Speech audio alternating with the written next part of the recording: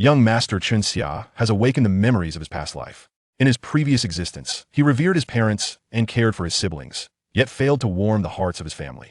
The adopted son, Chen Qian, could easily incite the family's hatred and disdain with just a few words, leading to endless torment. After being swindled out of all his shares, he was imprisoned and ultimately met a tragic end. With the awakening of his memories, Chen Xiao spiraled into madness. The notion of blood ties and familial affection could go to hell. His biological mother, Lin Meilan, exclaimed, "One hand cannot clap alone. If you do not provoke your brother, how could he wrongfully accuse you?" Chen Xiao stepped forward and delivered a forceful slap. "I now ask you, does it make a sound?" The adopted son, Chen Qian, feigned innocence. "I never belonged to this family. I should have left long ago." Chen Xiao retorted with a kick, "Do not fret. The mortuary's vehicle will take you away shortly." His biological father, Chen Tianwang, declared, "I do not acknowledge you as my son. I have only Chen Qian as my child." Chen Xiao smiled, responding with a flurry of fists. "In that case, I, Chen Xiao, hereby announce in the name of the Chen family head that Chen Tianwang shall be expelled from the family tree." Chapter 001. Expulsion from the Chen family. "Beast! How dare you push your brother down the stairs? How could I have spawned such a heartless wretch?" A cacophony of hysterical insults filled the air. Chen Xiao pressed his forehead as a sudden torrent of memories surged forth, causing a sharp pain in his head. Are these my memories from my past life? He stood frozen in place, realizing that in those memories, he was framed, slandered, and wrongfully imprisoned, only to die on the day of his release, crushed by an out-of-control truck. The mastermind behind it all was. Chen Xiao abruptly raised his gaze to the gaunt young man at the center of the crowd, surrounded by supporters. Chen Qian, the adopted son of the Chen family, was their treasured darling. Shortly after Chen Xiao's birth, he had gone missing, leading the Chen family to adopt Chen Qian after their fruitless search. A decade ago, at the age of 8, Chen Xiao had been brought back to the Chen family. However, his biological parents, Chen Tianwang and Lin Meilan, treated him with cold indifference, regarding him as worthless. Unable to bear the sight any longer, Chen Xiao's grandfather, Old Master Chen, took him under his wing, providing careful guidance. It was only 2 months ago, following Old Master Chen's passing, that Chen Xiao returned to this home. From that day forward, Chen Qian consistently schemed against him, culminating in today's direct accusation of having pushed him down the stairs. Standing beside him, glaring with fury, were his biological mother and sister, who were also complicit in the betrayal that led to his demise in his past life. Unconsciously, Chen Xiao clenched his fists, his gaze towards Chen Qian brimming with frost. Observing this, Chen Qian retracted his triumphant smirk, adopting a guise of innocence and fear, exclaiming, "Dad, brother's gaze is terrifying." Chen Tianwang, witnessing this, erupted in rage, brandishing a thick wooden stick. "You refuse to admit your fault and dare to threaten your brother. I shall beat you to death, you wretched spawn." With a crack, the stick swung down, but instead of striking Chen Xiao's back, he seized it with a firm grip. The fury on Chen Tianwang's face momentarily cooled, only to be replaced by greater wrath. "You wretched child, you dared to resist. Who permitted you to stand? Kneel before me." Chen Tianwang bellowed, attempting once more to swing the stick, but Chen Xiao's grip was like a vice, firmly holding the other end. Chen Tianwang exerted all his strength, his face reddening, yet it proved futile. "Wretched child, release me." Chen Tianwang cursed, his free hand swinging violently towards Chen Xiao's face. The sharp sound of a slap echoed as Chen Tianwang's head jerked to the side, pain coursing through his cheek, leaving him momentarily stunned. The sudden turn of events rendered everyone present speechless. After a brief silence, a cold voice filled with shock and anger broke through.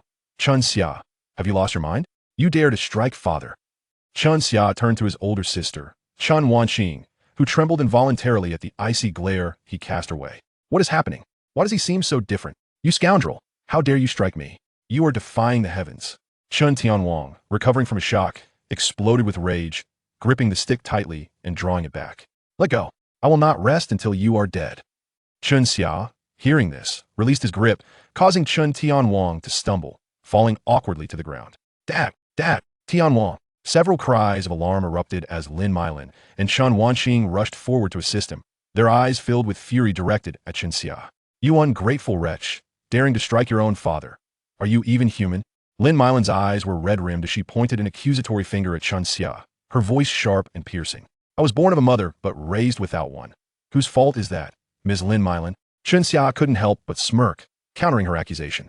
"What did you call me?" Lin Meilan paused, her expression darkening as her lips trembled. "Are you blaming me for losing you?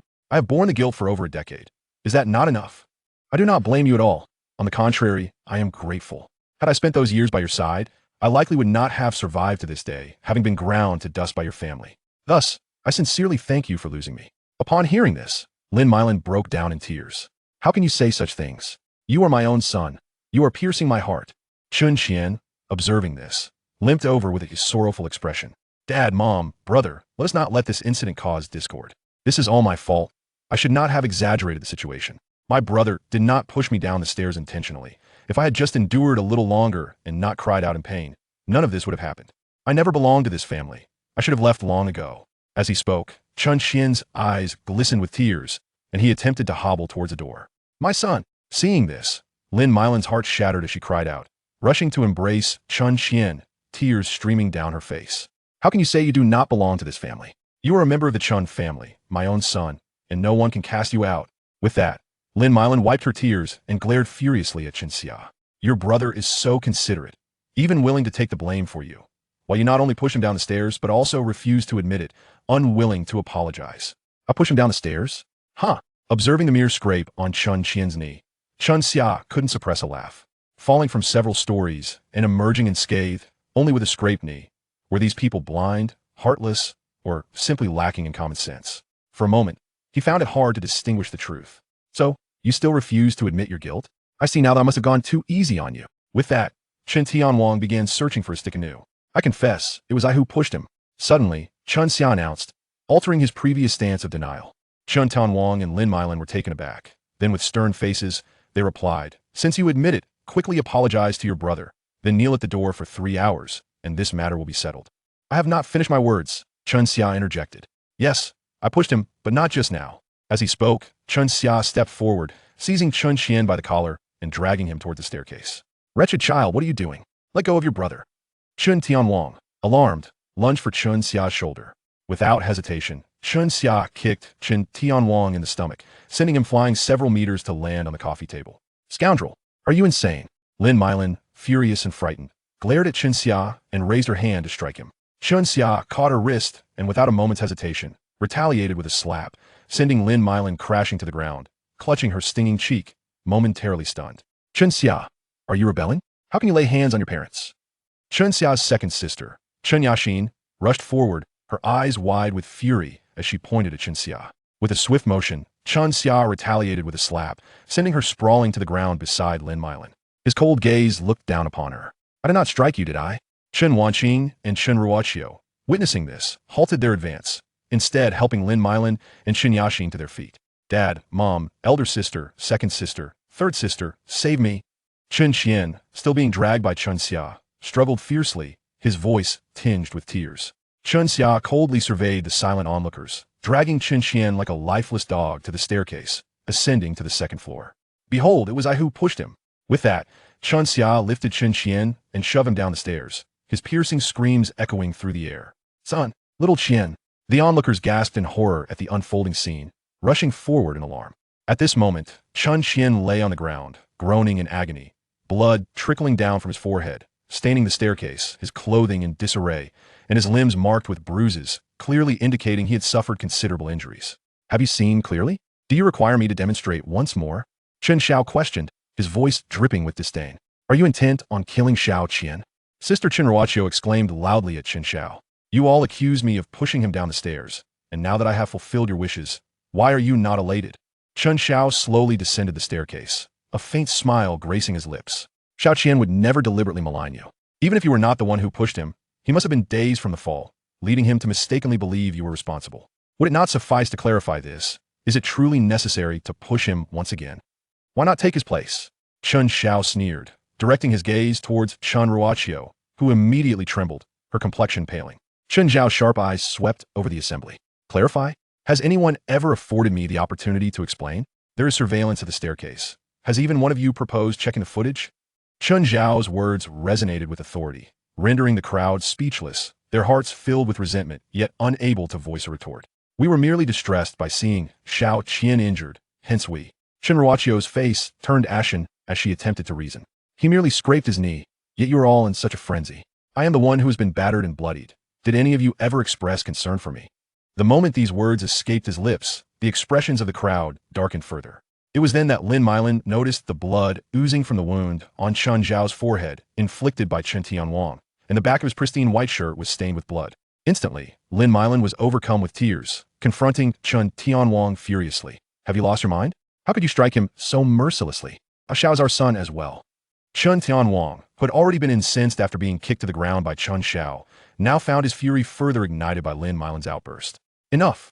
Is it not merely a few blows? Beneath the rod, a dutiful child emerges. I did it for his own good. Besides, did I not act out of concern when I saw Xiao Qian injured? With that, Chen Tianwang cast a menacing glance at Chen Xiao. Moreover, I felt I had restrained myself. This little wretch dared to strike his own parents, clearly deserving of discipline. I grew up in an orphanage until the age of 8, then with my grandfather thereafter. You never raised me for a single day. Born yet unraised. What claim do you have to be called my parents? Silence. There are no parents without faults. Even if we did not nurture you for a single day, your blood carries our lineage, an unalterable truth. To strike your parents and show disrespect to your siblings, such unfilial conduct, do you not fear divine retribution?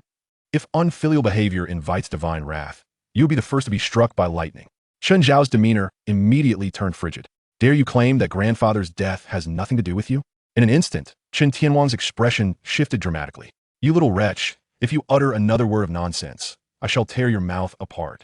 Observing Chen Tianwang's anxious demeanor, Chen Xiao felt his suspicions solidifying. Although the elder Chen was advanced in age, he had always been relatively robust, and his sudden demise a few months prior left Chen Xiao struggling to accept. Yet, in the memories of his previous life, Chen Xiao died without ever uncovering the truth. You had best pray that I do not uncover anything. Chen Xiao's tone was laced with chilling menace. Chen Tianwang ground his teeth, his expression fluctuating before finally settling into a cold snort. A pained wail from Chen Qian on the ground suddenly reminded everyone of the injured party still lying there. First, take Xiao Qian to the hospital. We shall deal with this little wretch upon our return. Chen Tianwang bellowed, lifting Chen Qian and striding purposefully towards the door. Wait, what do you intend to do? Chen Xiao regarded Chen Tianwang with icy disdain. According to grandfather's will, the position of head of the Chen family has been bequeathed to me. Thus, I hereby declare in the name of the head of the Chen family. Let Chen Tianwang's branch be expelled from the Chen family. Chapter 002. Establishing the Ancestral Hall and Revising the Family Tree. What did you say? Chen Tianwang and the others stood frozen in place, struggling to comprehend the situation. Are your ears deaf? You are all expelled from the Chen family. This villa is the property of the Chen clan, so now, immediately, take your belongings and get out. Chen Xiao gazed at the crowd with an icy expression, his tone unwavering and resolute. Chen Tianwang inhaled deeply several times, his anger morphing into a sardonic smile. Well, what a reversal of fortune. My son has cast me out of the family. Xiao, don't be foolish. Hurry and apologize. We can pretend we didn't hear your earlier words. Lin Meilan frowned, attempting to diffuse the tension. Yet Chen Xiao remained expressionless, coldly stating, I will give you 5 minutes. After that, I will start evicting you. Preposterous. Chen Tianwang's eyes widened with fury as he bellowed. Chen Xiao, must you be so unyielding? Father is the biological son of grandfather. Is this rift between father and son what grandfather would wish? How can you be so unfilial? Do you think you deserve the cultivation grandfather bestowed upon you over the years? He taught you to be respectful and abide by propriety since childhood. Have you forgotten? Do you still cherish the saying, harmony brings prosperity, that he often quoted? Elder sister Chen Wanqing stepped forward, her face etched with sorrow as she spoke loudly. Unlike Chen Tianwang, whose shouts resembled a raging bull, she sought to appeal to reason and emotion. She understood that Chen Xiao harbored little affection for this family, but he held immense respect for their grandfather. By invoking their grandfather's name and filial piety, she hoped to strike a chord within him. However, Chen Wanqing miscalculated this time. If grandfather were to blame me for my decision, I would seek his forgiveness in death. But for now, I insist you leave. Chen Xiao's face darkened, showing no signs of retreat. In the memories of his past life, when he was persecuted by these so-called kin, he had attempted to resist. It was their invocation of grandfather that had forced him into repeated compromises, ultimately leading to a tragic end. How can you be so obstinate? You. Chen Wanqing pointed at Chen Xiao, struggling to articulate a complete sentence, her eyes filled with anger and disappointment. Before you invoke grandfather against me, consider the things you have done to me. You have just 3 minutes and 16 seconds left. Chen Xiao, do you really think I cannot deal with you? Chen Tianwang, infuriated by Chen Xiao's defiance, jumped up in anger. Let me tell you, even if grandfather passed the headship to you, who would acknowledge you, a mere whelp? The Chen family is still under my dominion. With that, Chen Tianwang yelled towards the bodyguards at the entrance. Are you all dead? Get in here. Instantly, 7 or 8 towering bodyguards, clad in black suits and sunglasses, resembling iron towers, rushed in and lined up behind Chen Tianwang. Go, just leave him breathing, Chen Tianwang commanded, waving his hand, but the bodyguards exchanged glances, hesitant to move. What? Can't I command you anymore? Don't forget who fills your bowls, Chen Tianwang shouted. After some hesitation, several bodyguards reluctantly approached Chen Xiao, their faces filled with trepidation. Old Chen, this isn't wise. What if someone gets hurt? Lin Meilan interjected, concern etched on her face. He is casting us out of the Chen family. Why should we care? It would be better if he were dead. Chen Tianwang replied with a fierce countenance. Lin Meilan was about to say more when suddenly, Chen Qian let out a pained wail. It hurts. Mom, Dad, can we go to the hospital? Immediately, Lin Meilan disregarded everything else, her face filled with concern as she looked at Chen Qian, pulling his arm and blowing on his wound. It's all right, darling, don't be afraid. We'll take you to the hospital right now. It won't hurt, I promise. With that, they hurriedly escorted Chen Qian outside, leaving no one to glance back at the encircled Chen Xiao. Chen Xiao chuckled softly, relieved that he had never harbored expectations for them, thus feeling no disappointment now. Young master, my apologies. We are merely trying to make a living. We dare not disobey the old masteress orders, so we will try to go easy on you. Chen Xiao regarded the bodyguards and replied in a calm tone. The head of the Chen family is now me. Are you not aware? Yes, but you are still young, and we cannot place our hopes on you. So, forgive us. As they spoke, several bodyguards lunged at Chen Xiao, their massive frames thudding heavily against the ground. Chen Xiao slightly raised his gaze and moved. Bang, bang, bang. A series of muffled thuds echoed as the bodyguards, like kites with severed strings, were sent flying, crashing to the ground and howling in pain. The only standing bodyguard captain looked on in shock at the composed Chen Xiao, unable to suppress a gulp. Why you? How could you? These bodyguards, all of whom were seasoned veterans, some even former special forces, could easily take on 10 adult men in a one-on-one fight. Yet within mere moments, they had all been defeated by Chen Xiao, an occurrence that felt utterly bizarre. How had he done it? The Chen family does not require dogs that bite their master. Take your men and leave. The bodyguard captain's face turned ashen as he nodded, his expression grim. Understood. With that, he led his disheveled subordinates away in a hasty retreat. Watching them depart, a ripple of emotions stirred within Chen Xiao.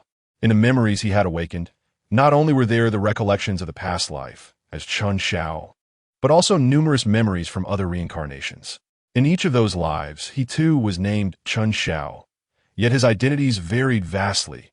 An elusive divine doctor, a top hacker, a business magnate, a martial arts master, and even an interstellar explorer. His ability to incapacitate so many bodyguards stemmed not only from years of rigorous training that had honed his physique, but also from martial arts techniques embedded in his past life memories. Yet, what struck Chen Xiao as peculiar was that in every one of his 100 lifetimes, he had ultimately been wronged and met a tragic end. If one were to calculate, this life was his 101st reincarnation and the only one that bore repeating experiences. Furthermore, as Chen Xiao sifted through these memories, he discovered something remarkable.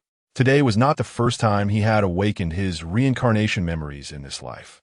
5 years prior, he had also experienced such an awakening, albeit it lasted less than a month. During that time, he seemed acutely aware of the urgency, making numerous plans. He would need to find a moment to review the results of his past arrangements. But for now, with that thought, Chen Xiao settled onto the sofa and dialed a number. Grandfather Hu, do you have time now? Please bring some bodyguards and servants to my place. Understood. Half an hour later, a spirited elderly man in traditional attire, accompanied by a squad of robust bodyguards and several servants, arrived at the villa. Young master, what has happened to you? Hu Zhoumin exclaimed, his expression shifting to one of alarm at the sight of Chen Xiao, whose head was stained with blood. Hu Zhongyin serves as the steward of the Chen family's ancestral residence and is also the trusted confidant of the venerable patriarch Chen Tianwang. Having devoted nearly 5 decades to his service, he remains exceptionally loyal to Chen Tianwang and has watched over Chen Xiao as he grew up. In his previous life, whenever Chen Xiao faced torment from Chen Tianwang and his associates, Hu Zhongyin would invariably step forth to shield him. Regrettably, age caught up with him, and he passed away shortly thereafter. Following his demise, the Chen family escalated their maltreatment of Chen Xiao, ultimately leading to his wrongful imprisonment. Not to worry, a bit of medicine will suffice. After all, I am here, Chen Xiao remarked. Indeed, we are all present, 30 bodyguards, along with a total of 15 servants, including housekeepers, maids, drivers, and gardeners. You few, go upstairs and throw everything out of the rooms, Chen Xiao commanded, gesturing toward the bodyguards and servants. They promptly sprang into action, hauling and tossing piles of belongings at the entrance of the villa. Young master, what are you doing? One of the servants inquired. I am expelling the Chen Tianwang family from the Chen household. Their possessions naturally have no right to remain here. Chen Xiao poured a cup of tea for Hu Zhongyin and himself, indicating for Hu to take a seat. The astonishment in Hu Zhongyin's eyes deepened, and after a moment, he burst into hearty laughter. Indeed, young master has matured. Your decisive approach mirrors that of the late patriarch during his lifetime. At those words, Chen Xiao felt no joy. Instead, he could not help but let out a bitter laugh. Grandfather often said that harmony within the family fosters prosperity. Having done this, I will have no face to meet him in the afterlife. Hu Zhongyin shook his head. The patriarch would not blame you, young master. Do you know why he named you Chen Xiao? It was because his greatest wish was for you to live freely and unrestrained. If you must endure humiliation and compromise due to a few words of his in life, that would only contradict his hopes. Furthermore, the discord within the Chen family is not your fault. Chen Tianwang's family is blind and biased, favoring their adopted son. The patriarch had long expressed his discontent with this, resulting in minimal interaction. Therefore, young master, whatever you deem right, pursue it boldly. The patriarch would not fault you. You have always been his pride, and I shall forever support you. If you wish to be a stable and affluent young master, I shall do my utmost to protect you. If you seek to take control of the Chen family, I shall serve you loyally and wholeheartedly. Chen Xiao bowed his head in silence. Very well, Uncle Hu, I understand. I have another matter for you to assist with. What is it? Please help me contact the clan elders and various senior members of the Chen family. I wish to hold a clan meeting and revise the family genealogy. Chapter 003. Doctor, why did you arrive only now? Chen Tianwang drove frantically, speeding and running red lights, until he finally reached the hospital. Doctor, where's the doctor? Someone quickly, he shouted, carrying Chen Qian into the hospital lobby in a frenzy. Nurses rushed to greet him, bringing a stretcher, and skillfully placed Chen Qian upon it, swiftly transporting him to the emergency room. Inside the emergency room, upon seeing Chen Qian on the stretcher and the throng of Chen family members pouring in, the doctor's brow furrowed in concern. Why did you arrive only now? At this remark, Chen Tianwang and Lin Meilan felt a pang of dread. Lin Meilan was overcome with emotion, collapsing to her knees beside the stretcher, grasping Chen Qian's hand and weeping uncontrollably. My son, had you arrived 2 minutes later, I would have been off duty, the doctor stated, causing Lin Meilan's sobs to cease momentarily as relief washed over her. However, in her panic, her legs weakened, rendering her unable to stand, until Chen Wanqing and others supported her. How did the patient sustain his injuries? The doctor inquired while donning gloves. He was pushed down the stairs, Chen Wanqing replied, with Chen Yaxin quickly adding, twice. Twice. The doctor frowned, examining Chen Qian closely. From the wounds and injuries, it does not appear he has suffered 2 separate incidents. Chen Yaxin pointed to a small wound on Chen Qian's knee. This is from the first time he was pushed down the stairs. The doctor nodded. What else? Nothing more. Chen Yaxin answered. The doctor was momentarily speechless, his lips twitching. This minor injury would have healed on its own if you had arrived a bit later. It hardly seems to be the result of a fall down the stairs. With that, the doctor waved his hand at the unreliable family members. You may leave for now. We need to tend to the wounds. Most of them are superficial. We will take an x-ray to check for fractures, and if there are none, you can return home to recuperate. The crowd was ushered out of the emergency room. Chen Tianwang paced back and forth, sighing deeply. Lin Meilan sat in a chair, quietly sobbing, glancing towards the emergency room and listening to Chen Qian's pain groans, her heart shattering. Sisters, do you think we truly wronged Chen Xiao? Chen Wanqing asked, recalling everything that had transpired that night along with the doctor's words. Come now, little Qian has grown up with us. You still doubt his character? If he says Chen Xiao pushed him, it must be true. Would he falsely accuse him? Besides, he dared to strike our parents. What else wouldn't he do? Chen Yashin exclaimed, her face flushed with indignation, still feeling the sting of the slap Chen Xiao had delivered earlier. I certainly do not believe little Qian would wrongfully accuse Chen Xiao. Yet it is also possible that he simply fell and was confused. It may just be a misunderstanding. Besides, Chen Xiao was so adamant about us reviewing the surveillance footage. If he truly did it, why would he suggest that? Chen Wanqing's brow knitted in thought. Her mind clouded with doubt. Big sister, you are too naive. That is why you're deceived by that scoundrel Chen Xiao. He would never leave behind evidence that could incriminate him. If I'm not mistaken, the surveillance cameras at the stairwell have surely been disabled by him. If we were to check the footage, we would find nothing, an unresolved case. Chen Yashin scoffed confidently. Moreover, even if we did wrong him, does that justify him striking our parents and then pushing little Qian down the stairs right before our eyes? But our father did strike Chen Xiao quite severely. If he was wronged, it is only natural for him to feel resentment. Put yourself in his shoes. Could you remain unperturbed if you were wrongfully accused? Chen Yashin showed no signs of softening, her expression instead growing more agitated. Why should I empathize with that scoundrel? He is not worthy. He is worth less than a single hair on little Qian's head. I believe it is Grandpa's excessive pampering that has spoiled him, allowing him to be so unruly and unrestrained. Father was too lenient in disciplining him. Yashin, Chen Xiao is our own blood brother. How can you speak of him this way? Chen Wanqing exclaimed, astonished by Yashin's words. Enough, big sister. Don't say another word. Just thinking of that scoundrel Chen Xiao vexes me. I have never regarded him as my brother. Chen Yashin, enough. What are you two arguing about? Little Qian is still inside receiving treatment. What if your bickering disturbs a doctor? Chen Tianwang interjected, his voice rising as he attempted to quell the growing discord. Chen Wanqing bit her lip, a flicker of helplessness crossing her eyes. Taking a deep breath, she endeavored to calm her emotions. Upon hearing that it might affect Chen Qian, Chen Yashin immediately sealed her lips, her gaze anxiously fixed on the emergency room, her heart fervently praying. At that moment, Chen Wanqing suddenly recalled that before departing, Chen Tianwang had instructed the bodyguards to teach Chen Xiao a lesson, threatening to beat him half to death. With this thought, Chen Wanqing's heart tightened, and she hurriedly asked, Dad, have you contacted the bodyguards at home? They wouldn't have really harmed Chen Xiao, would they? Why should I care? Let him die. He deserves it. Chen Tianwang snorted coldly, irritably waving his hand, his eyes fixed solely on the commotion within the emergency room. The others mirrored his indifference, and despite her reminder, none showed concern for Chen Xiao at home. Even if those bodyguards refrained from laying hands on him due to his status as the young master. He had already been beaten to a pulp by Chen Tianwang, and no one suggested taking him to the hospital for treatment.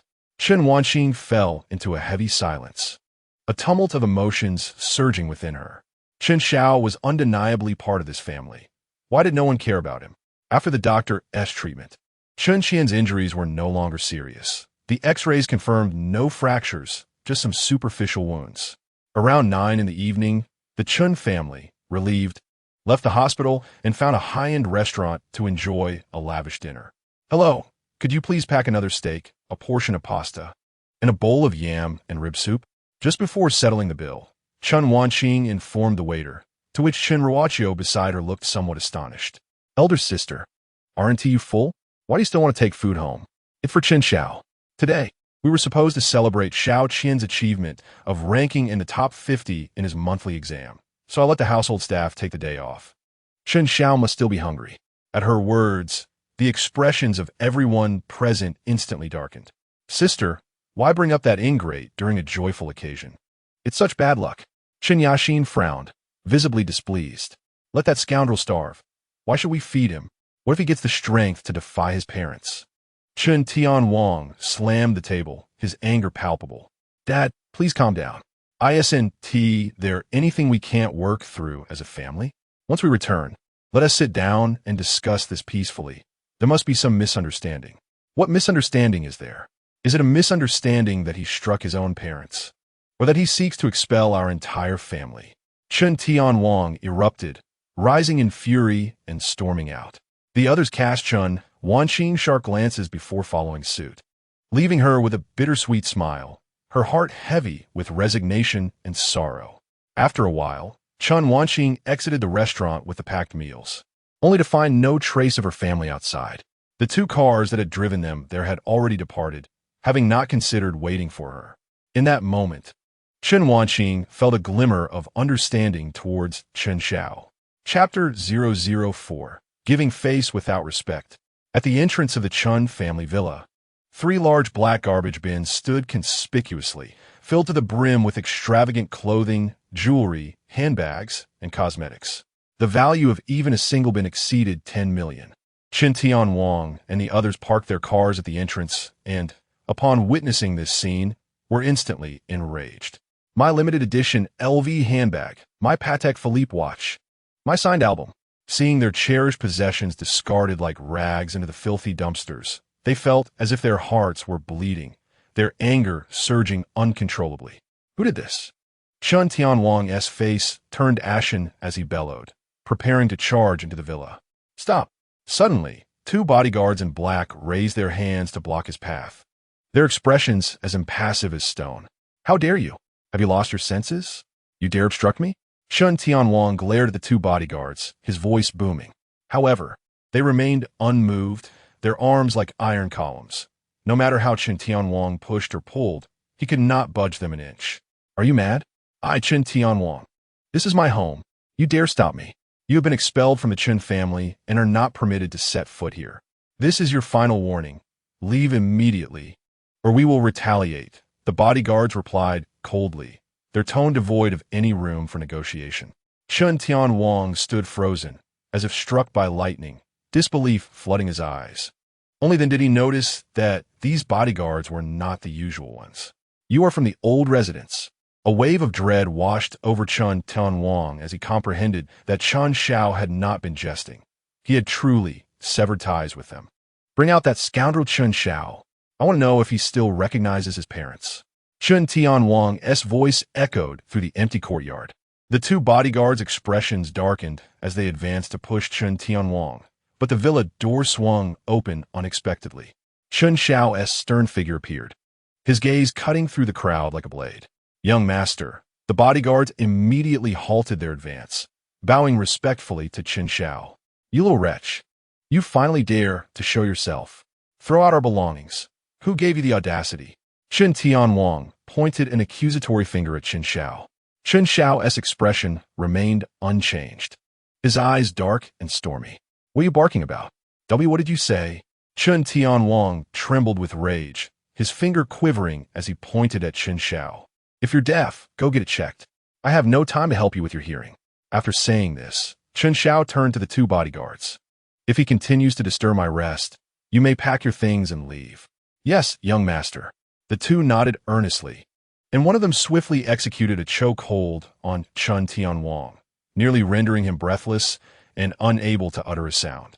The other seized Chen Tianwang by the legs, dragging him out like a captured boar. What is happening? Stop. At that moment, a taxi arrived at the entrance, and Chen Wanqing hurriedly alighted. Upon witnessing this scene, her complexion drained of color, and she rushed forward. Elder sister, you're finally here. That scoundrel Chen Xiao has gone mad, throwing all our things out, and even calling for harm against Dad. Chen Ruoqiu hurriedly approached, grasping Chen Wanqing's hand, her eyes brimming with tears as she pointed at the dragged Chen Tianwang. Let my father go. Chen Wanqing stepped forward, attempting to rescue Chen Tianwang from the bodyguards, but they remained as immovable as automatons. Despairing, Chen Wanqing's tears flowed freely as she turned to Chen Xiao. Brother, for the sake of your elder sister, can we not escalate this? We are family after all. Let them set Dad down. He is old and can't withstand such turmoil.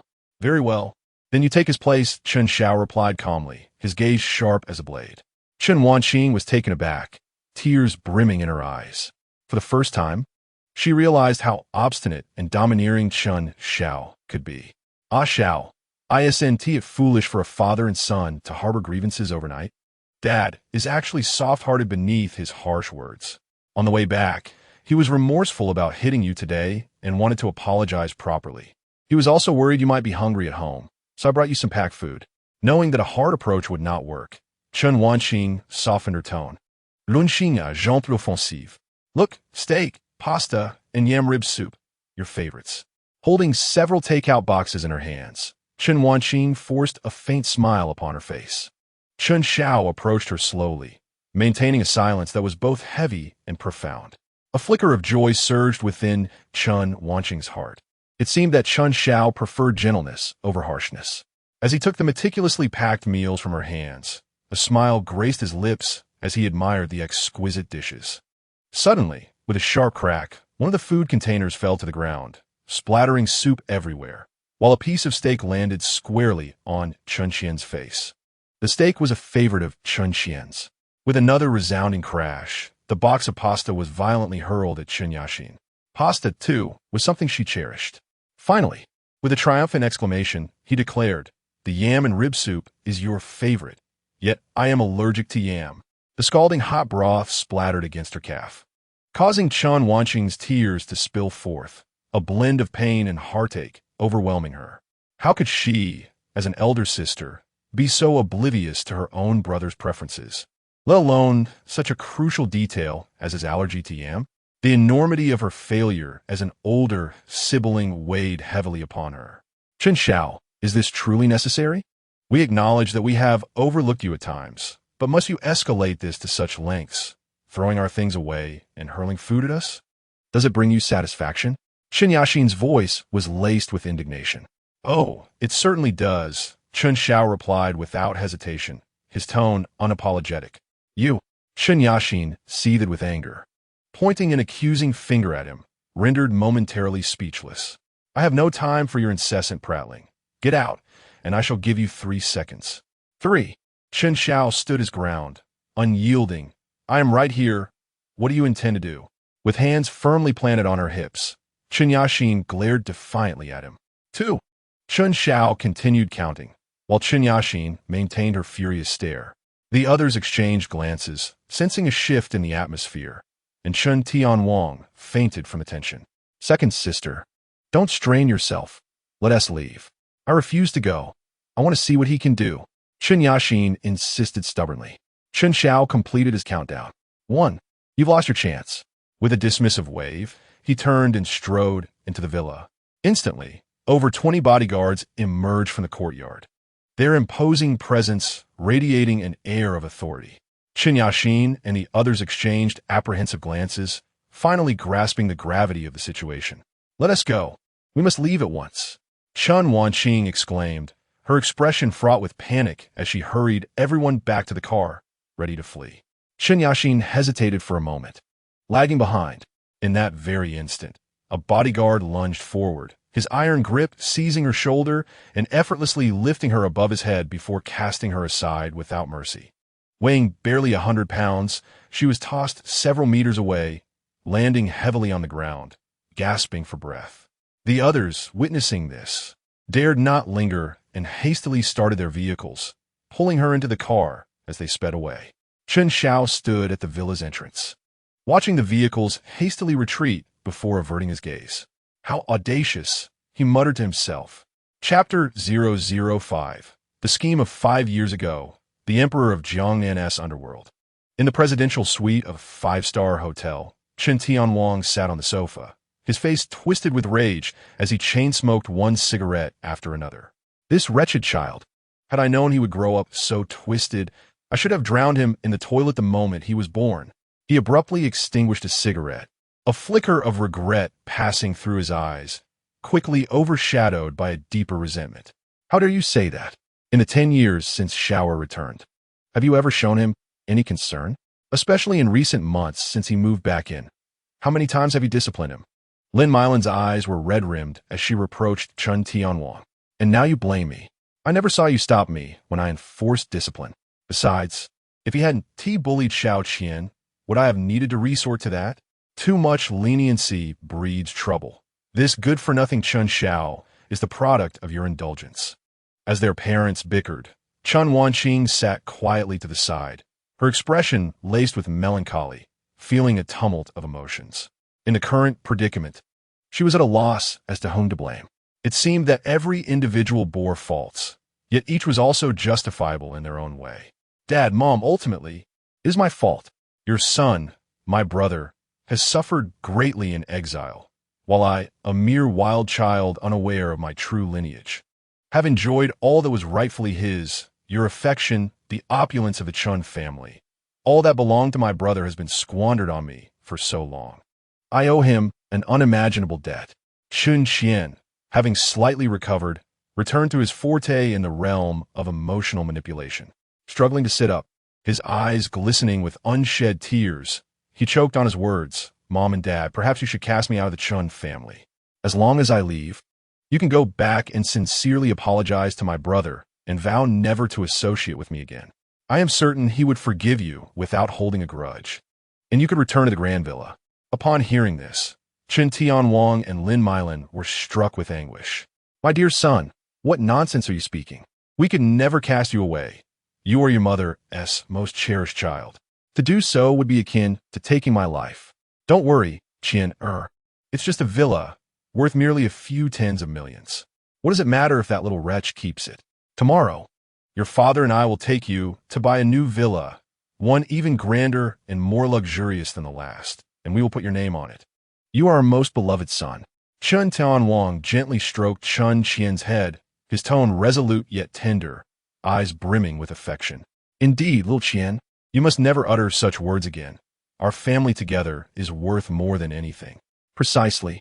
On the surface, it appears we have been expelled by Chen Xiao. But from another perspective, we expelled him instead. After all, I never considered him family. Chen Yaxin and Chen Ruoqiu chimed in with laughter, creating a warm and harmonious scene. Chen Wanqing should have felt joy, yet for reasons unknown, she felt a deep sense of sorrow rising within her. In the past, hearing Chen Qian's self-deprecating words would have caused her heart to ache, prompting her to vow to protect him from any grievances. However, in this moment, those very statements left a bitter taste in her mouth. Why had I never noticed how pronounced the tea flavor in Chen Qian's words was?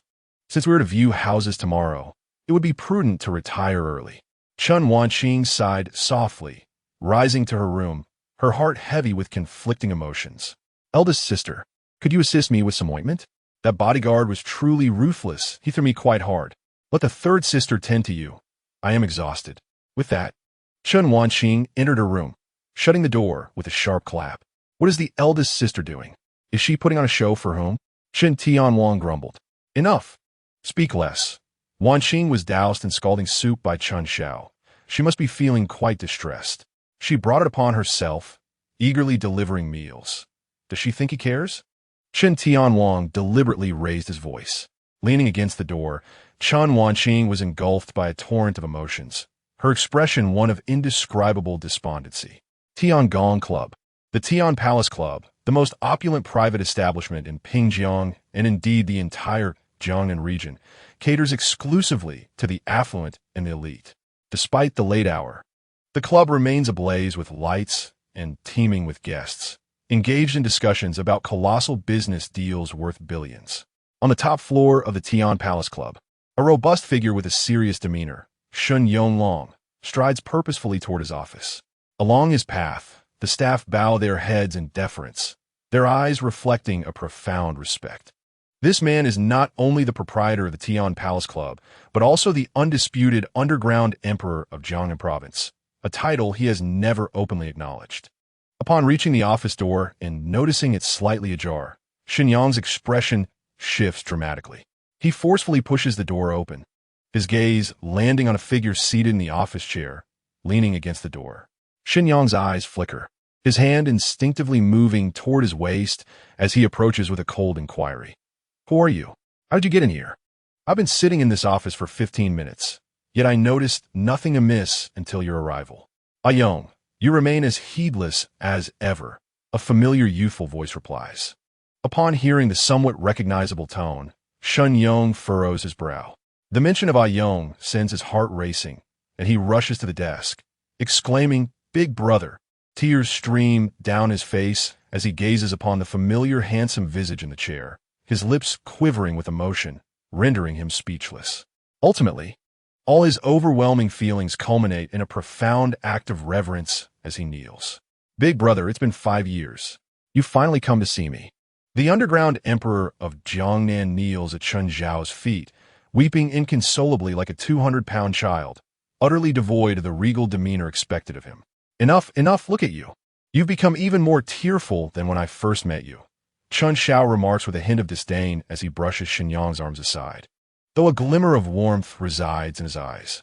5 years prior, Xinyang faced dire straits, nearly succumbing to despair, but it was Chen Xiao who rescued him, providing both financial support and a strategic blueprint for development. Over the span of 5 years, leveraging the resources left behind and his own indomitable spirit, Xinyang has indeed built a substantial enterprise. Yet, the fickleness of human nature and the unpredictability of fate lingered in Chen Xiao's mind. After 5 years, had Xinyang, once a mere pawn, transformed into a formidable figure, still remembered the kindness he had received? On the way here, Chen Xiao had even contemplated the possibility of having severed ties with Xinyang should he prove ungrateful. However, the fervent reaction Xinyang displayed upon his arrival dispelled any doubts. "Big brother, you left a letter and vanished, and I truly believed I would never see you again in this lifetime. Now that I can see you once more, I have no regrets," Xinyang said. Wiping his tears, his voice choked with emotion. "I mentioned in my letter that I would return," Chen Xiao replied with a gentle smile, pouring a cup of tea for Xinyang. At that moment, a thought struck Xinyang, and he rose to retrieve several folders from the desk drawer, laying them out on the coffee table. "Big brother, these are all the enterprises I currently oversee. I have established the Tian Palace Group, which encompasses an entertainment company, a real estate firm, a security company, 6 clubs, over 100 bars and KTVs, and dozens of properties. Tomorrow, we can transfer the equity and ownership to you." Chen Xiao glanced at the stack of folders and waved his hand dismissively. "No need. Keep them for now. I have no immediate use for them. Big brother, please accept them. Without you, I would have languished in obscurity. I have earned a considerable fortune over these years, and these companies and assets have thrived thanks to the brilliant strategies you entrusted to me. They rightfully belong to you, and I feel quite ashamed to have held them for so long on your behalf," Xinyang stated earnestly. "Very well, put them away for now. We can discuss this later when I have the time," Chen Xiao conceded, prompting Xinyang to beam with joy as he carefully tucked the folders away. "There is another matter for which I sought you out," Chen Xiao continued, his expression growing serious. Xinyang promptly composed himself, sitting rigidly on the sofa like a diligent student ready to absorb knowledge. "Is the system I left you still being maintained?" Nodding, Xinyang retrieved a laptop from the safe, opening it to access a specialized software. After entering a series of lengthy passwords, the screen displayed a plethora of data and charts. "Since my influence began to take shape, I have diligently developed the intelligence operations as per your instructions. We now possess exhaustive information on nearly every sizable company in Pingjiang and the Jiangnan province, as well as detailed profiles on their executives and leaders." Chen Xiao accepted the laptop, casually browsing through the information. "Is the data sufficiently accurate and reliable?" "Absolutely. To put it plainly, aside from a select few individuals with genuinely clean backgrounds, we could easily ruin anyone's reputation using the information within this system. After all, how many in high society have unblemished records?" Xinyang replied, satisfaction evident in his tone. Chen Xiao nodded in approval. "In any era, intelligence is a vital resource. This is precisely why, during my brief period of memory restoration 5 years ago, I insisted you establish an intelligence network. With these resources at our disposal, it can be stated without exaggeration that in Pingjiang, Whoever I wish to see perish shall indeed meet their demise. Well done. Aside from us, does anyone else have access to the data in this system? Only a few personnel from the intelligence department, as we need them to maintain the system's data. However, they are privy to only a fraction of the information. The complete dataset is accessible solely to you, me, and the head of the intelligence department, Chen Qian explained. Chen Xiao's brow furrowed at this. What is the background of this head? Can we trust her? She should be trustworthy. She has been with me since 5 years ago, an integral part of my team, and possesses a remarkable intellect and memory. To say she has photographic recall would not be an exaggeration. When it comes to retrieving someone's information, consulting her is often faster than querying the system, Chen Qian assured him. However, if you harbor any doubts about her, I can certainly handle it. There's no need for that, Chen Xiao replied, gesturing dismissively. If she is indeed as capable as you say, she is a valuable asset.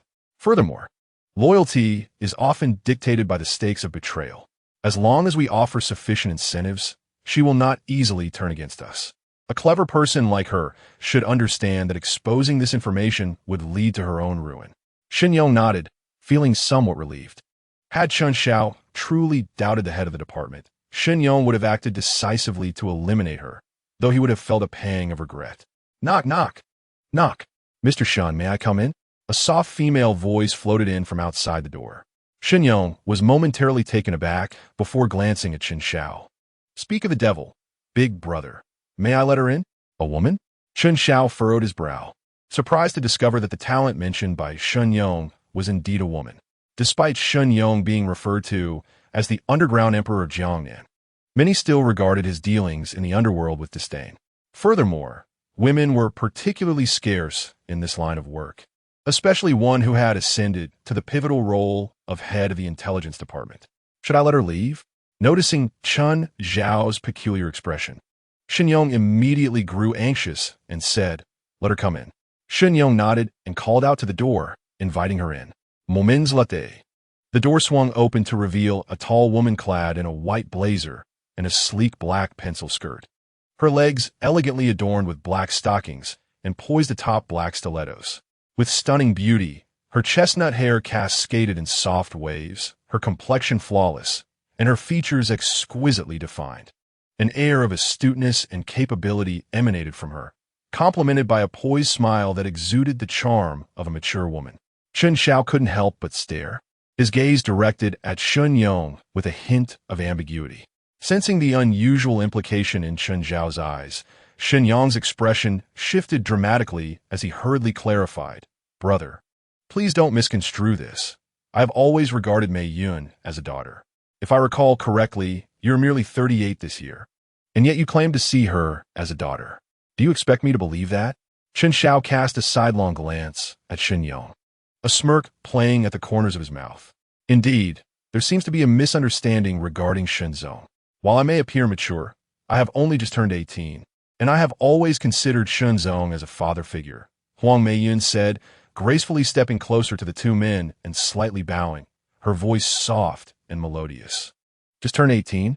Chen Xiao was momentarily taken aback, judging by Huang Meiyun's attire and demeanor. He had assumed she was at least in her mid-20s. However, he quickly identified another oversight. The newly appointed head of the Chen family, the principal shareholder of the Chen Group with a 35% stake, Chen Xiao. How could I possibly not recognize you? I simply had no idea that you were also Shenzong's elder brother. This is information I had never come across. It appears our intelligence work could use a bit more thoroughness. What? Brother, you are the head of the Chen family.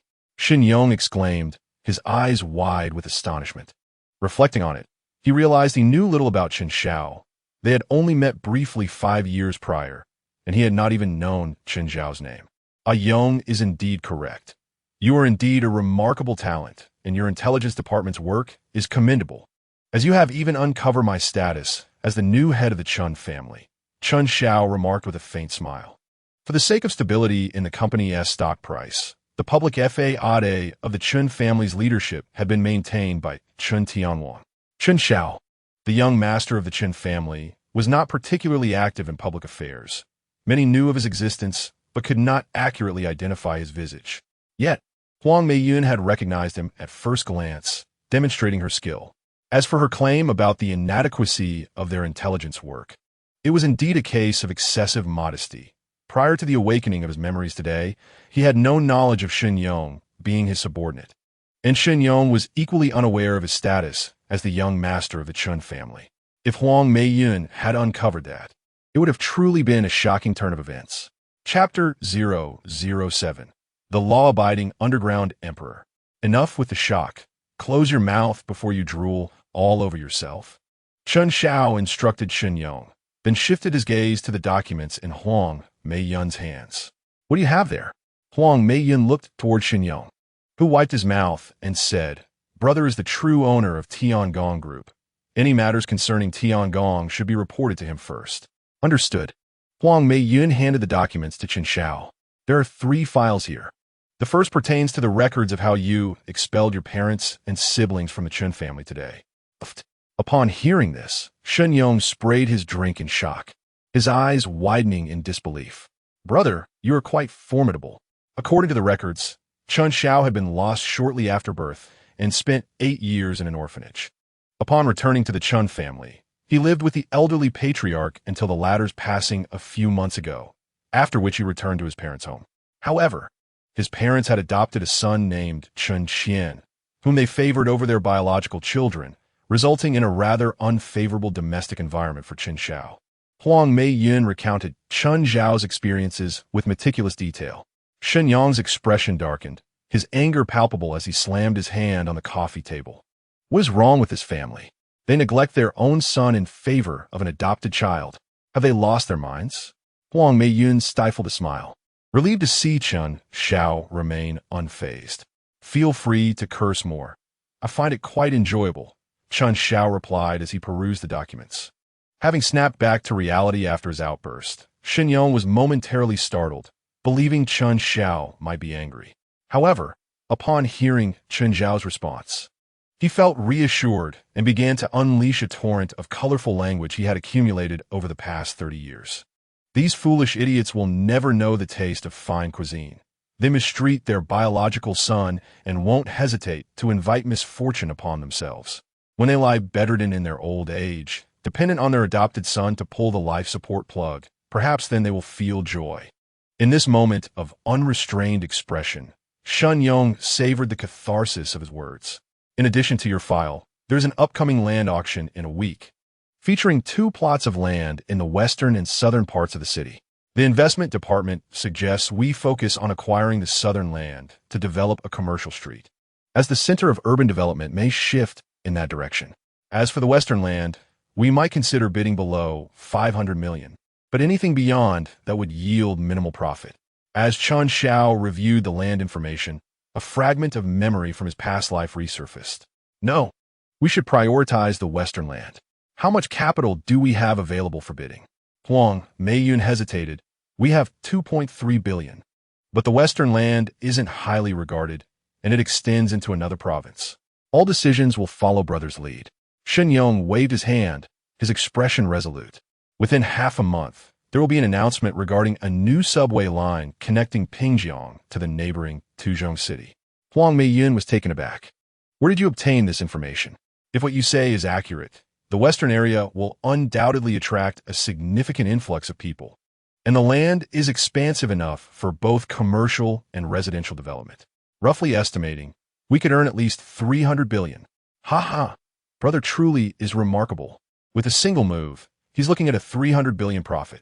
I've worked tirelessly for 5 years to build Tianwang Group to a mere 200 billion valuation, and I fall short in comparison to brother. Shen Yong beamed, showering Chen Xiao with flattery. However, Shen Zong, all of this hinges on the accuracy of Chen Xiao's information. Huang Meiyun attempted to caution Shen Yong against premature celebration, but he waved her off, brimming with confidence. Brother is omniscient. If he says the subway will be built, it will be built. If not, I'll dig the subway myself. Very well, I shall notify the others. Though Huang Meiyun found Shen Yong's blind admiration for Chen Xiao somewhat exasperating, she couldn't help but feel a sense of anticipation for this enigmatic man. At merely 18 years of age, Chen Xiao's recognition by Shen Yong as his elder brother 5 years prior when he was just 13, was undoubtedly no trivial matter. Hold on a moment. 23 billion might not sufficiently secure our bid. Instruct the finance department to prepare the funds, and then follow my lead. Understood. Huang Meiyan nodded before departing the office. Hey Yong, you mentioned that you have a security company, correct? Indeed. If you require bodyguards, just let me know. I'll halt all operations and have them solely dedicated to your protection.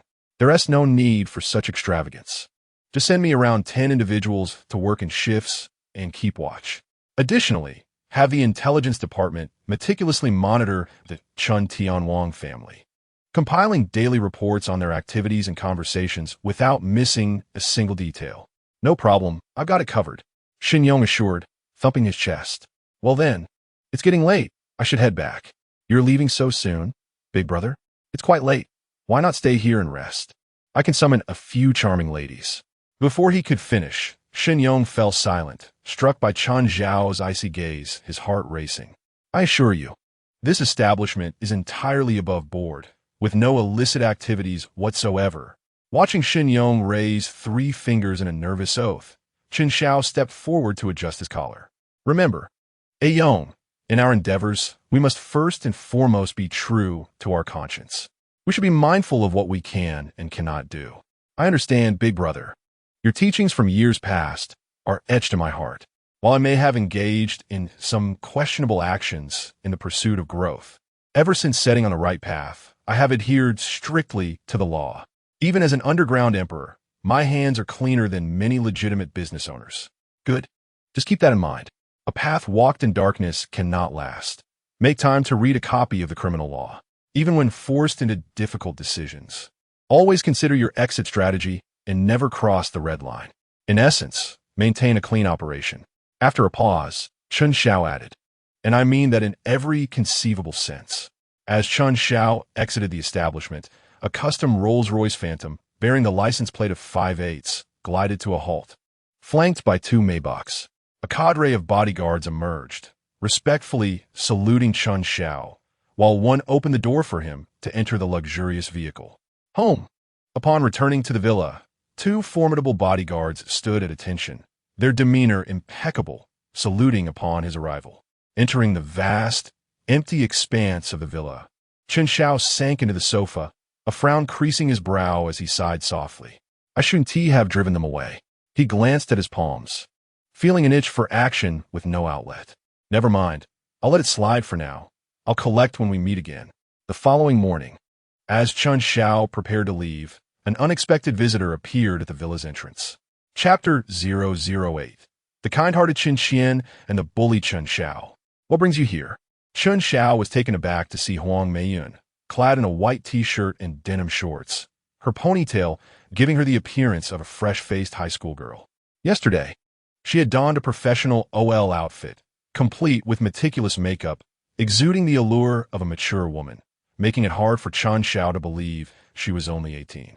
However, her youthful attire today was a stark contrast, almost as if she were a different person altogether. President Shun instructed me to assist you moving forward. If you're following me, then who will oversee the intelligence department? No need to worry. The intelligence department is now fully operational, and my involvement is minimal. I can manage it with just a few hours each day. Chen Xiao contemplated this for a moment. With numerous tasks ahead, Huang Meiyun's considerable capabilities would indeed be a valuable asset. Very well, let us head to Pingjiang University first. Chen Xiao was a freshman at Pingjiang University, and given his status as the top scorer in Jiangnan province, he could have easily enrolled in prestigious institutions like Tsinghua or Beida. However, he couldn't bear the thought of leaving his grandfather alone in the old house, so he opted for the nearby university, allowing him to return home daily to keep his grandfather company. Notably, Chen Qian was also a student at Pingjiang University and shared a class with Chen Xiao. However, his admission spot was procured through a donation from Chen Tianwang, who had given an entire building for the privilege. Are you still planning to attend classes every day? Young master, we could hire top-tier professors to give private lessons. It would be more efficient and save time compared to attending school. Huang Meiyan suggested. Yes, I'm aware, but there is no need. I'm actually going to apply for early graduation, having already covered the 4 years of university curriculum in his past life.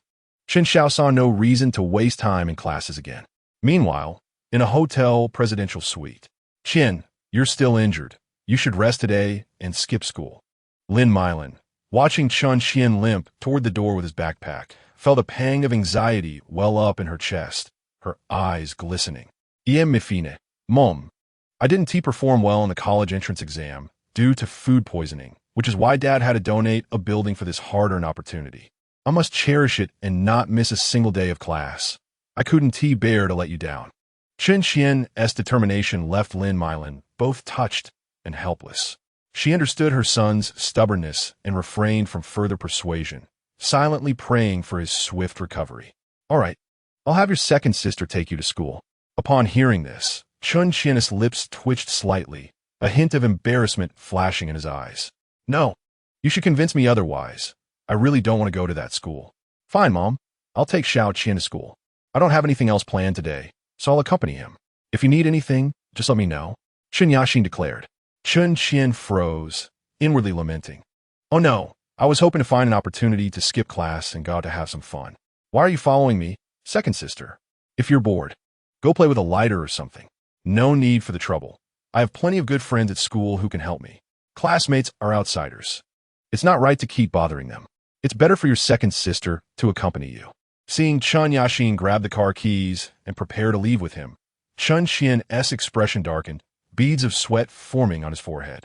Just as Chen Yaxin was about to take his backpack, Chen Qian suddenly grasped her arm, his expression betraying a hint of panic. Second sister, Mom. I think I'd rather not go to school. I'm scared. Seeing Chen Qian's eyes glistening with unshed tears, Lin Meilan's heart ached. Are you going or not? What do you want?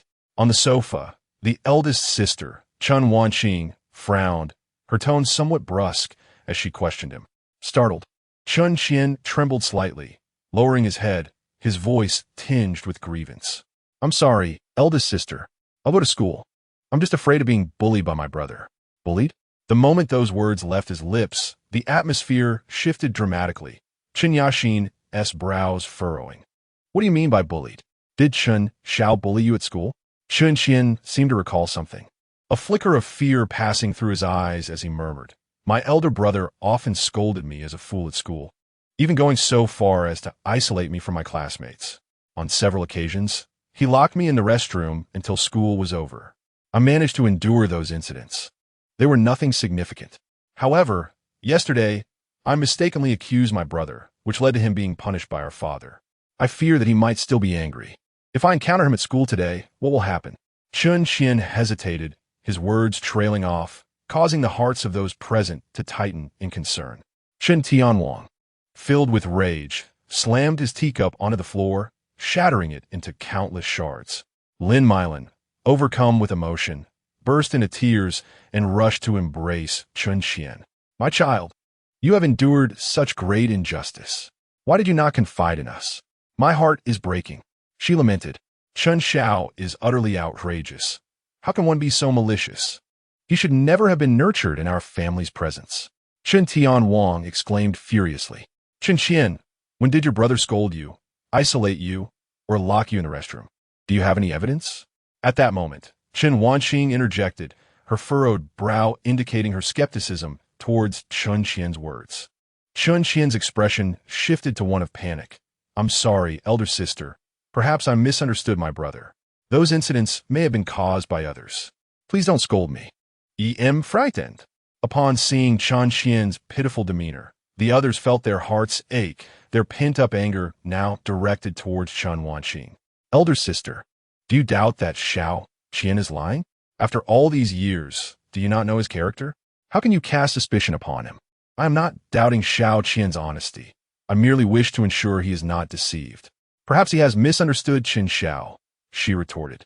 Xiao Qian has always been gentle, kind, and helpful. Who does not praise him? If not for someone's deliberate actions, how could he be bullied and isolated at school? And apart from that malicious Chen Xiao, who else would dare to torment Xiao Qian? In just a few words, Chen Tianwang rendered his judgment on matter. Chen Wanqing sighed in resignation, casting a complex gaze upon Chen Qian. Xiao Qian, you elder sister, please don't scold me. I was wrong. Before Chen Wanqing could finish her sentence, Chen Qian crouched down, clutching his head, and cried out in terror. Suddenly, Lin Meilan stepped forward and slapped Chen Wanqing across the face, 5 crimson fingerprints instantly appearing on Chen Wanqing's pale cheek. After the act, Lin Meilan stood frozen, staring at her own hand in bewilderment. But upon seeing Chen Qian huddled on the ground, her expression hardened. Elder sister, Xiao Qian is your brother. If you cannot even trust his words, whom can you believe? If you continue to doubt him, do not blame me for disowning you as my daughter. Chen Wanqing covered her face, her gaze vacant as she lowered her head in silence, creating a tense atmosphere. After a moment, Chen Yaxin wiped away her tears of sorrow and helped Chen Qian to his feet. Come, Xiao Qian, I will accompany you to school and seek justice for you. I refuse to believe that Chen Xiao can dominate at Pingjiang University. Chapter 009. The heat is rising. The Yuan family is bound to face ruin. At Pingjiang University, a Rolls-Royce Phantom glided gracefully down the tree-lined avenue, sunlight filtering through the leaves, casting a shimmering glow upon the vehicle's exterior. Following closely behind were 3 Maybachs, their slightly lowered windows revealing stern visages. Who was the magnate from which company? Despite Pingjiang University being a prestigious institution frequented by luxury cars, such a convoy still drew countless gazes. Jiangbi 88888, if I recall correctly, that license plate belongs to the Chen Group, does it not? Murmured one onlooker. Nearby, a heavily made-up, provocatively dressed female student perked up at the mention. The Chen Group? Could it be Chen Xiao? Yuan Jiaomei swayed her hips alluringly as she approached the convoy. Just then, the door of the Rolls-Royce opened, and a young man clad in casual attire stepped out, a gentle smile adorning his face. Following him, a girl in a pleated skirt with a ponytail emerged from the opposite door, her stunning beauty captivating all eyes. Wow, does our school have such an exquisite beauty? How come I never knew before? She must not be from our university. Otherwise, she would surely rank among the top in the beauty contest. The crowd buzzed with excitement, and soon, a dozen shadowy bodyguards descended from the Maybachs, swiftly forming a protective circle around Chen Xiao and Huang Meiyan. Upon recognizing Chen Xiao, Yuan Jiaomei's smile froze, her eyes revealing disdain and contempt. Oh, what a grand spectacle!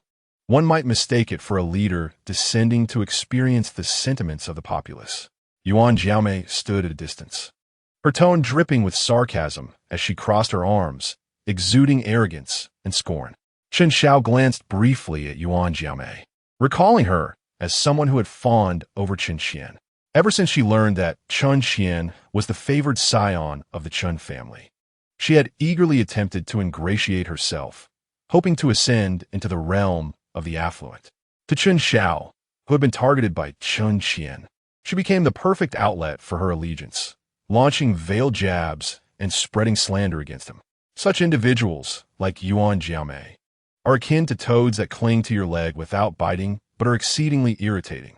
In the past, Chen Xiao would have disregarded such fools. However, with the awakening of his past memories, he now recognized a vital truth. Some people will not cease their antics simply because you ignore them. They are inherently deserving of a reckoning. After all, he was merely an unprivileged young master of the Chen family. Even Chen Qian did not travel with such an entourage. Yuan Jiaomei, a first-year student at Pingjiang Vocational College, had a father named Yuan Zhong, nicknamed Yuan Big Head, whose family operated a tile business valued at approximately 1.2 billion. Huang Meiyan cast a glance at Yuan Jiaomei and promptly recounted her family's circumstances. As the weather heats up, let us cool down their family, Chen Xiao remarked, casting a sidelong glance at the still chattering Yuan Jiaomei. Huang Meiyan nodded and stepped aside to make a phone call. Surrounded by bodyguards, Chen Xiao proceeded toward the administration building.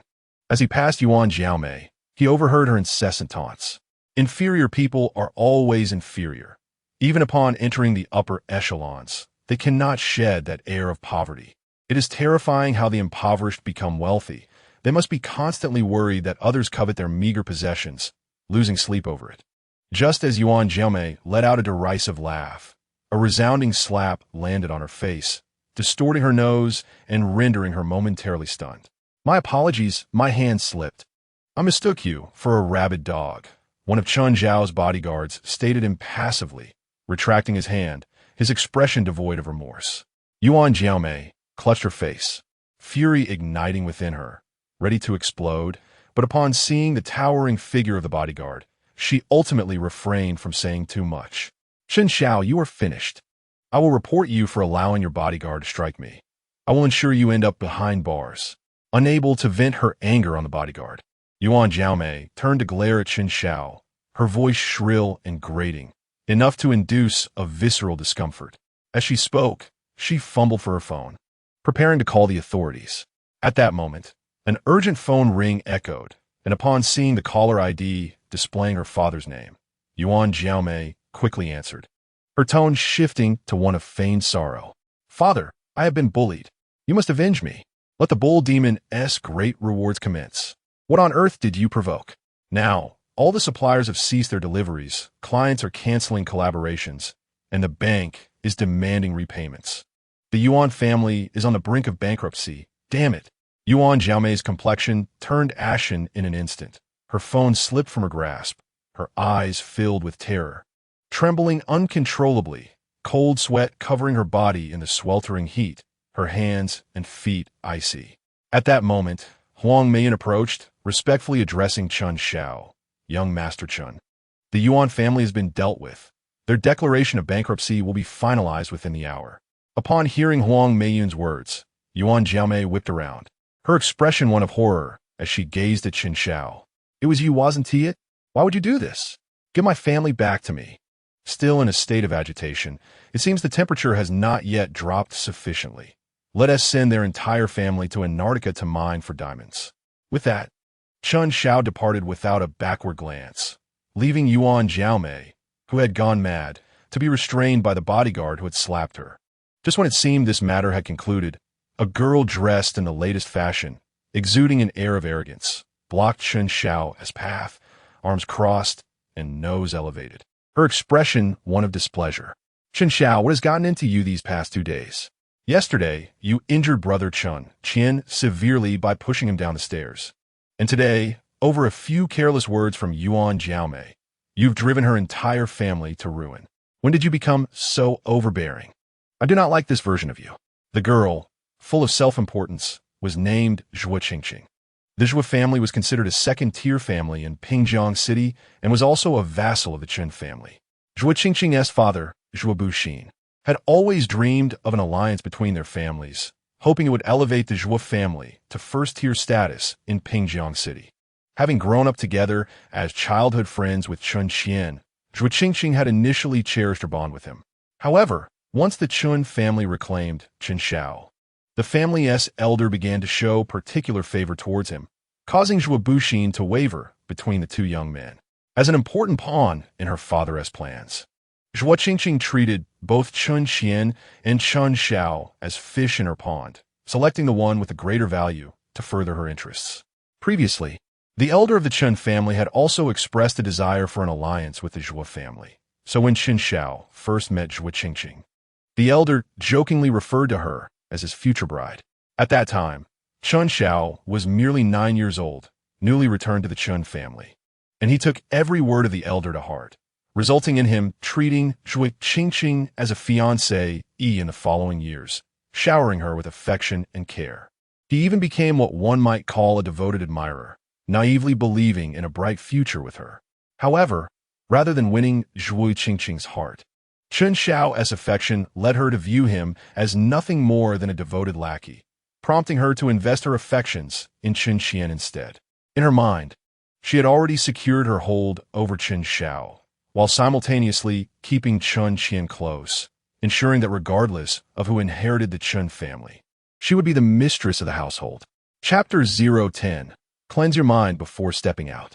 In the past, Chen Xiao would have felt flustered and disoriented in the face of Zhuo Qingqing's displeasure. However, awakened to the memories of his past life, he regarded her with only a frigid gaze. In his previous life, after being wrongfully imprisoned, Chen Qian inherited the Chen family and held an extravagant wedding with Zhuo Qingqing. It was only after a serendipitous twist of fate that Chen Xiao learned one of the false testimonies that had led to his downfall had been provided by none other than Zhuo Qingqing. I command you to immediately apologize to Brother Chen Qian and Yuan Jiaomei and compensate them for their losses, or I shall never speak to you again, Zhuo Qingqing proclaimed. Hands on her hips, chin held high, radiating an air of triumph. Get lost, you foolish girl. However, Chen Xiao's harsh retort shattered her composure. What did you say? Repeat that. Foolish, at such a young age, your ears must not be functioning properly. Is it clogged with the filth in your mind? A developmentally stunted, utterly foolish creature. I advise you to flush your brain out before stepping outside, so that you do not embarrass yourself with your foolish prattle. Oh, Chen Xiao, you scoundrel! How dare you insult me? Zhuo Qingqing's body trembled with rage, her face pale, her finger trembling as it pointed at Chen Xiao. As the daughter of the distinguished Zhuo family, she had never endured such humiliation. Why would I dare insult you? Just look at your wretched self. Aren't you just asking for it?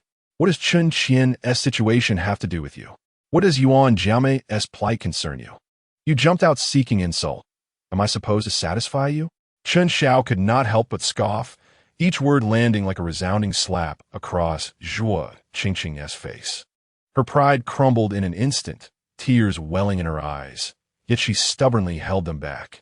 Surrounding onlookers turned their heads, whispers circulating. Even the slightest smirk on their faces felt like mockery to her.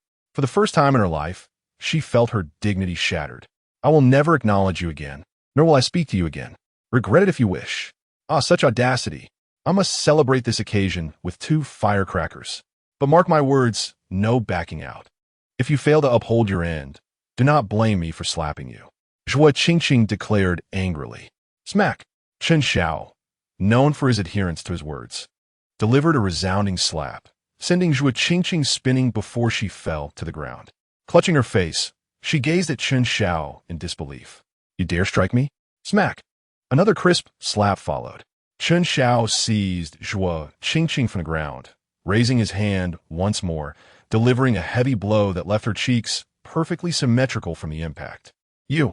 Zhuo Qingqing wished to hurl more insults at Chen Xiao, but upon seeing his raised hand, she trembled, hastily covering her mouth. Her eyes narrowing into daggers aimed at him, wishing for nothing less than his demise. Chen Xiao discarded Zhuo Qingqing like trash onto the lawn, not sparing her a glance as he continued onward. Lin Meilan observed the scene, her eyes sparkling with excitement as she quickly followed. With these bothersome flies out of the way, Chen Xiao swiftly made his way to the principal's office, escorted by his bodyguards. Upon seeing the sudden influx of individuals, Principal Li Wei furrowed his brow. Who are you? What do you want? Chen Xiao unceremoniously sat on the sofa, pouring himself a glass of water. I am Chen Xiao, a freshman in the finance department, and also the current head of the Chen family. Upon learning of Chen Xiao's identity, Li Wei's demeanor softened somewhat. He set aside his documents and approached Chen Xiao. What brings young Master Chen to my office? Pingjiang University is recognized as a prestigious institution nationwide, and as its principal, Li Wei knew that even if Chen Xiao was the heir of the foremost family in Pingjiang, he need not grovel. Let us dispense with the pleasantries. I wish to graduate early, if you would be so kind. Li Wei was taken aback for a moment before chuckling. For someone of your stature, a diploma should hold little significance. No? While it is true that the diploma isn't of paramount importance, as I do not rely on it for employment, it would be a waste to disregard the fruits of my 3 years of hard work in high school, wouldn't it? As he spoke, Chen Xiao poured a cup of tea for Li Wei, gesturing for him to take a seat. For a moment, Li Wei nearly believed he was merely a guest. Although I am the principal, the school's regulations must not be casually disregarded. If everyone were to seek early graduation from me, it would be unfair to others. Li Wei took a sip of tea, attempting to maintain his composure. However, I could certainly speak to your department head on your behalf, ensuring that your attendance is not strictly monitored, provided you participate in the examinations and pass. You would receive your diploma in due course. A building, Chen Xiao stated. I will donate a building, and I want my diploma issued to me immediately. I have no time to waste with you. Li Wei was momentarily taken aback.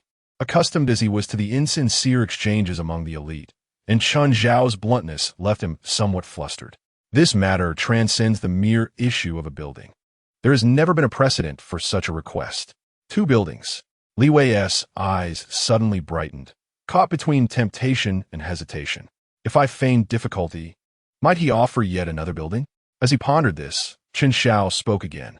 January 2nd, 2006, at 3:45 a.m., at the intersection of Tianxiang Road and Qingsheng Road. Upon hearing this, Li Wei's expression shifted dramatically, his spine chilled, nearly dropping the teacup from his trembling hands. "What did you say? I don't understand," he stammered, forcing himself to appear calm, his gaze averted from Chen Xiao's eyes. "Someone understands," Chen Xiao replied, rising to leave. Li Wei hurriedly stepped in front of him, hunched over, his face betraying a sense of desperation. "Chen Xiao, let us discuss this amicably. 2 buildings it shall be. I will issue your diploma immediately." 2 buildings? Would you consume 2 heaps of dung? Chen Xiao retorted with a cold laugh, causing Li Wei's countenance to darken considerably.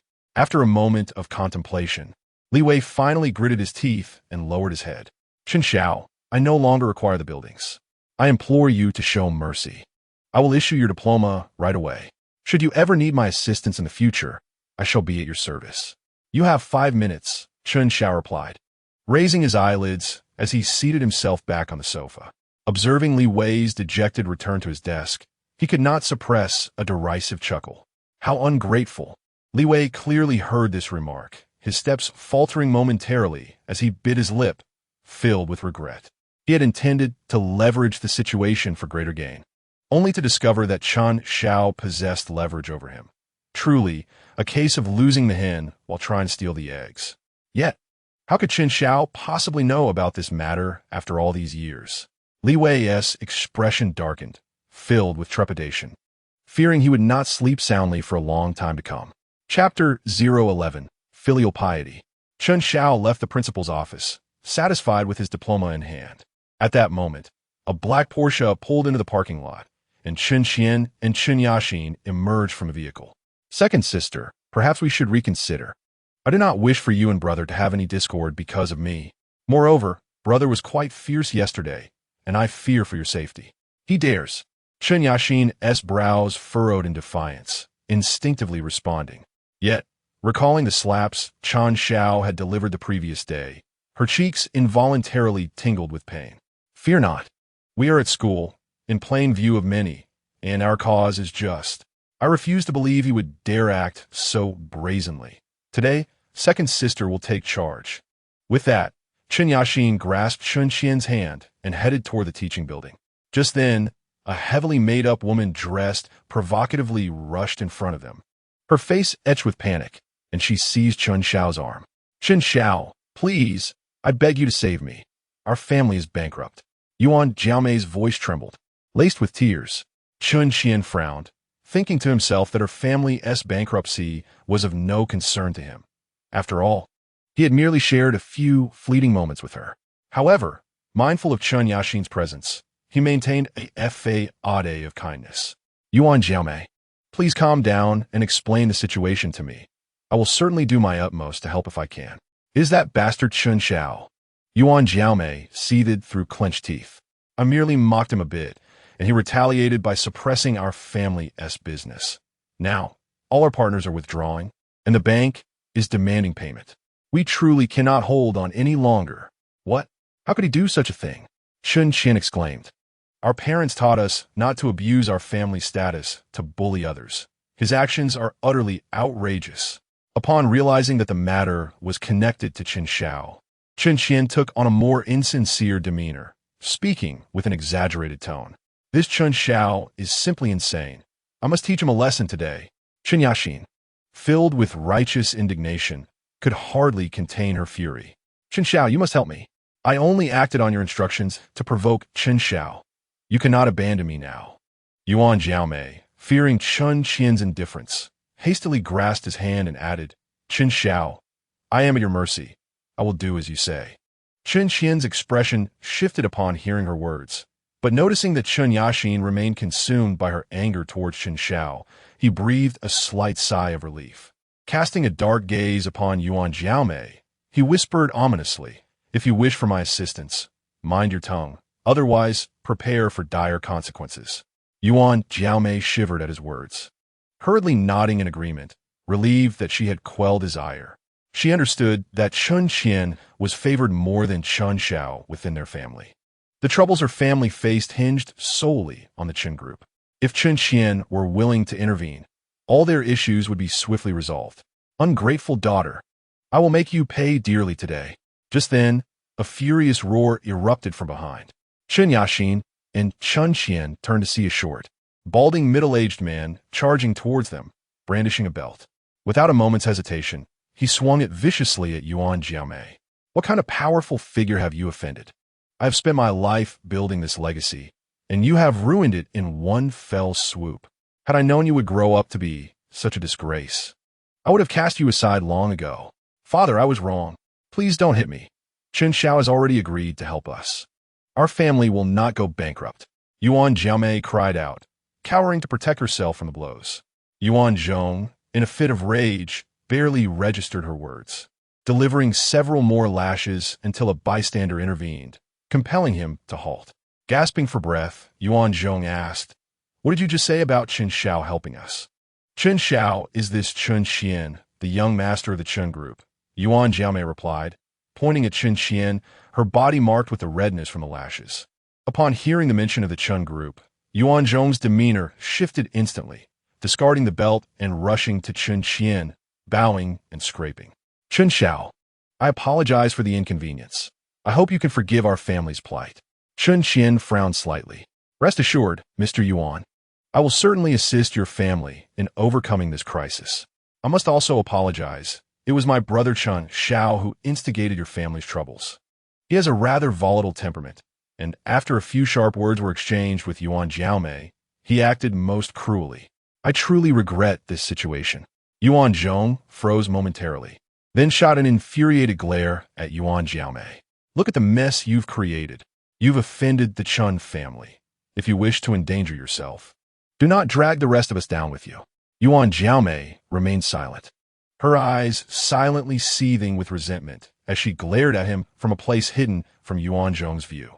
Apart from Chen Xiao, all men deserve to perish, even biological fathers. How dare they lay such heavy hands upon this celestial being? Once I secure my position beside Chen Xiao as the esteemed young mistress of the Chen family, I shall command you to kneel before me daily. In your old age, I will consign you to the most wretched nursing home, where caretakers will strike you daily, and in your moments of illness, I shall have your oxygen tubes removed, making you lament every single action you have taken against me today." Yuan Zhong wore a beaming smile as he gazed at Chen Qian. "Chen Xiao, are you truly willing to assist us? This won't jeopardize your brotherly bond, will it?" What kind of bond could we possibly share with that wretched creature?"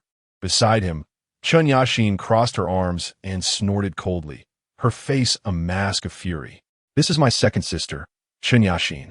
Even if I lack the means to aid you, my sister would never stand idly by while you suffer such unwarranted calamities." Upon hearing this, Yuan Zhong finally felt the weight lifted from his heart.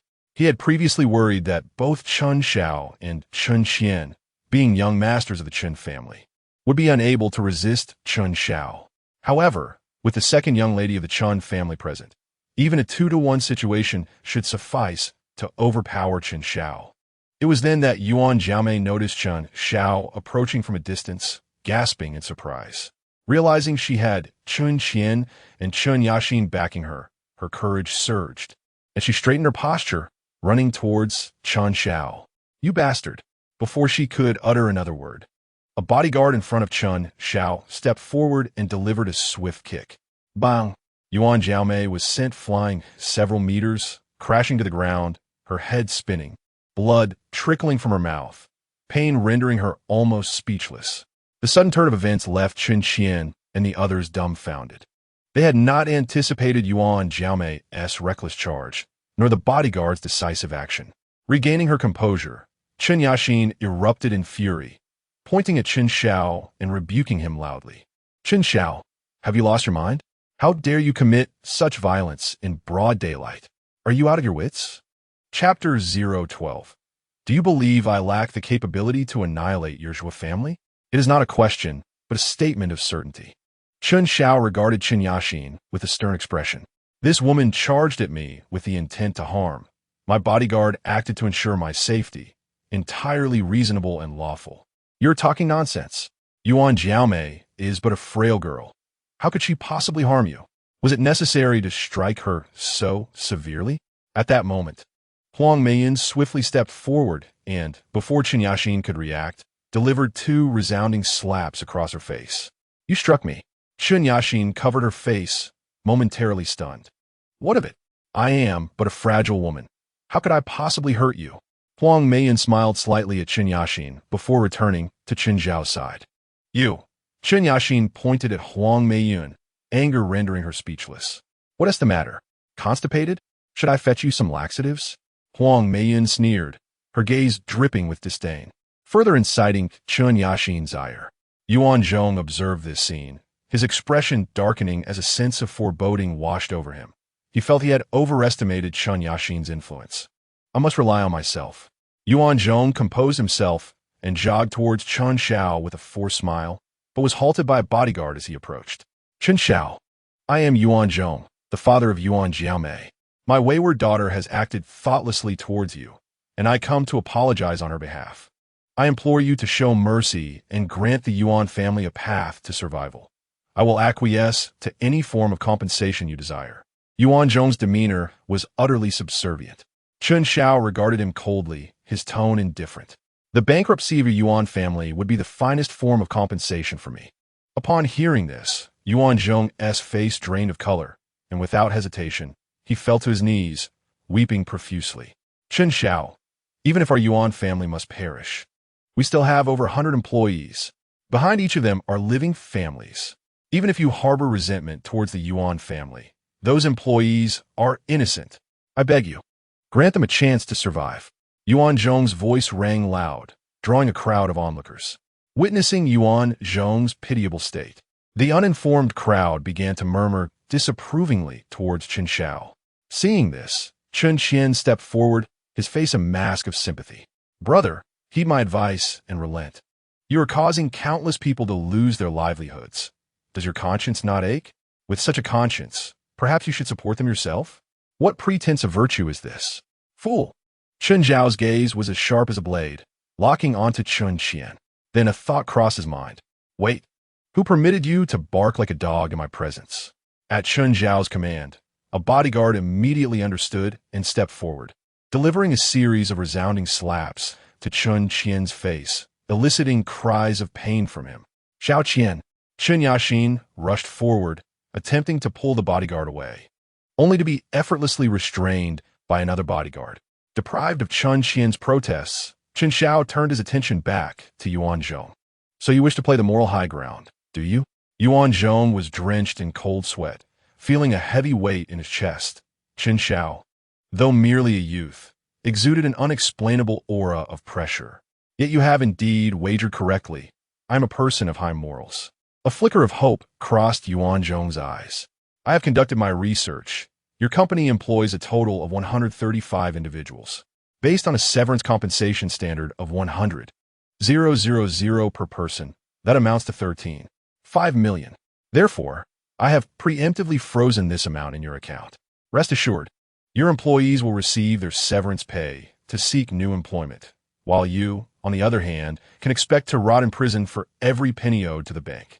Hearing this, Yuan Zhong's face turned ashen, despair filling his eyes. Chen Xiao, please no. Chen Xiao, do not get too complacent. The Chen family business still answers to my father. You are merely wielding his influence. With a single word from him, all your actions against the Yuan family will be rescinded. Chen Yaxin glared coldly at Chen Xiao, a sinister smile creeping across her face. What are you barking about? Chen Xiao retorted, prompting a bodyguard to step forward and deliver a harsh slap to Chen Yaxin. Blood trickled from her lips, yet Chen Yaxin stubbornly glared at Chen Xiao, her voice trembling but resolute. Do you think this will make me submit? I have no intention of making you submit. I simply take pleasure in watching you suffer." With that, the bodyguard unleashed another series of slaps, leaving Chen Qian dazed and disoriented. "Chen Heir, return and inform that old fool, within 2 days. Surrender all that belongs to the Chen family and vacate Pingjiang, or face the consequences." Chen Qian's face turned ashen, her gaze fixed on Chen Xiao with venomous intensity. "Ha ha ha. I had heard that the eldest young master of the Chen family was courteous and refined. Now it appears that was merely a fade, insulting parents, striking a sister, forcing a family to bankruptcy. Truly a heartless and ruthless individual." Just then, a male voice resonated through the air. A middle-aged man, clad in a suit and donning gold-rimmed glasses, strode towards the group with an air of sophistication, accompanied by a young girl with a swollen cheek and dressed in a fashionable manner, none other than Zhuo Qingqing. "Uncle Zhuo." Upon seeing the newcomer, Chen Qian and Chen Qian appeared as if they had spotted a savior, their faces lighting up with joy as they hurriedly retreated behind him. Zhuo Buxin strode towards Chen Xiao, adjusting his golden-rimmed glasses, his tone bland, yet laced with a subtle threat. "Chen Xiao, did you strike Qingqing?" "Oh, she fell on her own," Chen Xiao retorted, provoking an immediate fury in Zhuo Buxin. "Nonsense. You dare to act, yet deny it. You know full well what happened and still come to question your father. Are you out of your mind?" Chen Xiao showed no inclination to yield, recognizing that Zhuo Buxin's intentions were hostile. So why should he extend any courtesy? Zhuo Buxin, taken aback by Chen Xiao's crude language, felt his anger surge. "What a disgrace. Where's your upbringing? Is this how your grandfather taught you to treat your elders?" "Upbringing is for humans, not for beasts," Chen Xiao replied coldly, his eyes glinting with an icy light. Zhuo Buxin trembled with rage. "Impudent! Even your grandfather wouldn't dare to humiliate me in such a manner. Where do you find the audacity? Shut your mouth. When my grandfather was alive, you were on your knees begging him to take you as a godson, a sight more abject than a dog. Now that he has gone, you suddenly have the courage to flaunt your power. You dare insult me like this? I am your elder, your mother. Don't think I want to insult you. Even your father, Zhuo Hongguang, was merely a dog under my grandfather's command back in the day. I can say what I wish." With that, Chen Xiao stepped closer, forcefully jabbing his finger into Zhuo Buxin's chest. "If you can be a dog, then know your place. Remember who has bestowed upon your Zhuo family the luxury and wealth you enjoy today. Without my grandfather's assistance, you would still be nothing but a stinky fishmonger." Zhuo Buxin's face turned ashen, his anger boiling over as he clutched his chest, nearly collapsing from the pressure. "Very well. Since the mask is off, let it be known that I, Zhuo Buxin, vow that once you, Chen Xiao, take over the Chen group, our Zhuo family will not rest until we bring you down. Not rest. You presume too much." Chen Xiao suddenly kicked Zhuo Buxin to the ground, stepping on his chest, looking down at him with a chilling disdain. "Do you really think I lack the capability to annihilate your Zhuo family?" Chapter 013. Chen Qian's wish fulfilled. Feeling the frost in Chen Xiao's gaze, a chill coursed through Zhuo Buxin's heart. Yet, the thought of being intimidated by a young man filled him with humiliation and rage. "Ah, the Chen family has certainly raised a fine son. Let me see just how capable you are of destroying us. Rest assured, I shall make your dreams come true." Chen Xiao replied, kicking Zhuo Buxin away. He slid across the ground, clutching his aching chest, filled with resentment as he stood up. "Young and reckless, you'll regret this. Old fool, if you don't leave, I will make you regret it now." With that, several bodyguards stepped forward, causing Zhuo Buxin to quiver momentarily, his expression shifting dramatically. "Very well, we'll leave. In adherence to the principle that a wise man does not suffer losses in front of others," Zhuo Buxin turned to leave with his daughter. "Dad, you haven't avenged me yet. I let him strike me for nothing." Zhuo Qingqing protested, her face swollen and filled with indignation. "Shut it." Zhuo Buxin was nearly brought to tears by his daughter's foolishness, unable to grasp the severity of their situation. Zhuo Qingqing shivered slightly, pouting in displeasure, yet dared not voice further complaints, trailing behind her father. After walking a few steps, Zhuo Buxin suddenly halted, casting a cold glance back at Chen Xiao. I will remember this grudge. Enjoy your triumph for now. Chen Xiao swiftly approached, without a word, delivering a forceful kick to Zhuo Buxin's back, sending him sprawling on the ground. Fool, still try to play power games. Chen Xiao, you. Zhuo Qingqing, incensed by her father's humiliation, pointed at Chen Xiao, ready to unleash a torrent of curses, but was swiftly knocked down by a powerful slap. Didn't I spare you? Since you refused to leave, then neither of you shall. Chen Xiao's eyes blazed with intensity as the bodyguards swiftly surrounded them. Seeing this, Zhuo Buxin leapt to his feet, grabbing Zhuo Qingqing as they fled with remarkable speed, as if wearing magical shoes. Chen Xiao coldly observed the two retreating figures before signaling to his bodyguards, preparing to depart. Wait a moment, do you think I'll let you go? At that moment, Chen Yaxin, who had been waiting in the wings, sprang forth. Chen Xiao frowned, raising his hand, causing Chen Yaxin to instinctively step back in fear. Do you truly believe no one can discipline you? This is Pingjiang University, and you are a student here. I could easily have you expelled with a single word. And do you believe I couldn't slap your face to pieces? Chen Yaxin shivered, reflexively shielding her face, her gaze towards Chen Xiao filled with a mix of terror and loathing. Not only do you commit violence in broad daylight, but you also incite other students to bully Xiao Qian. I will report you to the school and ensure your expulsion. Chen Xiao narrowed his eyes. I bully this fool? Chen Qian, keeping his head low, tugged at Chen Yaxin's sleeve. Sister, forget it. We're all family. It's best not to make a scene. If brother, as the heir of the Chen family, were to be expelled, it would be quite embarrassing.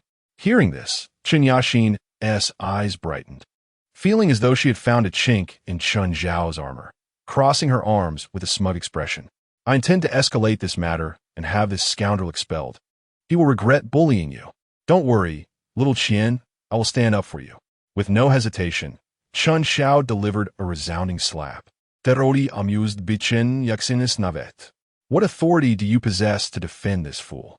With your pitiful self? You. Chen Yaxin clutched her face in fury, pointing at Chen Xiao, but before she could retort, she was interrupted. You claim I bullied you. May I inquire as to what exactly I have done? Chen Xiao turned to Chen Qian, wearing a faint smile. Chen Qian trembled, lowering his head and stammering, feeling a wave of panic wash over him. Chen Yaxin, oblivious to the danger, continued, You insulted him, incited classmates to isolate him, and even locked him in the restroom. Chen Qian remained silent, while Chen Yaxin eagerly took on the role of spokesperson. Chen Xiao shook his head with a cold smile. What? You dare to act yet deny it? Chen Yaxin's brows furrowed, her tone dripping with menace.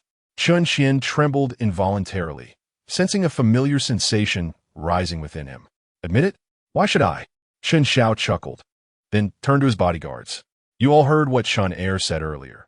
Since that fool so desires to be bullied by me, how could I possibly disappoint him? Upon hearing this, Chen Qian trembled uncontrollably, finally recalling why it felt familiar.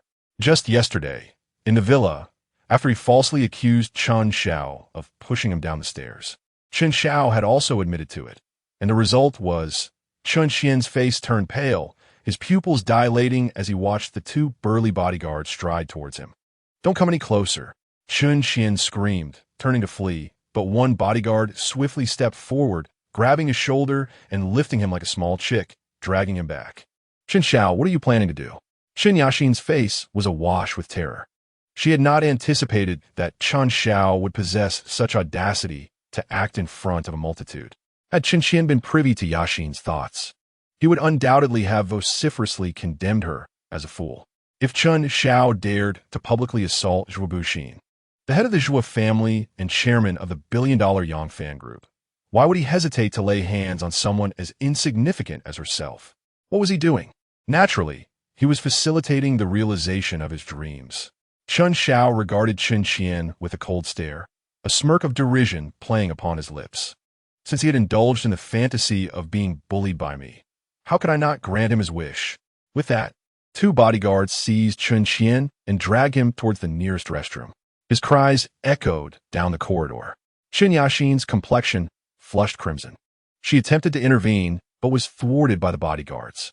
She sought to confront Chen Xiao, but was blocked again When she tried to scream, a guard covered her mouth. Chen Qian's despair peaked at the restroom door as the bodyguards callously thrust him inside. In his desperate attempt to escape, he was kicked into a pit, his head comically lodged within, creating a grotesque scene. The two bodyguards emerged from the restroom, their faces contorted in disgust, while Chen Qian watched in helpless horror, tears brimming in her eyes. Chen Xiao observed with a cold smile, subtly gesturing to the bodyguards, who unceremoniously tossed Chen Qian onto the grass before the group departed. Inside the restroom, Chen Qian was engulfed in sorrow and rage, directing his hatred towards Chen Xiao, yet simultaneously harboring resentment towards Yaxin. It is often said that the true danger lies not in the malice of the wicked, but in the folly of the foolish. He had been content at the hotel, but Yaxin, in her foolishness, insisted on defending him. Now, he bore the brunt of this humiliation, all due to her interference. Chapter 014. The police arrive. Have the funds and personnel been prepared? Upon returning to the villa, Chen Xiao languidly reclined on the sofa, inquiring of Lin Meilan.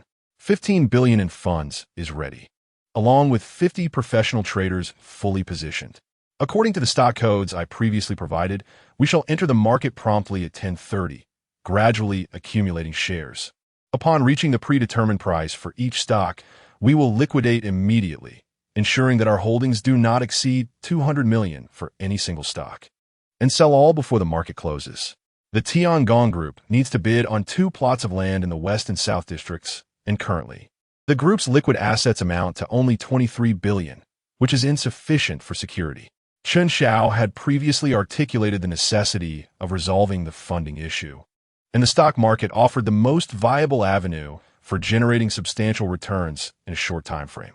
Drawing from memories of his past life, he recalled that on this day, several stocks in Hong Kong's market would experience abnormal fluctuations, presenting an exceptional investment opportunity.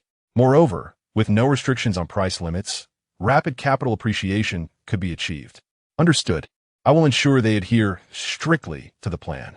The remaining funds will be secured promptly, and we will later enter the U.S. stock market. Remember, do not be greedy. Take your profit and retreat. If all goes as anticipated after this round, our cash flow should reach at least 120 billion. At these words, a glimmer of astonishment flickered in Lin Meilan's eyes, stirring a growing sense of anticipation within her. In the hotel presidential suite, the sound of the shower had been running for nearly an hour. Chen Tianwang and Lin Meilan sat on the sofa, their faces etched with worry, while Chen Qian wept openly, the atmosphere laden with heaviness. All you do is cry. What on earth happened? Why did Xiao Qian return reeking of filth? Weren't you supposed to seek justice at school? Did you find it? Chen Tianwang exclaimed impatiently, his voice raised in exasperation. Xiao Qian was pushed into a cesspit by Chen Xiao's bodyguards. Chen Qian choked out, struggling to recount the events. Upon hearing this, Lin Meilan's complexion drained of color, tears spilling down her cheeks. My poor son, how dare that little wretch do this? His past demeanor of gentleness and humility was merely fade. His true nature is that of a heartless fiend. Chen Tianwang trembled with rage, slamming his palm onto the coffee table, causing cups to crash to the floor. Startled, Chen Qian trembled, her gaze filled with venom as she continued to embellish the tale. Father, that Chen Xiao is utterly deranged. Not only did he throw Xiao Qian into a cesspit, but he also publicly humiliated us and even beat up Chairman Zhua, leading to the complete bankruptcy of the Yuan family group. Unrestrained, truly unrestrained, Chen Tianwang fumed, his anger boiling over.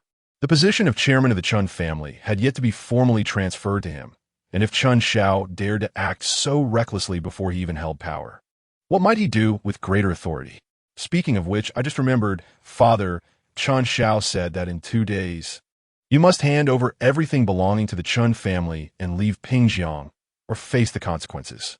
For a moment, Chen Tianwang was taken aback. Then he erupted into laughter, nodding vigorously. Good. Truly, you are my fine son. Since you show me no mercy, I need not concern myself with father-son affection any longer.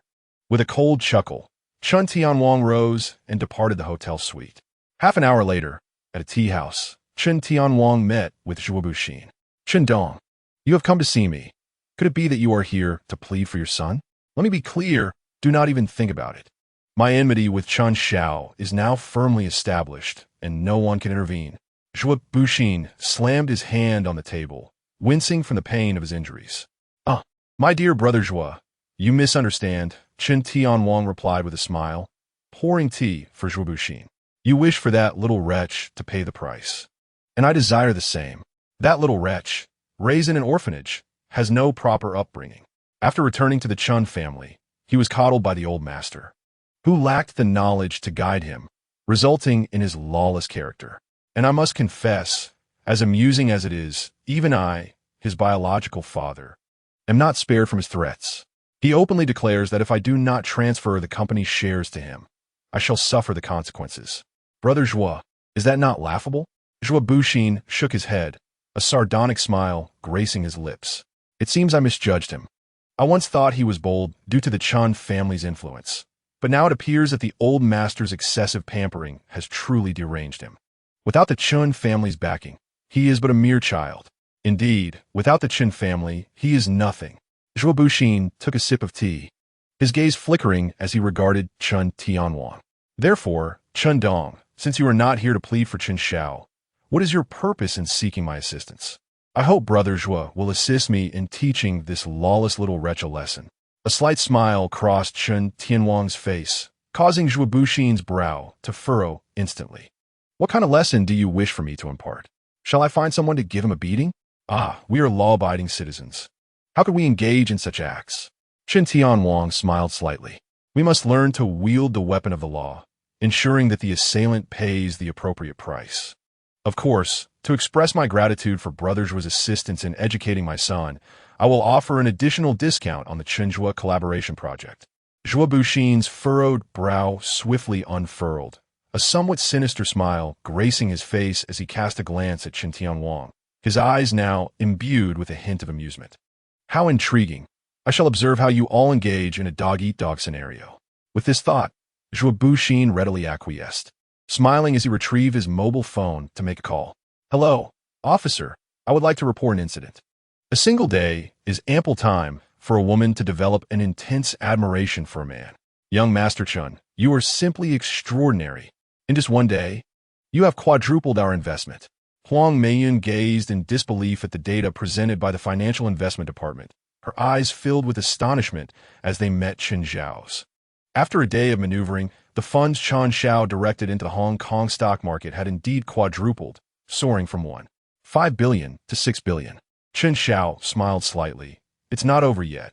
Continue executing the plan I provided, and remember to allocate 2 days to withdraw the funds from the stock market. In his memory, the anomalous fluctuations of several stocks had persisted for several days, with one particularly exaggerated stock experiencing a roller coaster ride for 10 consecutive days. Understood, young Master Chen, Huang Meiyan replied, her excitement palpable, her eyes shining with admiration for him.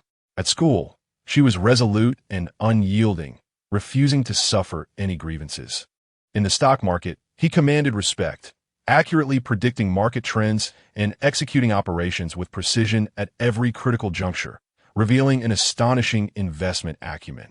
Coupled with his tall, handsome, and charismatic appearance, his performance throughout the day left an indelible impression on Huang Meiyan's heart.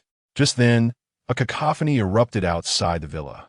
Upon stepping out, Chen Xiao was met by 2 officers clad in sky blue uniforms, their expressions grave as they were encircled by bodyguards at the entrance. Chen Xiao, we have received a report alleging that you intentionally caused harm. We kindly request that you accompany us for questioning. Chapter 015, Zhuo Buxin, the end. Chen Xiao, we have received a report alleging that you intentionally caused harm. We kindly request that you accompany us for questioning. At these words, several bodyguards stepped forward, their expressions darkening. The 2 officers stiffened momentarily. What are you doing?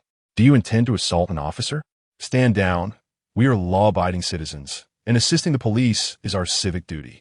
Chen Xiao waved his hand, signaling the bodyguards to retreat, and calmly approached the entrance. The officers' expressions softened slightly, though clad in their uniforms and feeling secure. They were well aware that should the bodyguards act irrationally, they too could face dire consequences. If an incident occurred, it would be the bodyguards who would face incarceration, while Chen Xiao would remain unscathed. Thus, they had no desire to confront this wealthy individual unless absolutely necessary. Fortunately, Chen Xiao's demeanor was amicable, which eased their apprehensions. "Could you please wait for 2 minutes? I need to attend to a few matters. Rest assured, I will not flee." With a smile and a cordial tone, the two officers nodded in acknowledgement. "Please be prompt." Chen Xiao approached Huang Meiyun, whispering a few words in her ear. After listening, she nodded seriously and returned to the villa. "We can proceed now." 10 minutes later, in the interrogation room. "We are here to question you regarding the allegations of intentional harm made by the victim, Zhuo Buxin. You have the right to remain silent, but everything you say will be duly recorded." "Your name?" The officers queried consecutively, but Chen Xiao remained silent, his eyes closed. "Chen Xiao, do not presume that your silence will spare you. The victim has provided witness testimony, and our colleagues have retrieved surveillance footage from Pingjiang University. If the evidence is conclusive, we can convict you even without your testimony. We are offering you a chance to confess. Surely you have heard of the principle of leniency for those who confess and severity for those who resist." At this, Chen Xiao finally opened his eyes, a slight smile gracing his lips. "If there is evidence, feel free to convict me directly. You should expedite your efforts, as the maximum time for summons cannot exceed 24 hours. He glanced at the quartz clock on the wall. "Let us discuss any issues once my lawyer arrives. I am fatigued." With that, he closed his eyes once more. The officers exchanged helpless glances, resigned to waiting with Chen Xiao. In the office of the chairman of Yangfan Group, Zhuo Buxin gazed at the contract just delivered by his secretary, his face alight with joy. After merely reporting Chen Xiao to the police, Chen Tianwang promptly honored his promise, sending over a revised contract with concessions. Although he was displeased after being beaten by Chen Xiao, the unexpected windfall of several million still brought a smug smile to Zhuo Buxin's face. However, he knew that Chen Xiao would not yield meekly. Having dared to strike him, Zhuo Buxin was determined to ensure that Chen Xiao would suffer the consequences. With this thought, he reached for the landline to contact the legal department of his group. Just then, a sudden, urgent ringtone emanated from the lowest drawer of his desk. Startled, Zhuo Buxin set down the phone, furrowing his brow as he hesitated before pulling it open. An old-fashioned flip phone blared its shrill ringtone. The number displayed, sending an inexplicable wave of unease through him. Moments later, the call disconnected, but before Zhuo Buxin could breathe a sigh of relief, the ringtone blared once more. His hand trembled slightly as he took a deep breath and pressed the answer button. "Why did you only pick up now?" An obviously altered voice crackled through, causing Zhuo Buxin to break into a cold sweat, his voice quavering. "I was not in the office." "Huh." The voice on the other end chuckled. "Did you think you could hide this from me?" Zhuo Buxin's body quivered, his gaze darting around. "Stop looking. You want to find me. However, I want to hold this against you. For now." Zhuo Buxin exhaled, realizing that he was unwittingly drenched in sweat. "I apologize. I won't ignore calls again." That's no longer important, as you can prepare for your departure." Zhuo Buxin's face drained of color, immediately springing from his chair, his pupils dilating. "What do you mean?" "The details of our collaboration have been exposed. Mere minutes ago, several photographs were placed on my desk, so you understand, don't you?" Zhuo Buxin's lips trembled uncontrollably, sweat streaming down as his voice betrayed a hint of desperation. "Is there no other way? I don't want this. I truly don't want this. You know there is no escape. Act proactively. I will take care of your family. Otherwise, you know the consequences. So, whether you want to or not, think it through. I will only give you 10 minutes. With that, the call ended, severing Zhuo Buxin's last hope. His eyes reddened as he collapsed, weeping uncontrollably, memories flashing through his mind like a film reel. Years ago, he had merely followed his father, Zhuo Hongguang, selling fish in the market. Later, Zhuo Hongguang had allied himself with Chen Anming, the elder of the Chen family, and their fortunes began to rise. They bought their own fishing boats, transforming from a humble fish vendor in a market to a well-known fishery tycoon in Pingjiang City. As the Chen family prospered and ascended to become the foremost family in Pingjiang, the Zhuo family, as their vassals, also enjoyed an elevation in status, basking in glory.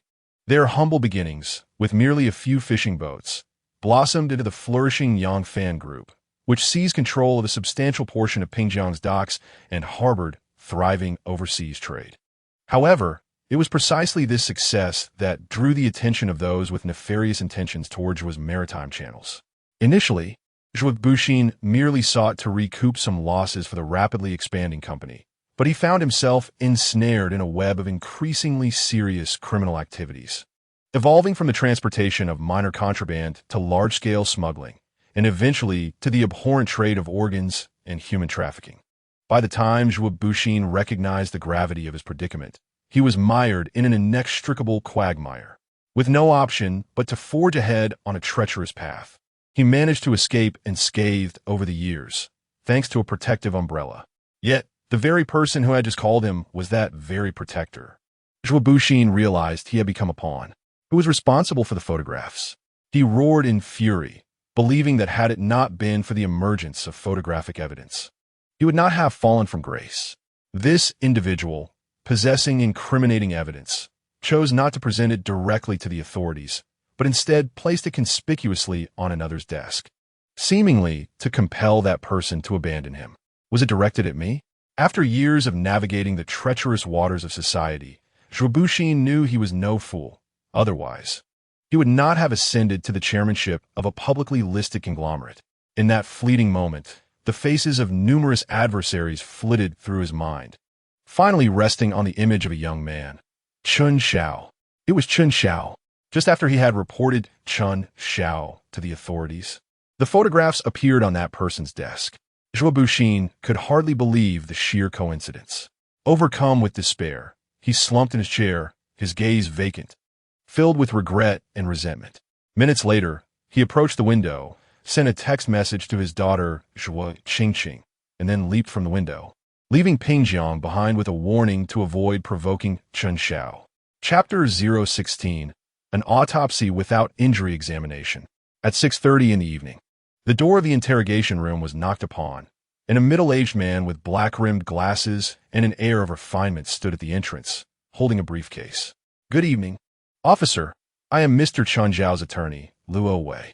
After presenting his legal credentials, Luo Wei entered the interrogation room. Hearing the commotion, Chen Xiao slowly lifted his head and opened his eyes, locking gazes with Luo Wei, who smiled and nodded in acknowledgement. "Your lawyer has arrived. We may commence the questioning now, correct?" After being held for over 2 hours, the police officer drafting the report was growing weary and eager for a swift resolution. "Certainly, but before we proceed, may I inquire where the victim is, considering this is a case of intentional harm?" Luo Wei inquired with a smile. Li Jingyi furrowed his brow, contemplating that if this incident could be classified as a mere brawl and neither party sustained severe injuries, a private resolution might be the most prudent course of action. So he consented. "Very well, I will contact the victim."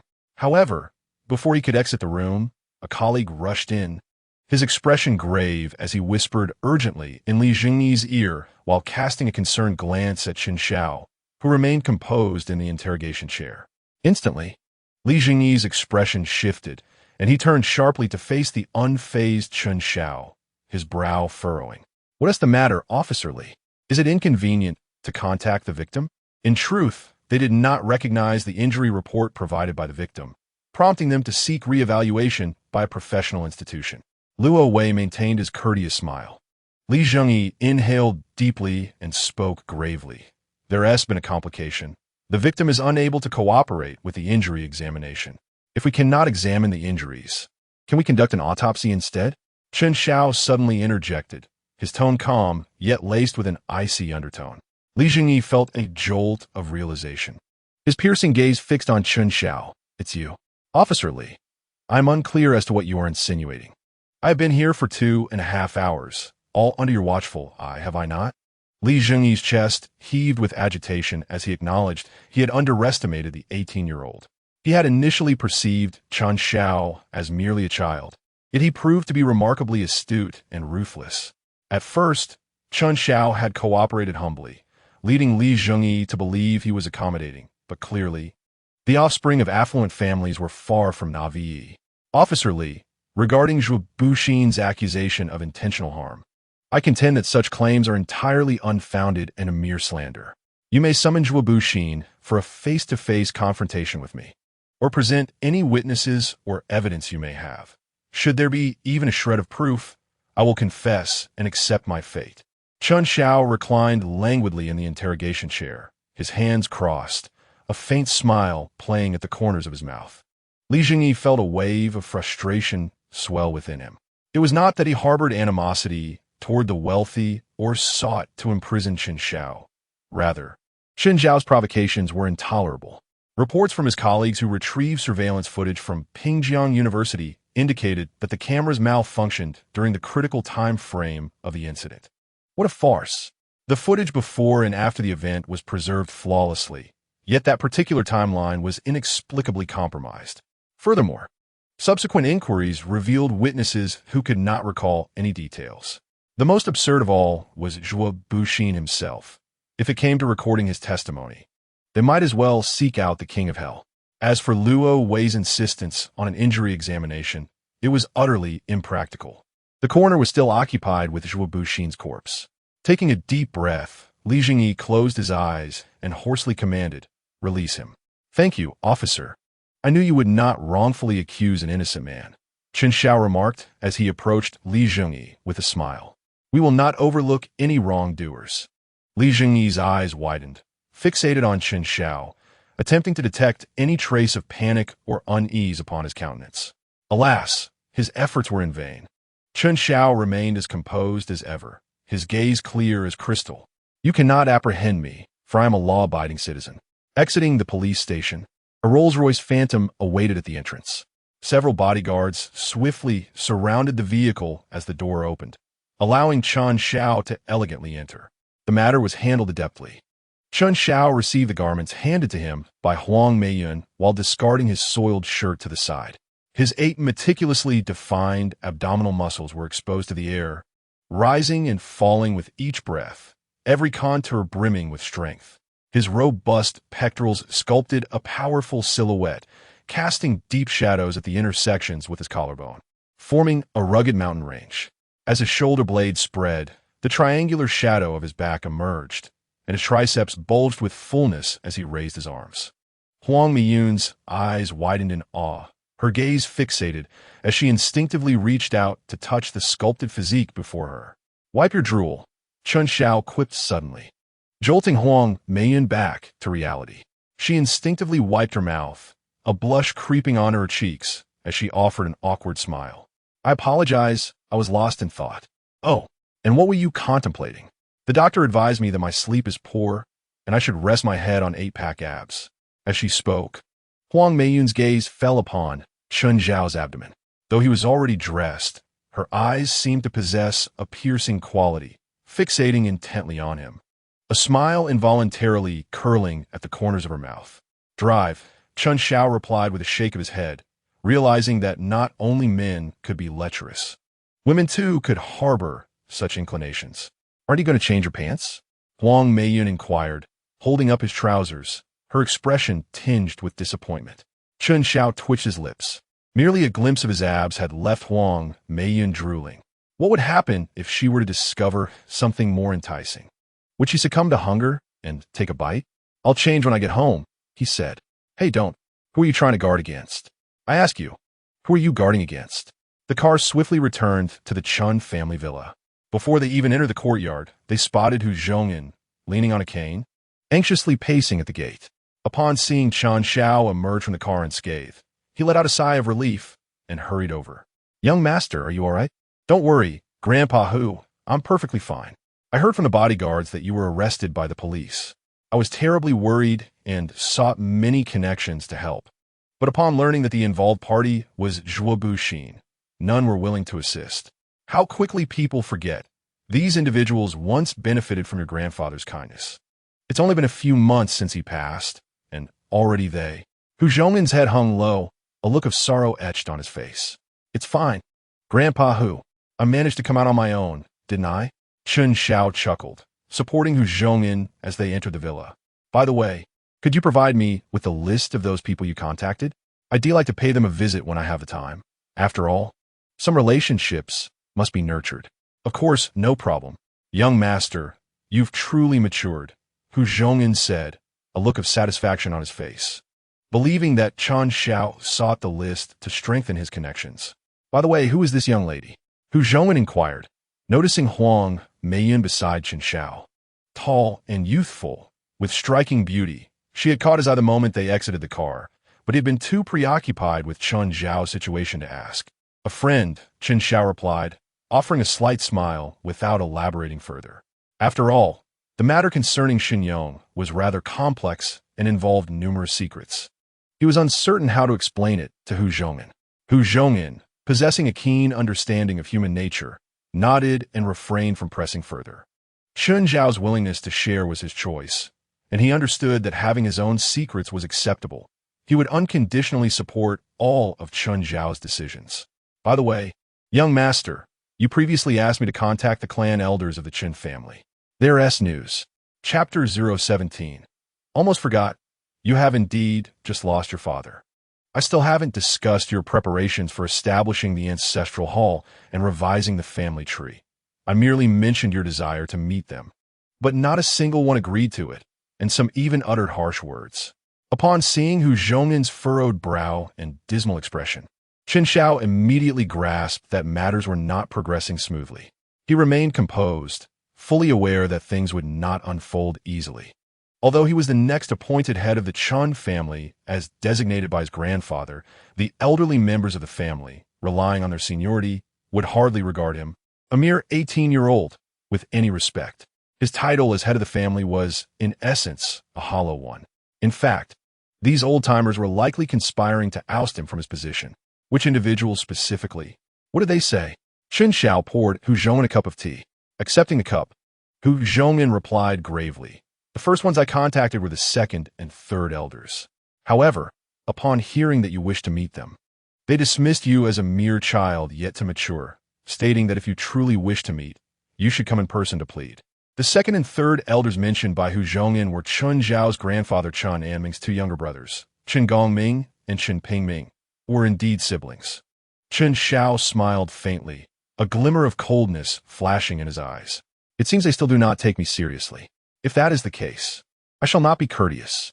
Chen Tianwang had toiled tirelessly to establish the Chen family's foundation, elevating not only himself but also his relatives, including Chen Gongming and Chen Pingming, who had once labored at the cement factory. Perhaps the older generation placed great importance on familial ties, and Chen Tianwang was no exception. Due to their shared lineage, Chen Tianwang had once extended particular care to the two, allowing them entry into the power center of the Chen group. However, they proved to be of little use, focused solely on accumulating wealth and repeatedly jeopardizing the group's stability, ultimately leading to their expulsion from the Chen group by Chen Tianwang, who also reclaimed their shares. This incident stirred considerable unrest within the Chen family. Relatives disregarded the reasons behind the expulsion and solely blamed Chen Tianwang for being ungrateful, lambasting him. They understood that once Chen Tianwang prioritized the group's development and rectified its practices, the parasites leeching off the Chen group would find it increasingly difficult to survive and would inevitably lose their privileged lifestyles. Even Chen Tianwang's own parents and elders had voiced discontent, accusing him of being excessively cruel and neglecting brotherly bonds. Reluctantly, Chen Tianwang capitulated, instituting a new regulation that allocated 15 of the group's shares for the benefit of the Chen family, with the shares held by the head of the family, but dividends distributed equally among the relatives. A clan committee was also established to limit the head's authority, enabling the committee to impeach the head if deemed immoral and to nominate a new head. However, this regulation had never been enacted, as Chen Tianwang had served as the head for decades, allowing family members to receive substantial dividends annually, thus rendering them disinterested in causing discord. Over time, most of the older members of the committee had passed away, leaving Chen Gongming and Chen Pingming as the longest-standing members, while Chen Tianwang was alive. The two may have tempered their actions, but with his passing, they now wielded the most influence within the committee, and the Chen family members would undoubtedly follow their lead. Although Chen Tianwang had bequeathed the position of head to Chen Xiao, the two elder gentlemen would certainly not yield to him, taking advantage of their seniority to assert dominance over Chen Xiao. It was even plausible that they harbored resentment for Chen Anming's past decisions, seeking to exact revenge on his most cherished grandson. Furthermore, several distant relatives had also claimed to be unavailable, outright refusing to meet. Chen Xiao sipped his tea in silence, refraining from comment. Meanwhile, Lin Meilan briefly stepped away, but soon returned with a stack of documents in hand. Chen Xiao took the documents, perused them briefly, and couldn't help but smile. Quite interesting. With that, he turned to Hu Zhonghan. Grandpa Hu, it's getting late. You should rest for now. Tomorrow we shall personally visit our two uncles. Hu Zhonghan's expression shifted slightly, a grave look overtaking his features. Young master, these two are not easy to deal with. When the old master was alive, they often caused him distress. Now that he is gone, although you bear the title of head, they will not recognize you. Even if they ultimately agree to your request, they will likely demand a piece of flesh in return. Ah, they are all elders. What to say bite among family? Chen Xiao chuckled, but in the next moment, his gaze turned sharp. If their teeth are still intact. Hu Zhonghan was taken aback. But then a look of approval spread across his face. Master, have you seen? The young master has grown up. You may now rest in peace below. Chen Xiao, come out here. I know you're inside. If you have the ability, open the door. Suddenly, a hysterical voice erupted from outside the door. Chen Xiao frowned and stepped outside, only to find Zhuo Qingqing standing at the entrance, her eyes swollen and filled with rage. At that moment, she resembled a famished mad dog, desperately trying to rush into the villa, but was firmly restrained by two security guards. Upon seeing Chen Xiao, the fury on Zhuo Qingqing's face intensified, her eyes brimming with hatred, baring her teeth as if she sought to devour him. Is this not our Zhuo Qingqing, the great joke? Why do you wear the expression of one whose father has just died? As he spoke, Chen Xiao feigned a moment of realization, displaying an apologetic expression. My apologies. I almost forgot. You indeed just lost your father. Chen Xiao, Zhuo Qingqing hissed through gritted teeth. Did you cause my father's death? Zhuo Qingqing. One must speak with evidence before casting accusations. When your father passed, I was at the police station. It was he who personally reported me and had me arrested. Was it not? Chen Xiao replied with a smile. If you continue to slander me with baseless claims, I shall be compelled to send you a lawyer's letter. Zhuo Qingqing did not believe a word he said and continued her attempts to storm the villa. The two security guards, somewhat exasperated by her antics, each grasped her arms and pinned her to the ground, making her kneel. My father sent me a final text before he died, urging me to leave Pingjiang and not to provoke you. If his death had nothing to do with you, why would he mention you? She cried out in a low, trembling voice. What a ridiculous line of reasoning. If he was warning you to keep your wits about you, would you then suspect that he choked on excrement? Chen Xiao, Zhuo Qingqing screamed, her body trembling with rage, tears mingling with dirt on her face. My father is dead, and you still choose to insult him. Are you even human? Who is not human here? Smuggling, trafficking, organ trade. Your wretched father engaged in all these vile acts. Does he qualify as human? Chen Xiao crouched before Zhuo Qingqing, grasping her chin with an icy gaze. The luxuries you wear, the lavish lifestyle you enjoy, these riches are stained with the blood of countless innocent lives. Are you truly human? Zhuo Qingqing struggled to free herself from his grip, fear flickering in her eyes, yet she maintained her defiance. You lie. My father would never do such things. A sharp slap echoed through the air as Chen Xiao coldly regarded her. You will soon discover the truth of his actions. Do you know what your gravest folly is? It is that you should never have provoked me. Had you heeded your deceased father's advice to leave Pingjiang and keep your distance, perhaps you could have lived peacefully as a wealthy young lady. But now, you have squandered that chance. With that, Chen Xiao rose and began to stride back into the villa. Throw her out. If she dares to utter another word, cut out her tongue. Chapter 018. The completely broken Zhuo Qingqing wandered aimlessly down the road, bewildered by the inexplicable turn of events. The Chen Xiao she had known before had been utterly devoted to her, a complete sycophant. When she expressed a desire for fresh watermelon, he would brave the scorching sun to harvest it from the fields for her. When she wished to visit a trendy amusement park, He would stand in line for 3 hours to secure tickets.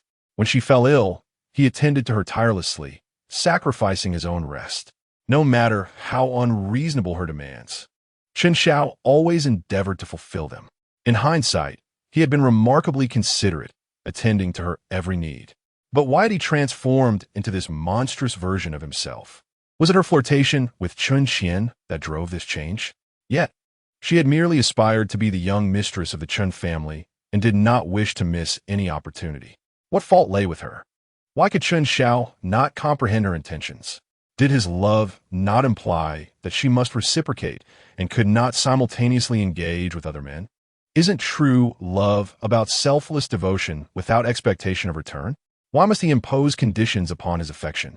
Why could his love not be more pure? Even if she had not devoted herself completely to him, why must he resort to such extreme measures against her father? Tears streamed down Zhuo Qingqing's face, blurring her vision. She could not fathom why Chen Xiao's love was so narrow-minded, so cruel, and why the inability to possess must lead to destruction. She had done nothing wrong. Zhuo Qingqing deeply regretted her actions. Perhaps she should never have shown Chen Xiao any kindness. If she had not, perhaps none of this would have transpired. Gradually, she found herself at her home, only to discover a vehicle emblazoned with Pingjiang Mental Health Center parked at the entrance, accompanied by 2 police cars with flashing lights. I am not insane. I am the lady of the Zhuo family. My husband is the chairman of Yangfan Group. Release me, or you shall suffer the consequences. Zhuo Qingqing's mother, He Meifeng, was being forcibly escorted from the villa by 2 medical personnel, her hair disheveled and her demeanor frenzied. She screamed hysterically, struggling fiercely and even attempting to bite the hands of her captors. Mother, Zhuo Qingqing cried, rushing forward to push the medical staff aside, positioning herself protectively in front of He Meifeng. What are you doing? Let my mother go. Miss, your mother is exhibiting signs of a psychological crisis. We must intervene for her treatment, one doctor explained. Nonsense. My mother cannot be insane. She was perfectly fine before. Turning back to her mother, Zhuo Qingqing saw He Meifeng's vacant gaze, a disturbing smile on her lips as she emitted an eerie laugh. My husband is coming back. He said he would take me skiing in Africa and to Disneyland in the Arctic. He will be back any moment. Mother, look at me. I am Qingqing. Tears streamed down Zhuo Qingqing's face as she embraced her mother tightly, attempting to awaken her sense of reason. But He Meifeng suddenly broke free, her fingers sharp as claws, lunging toward Zhuo Qingqing's face with a ferocious expression. You little harlot, you stole my husband. Watch out for my 9 white bone claw. I will scratch you to death. Caught off guard, Zhuo Qingqing felt several bloody scratches mar her face. The medical personnel, witnessing this, rushed forward to administer a sedative to He Meifeng before dragging her away. Mother, Zhuo Qingqing wept bitterly, reaching out toward the vehicle, only to let her hand fall weakly, her face a mask of despair and helplessness. At that moment, several middle-aged men emerged from the villa, their wrists adorned with silver handcuffs, followed by a contingent of police officers. Uncle, second uncle, Butler Li, Zhuo Qingqing exclaimed, rushing forward, only to be intercepted by the police.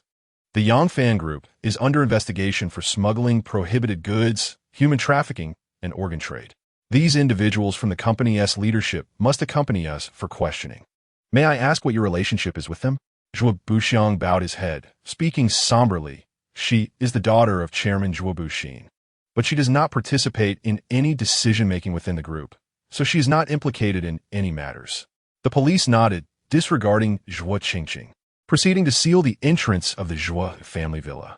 Zhuo Qingqing gazed at the sealed villa, her heart a tumult of emotions, tears blurring her vision as she collapsed onto the ground. At that moment, her phone vibrated unexpectedly. Upon opening it, she discovered a news alert. The Yangfan Group was embroiled in numerous illegal activities, with the recently deceased chairman, Zhuo Buxin, suspected of committing suicide out of guilt. The report hinted at deeper secrets yet to be unveiled. The Zhuo family is finished, Zhuo Qingqing murmured to herself, her hand weakly opening, causing her phone to fall to the ground. The screen shattered, mirroring the shattered state of her life. This is the home of that beast, Zhuo Buxin. She recalled the girl she recognized as Zhuo Buxin's daughter, the one for whom he had extravagantly spent $1 million on a birthday banquet. A topic that had dominated the headlines. That scoundrel trafficked my daughter, tearing our family apart, while raising his own daughter like a princess. Today, I will seek justice for my child. A group of aggrieved relatives surged forward, shoving Zhuo Qingqing to the ground, fists raining down upon her like a torrential downpour. She curled into a ball, pain coursing through her as tears mingled with blood, her mind engulfed in confusion. She could not comprehend how events had spiraled to this point. Just hours earlier, she had been the pampered daughter of the Zhuo family, a paragon of privilege and beauty in the elite society of Pengjiang, a figure who commanded attention. Yet, within the span of a single day, her father was dead, the company bankrupt, her mother had lost her sanity, and her uncles and aunts had been incarcerated, leaving her as the target of public disdain. Chen Xiao, it's all Chen Xiao. Suddenly, the image of Chen Xiao flashed in her mind. She recalled the events of the day, realizing that it all stemmed from her haughty words spoken before him. She had been assaulted, her father had intervened, only to face violence himself, leading to Chen Xiao's arrest after her father reported him. Then came the fall, the madness of her mother, the bankruptcy of the company, the sealing of the Zhuo estate. Everything lay in ruins.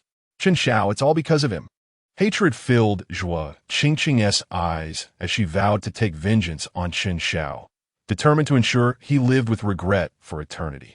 She failed to recognize that the true architect of her misfortune was none other than herself, her own greed, arrogance, and ignorance having wrought this calamity. Outside the Zhuo villa, a Rolls-Royce Phantom stood quietly, its window descending to reveal Chen Xiao, who observed the scene with an impassive demeanor.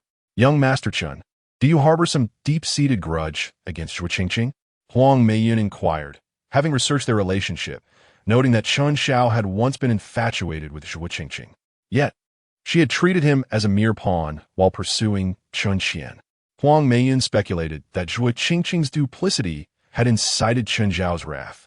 Grudges aside, the Zhuo family has committed countless misdeeds. Dismantling them sooner will spare others from suffering, Chen Xiao replied. Should we deal with Zhuo Qingqing? Huang Meiyan's eyes widened momentarily, making a slashing gesture across her throat. We are law-abiding citizens.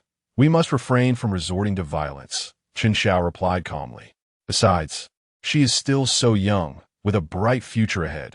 How could we be so cruel as to snuff out her life? At his words, Huang Meiyan felt a pang of guilt and was about to apologize. Letting her die would be too merciful. She should endure a life of suffering and regret, as that would be the best form of retribution. Chen Xiao's cold words sent a shiver down Huang Meiyan's spine. Realizing how naive she had been to think him merciful, he then ordered 2 men to keep a close watch on Zhuo Qingqing, even if she attempted suicide. They were to ensure her survival, as her debts remained unpaid. Death was not an option. After all, she owes me 10 years of life. Huang Meiyan assumed Chen Xiao referred to the decade he spent as her devoted admirer. However, Chen Xiao's thoughts were consumed by his previous life, where Zhuo Qingqing had testified falsely against him, leading to his imprisonment and inhumane suffering. Now, he intended to make her experience 100-fold of that anguish, ensuring every moment was a torment. Keep her under strict surveillance. She won't stir up any trouble. Even if she miraculously finds fortune, I'll ensure she meets her end at the critical moment. She shall not have a chance for redemption. Chapter 019. A Visit, with excavators clearing the way. The following morning, Chen Xiao rose promptly at 5:30 for his morning run, a steadfast habit he maintained through sun and storm. However, this time, he unexpectedly encountered Huang Meiyan along his route. You, the young master, are up so early, Huang Meiyan remarked, clad in a fitted lavender sports tank top that accentuated her graceful shoulders and collarbone, paired with high-waisted black shorts that highlighted her toned curves. Her long, slender legs glimmered in the morning light, reminiscent of meticulously polished ivory, while a sweet fragrance wafted through the air as she moved. After staying over at Chen Xiao's villa the previous night due to the late hour, her athletic attire was a staple she kept in her car. It seems some young masters enjoy sleeping in, but not me, Chen Xiao replied with a smile. Casting a glance at Huang Meilan before quickly averting his gaze. The snug tank top showcased her alluring figure, and he and T realized before how dutiful she was in caring for her grandmother.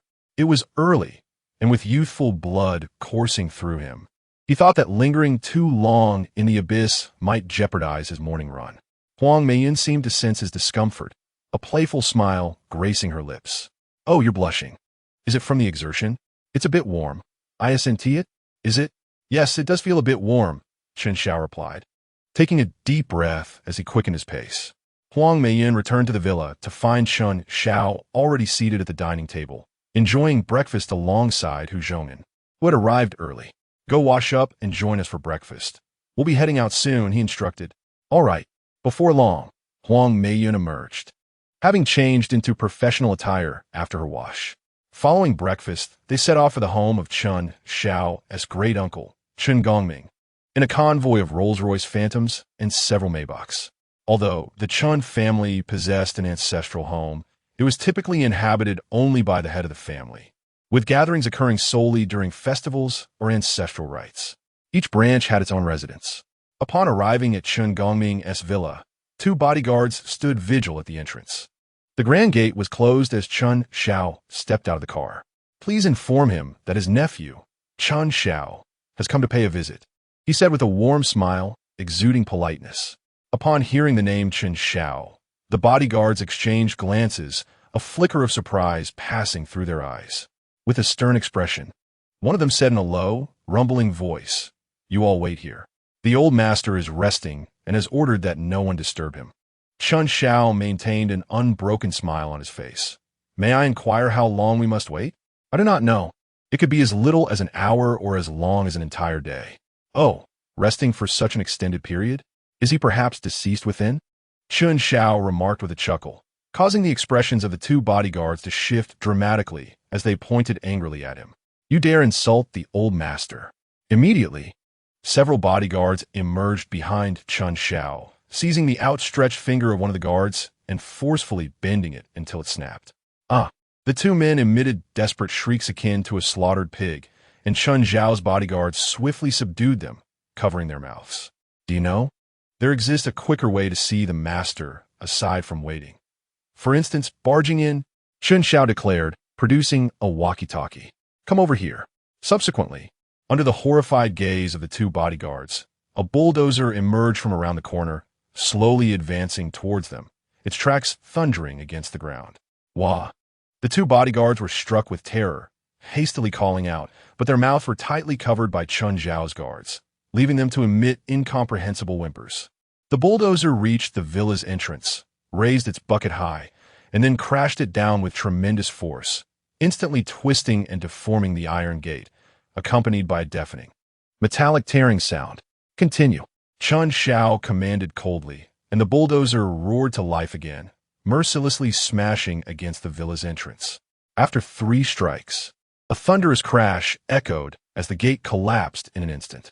Several bodyguards rushed forward to clear the debris, and Chen Xiao returned to his Rolls-Royce. As the convoy entered the villa grounds, led by the imposing bulldozer, such a cacophony quickly drew the inhabitants of the villa outside. Leaning on a cane, his hair gray, Chen Gongming appeared at the entrance, fuming, supported by his descendants. Upon seeing Chen Xiao, his expression changed dramatically. "Chen Xiao, what are you doing?" "Ah, second uncle. Good morning. Your grandson has come to pay his respects, or rather, to greet you." Chen Xiao alighted from the car, waving at Chen Gongming, his words of greeting devoid of any semblance of respect. Chen Gongming's face flushed with anger, and he struck the ground forcefully with his cane. "This is outrageous. Second uncle, please do not misunderstand my good intentions. We came to visit, but those 2 watchdogs said you were still resting. When I inquired how long you would rest, they claimed it could be another day. I thought at your age, you should not sleep so long. Who knows when you might pass away in there. Thus, I had no choice but to resort to this extreme measure to wake you up.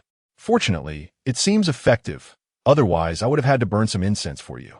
Chen Xiao smiled broadly, his string of words making Chen Gongming tremble with rage, nearly spitting out a mouthful of blood, his fingers shaking as he struggled to articulate a response.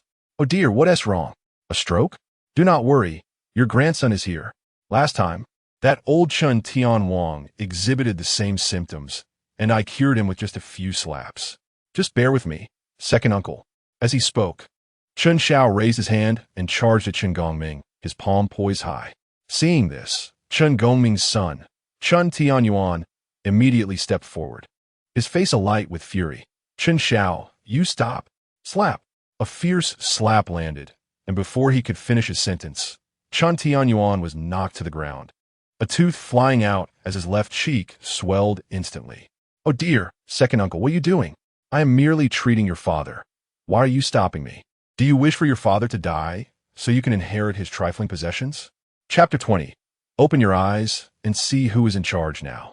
Chen Xiao, you little beast. Chen Tianwang was about to hurl more insults when two of Chen Xiao's bodyguards swiftly stepped forward, one covering his mouth while the other seized him by the waistband and dragged him aside. Come now, second uncle, with no ungrateful child obstructing me. I shall surely cure your stroke this time. Chen Xiao smiled, feigning to raise his hand again, causing Chen Gongming's expression to change abruptly. No need, I am fine. I'm not ill. Oh, have my medical skills improved to such a degree? Chen Xiao shook his head in feigned regret, lowering his hand. Chen Gongming's expression hardened, fury boiling in his eyes, yet he ultimately swallowed his anger upon witnessing the group of watchful bodyguards behind Chen Xiao, letting out a cold huff. Chen Xiao, what brings you here today? Second uncle, is it not rather impolite to make us stand here and converse? Chen Xiao inquired with a smile, while Chen Gongming's countenance shifted several times before he turned and walked towards the reception room. Follow me. Chen Xiao closely trailed behind, along with Hu Zhongyan, Huang Meiyan, and a throng of bodyguards. Upon reaching the reception room, Chen Gongming took his seat in the main position, gesturing for a servant to pour tea for Chen Xiao, his face still stern. Now, how can we speak? Previously, did grandfather Hu not contact you, second uncle? Surely, you are aware of my intentions. I have come to personally seek your audience, as per your instructions. Chen Gongming's mouth twitched uncontrollably. Who pays a visit to seek an audience while operating a bulldozer to break down the door? Previously, Hu Zhongman mentioned your desire to establish a clan hall, alter the family tree, and expel your father Chen Tianwang's family from it. Such a notion is utterly preposterous. Chen Gongming snorted coldly, but soon recalled Chen Xiao's earlier outrageous behavior. A bulldozer breaking down the door, slapping an elder, and attempting to expel one's biological father from the family tree. Actions that would seem utterly absurd to others appeared to come naturally to Chen Xiao. Oh, where is the preposterousness? Please enlighten me, second uncle. Tianwang is your biological father. How can a son expel his own father from the family tree? Would this not invite ridicule from the world? Yet Chen Tianwang favors his adopted son while abusing his own flesh and blood. Would that not be subject to scorn? No matter the circumstances, he is still your father. An elder. Elders are akin to heaven. Whatever they say or do, even if incorrect, you as younger generations must regard it as a decree without a hint of defiance. Your actions will only brand you as unfilial. Chen Gongming exclaimed, exasperated as he struck his cane against the ground, loudly chastising. The Qing dynasty has been gone for how many years, and yet you still speak of decrees. Are you genuinely concerned that I might be labeled unfilial? Or are you more afraid of your status as an elder being trampled upon, your hard-won power vanishing into thin air? Chen Xiao retorted with a cold smile. You truly believe that by calling you second uncle, I regard you as someone of importance? You insolent wretch. What did you just say?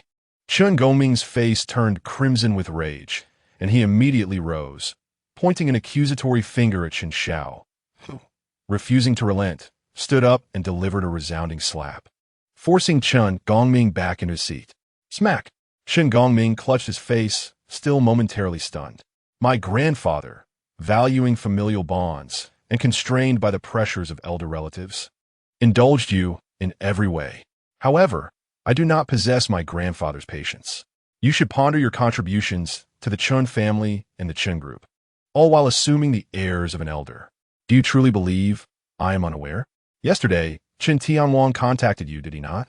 Upon hearing this, Chen Gongming's expression shifted drastically, covering his face while his gaze flickered towards Chen Xiao. He urged you to impeach my position as head of the family at the clan committee and to nominate him as the new head. Following that, he would have Chen Qian, that illegitimate child, included in the family tree, officially becoming a member of the Chen family. Subsequently, he would find an opportunity to oust me from the Chen family and reclaim the shares my grandfather bequeathed to me. After achieving his goals, he intended to grant you 5 shares of the Chen group, allowing you to return to the board of directors. Am I mistaken, dear uncle? Chen Gongming's expression suddenly shifted. His gaze towards Chen Xiao filled with astonishment and dread. The clandestine dealings between himself and Chen Tianwang were supposed to be known only to the two of them. Yet Chen Xiao meticulously articulated their entire conspiracy. It became evident that either he or Chen Tianwang had an informant planted by Chen Xiao. It seemed he had grossly underestimated this mere 18-year-old youth. His cunning and strategies far surpassed what he had imagined, rivaling those of the former Chen Tianwang. In truth, Chen Gongming only guessed half of the truth. There were indeed spies planted by Chen Xiao around him. Yet no level of surveillance could uncover information known solely to the involved parties. Chen Xiao's awareness of all this stemmed from his memories of a past life. In that existence, the two had conspired, with Chen Gongming at the helm, to impeach Chen Xiao from the position of family head within the clan committee. Chen Xiao inherited the position and 35 shares from Chen Tianwang, of which 15 were held in trust by the family head as communal assets. Following Chen Xiao's impeachment, Chen Tianwang ascended to the role of family head, and with his own 15 shares, he became the largest shareholder of the Chen group, subsequently assuming the chairmanship without a hitch. Although Chen Xiao retained shares, he was expelled, holding no position within the Chen group. In the aftermath, Chen Tianwang employed various means to deceitfully acquire Chen Xiao's remaining shares, ultimately casting him out. After a considerable time, Chen Gongming managed to compose himself, striving to present a facade of calm. Since you are aware of everything, yet still dare to provoke me, even slapping my face, I had initially contemplated exercising restraint, given your status as the beloved grandson of the elder brother. However now, with that, Chen Gongming cast a dark glance at Chen Xiao, his tone laden with menace. Chen Xiao chuckled. Uncle, are you still not awake? Do you still fail to grasp the situation? With a gesture, he summoned a dozen bodyguards, who promptly encircled Chen Gongming, their gazes fixed on him like hawks.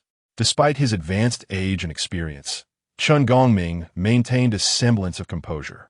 Though internally he was in turmoil, did he truly believe that such a small number of people could compel him to capitulate? When I roamed the world, your father was but a mere drop in the ocean. As he spoke, Chen Gongming clapped his hands, and instantly over 30 robust bodyguards, each wielding a rubber baton, appeared outside the hall, surrounding Chen Xiao and his entourage. Deal with them. Chen Gongming lowered his eyelids, calmly sipping his tea. Chen Xiao, unperturbed, retrieved a walkie-talkie once more.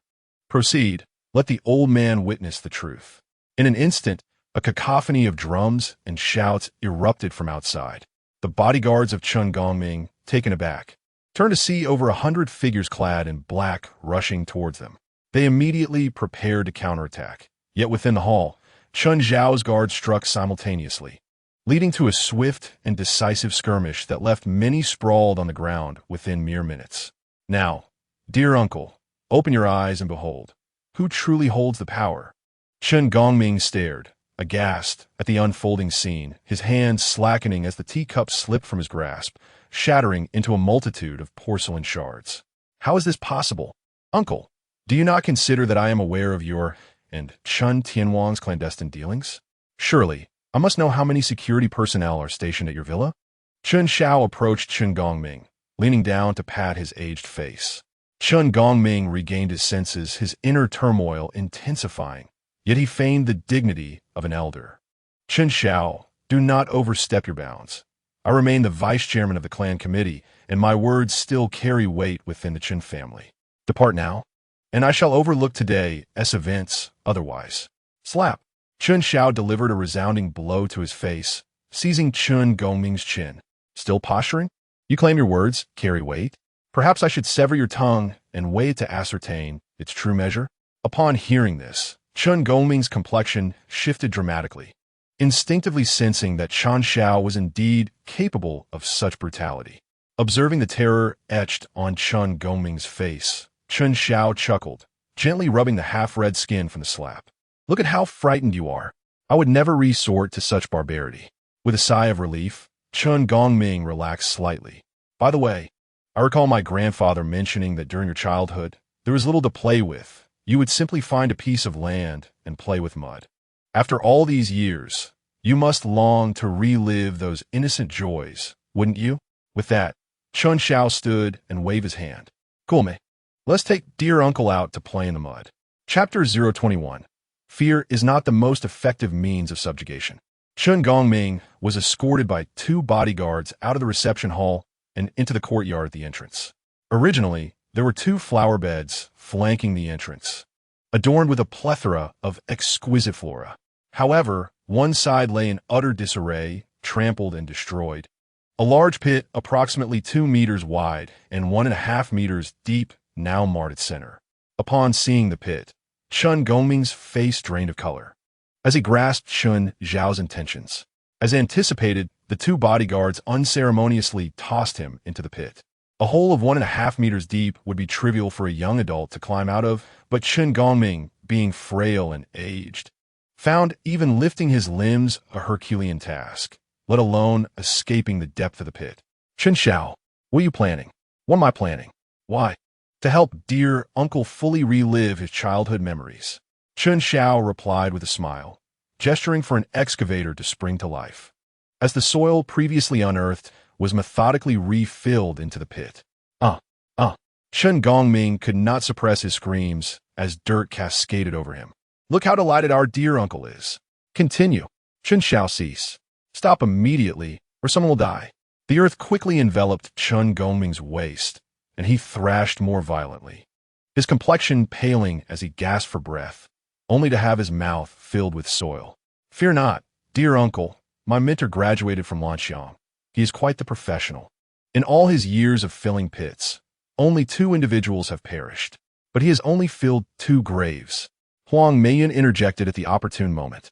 "Chen Xiao finit surprise. Isn't that a 100 mortality rate? This could be problematic. I forgot to prepare a tombstone." At this revelation, Chen Gongming was struck with terror, abandoning all pretense and crying out in despair. "Chen Xiao, I beg you, command them to stop. I will agree to anything you say. I will have the ancestral hall opened and amend the family tree. Please spare me." "Stop." Chen Xiao raised his hand, signaling for them to retrieve Chen Gongming from the pit. Emerging from the pit, Chen Gongming was a muddy mess, trembling as he knelt on the ground, tears streaming down his face, his pants thoroughly soaked. Chen Xiao regarded him coldly. Would it not have been simpler to comply from the outset? Why the theatrics? Chen Gongming lowered his gaze, avoiding Chen Xiao's stare, his eyes brimming with resentment. Chen Xiao smiled knowingly. He understood that the man's compliance was born of fear, and he likely harbored intentions of betrayal at the last moment. At that juncture, Chen Tianwang would ascend as the head of the Chen family, while he would find himself at odds with all the clan members. By then, should they summon hundreds of thugs, his chances of escape would be utterly extinguished. Chen Xiao was acutely aware that fear was not the most effective means to compel submission. Rather, it was the ceaseless dread that truly ensnared a person's will. "How does it feel to have your own brother-in-law as a brother?" He suddenly posed, catching Chen Gongming off guard. A flicker of terror crossed his eyes, swiftly masked by a facade of composure. "What do you mean by that?" "Oh, it seems my wording was amiss. After all, a woman serving 2 husbands cannot simply be called a brother-in-law. It should be termed." Chen Xiao furrowed his brow as if lost in thought. "Ah yes, kindred spirits."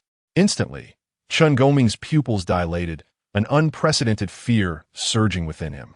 "I must say, you 2 are truly indulging in a blossoming romance, even at your age of over 60 with such vitality.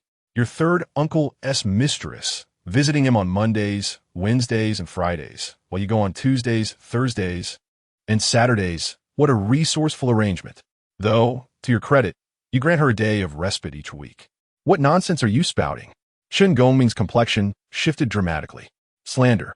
You are slandering me." The mistress's child proved to be quite the boon, gifting you both a son.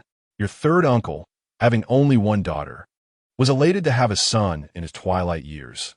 But what would happen if he were to discover that this child was not his own? Chen Xiao smiled at Chen Gongming, who was now pale, beads of cold sweat forming on his brow.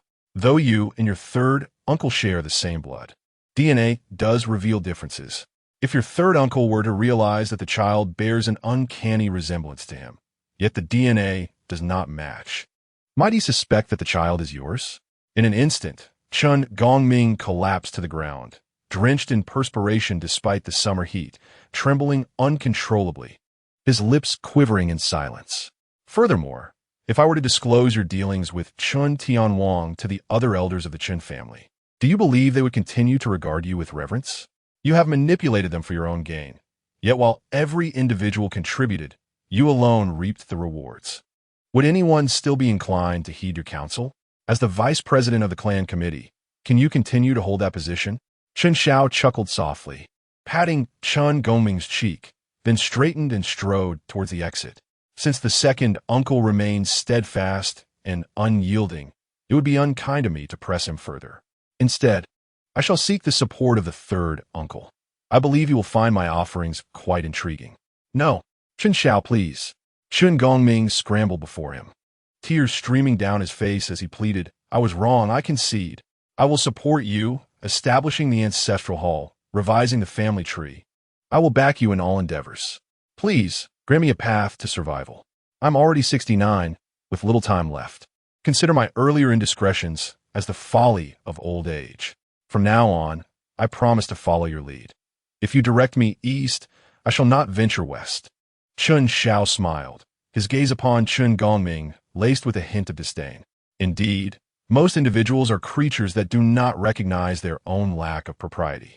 When treated with civility, they strut and preen, yet when faced with genuine consequence, they kneel and beg, tears streaming down their faces. Why the charade? Second uncle, I believe in mutual respect. If you accord me a measure of respect, I shall reciprocate tenfold. Should you align with me, rest assured, your interests shall not be neglected. Once our plans come to fruition, I will present you with a surprise that will leave you utterly astounded. Chen Xiao gently brushed the dirt from Chen Gongming's clothes, stating, I look forward to your anticipation of the family head surprise. Though he voiced his eagerness, Chen Gongming inwardly wished to avoid any further dealings with Chen Xiao for the rest of his life. This man was unhinged. Well then, second uncle, I shall take my leave. Do not forget about tomorrow's matters. Chen Gongming nodded fervently, watching as Chen Xiao departed, silently praying that he would uphold his word and refrain from revealing any of his secrets. Once in the car, Hu Zhong'an could no longer contain his curiosity and inquired of Chen Xiao in the back seat. Young master, what did you discuss with the second elder regarding tomorrow's affairs? What is happening tomorrow? Ding! At that moment, Huang Meiyun's phone vibrated. After glancing at the message, a look of surprise flickered in her eyes, deepening her intrigue towards Chen Xiao. Chen Tianwang had sent invitations to all prominent families in Pingjiang, announcing a banquet at the Chen family's old residence tomorrow night. And the theme? The eldest son, Chen Qian, is celebrating his 18th birthday. 18, you say? A smile crept across Chen Xiao's lips as he gazed thoughtfully out the car window. The transformation from beast to man is indeed worthy of celebration. Chapter 022, The Adored Chen Qian. In the presidential suite, Chen Qian, having wallowed in despair for 2 days, finally regained his spirits. It was not a sudden epiphany, but rather the recognition that today marked a significant milestone, his 18th birthday. 18 signifies the threshold of adulthood. Knock, knock, knock. The door was rapped upon, and upon opening it, Chen Qian found Chen Yaxin standing outside, smiling as she presented an exquisite gift box. I fear that you might receive too many gifts tonight and wouldn't have time to appreciate what I've prepared, so I thought I'd let you open it early. Chen Qian accepted the gift box, eagerly untying the delicate bow. A gleaming Ferrari key revealed itself within. His eyes sparkled with delight as he eagerly examined the key, a wave of indescribable excitement swelling within him. Let us go downstairs and see your gift, Chen Qian exclaimed, following Chen Yaxin to the garage. where a brand new Ferrari gleamed brilliantly before him. Wow, a Ferrari FXX. This beauty cost nearly 15 million. Chen Qian exclaimed, nearly bounding with joy. Sister, I love you. Without a second thought, he hopped into the car, eager to experience it. I noticed you often pause to admire this model in car magazines. So I knew you would adore it. Chen Qian beamed, pleased to see her brother so thrilled with his gift. Overjoyed, Chen Qian felt his previous efforts of subtly hinting at his desire for this car had paid off. He had successfully maneuvered his sister into gifting it to him. By the way, sister, this car costs over 10 million. Our parents only give us a monthly allowance of 100,000. How did you manage to afford this? As he caressed the steering wheel, he casually posed the question. A flicker of unease crossed Chen Qian's gaze before she smiled slightly. Do you truly believe your sister is just a pretty face? I invest in funds and stocks. I can easily earn that money back. With a toss of her hair, she feigned indifference. You're incredible, sister. The best sister in the world. Chen Qian showered her with praise. Chen Qian basked in the admiration, for she had always cherished the sweet words of her brother. In contrast, Chen Xiao often criticized her choices. Previously, when she had confidently invested in several stocks, Chen Xiao had cursed her endeavors, predicting their failure. As anticipated, within days, she suffered significant losses and had to sell at a loss. Whenever she encountered Chen Xiao afterward, his silence only served to mock her in her heart. In contrast, Chen Qian was always attentive to her feelings, comforting her with the understanding that success and failure were merely part of the game.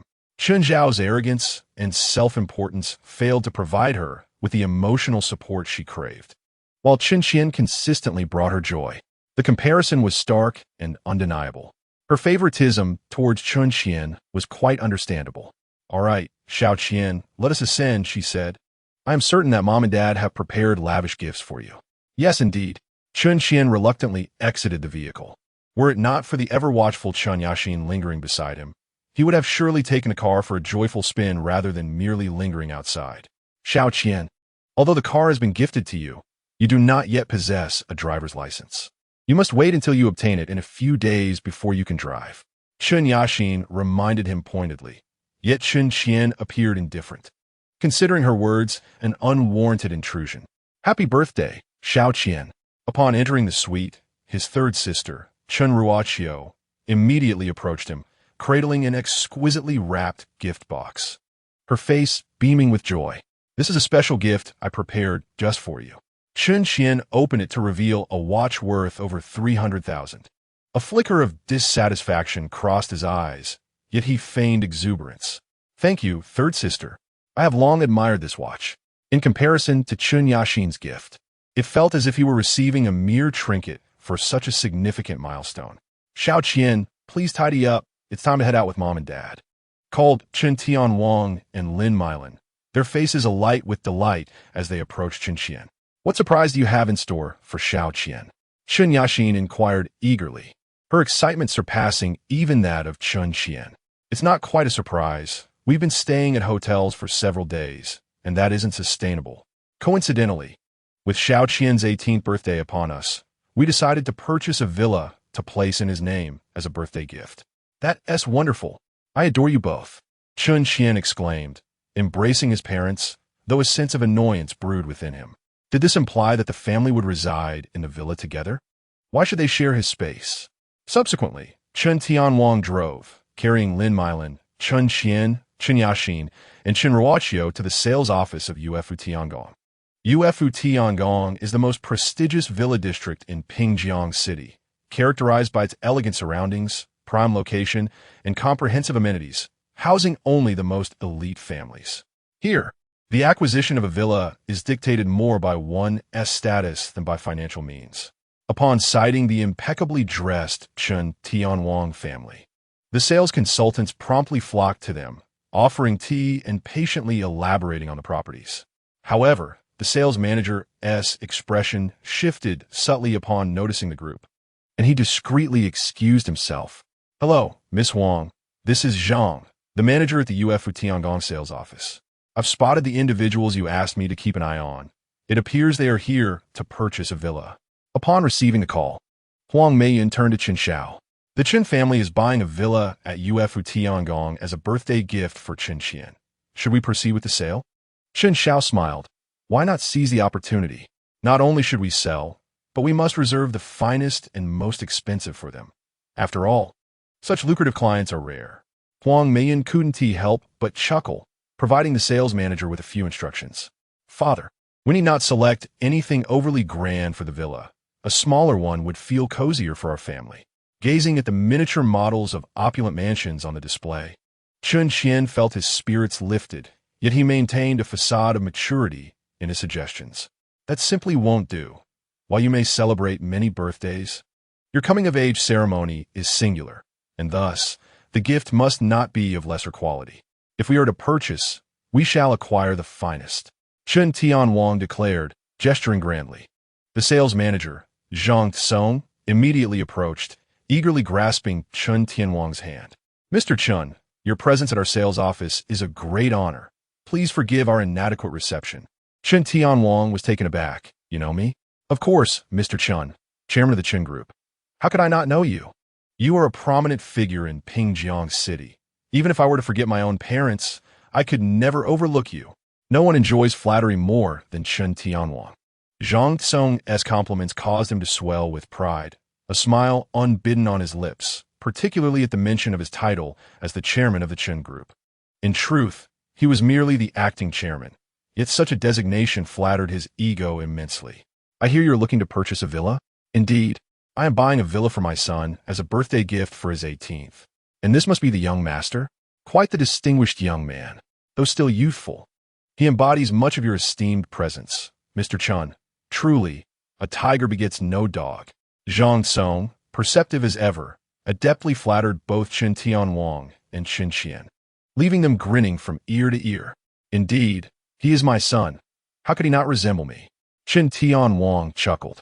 Meanwhile, Chen Qiao observed the two, taking a moment to scrutinize the resemblance between them, while Lin Meilan and Chen Yashin remained unfazed, showing no signs of overindulgence in the flattery.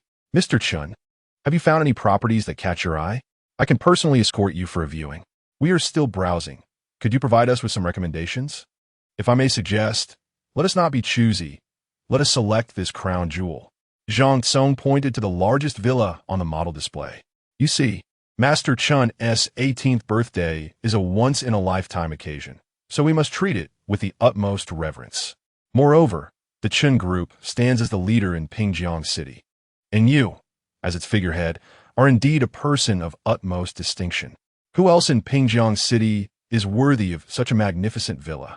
Upon hearing this, Chen Tianwang nodded in agreement, realizing the logic behind it. As the helm of the largest enterprise in Pingjiang City, if he did not purchase the crown jewel, who else would be deserving? Indeed, that makes sense, he replied. What is the price for this crown jewel? Not exorbitant, merely 88 billion. What? 88 billion. Chen Tianwang's expression transformed from delight to sheer shock, nearly leaping from his seat.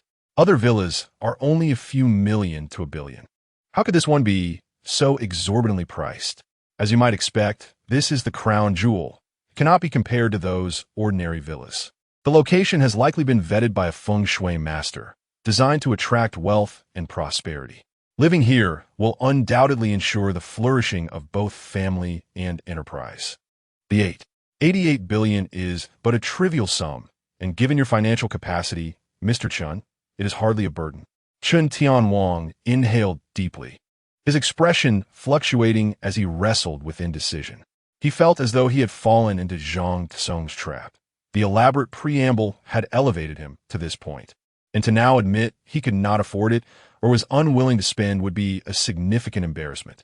Hearing the astronomical figure of 88 billion, Chen Qian's eyes sparkled with desire, yet he too discerned the awkwardness on Chen Tianwang's face, igniting a flame of frustration within him. That old man, is he truly reluctant to spend on me? With this thought, Chen Qian sighed, donning a sorrowful expression. Father, perhaps we should reconsider. This villa is far too extravagant for me. A villa priced at merely over 10 million would suffice. No matter the size, the essence of happiness lies in our togetherness. As he spoke, Chen Qian cast a reluctant glance at the magnificent building, as though bidding farewell to an elusive dream. Chen Tianwang felt a warmth in his heart upon witnessing his son's understanding. Yet the words laden with self-sacrifice and the yearning in his eyes pierced through him, prompting a pang of sorrow. Resolutely, he declared, "Buy it. What's it to me but over 8 billion? I shall have someone prepare the contract right away." Zhang Gong, elated by this turn of events, thought to himself how fortunate he was to encounter such a naive yet affluent client, and quickly directed his subordinates to prepare the necessary documentation. "Dad, do you truly possess such substantial liquid assets? Over 8 billion is no trifling sum." Chen Qian voiced her concerns quietly to Chen Tianwang. "Not to worry, the mid-year dividends will be disbursed in a week. I can sell off some of my mutual funds and stocks. It should be sufficient," he reassured her. "But that's still a week away. If we want the property now, we must settle the payment in full. What shall we do?" Chen Qian frowned. Chen Tianwang's expression hardened, growing slightly annoyed by his daughter's incessant fretting. "Do I need your reminders? Do you think I haven't considered these matters?" With that, he stepped aside to make a phone call. Minutes later, Zhang Tsong returned with the contract in hand. Chen Tianwang swiftly reviewed the document before handing it to Chen Qian. Overcome with emotion, Chen Qian's eyes glistened as he accepted the contract with trembling hands. "Dad, you are truly wonderful. I will be filial to you for life. You are my son. Who else should I treat well if not you?" Chen Tianwang replied with a smile, then turned to Zhang Tsong. "Provide me with a payment account." Zhang Tsong supplied the account details, and soon a notification of the transaction arrived on Chen Tianwang's phone. The funds were secured. Indeed, Chairman Chen had proven his financial prowess, a true leader in Pingjiang City.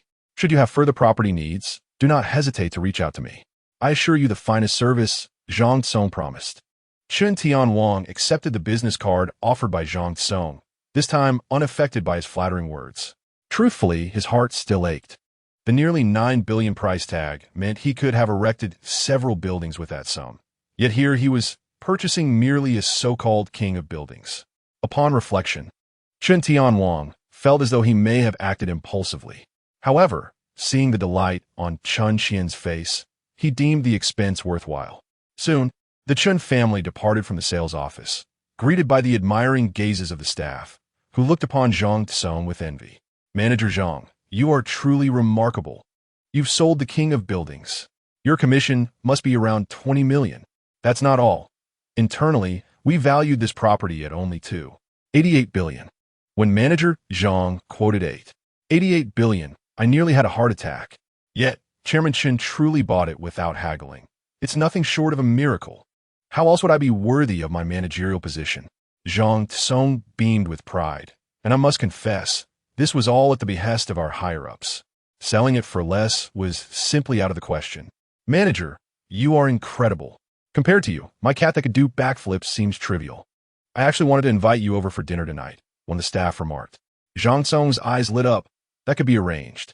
However, aware of the envy and jealousy directed towards him, Zhang Tsong recognized the need to temper his own selfishness, lest someone report him to Chen Tianwang, which could spell disaster for him. "All right, let today's events remain confidential. Otherwise, you will all bear the wrath of our higher-ups. Keep your mouths shut, and I will ensure each of you receives a commission of 200,000. Upon hearing this, their eyes sparkled with excitement, nodding eagerly. Although jealousy lingered, reporting him would yield no benefit, only harm. Yet, Zhang Tsong's willingness to share the bounty left them elated. At the Chen Xiaobing villa, as anticipated, Chen Tianwang had indeed diverted funds from the Chen group to cover the property purchase.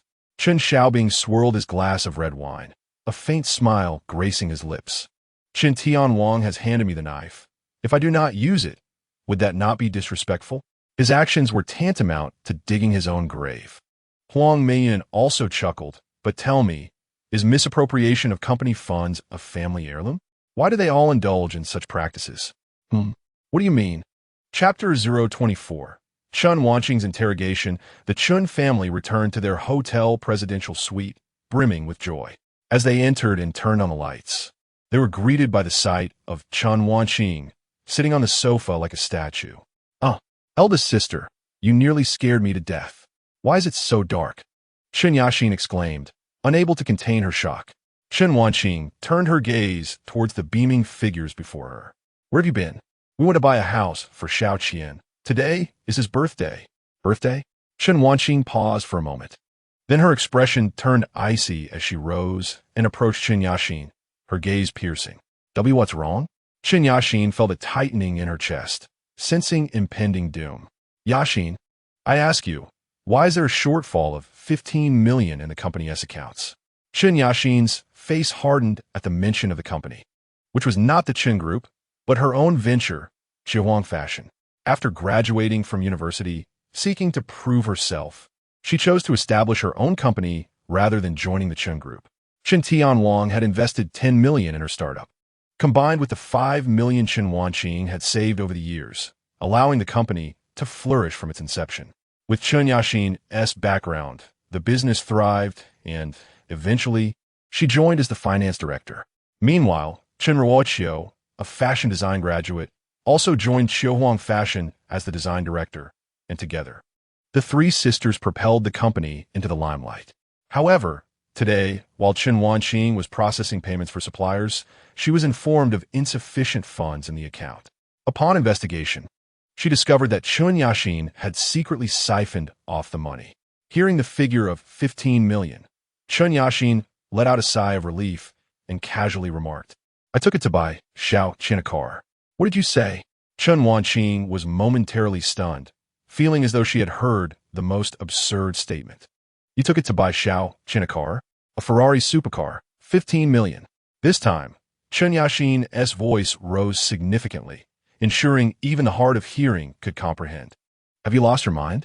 Setting aside whether you should even purchase such an extravagant car, do you realize what you have done? Misappropriating company funds is a criminal offense.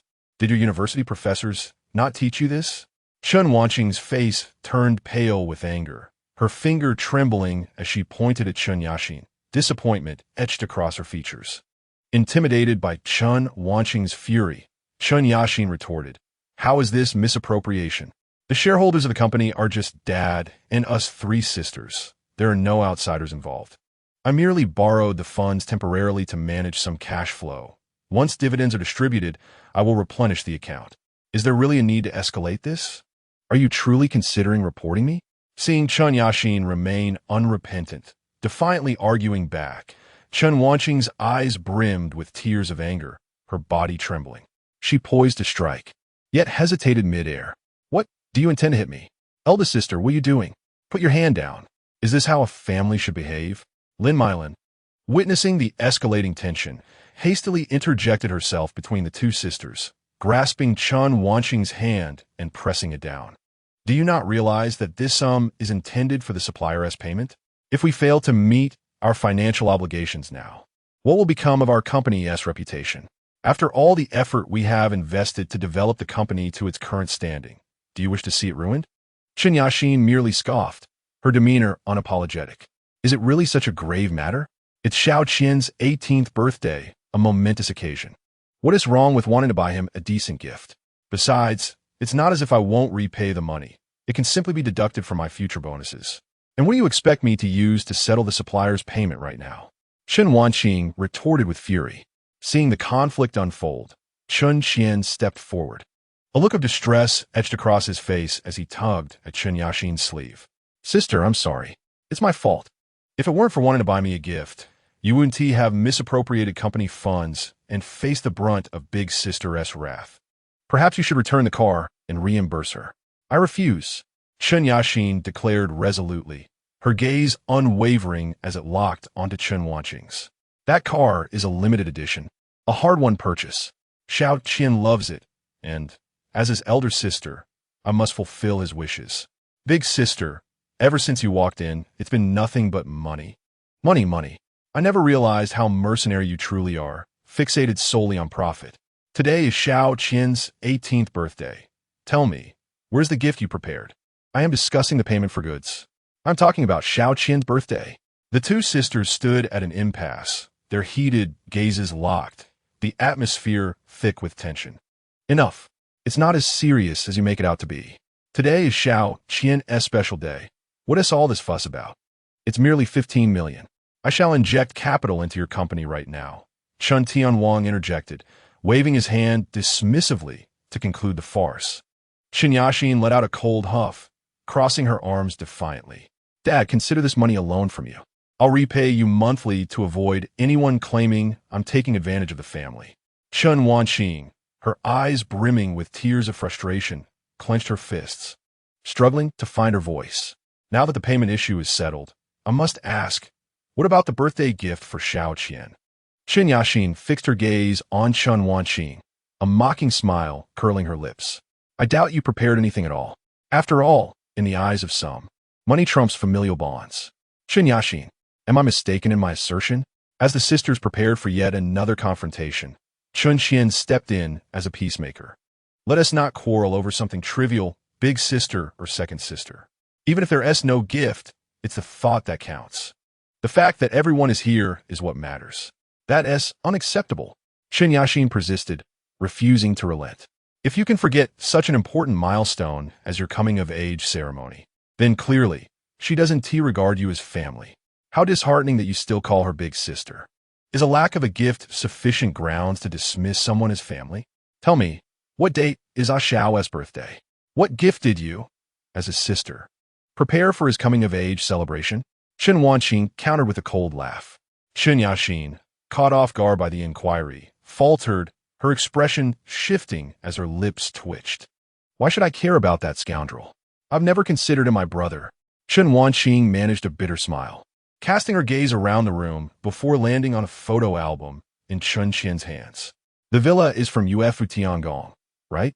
The cheapest unit there costs at least 80 million. May I ask my parents, what did you gift Xiao for his coming-of-age birthday? Chen Tianwang's expression darkened as he barked, Enough! Are you accusing me of failing as a father? This conversation ends here. No one is to mention it again. You all forgot Xiao's birthday, including myself. That day, Xiao Qian received praise from the teacher for his homework, and everyone went out to celebrate. While Xiao stayed home alone, cooking himself a bowl of longevity noodles. Chen Wanqing, her eyes glistening with tears, looked up at Chen Tianwang. Father, Xiao is your biological son, our brother. Why has no one ever cared about him? Under Chen Wanqing's relentless questioning, Chen Tianwang's fury finally boiled over. Slap! A resounding slap echoed through the room. I said not to mention it again. Do you not understand? You question why we don't care for him? I, Chen Tianwang, have only one son, Chen Qian. That wretched child Chen Xiao, I will consider as if he were never born. Should I hear anyone speak up for him again? Do not expect my compassion. Chapter 025, Doubts. Chen Wanqing opts for paternity testing. Chen Wanqing lowered her head, covering her swollen face in silence. Chen Qian stood proudly beside her, akin to a victorious rooster. Big sister, Chen Ruoqiu tugged at Chen Wanqing's sleeve, her eyes filled with concern. Since everyone is present, I have an announcement to make, Chen Tianwang declared, seating himself confidently on the sofa and surveying the gathered crowd. I have invited distinguished figures from all walks of life in Pingjiang City to celebrate Xiao Qian's birthday banquet tonight at the old residence. Be sure to dress elegantly and uphold the family's honor. Moreover, during this banquet, I will officially announce my position as the head of the Chen family and ensure Xiao Qian's name is added to the family tree. From this moment forth, no one shall question Xiao Qian's identity as the heir of the Chen family.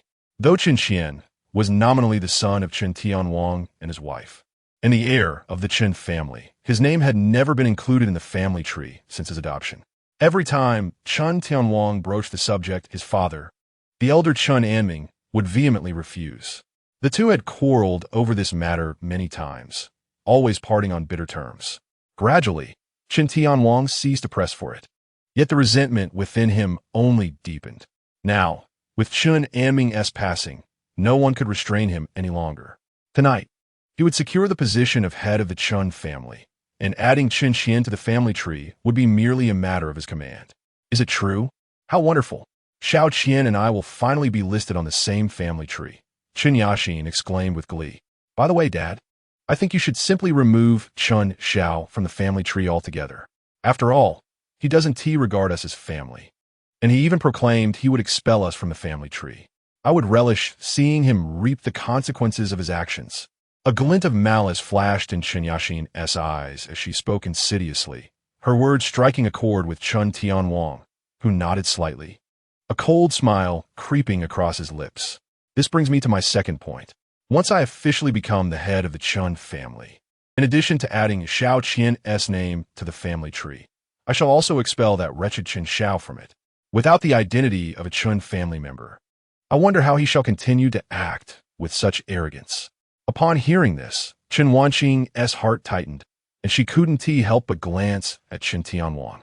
Chen Ruoqiu, holding her hand tightly, shook her head in warning. The atmosphere in the living room grew palpably tense. Furthermore, since Chen Xiao is no longer one of us, he shall have no claim to the grandfather's inheritance.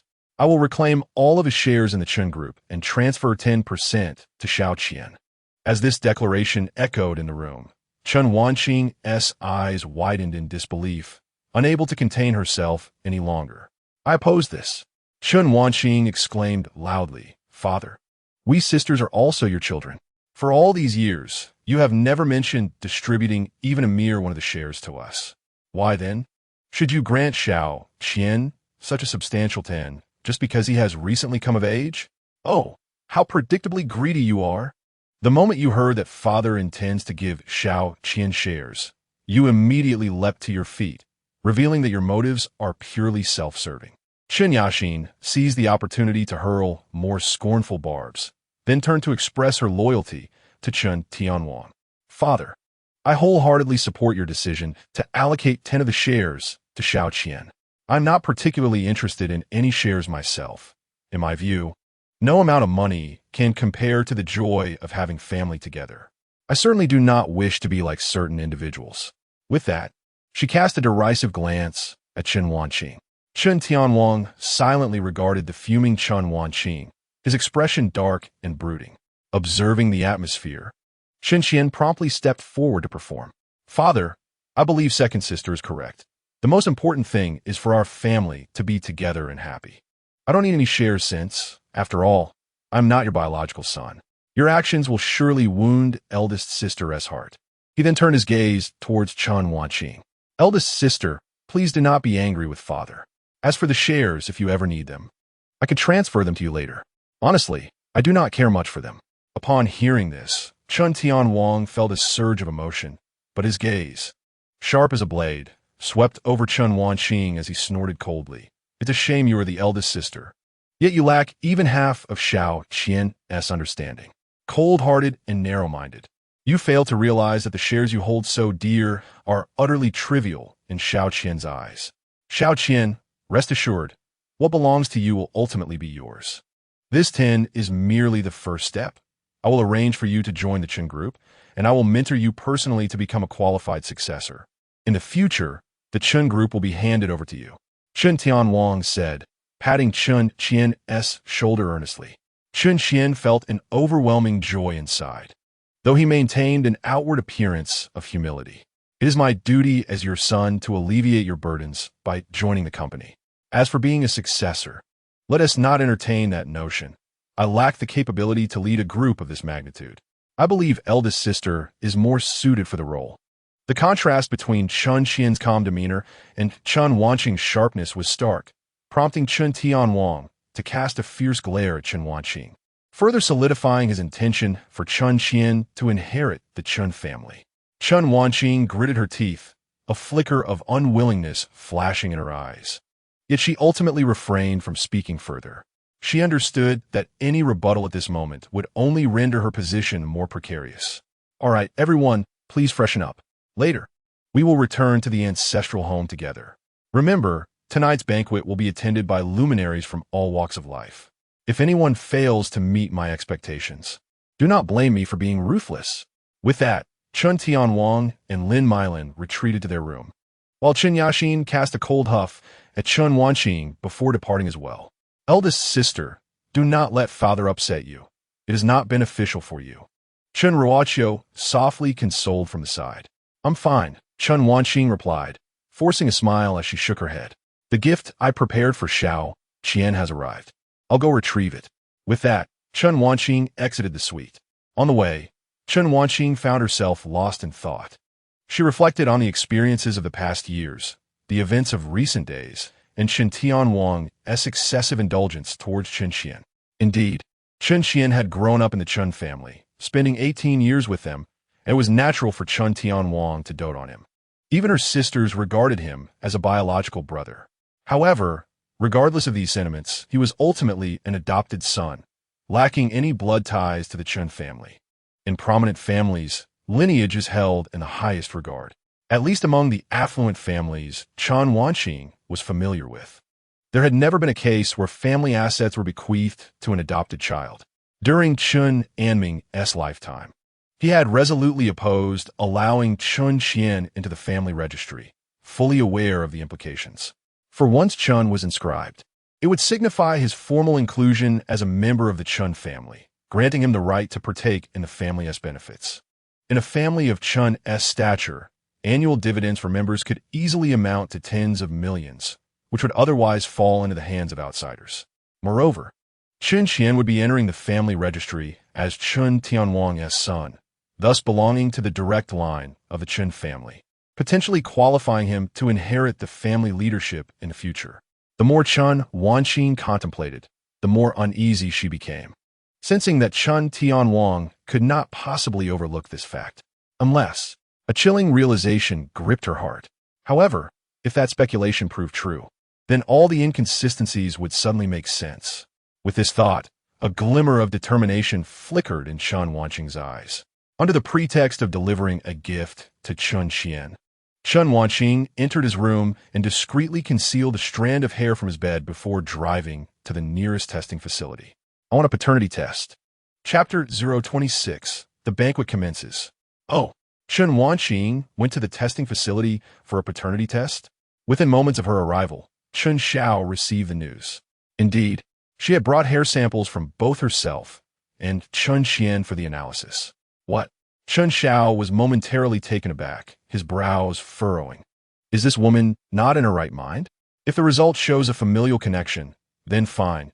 If not, is she doubting whether Chen Qian is Chen Tianwang's biological son? Or is she questioning her own lineage?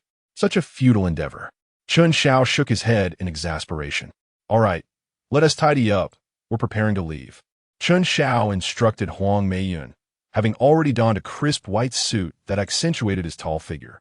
With the collar slightly unbuttoned, a hint of his well-defined chest was visible, exuding an air of composure and competence with every movement. Are we heading to the Chen family ancestral home? Yes, Chen Tianwang has set the stage for me. It would be ungracious not to perform alongside him. Chen Xiao replied, a slight smirk gracing his lips as he settled into the back seat of a Rolls-Royce Phantom, the vehicle gliding smoothly out of the garage. Following closely behind were over 20 Maybachs, carrying hundreds of bodyguards, forming an impressive black serpent that trailed behind. At the Chen family ancestral home, the banquet hall was exquisitely adorned, with golden and silver decorations shimmering beneath the brilliance of crystal chandeliers. Renowned paintings graced the walls, each artwork exuding the owner's extraordinary taste. Several long tables displayed an array of delicacies, each dish meticulously crafted by top chefs. Guests held their wine glasses, gently swirling the fine vintages within, engaging in lively conversation. The so-called banquet was merely a social stage for high society, where the elite exchanged information and resources. If anyone had come merely for indulgence, it would indeed be a laughable affair. Observing the hall filled with prominent figures from across Pingjiang City, Chen Tianwang couldn't help but feel a sense of pride. The willingness of these individuals to grace the occasion was undoubtedly a testament to his standing. After all, how many could command such influence in all of Pingjiang City? While he had appeared to have overpaid for his villa, he wholeheartedly agreed with the sales manager's remark. He was a leading figure in Pingjiang City, and to say he was the foremost among them was not an exaggeration. Noticing the clock striking 7, Chen Tianwang ascended the stage. Esteemed guests, thank you for taking the time to attend tonight's banquet. The primary purposes of this gathering are threefold. First and foremost, to celebrate my son Chen Qian's 18th birthday. As the words were spoken, a few individuals in the audience took the lead in applauding, and soon after, A resounding wave of applause erupted from everyone present. Clad in a regal purple suit, Chen Qian ascended the stage amidst the clamor of applause, his demeanor exuding confidence and composure, though the excitement in his eyes was impossible to conceal. Young Master Chen truly embodied the spirit of a dashing and talented individual. It was said that he was a student at Pingjiang University, a testament to the adage that a tiger begets not a dog. Waves of praise cascaded through the crowd, and Chen Qian nodded slightly, his smile as radiant as the dawn, almost impossible to suppress. Furthermore, there were two additional matters that required the witnesses of the assembly. The first was to formally inscribe my son, Chen Qian's name, into the Chen family genealogy. Upon uttering this proclamation, a fervent discussion erupted among the attendees. Noticing the myriad expressions of confusion, Chen Tianwang elaborated. While some were aware, many remained oblivious. Chen Qian is not my biological son, but rather an adopted one. Instantly, the atmosphere became even more animated. Among the attendees were several scions from prominent families, although the adoption of sons was not entirely unheard of. Incorporating an adopted son into the family genealogy was unprecedented. Other illustrious clans, even when their main lineage faced extinction, would typically adopt children from collateral branches bearing the same surname, as it at least preserved a semblance of familial bloodline. Although Chen Qian is not my biological offspring, I have raised him for 18 years, and thus I have resolved to include his name in the genealogy. Furthermore, I hope never again to hear anyone use his origins against him. From this moment forth, Chen Qian shall unequivocally be a member of the Chen family, our family's young master. As Chen Tianwang concluded his statement, the applause surged like a tidal wave. In truth, whether or not Chen Qian was recorded in the Chen family genealogy held little substantive impact for them. Yet aligning with Chen Tianwang to earn his favor could yield tangible benefits. Why not ride the wave of opportunity? After addressing the second matter, there remained one final, pivotal issue. Chen Tianwang inhaled deeply, casting his gaze across the assembly. I believe you are all aware that upon my father's passing, he entrusted the position of head of the Chen family to my other son, Chen Xiao. However, given Chen Xiao's youth and lack of social experience, he is ill-equipped to shoulder the responsibilities of such a role. Therefore, following discussions within our family council, it has been unanimously decided to revoke Chen Xiao's position as head of the Chen family and to temporarily assume the role myself, Chen Tianwang. Before Chen Tianwang could finish his statement, the grand doors of the banquet hall were abruptly flung open. A tall young man clad in a crisp white suit appeared at the entrance. With striking features and an air of superiority, he bore a faint smile, yet a hint of coldness lingered in his brow. Even in my absence, you dare to seize my position as head of the family? Old man, is this not a tad impolite? Chen Xiao strode onto the stage, hands thrust into his pockets, surveying Chen Tianwang with a condescending gaze, his tone laced with a chilling undertone. Upon hearing the term old man, Chen Tianwang's expression darkened immediately, a flicker of anger igniting between his brows. Chen Xiao, who permitted your presence here? You are not on tonight's guest list. Father, do not be upset. Brother Xiao has certainly come to wish me a happy birthday. Chen Qian interjected with a subtle smile towards Chen Tianwang before hastening to Chen Xiao's side, his face alight with a beaming grin. Brother, I appreciate you taking the time out of your busy schedule to attend my birthday banquet. After exclaiming this, Chen Qian's smile dimmed slightly as he leaned in, lowering his voice so only the two could hear. Chen Xiao, today is my birthday. My second sister gifted me a sports car worth 15 million, and father bought me an 888 million villa. My eldest and third sisters also presented me with valuable gifts. What did they give you for your coming-of-age ceremony? With a feigned air of contemplation, he continued, Oh, I had forgotten. You did not even hold a coming-of-age ceremony. I heard from my eldest sister that on your birthday, you simply cooked a bowl of longevity noodles for yourself. With that, a provocative smirk danced upon Chen Qian's lips. Previously, within the confines of the Chen household, Chen Xiao had dared to strike him without restraint. Yet today, amidst the throngs of esteemed guests, Chen Qian felt emboldened. He had little doubt that Chen Xiao would not dare to act against him before such a crowd of high society, unless he wished to forfeit his standing entirely. Are you provoking me? Chen Xiao chuckled lightly, resting a hand on Chen Qian's shoulder. Chen Qian raised an eyebrow, preparing to respond with a tone of feigned innocence. Slap! Bang! The sharp sound of a resounding slap echoed throughout the banquet hall, and before Chen Qian could react, Chen Xiao delivered a forceful kick that sent him hurtling backward, toppling over tables and sending drinks splattering everywhere. Instantly, all eyes were drawn to the spectacle of Chen Xiao and Chen Qian. Chen Qian curled up on the floor like a prawn, overwhelmed by the intense pain radiating from his face and abdomen, unsure of where to place his hands for comfort.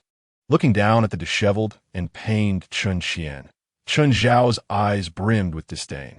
If today were your day of mourning, I would indeed come to wish you a happy death anniversary. Chen Xiao, what are you doing? Get out. You are not welcome here.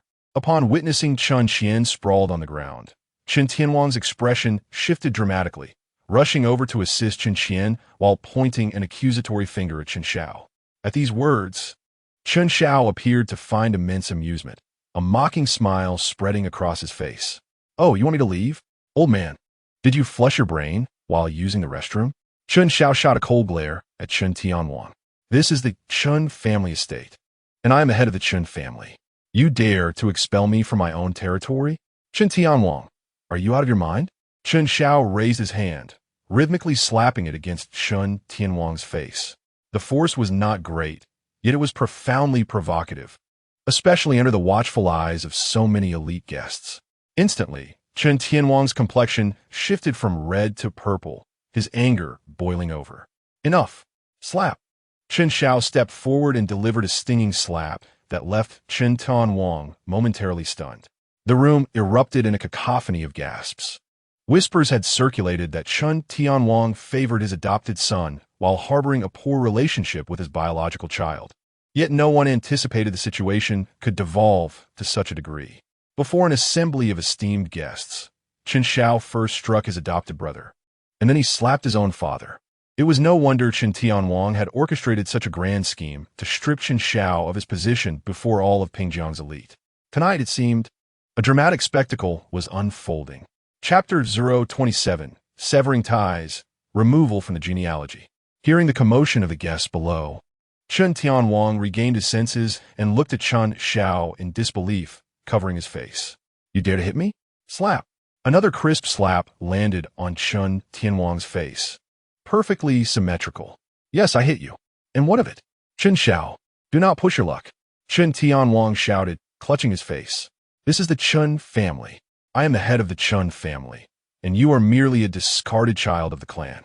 Who gave you the audacity to strike me? Bang! Chen Xiao lifted his foot and kicked Chen Tianwang squarely in the chest, sending him sprawling to the ground. If you are the head of the Chen family, then what am I? Chen Tianwang clutched his chest, struggling to recover. Fine, fine, fine. So you are Chen Xiao, truly believing no one can rein you in. Chen Tianwang, struggling to rise, his eyes flashing with a fierce glint, shouted towards the entrance. Someone, arrest this ungrateful son. Instantly, over 20 well-trained bodyguards clad in black streamed in, forming a formidable presence, standing at the foot of the stage, motionless. Why are you standing there like fools? Did the Chen family raise you for nothing? Come and seize this ungrateful son. As the bodyguards stood motionless at the foot of the stage, Chen Tianwang, filled with frustration, leaped down and unleashed a volley of curses upon them, attempting to incite their action with blows and kicks. Yet, the guards remained as unyielding as automatons, steadfast in their stance. Breathing heavily from exertion, Chen Tianwang barked, I am the head of the Chen family. You are but dogs raised by the Chen clan. To disregard your master's commands, do you seek rebellion? The bodyguards, loyal as they were, would not budge, their unwillingness merely a reflection of others' lack of qualification to command them. At that moment, a voice, aged yet composed, drifted into the banquet hall. Hu Zhongyan, leaning on a cane, entered and halted before Chen Tianwang. Uncle Hu, Chen Tianwang greeted with a stern expression, a flicker of apprehension crossing his eyes. What brings this old ghost here at such a time? And what did his previous words imply? Your loyalty should lie with the Chen family, not any individual. Chen Tianwang narrowed his eyes, a hint of menace in his tone. I am indeed loyal to the Chen family, Hu Zhongman replied with a faint smile. However, your allegiance should be directed towards me, not that wretched Chen Xiao, for I am currently the head of the Chen family. Chen Tianwang's voice rose in fury. With a thud, Chen Xiao leaped from the stage, delivering a kick to Chen Tianwang's back, sending him sprawling to the ground. Without waiting for a response, Chen Xiao seized his hair and yanked him up. Old fool, who bestowed upon you the confidence to imagine yourself as the head of the Chen family? Did I consent to this? Chen Tianwang, bloodied and grinning wickedly, retorted. Your consent is unnecessary. The family council possesses the power to impeach the head of the family. Before this banquet commenced, we unanimously voted to revoke your position, which I shall now assume. Oh, that doesn't count. Chen Xiao's reply took Chen Tianwang by surprise, followed by a cold laugh. Do you think the council's decisions are mere child's play? You believe you can dismiss them at will? I declare the previous resolution null and void. What say you, esteemed elders? Chen Xiao's gaze swept over the council members, who instantly displayed expressions of discomfort, remaining silent. At that moment, a wave of unease surged within Chen Tianwang. Second uncle, third uncle, we had previously agreed on this matter. Yet, Chen Gongming and Chen Pingming, ignoring him entirely, solemnly declared, Chen Xiao's capabilities are evident to all, and thus we unanimously believe he is the most qualified to assume the position of family head. With their endorsement, the remaining elders of the Chen family joined in agreement, leaving Chen Tianwang struck by disbelief, as if he had been utterly humiliated. No, this isn't right. Second uncle, third uncle, we agreed to impeach Chen Xiao. I would become the head, and, after everything is settled, I promised you a 5 share. Have you all forgotten? Chen Tianwang bellowed in hysteria, prompting Chen Gongming and Chen Pingming to exchange glances, their expressions shifting as they reprimanded him. Silence. How dare you slander in front of the family head? You two treacherous old men, may you meet a wretched fate. Chen Tianwang erupted in rage. As elder statesmen, Chen Gongming and Chen Pingming, who were nearing their final days, were particularly averse to the mention of death. Their faces turned ashen as they approached Chen Tianwang, unleashing their canes upon him. Seeing this, Chen Xiao released Chen Tianwang, allowing the two elders to unleash their fury.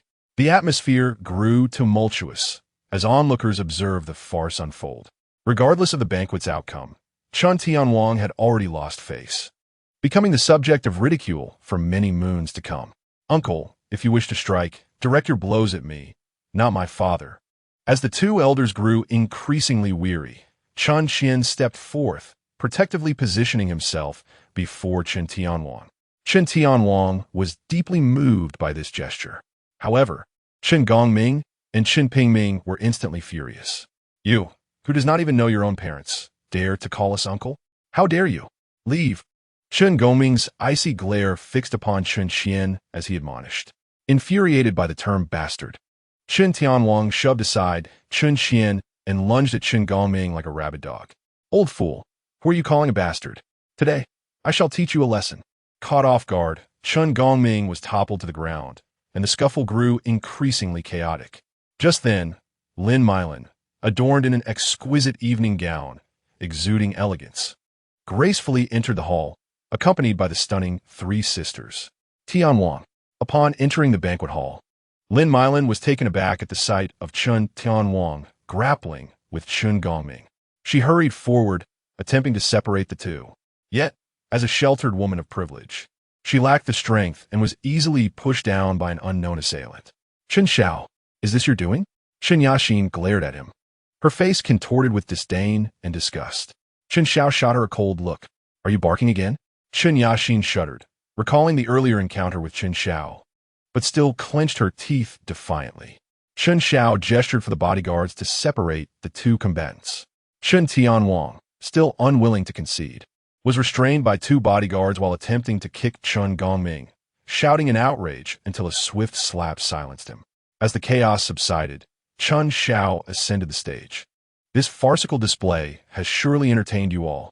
As the head of the Chen family, I extend my sincerest apologies for this spectacle. Chen Xiao bowed slightly, his demeanor exuding refinement. Seizing this opportunity, he addressed the assembly. I, Chen Xiao, hereby declare a formal severance of ties with Chen Tianwang. Furthermore, I shall expunge him from the family lineage, casting him out of the Chen family.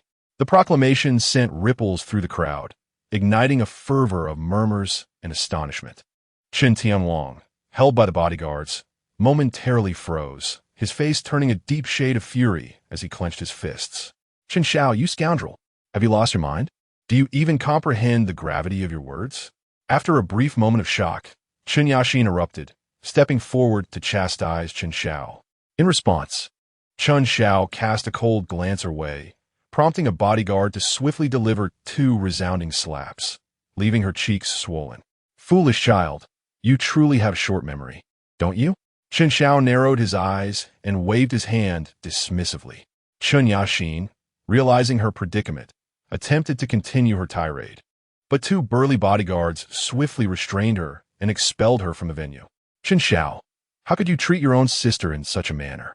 Lin Meilan, filled with sorrow and disappointment, pleaded with tears in her eyes.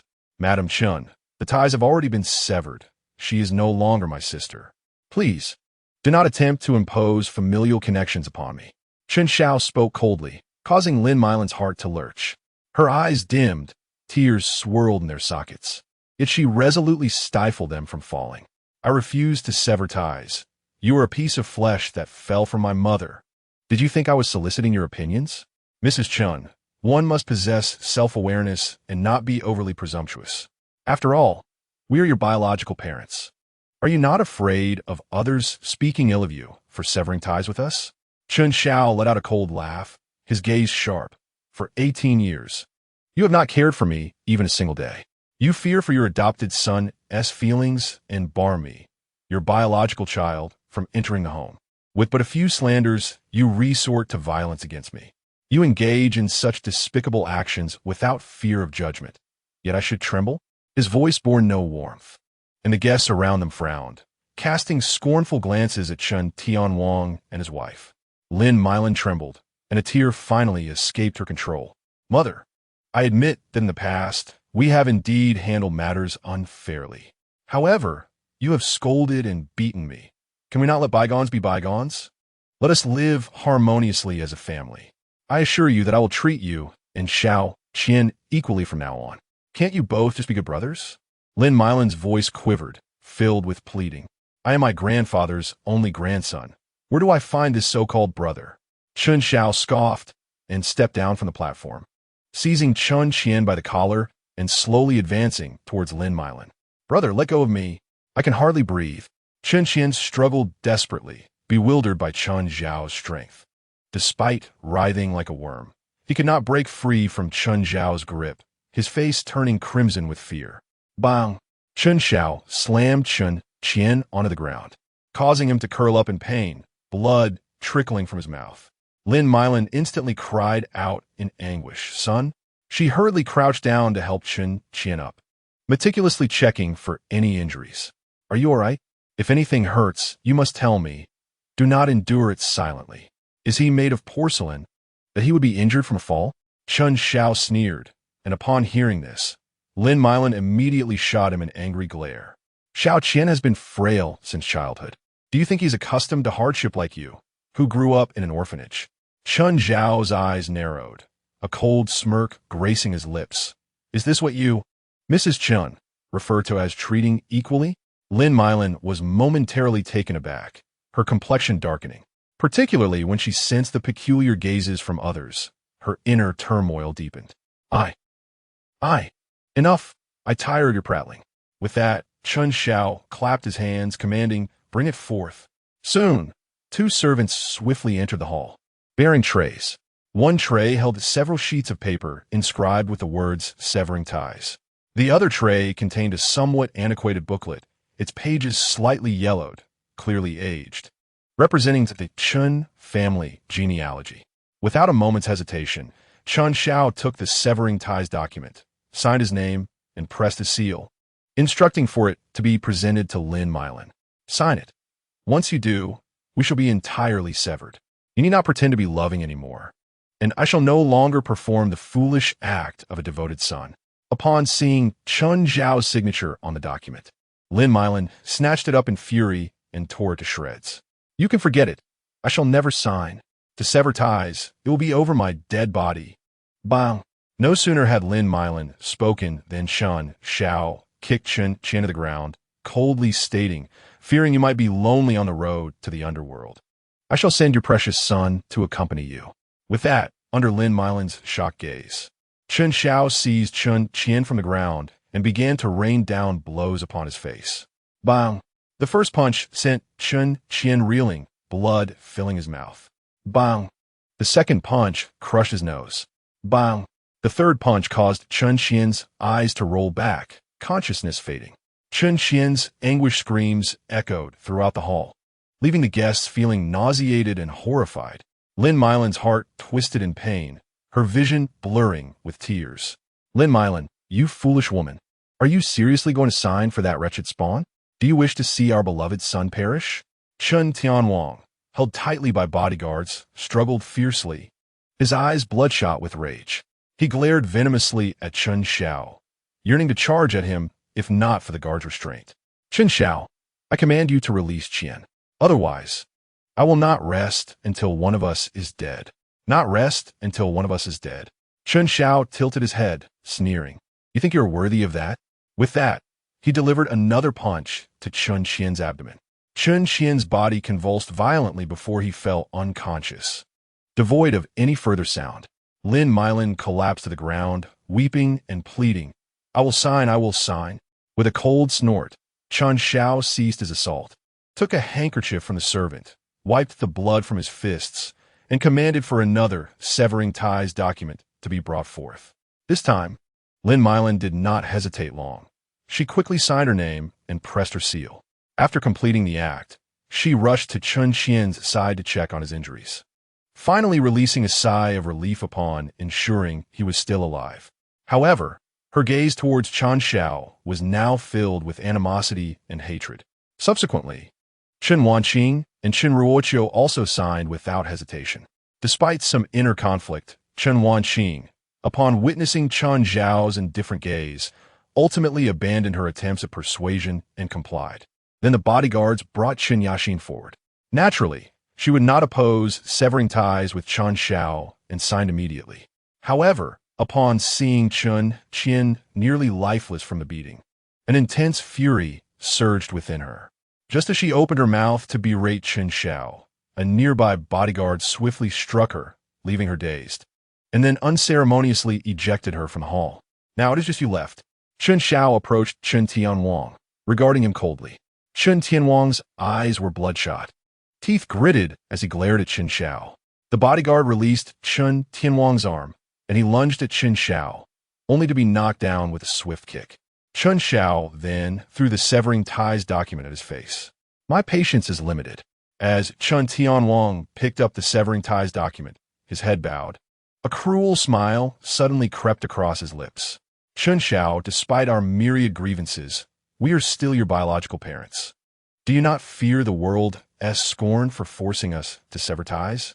Chen Xiao narrowed his eyes, a slight smile gracing his lips as he turned back towards Chen Qian. Chen Tianwang, what are you scheming? Do you wish to see your son killed by this little beast? This time, it was Lin Meilan who exploded in hysteria. After signing the document, she seemed to shed all pretense, unleashing a torrent of sharp and vehement insults. Wait, I did not say I wouldn't sign. Chen Tianwang called out nervously, attempting to halt Chen Xiao. Chen Xiao turned his gaze back, regarding Chen Tianwang with indifference. Chen Tianwang rose to his feet, his countenance grave. The ancients have said, if one is born but not nurtured, a severed finger can be returned. If one is nurtured, a severed head can be returned. Chen Xiao, although we have not raised you, we have indeed granted you life. If you wish to sever ties, then sever a finger to repay the debt of your parents. Do you dare or do you not? Sever a finger? Very well, Chen Xiao replied with unwavering resolve, devoid of any hesitation. Chen Tianwang was momentarily taken aback. His initial intent was to challenge Chen Xiao, using his refusal as leverage for negotiation to gain some advantage. Yet, he was unprepared for Chen Xiao's decisive stance, willing to endure the agony of a severed finger to completely sever their relationship. With a composed demeanor, Chen Tianwang took several deep breaths, a glint of malice flickering in his eyes. Although he had failed to achieve his objective of securing benefits, if he could make Chen Xiao experience the torment of losing a finger, it would serve as retribution for the multiple beatings he had endured at Chen Xiao's hands. With this thought, a smirk of satisfaction crossed Chen Tianwang's face. Then let us proceed. You sever a finger, and I shall sign.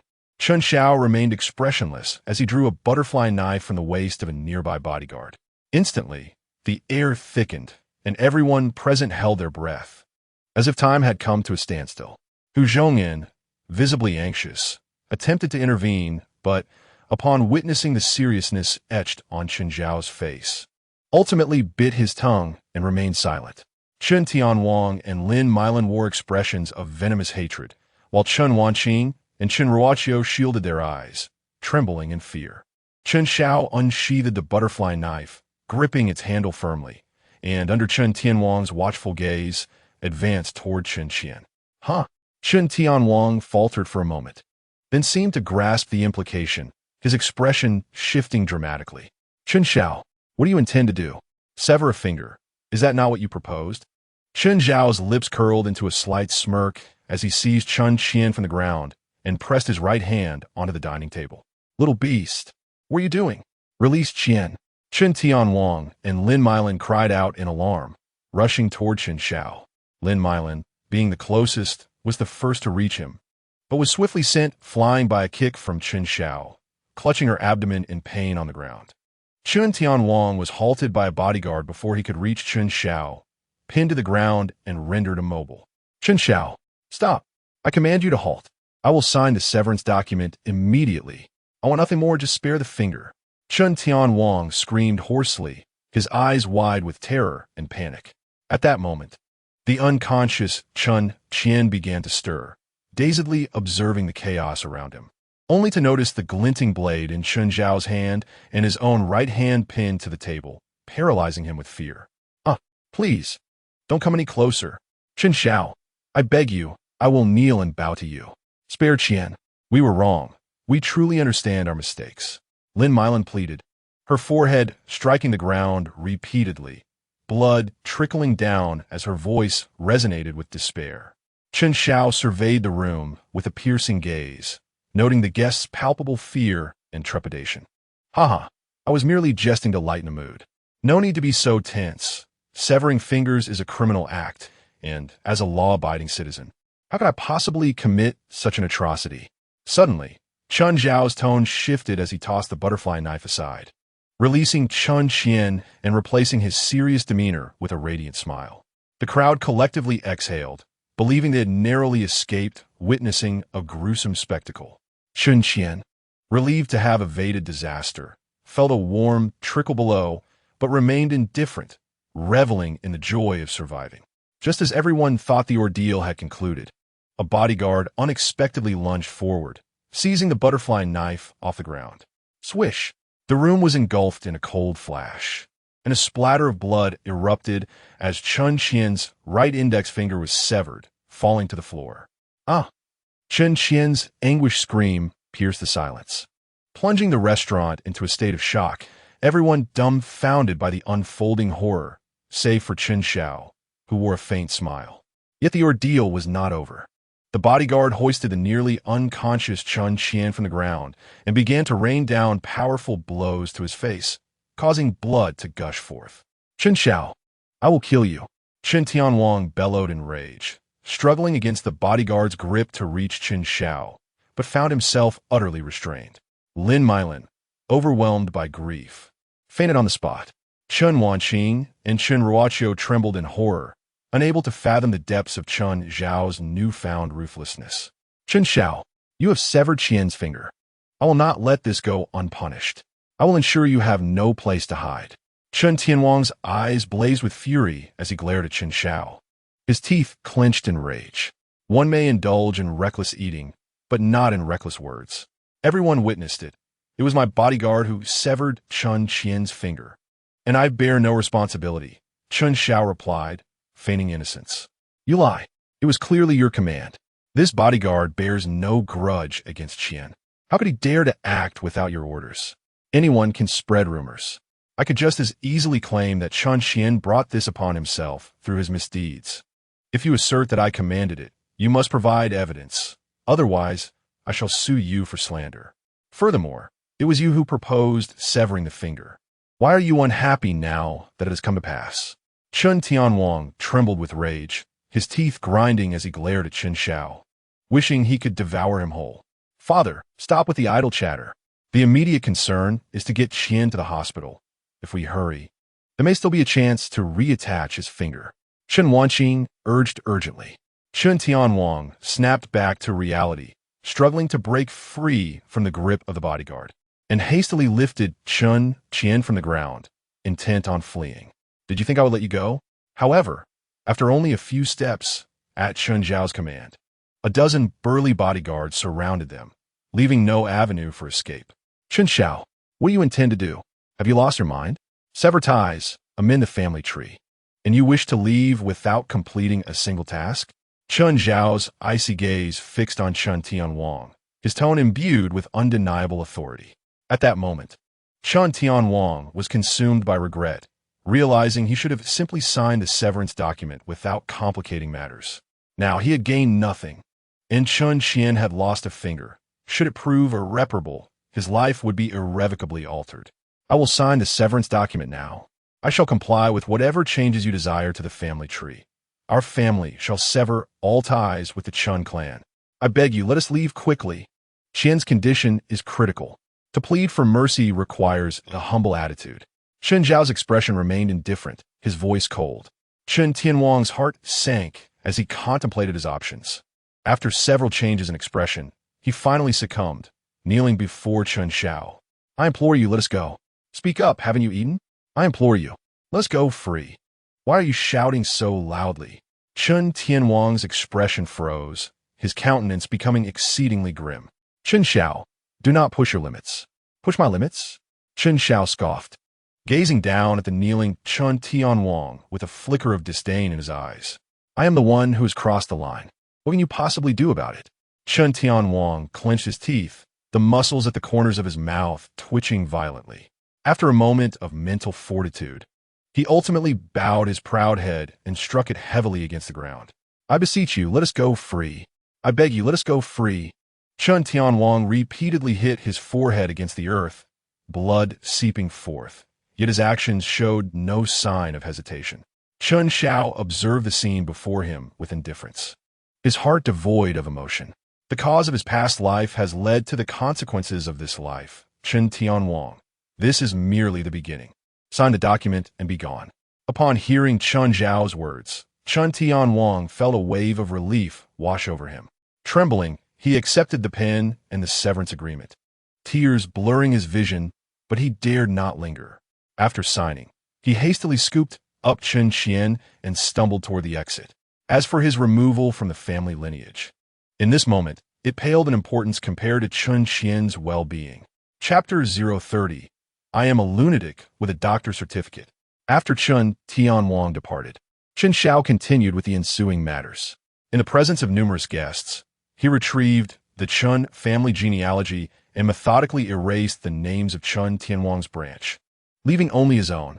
After exchanging a few pleasantries with the guests, the banquet approached its conclusion.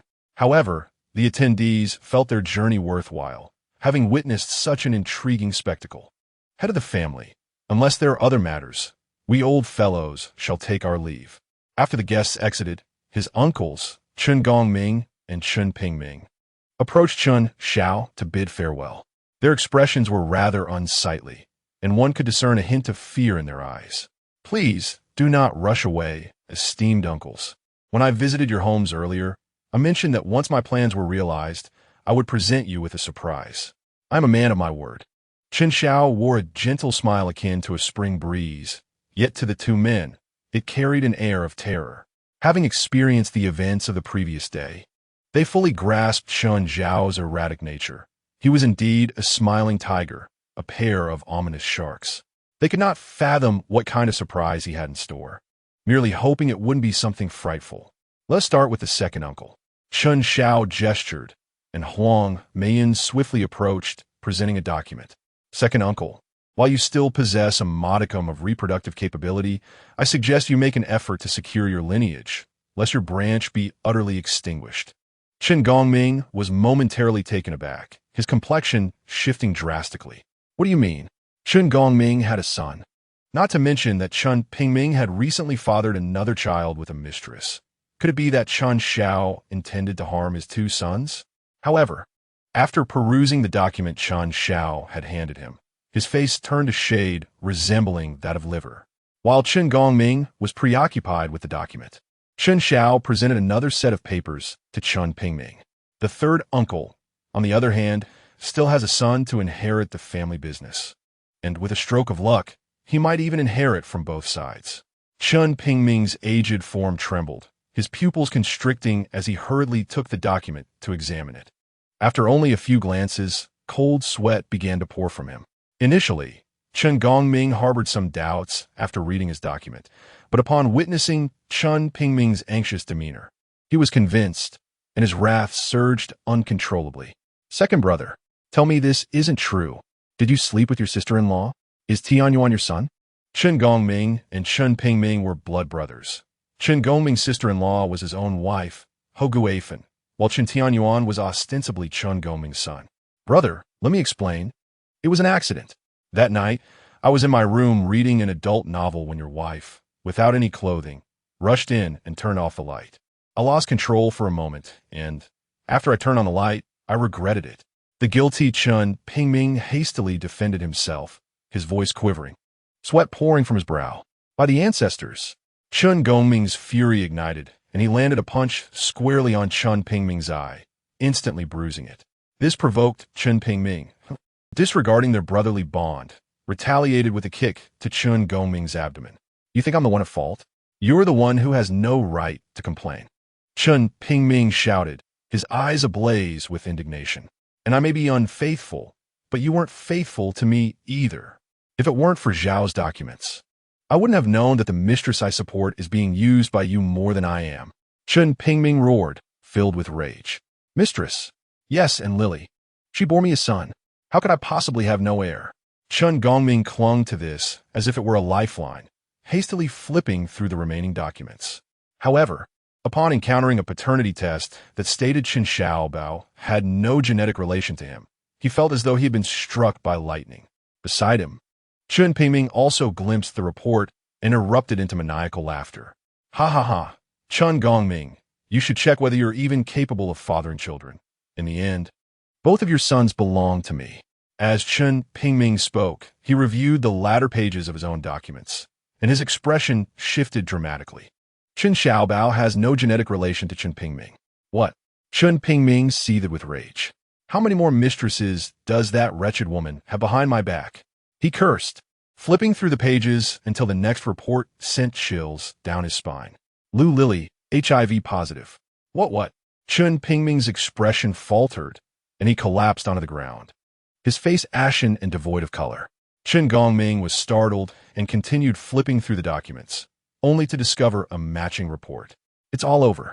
Chen Gongming's legs buckled, and he fell to the ground, his eyes vacant and his expression blank, observing the two men in their state of despair. A cold smile crept across Chen Xiao's lips as he surveyed the remaining Chen family members. In light of the serious misconduct of Chen Gongming and Chen Pingming, I hereby propose their removal from the position of vice chairman of the Chen Family Committee, with further discussions regarding their replacements to follow. The members of the Chen family exchanged glances, whispering among themselves, yet none dared to voice a dissenting opinion. Simultaneously, they all understood that from this moment forth, the family committee, once a check on the patriarch's authority, had become utterly ineffectual. Meanwhile, Chen Tianwang sped recklessly through red lights, finally arriving at the hospital. Witnessing the illuminated emergency room sign, he gritted his teeth, his eyes bulging with rage as he slammed his fist against the wall. Beast! Beast! If anything happens to Chinner today, I will ensure that this beast, Chen Xiao, has no place to be buried. Beside him, Lin Meilan sat on the ground, weeping uncontrollably. Chen Qian, in a fit of hysteria, raged against Chen Xiao, hurling every insult imaginable. Chen Wanqing and Chen Ruoqiu stood silently nearby, their expressions equally grim. In their eyes, Chen Xiao's actions that night were indeed excessive. Father, this matter cannot be swept under the rug. We must report Chen Xiao, that murderer, and ensure he is imprisoned for life. Chen Qian exclaimed passionately, her eyes brimming with rage and hatred, a visage that seemed ready to devour. Chen Tianwang inhaled deeply, suppressing the fire of his indignation, and replied in a grave tone, "We will definitely report this to the police. However, this little wretch is quite cautious, as it was ultimately his bodyguard who acted. If we cannot procure evidence to prove that Chen Xiao orchestrated this, the most we can do is imprison the bodyguard. Then we shall engage a lawyer, the finest available, ensuring that Chen Xiao rots in prison. How dare he sever Xiao Qian's finger? That scoundrel deserves to die 1,000 times." Chen Qian bellowed hysterically. Beside her, Chen Wanqing frowned, yet upon noticing the somber expressions of Chen Tianwang and the others, she refrained from speaking. Name, Jean Kesh, age, 32, occupation, bodyguard. Why did you sever the victim Chen Qian's finger? Were you incited by someone? I am mentally ill. What nonsense is this? The interrogator, taken aback by the towering bodyguard before him, paused. I claim to be insane, supported by a doctor's certificate. Chapter 031. Convening the Board of Directors. Name, Chen Xiao, age, 18, occupation, Director of Chen Corporation. The complainant alleges that you assaulted the victim Chen Qian, inflicting injury. The injury report indicates that Chen Qian's wounds amount to minor injuries of the first degree. Do you admit to this? Facing the police's interrogation, Chen Xiao smirked slightly. I concede a part of it. Indeed, I struck Chen Qian because he insulted and provoked me. I acted in anger, but I dispute the claim that I inflicted minor injuries of the first degree, as my blows were rather gentle. The interrogating officer turned the laptop towards Chen Xiao, revealing a video, the surveillance footage from the banquet hall. The footage clearly displayed Chen Xiao pummeling Chen Qian's face repeatedly. The video distinctly shows that you inflicted multiple blows to Chen Qian's head, correlating with the injury report of a fractured nasal bone and broken teeth. Please watch the entire video. Later, my bodyguard also struck Chen Qian, targeting the face, thus rendering it impossible to prove that I caused Chen Qian's injuries. Chen Xiao maintained a calm smile, showing no signs of pressure from the surrounding atmosphere. The interrogating officer rewound the footage, indeed revealing the bodyguard delivering several vicious blows to Chen Qian's face, causing the officer's expression to darken. The complainant also accuses you of instructing the bodyguard to commit assault, severing the victim's index finger. Do you have any defense against this? Such accusations are baseless and devoid of evidence. I trust that the police will restore my innocence. The two interrogating officers exchanged glances, their brows furrowed. Although Chen Xiao appeared youthful, he was, in fact, cunningly astute, skillfully acknowledging certain truths while deftly deflecting pivotal responsibility, making it challenging to uncover any flaws. The assailant claims to suffer from a mental illness. Were you aware of this? Yes, I was. The police's expressions shifted dramatically as one slammed his hand on the table. If you were aware that he had a mental illness, why did you still permit him to act as your personal bodyguard?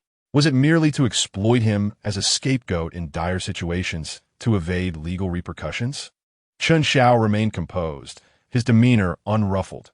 Are you conducting an investigation based on evidence or weaving tales? My bodyguard, being an orphan with a mental illness, would pose a greater societal threat if left to his own devices. By employing him, I provide him the opportunity to lead a dignified life.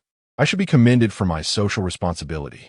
Moreover, while he does have a mental illness, he is generally stable and possesses sufficient professional skills to serve as a bodyguard. Even if he were to have an episode, I have many other bodyguards capable of intervening to ensure my safety. Why shouldn't I allow him to protect me? Then why did your other bodyguards fail to intervene when he assaulted the victim? Chen Xiao couldn't help but chuckle lightly. I hired them to protect me. Chen Qian's fate is of no concern to me.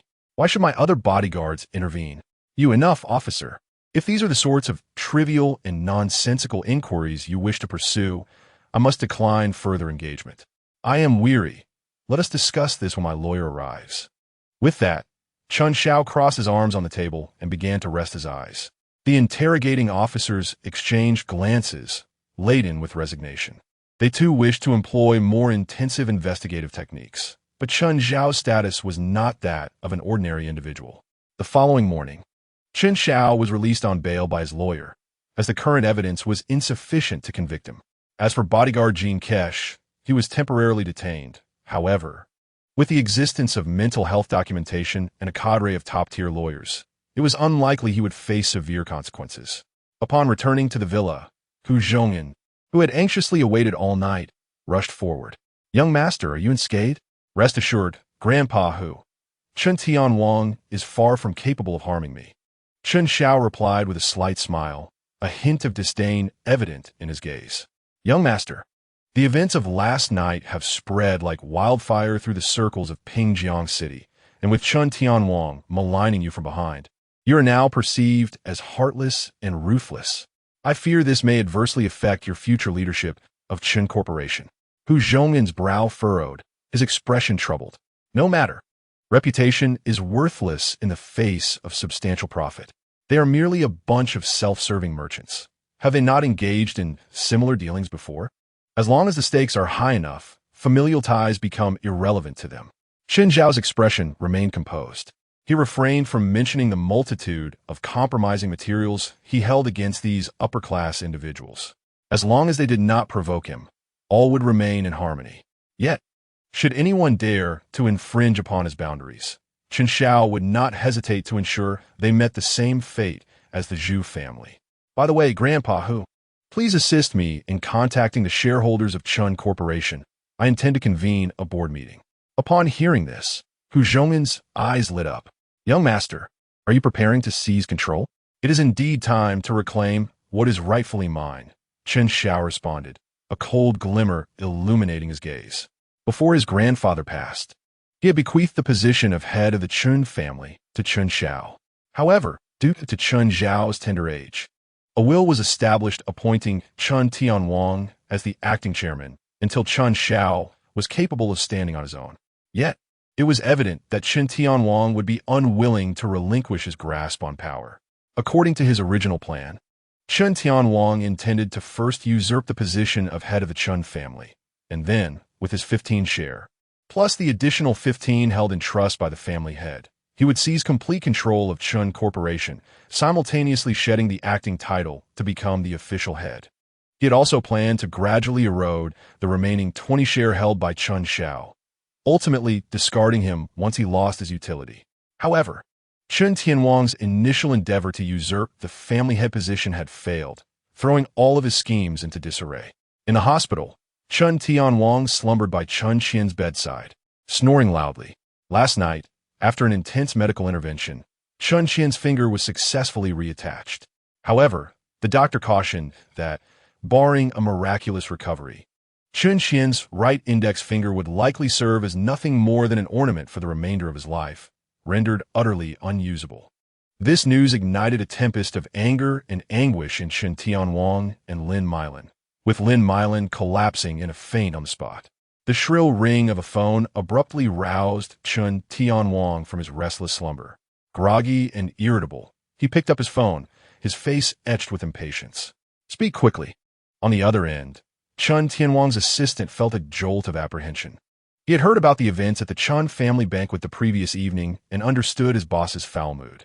Steeling himself, he reported, "Young Master Chen Xiao has summoned all shareholders to an emergency board meeting at 10 o'clock this morning.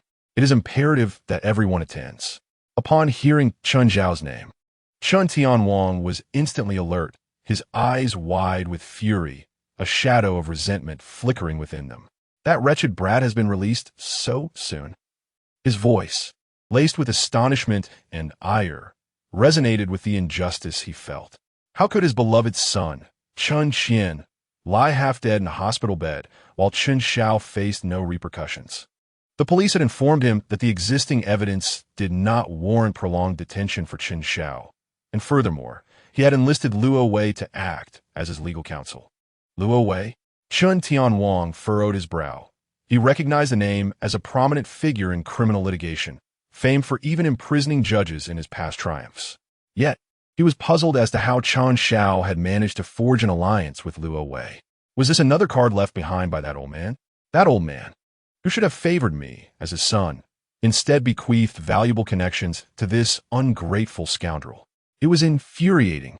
Chen Tianwang gritted his teeth, his gaze rife with resentment and fury. Chairman, will you still attend the board meeting at 10? His assistant inquired cautiously.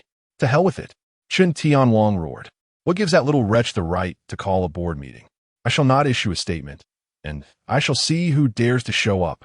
I want to witness whether he can conduct the meeting alone. With that, he angrily hung up the phone and began reaching out to other board members. Following the debacle at the banquet, the covert power struggle between Chen Tianwang and Chen Xiao had erupted into the open, compelling board members to choose sides. In this context, Chen Tianwang, with his extensive tenure at the Chen Group, naturally wielded greater influence and connections compared to the inexperienced 18-year-old Chen Xiao. Although Chen Xiao had managed to force Chen Tianwang into severing familial ties and expulsion from the family through sheer force and intimidation at the banquet, such tactics did not reflect any genuine business acumen. After all, business is not akin to gang warfare. While brute strength may yield momentary success, it cannot sustain long-term viability. The shareholders were ultimately driven by the pursuit of wealth. They would support whoever could expand the company and generate greater profits. In contrast to the uncertain prospects of Chen Xiao, Chen Tianwang undeniably held greater value for them. Consequently, among the board members Chen Tianwang contacted, aside from a few non-committal individuals, the overwhelming majority leaned in favor of supporting him. At 10 o'clock that morning, within the upper conference room of the Chen Group, Chen Xiao sat alone at the head of the long table, his demeanor calm, betraying no emotion.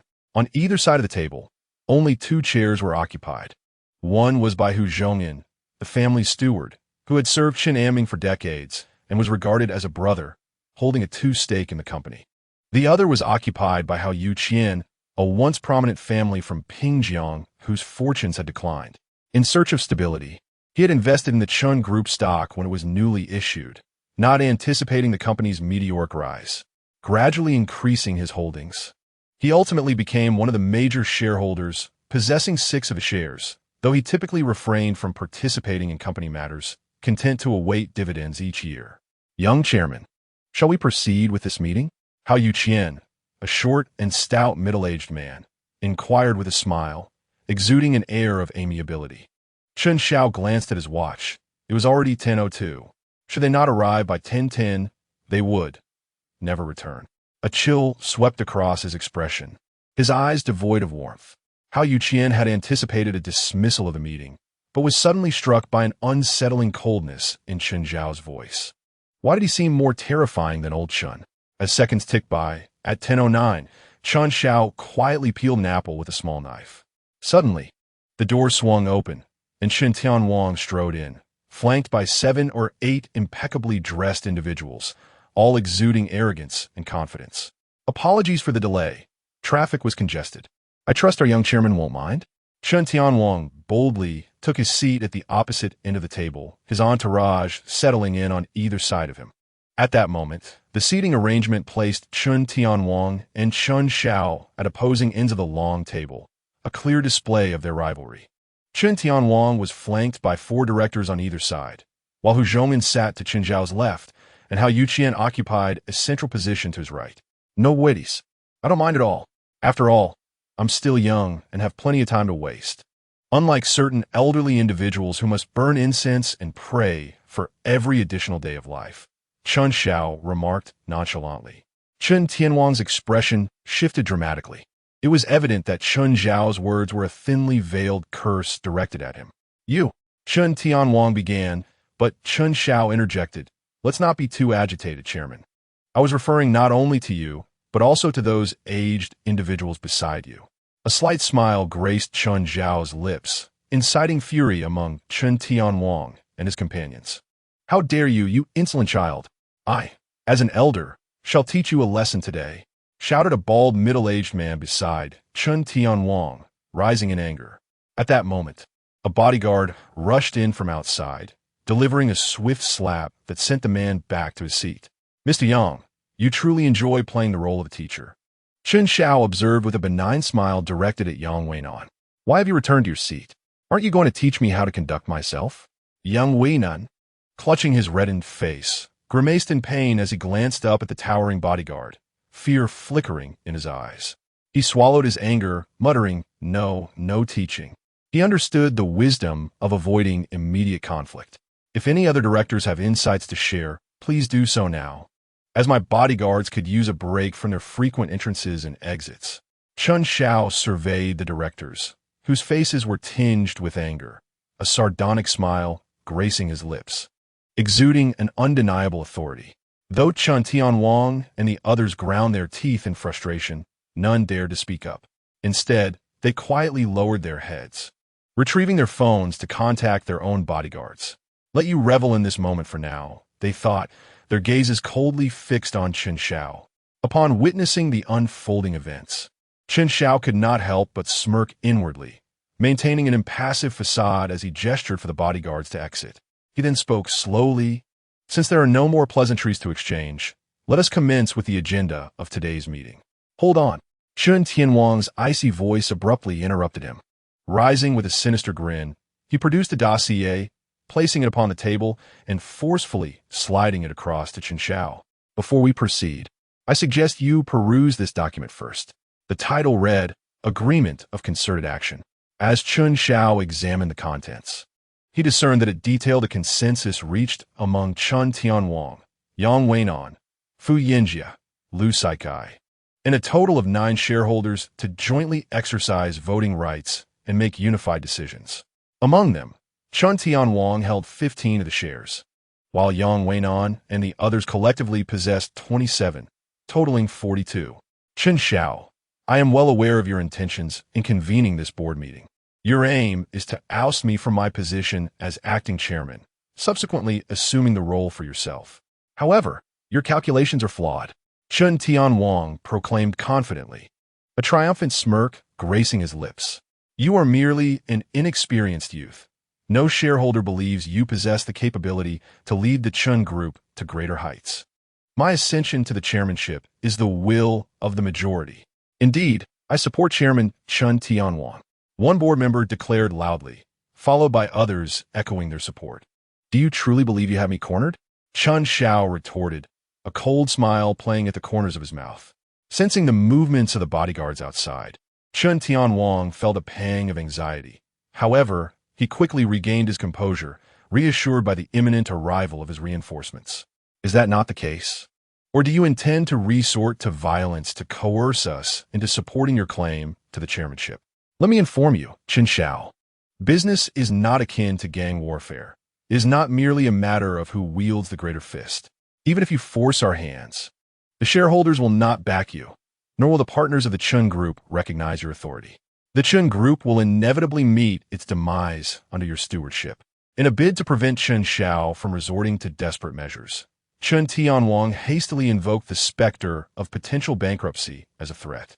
The Chen Group represented the culmination of Chen Anming's life's work. Surely, Chen Xiao, possessing even a modicum of humanity, would tread carefully. Who said I would resort to violence? Chen Xiao replied, merely shaking his head with a smile, while the bodyguards remained motionless outside.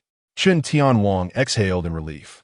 Apart from violence, there was nothing about Chen Xiao that posed a threat to him. Chen Tianwang, with your 42 stake, you cannot achieve a controlling interest. What, pray tell, grants you such confidence? Chen Xiao inquired, his gaze piercing. Chen Tianwang's expression shifted, realization dawning upon him. You possess 35 of the shares, along with Hu Zhongmen's 2, totaling 37. Unless, his gaze shifted to the ever-smiling yet silent Hao Yuqian. Director Hao, you wouldn't breach your promise, would you? Hao Yuqian shook his head with a smile. Rest assured, Director Chen, I have always maintained my neutrality and shall continue to abstain from voting. A relief washed over Chen Tianwang as he turned back to Chen Xiao, a cruel smile resurfacing. Now, do you have any other aces up your sleeve? Chen Tianwang. Do you not feel as though you're missing a dog today? Chen Tianwang froze, his expression darkening as an ominous premonition surged within him. He understood that the dog Chen Xiao referred to was not a literal dog, but rather his ally, Zhu Song, the third largest shareholder of the Chen Group, holding 75 of the shares. After receiving news of the board meeting that morning, Chen Tianwang had reached out to all shareholders, including Zhu Song. At that time, Zhu Song had readily agreed to stand with him. However, when he attempted to contact him again on the way to the company, he found himself unable to reach him. Despite the absence of Zhu Song's shares, the remaining shareholders still totaled 42. Although there was a degree of risk, he felt assured. Now that Chen Xiao had invoked Zhu Song's name, could it be that you have successfully swayed Zhu Song to your side? Chen Tianwang felt a surge of panic, coupled with a rising tide of fury. He had never anticipated that Zhu Song, whom he had considered a steadfast ally, would turn out to be a treacherous backstabber. Zhu Song is hardly worthy of my persuasion. Chen Xiao scoffed, glancing at his watch. The time is nigh. At this, Lin Meilan understood the cue and turned on the television, switching to the news channel. The chairman of Songju Logistics and major shareholder of the Chen Group, Zhu Song, has been arrested by the police on charges of bribery and embezzlement. Sources indicate that Zhu Song's company is also implicated in tax evasion, with estimates suggesting the tax evasion amount could reach up to 300 million. Further developments will be closely followed by this station. As the news concluded, Lin Meilan switched off the television, leaving Chen Tianwang and his fellow shareholders in a state of shock and horror. They had never imagined that the very man they had conferred with just hours earlier would suddenly find himself imprisoned, and the news had spread with alarming swiftness. They could scarcely believe that such an occurrence had transpired without some external influence. At that moment, all eyes turned to Chen Xiao. I know Zhu Song shares a close bond with you. Surely, you wouldn't want to see your friend languish in prison. However, fret not. You all have the opportunity to join him. As Chen Xiao spoke, he retrieved a stack of folders from beneath the table, flinging them across to the opposite side. There were 8 folders, each labeled with a name. The shareholders' faces paled as they hastily seized their respective folders, flipping them open to discover meticulously detailed records of their various illegal activities over the years, many of which they could scarcely recall. Panic washed over them. Their faces drained of color, their spines chilled, and cold sweat trickling down their brows as an unprecedented terror enveloped them. Beside them, Chen Tianwang felt a jolt of dread as he observed the reaction of his fellow shareholders. He instinctively sought to glimpse the contents of Yang Weinan's folder, only to find Yang Weinan instinctively clutching the folder tightly, his gaze wary and defensive towards Chen Tianwang. Chen Tianwang's heart sank, although he had not seen the contents. He surmised that it contained evidence potent enough to ruin these shareholders irrevocably. After all, wealthy individuals often engage in unsavory dealings in their pursuit of profit.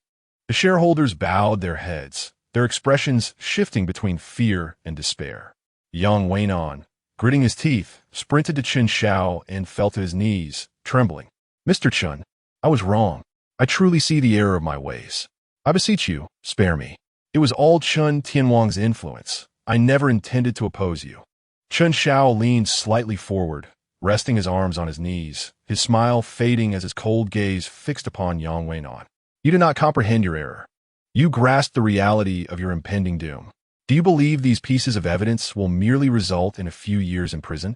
Yang Weinan trembled, tears streaming down his face as he hoarsely pleaded, Mr. Chen, grant me a chance. We bear no grudges from the past, and I am willing to relinquish all my shares to you. Please do not submit this evidence. My life hangs in the balance. I grant you an opportunity, but who grants those deceased their chance? For the sake of mere profit, substandard steel bars were employed in the construction of buildings, resulting in their collapse and the tragic loss of dozens of innocent workers. In a bid to silence the outcry, 6 family members of the victims were also murdered. Do you truly believe that by merely placing an intern in the line of fire, everything can be concealed? Chen Xiao's gaze grew increasingly frigid as he leaned slightly forward. Drawing closer to Yang Weinan, you shall perish. Yang Weinan's face turned ashen, collapsing to the ground, Yet upon beholding Chen Xiao's countenance, an uncontrollable surge of murderous intent welled up within him. Everything seemed to have passed, yet it was Chen Xiao who insisted on unearthing the truth. If he was destined for doom, then Chen Xiao would not escape unscathed. At that moment, Yang Wei-Nan's eyes fell upon a fruit knife quietly resting on the conference table. In an instant, fury ignited within him, and emboldened by desperation, he seized the knife and lunged at Chen Xiao, his eyes bloodshot with rage. "I shall drag you down with me. Chen Xiao, be cautious." Young master, Huang Meiyun and Hu Zhong were instantly struck with horror, their hearts ceasing to beat. Meanwhile, Chen Tianwang and the other shareholders reveled in ecstatic anticipation. If Chen Xiao were to die, their incriminating evidence would no longer pose a threat. Chen Xiao regarded the frenzied Yang Wei-Nan with indifference. Just as the fruit knife was a mere 3 inches from his heart, he finally made his move. His right hand shot out like lightning, grasping Yang Wei-Nan's wrist, twisting it gently, redirecting the blade with lethal precision. With a sickening sound, the blade plunged into flesh, crimson blood gushing forth and splattering high into the air, the rich scent of blood immediately saturating the conference room. Thud! Yang Wei-Nan collapsed to the floor, his hands still clutching the knife's handle. The blade embedded deeply in his throat, blood flowing profusely and staining the ground, his wide-open eyes now devoid of life. Useless. Chapter 034. Chen Xiao and Chen Tianwang's deceptive scheme. The conference room fell into an eerie silence, the air seemingly frozen. Heartbeats resonating clearly as every gaze fixated upon the lifeless body of Yang Wei-Nan on the floor, a mixture of fear and shock etched on every face. Moments ago, Yang Wei-Nan had aimed the knife at Chen Xiao, but to everyone's astonishment, the blade had found its way into Yang Wei-Nan's own throat. Chen Xiao nonchalantly retrieved 2 paper napkins from the table, wiped the blood from his palms, and tossed the crumpled tissues onto Yang Wei-Nan's corpse. Useless. Chen Xiao's voice shattered the stillness. Sorry, Rang. Sorry, Rang. Fu Yanjie screamed in terror, stumbling towards the exit, followed by several other shareholders who suddenly regained their senses, fear propelling them towards the door. At that moment, a few bodyguards entered from outside, swiftly closing the conference room door, blocking the shareholders' attempts to flee.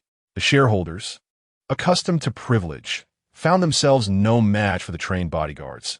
Despite their desperate attempts to rush out, the guards remained unyielding, even growing irritated enough to kick them to the ground.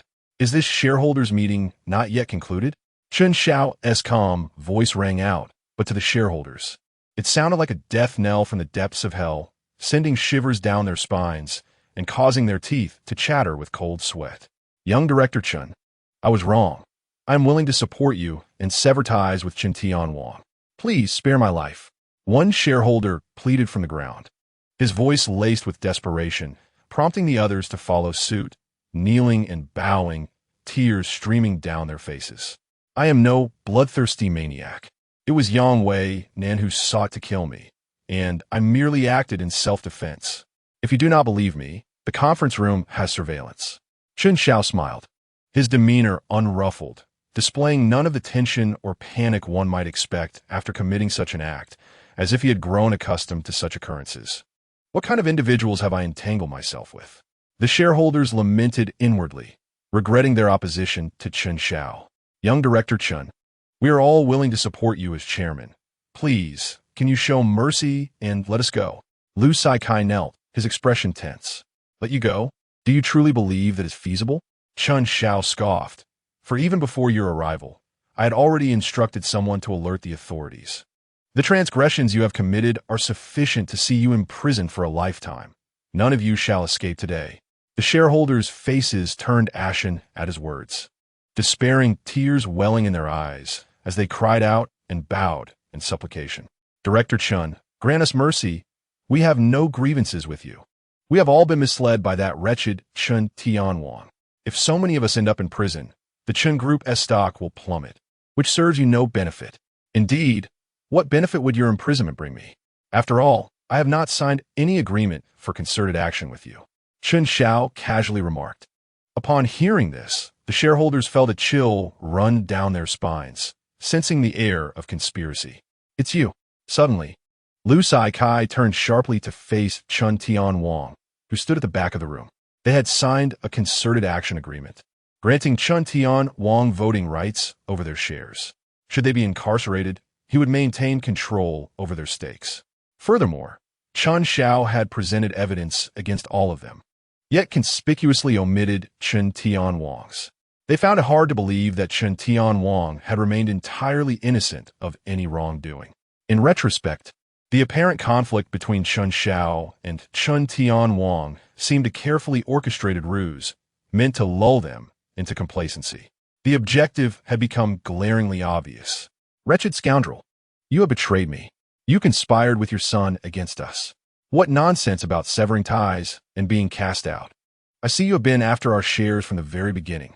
Enlightened by the truth, the shareholders sprang to their feet, charging at Chen Tianwang, fists flying, their faces contorted with rage.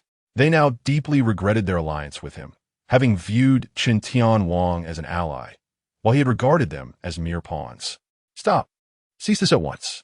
You have been deceived by that little rascal. I am not responsible for this. I was unaware of any of this. Those incriminating documents have nothing to do with me. How could you claim ignorance when you know those documents are our evidence? You still wish to quibble? I will end you today." At this moment, Lu Saikai displayed an unprecedented cleverness, quickly discerning the flaws in Chen Tianwang's words. He seized Chen Tianwang by the collar, his eyes blazing with fury, and delivered a powerful punch to his face. His extraordinary intellect urged him to unleash his strength. "I truly had no knowledge of this. I merely speculated about the evidence."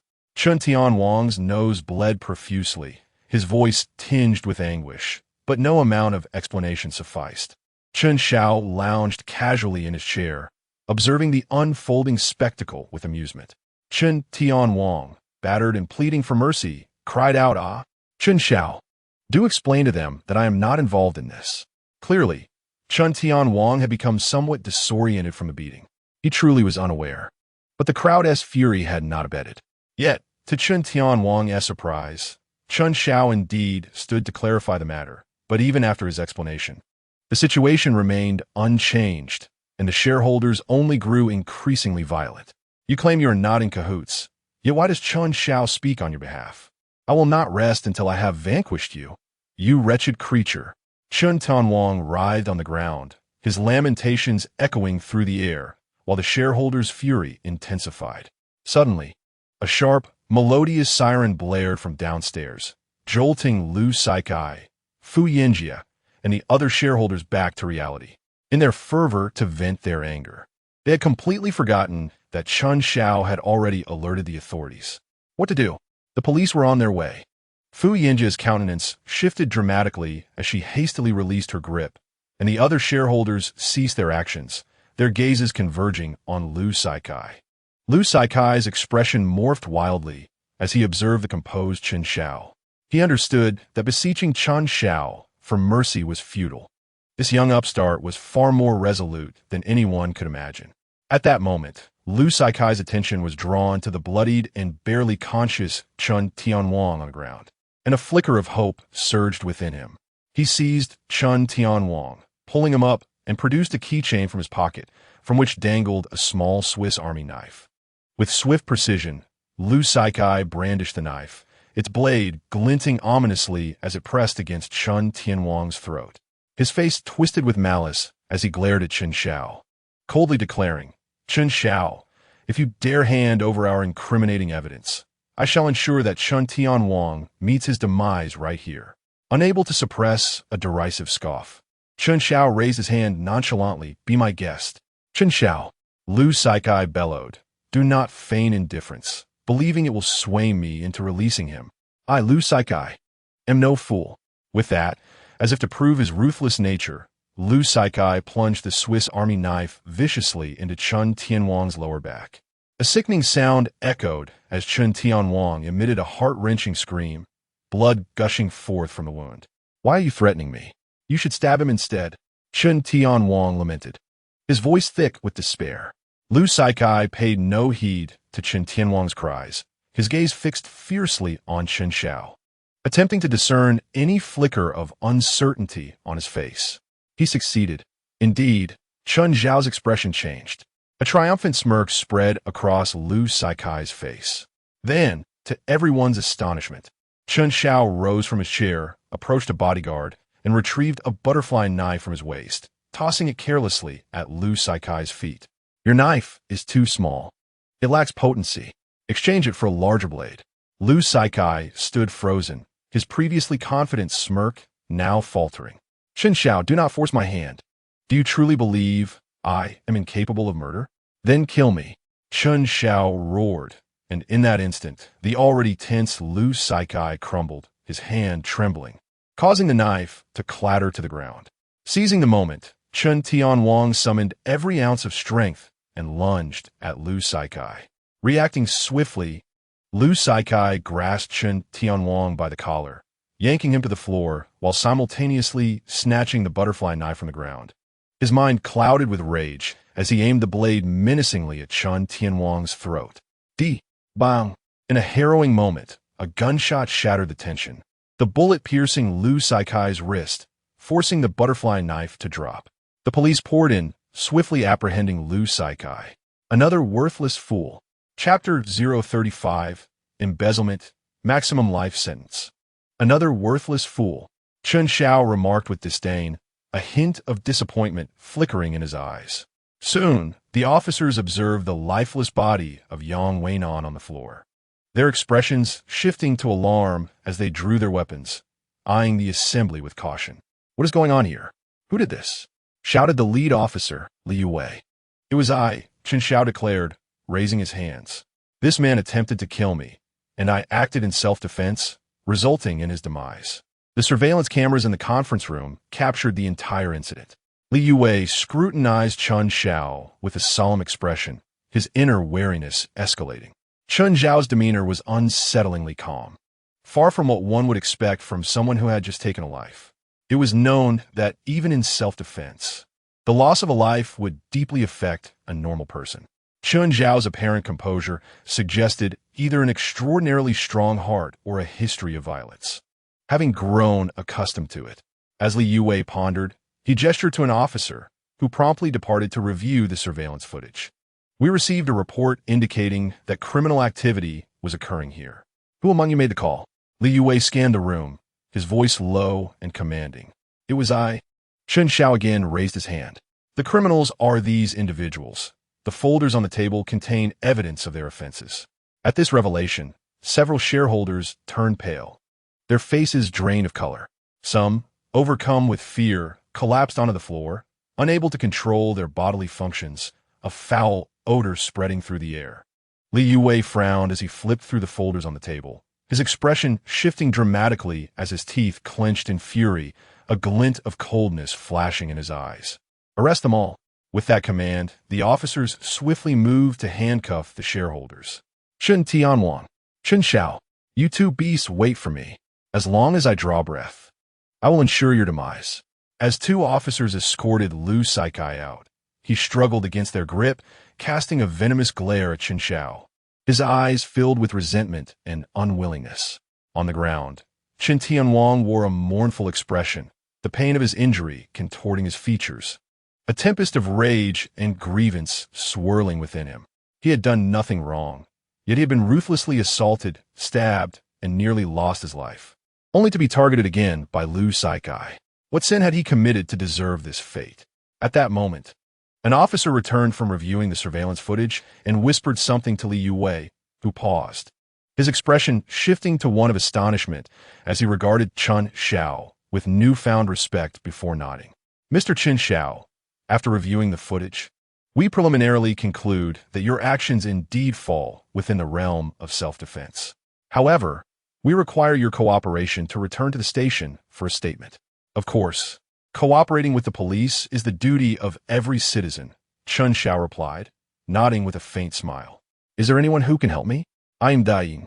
On the ground, Chen Tianwang moaned in agony, blood staining his clothing, his eyes filled with despair and terror.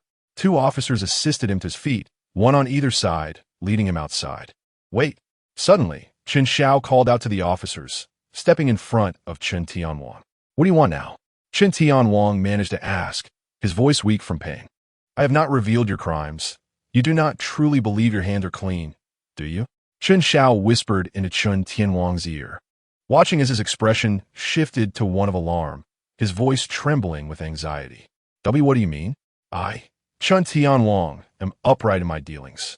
You will not tarnish my name. This morning, while reviewing the company accounts, I discovered a sum exceeding 8 billion payable to the sales office of Yufutian Palace. At this, Chen Tianwang's face went ashen, his lips quivering as he struggled to articulate a response. This amount was used to purchase a villa, and the registered owner is Chen Qian. May I inquire why a property purchased with funds from the Chen Group is registered under an individual's name? Chairman Chen? What? Chen Tianwang's mind was a blank slate, stammering and unable to articulate a single word. In the initial scheme devised by Chen Tianwang, he would seamlessly ascend to the position of the Chen family patriarch, subsequently being elected as the official chairman of the Chen Group during the shareholders' meeting. By that time, even if the embezzlement of public funds were to be exposed, he, as the chairman of the group, would wield absolute authority, leaving no one capable of holding him accountable. However, he never anticipated that his plans would be thoroughly disrupted by Chen Xiao, nor that the embezzlement would be uncovered so swiftly. Allow me to enlighten you on legal matters.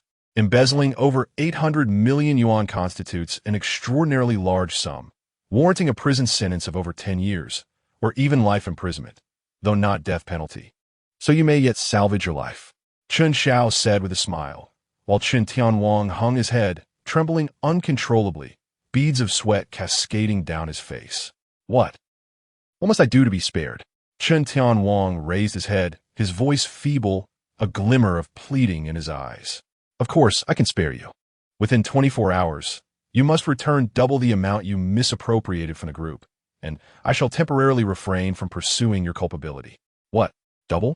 Upon hearing this, Chen Tianwang's eyes widened in sheer terror and disbelief.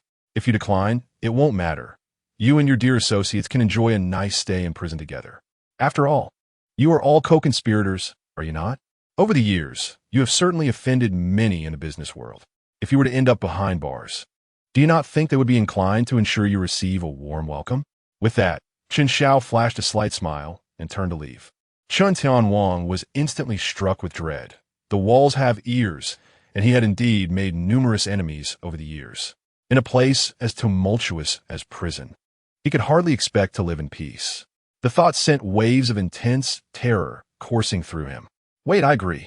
I will do it. Double it is. Chen Xiao's lips curled into a cold smile. Remember, by 11 a.m. tomorrow, if the funds have not been transferred, prepare for the police to pay you a visit. Chen Tianwang's face fell, his heart a tumult of regret and fear. He understood that Chen Xiao was not merely speaking empty threats. Given the depth of Chen Xiao's hatred for him, if he were to be apprehended, it was likely that Chen Xiao would celebrate with great fanfare, perhaps even orchestrating his torment within the prison walls. Subsequently, Chen Xiao was taken to the police station to provide a statement. The surveillance footage, which meticulously documented Yang Weinan's knife attack and Chen Xiao's act of self-defense, led to his swift exoneration. As he exited the interrogation room, he encountered Lu Saikai emerging from another room. When enemies meet, the air thickens with animosity. Enraged, Lu Saikai unleashed his fury, shoving aside a nearby officer and lunging at Chen Xiao like a rabid dog. Chen Xiao, I will kill you. With a cold, unflinching gaze, Chen Xiao raised his foot and delivered a powerful kick just as Lu Saikai lunged at him. Thud! Lu Saikai was sent flying back with a velocity surpassing his initial advance, crashing heavily to the ground and sliding several meters. Spitting out a mouthful of blood, Lu Saikai struggled to rise, only to discover that he was utterly immobilized, his eyes filled with resentment as he glared at Chen Xiao. Chen Xiao, what benefit do you gain from us being imprisoned? Chen Xiao scoffed lightly. You are imprisoned because you have committed a crime. I, as a concerned citizen, merely report a few criminals. Surely that is reasonable. After exiting the police station, Lin Meilan, who had been pacing anxiously at the entrance, rushed over. Thank goodness you are unharmed. Her voice trembled, her face etched with worry. Chen Xiao chuckled softly. It was self-defense. How could anything happen to me? That is not what I meant. Lin Meilan looked up at Chen Xiao. When Yang Weinan lunged at you with a knife, I was nearly paralyzed with fear. Chen Xiao smiled confidently. Do not worry. The person capable of harming me has yet to be born. Then when will they be born? In the car on their way home. Lin Meilan reported some recent findings to Chen Xiao. Chen Qian's fingers have been reattached, but he would likely serve only as a mere ornament moving forward, never to regain his prior functionality. Chen Yaxin had a fierce argument with Chen Wanqing over the embezzlement used to purchase a car for Chen Qian, and their relationship was now quite strained. The paternity test previously conducted by Chen Wanqing yielded results, confirming that she bore no blood relation to Chen Qian. Upon hearing this, a smile crept onto Chen Xiao's lips. How intriguing. Since Chen Wanqing and Chen Qian are not biologically related, one must wonder who among them is not actually Chen Tianwang's child. Lin Meilan furrowed her brow, contemplating for a moment. From a genetic standpoint, Chen Wanqing shares many facial features with Chen Tianwang, while Chen Qian shows no traces of his lineage. However, logically speaking, Chen Tianwang's affection for Chen Qian far exceeds that of a typical adoptive father. His love for his biological children pales in comparison. This is quite unreasonable.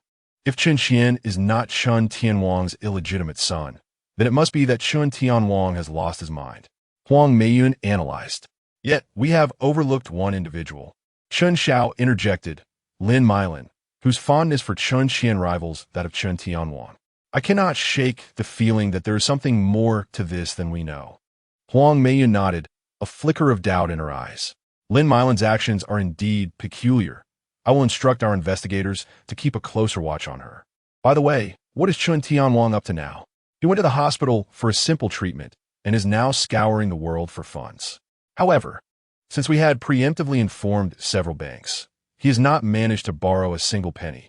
It seems the fish is about to take the bait. Chen Xiao's eyes narrowed, a cold smile gracing his lips.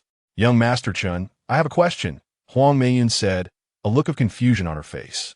If you harbor such animosity toward Chen Tianwang, why not simply eliminate him? If you wish to avoid the infamy of patricide, I could take care of it for you. As she spoke, a glimmer of icy resolve flashed across Lin Meilan's features. Death will be far too lenient, Chen Xiao replied. The anguish brought by death lasts only a fleeting moment.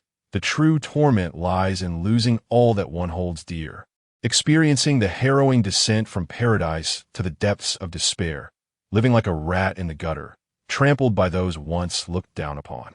It is only through such dual suffering, both physical and psychological, that one can truly grasp the depths of agony. Chen Xiao's gaze flickered, his tone chilling enough to send shivers down the spine.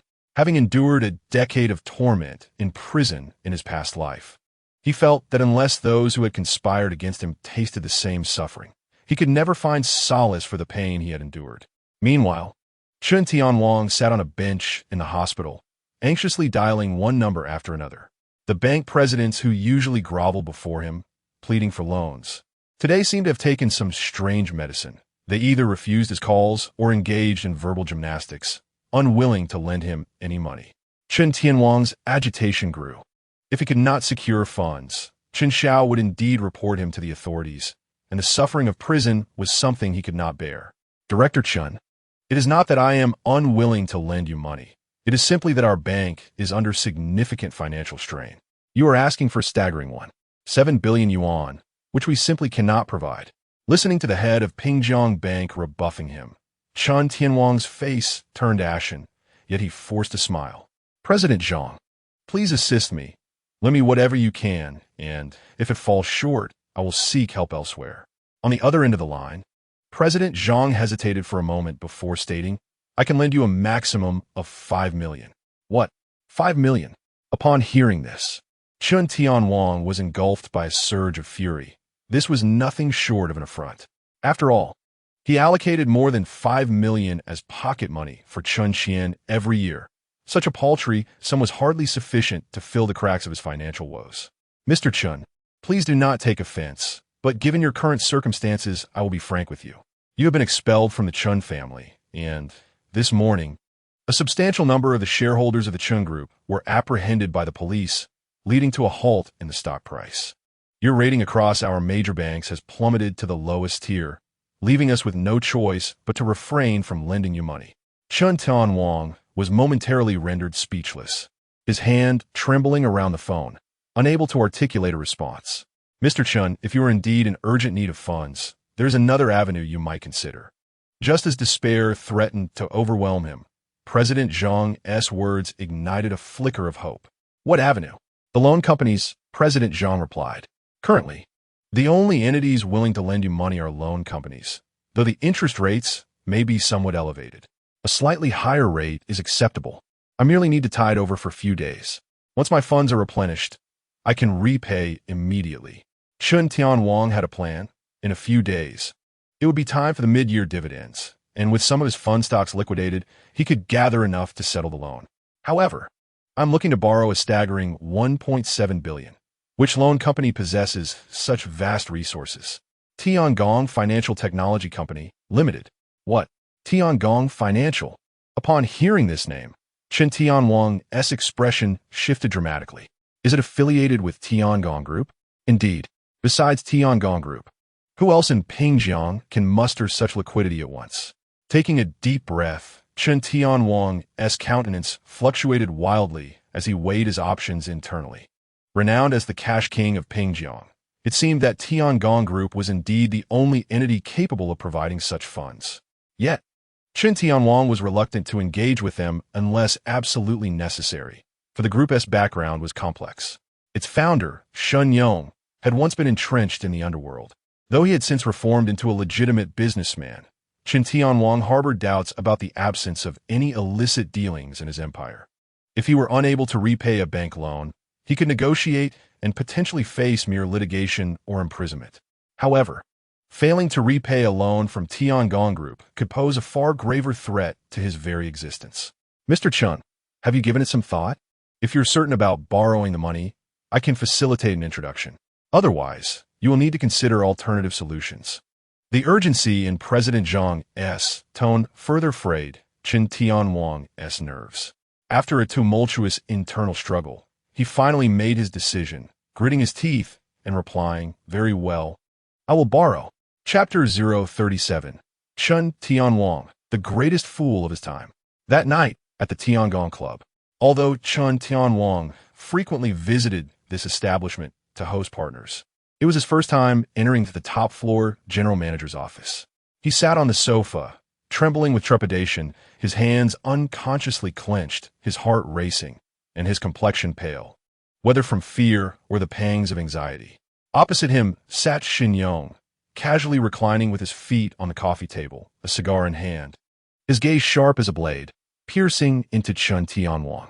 Flanking Shen Qian were two muscular men, clad in tank tops and adorned with tattoos, standing expressionless, their waistbands bulging, clearly concealing weapons.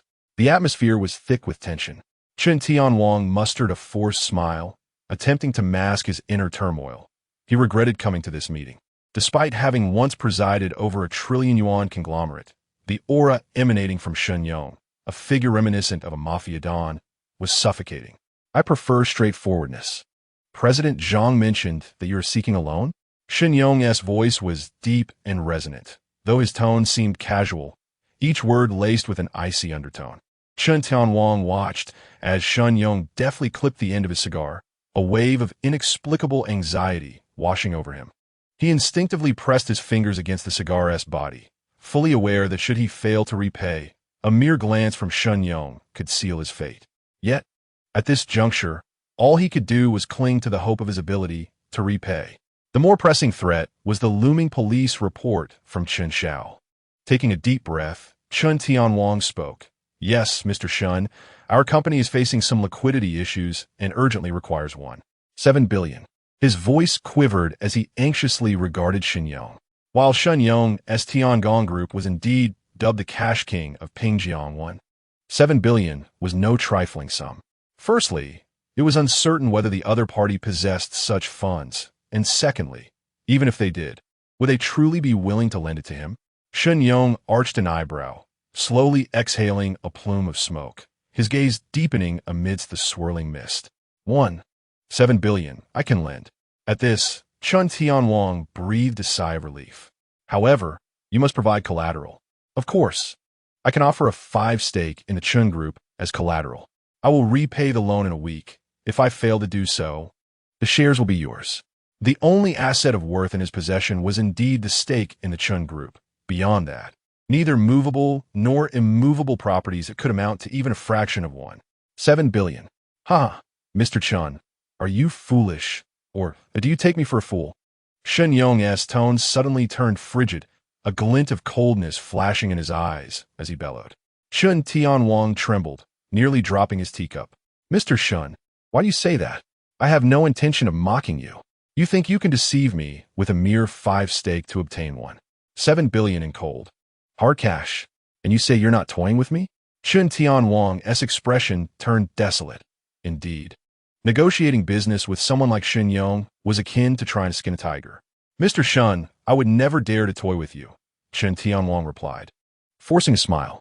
Our Chen Group is valued at 1 trillion. A 5 stake is worth 50 billion. Surely that is not insignificant as collateral? Huh? Are you still trying to play mind games with me? Do you think I am uneducated and easily fooled? Shen Yong snapped. What is market value? It is but a bubble. While your Chen Group may be valued at 1 trillion, a single day of stock suspension can evaporate hundreds of billions from your market cap. After a few more halts, your 5 stake might not even be worth 1 billion. Attempting to pull a fast one, you truly are calculating. Shen Yong sneered, causing cold sweat to bead on Chen Tianwang's forehead. Desperately, he interjected, Mr. Shen, I assure you that is not my intention. The stock price is merely temporary. We are currently negotiating with several major clients for contracts worth hundreds of billions. Once the news breaks, the stock price will surely rebound. If 5 is insufficient, we can negotiate for 7 or 8. Shen Yong scoffed, retrieving a knife from the waistband of one of his bodyguards and placing it gently on the coffee table. Forget the shares. I'll take a kidney as collateral. If you repay the money, I'll return your kidney. If you fail to repay, I'll roast your kidney and keep the money. Upon hearing this, Chen Tianwang's face drained of color, his legs buckling as he nearly collapsed to the ground. Mr. Shen, you must be jesting with me. Are you jesting with me? Shen Yong bellowed, you can borrow this money if you wish, but if not, get lost. Do you think this is a vegetable market where you can haggle with me? I demand you pledge all your shares right now. I will transfer the funds immediately. Otherwise, leave and stop wasting my time. With that, he noticed Chen Tianwang lifting his teacup in an attempt to calm his nerves. Shen Yong snatched the cup from his hands and hurled it onto the floor. Drink? Spare me. Offering you a drink would be a waste. Chen Tianwang's face turned ashen as he trembled and pleaded, Mr. Shen, please don't act impulsively.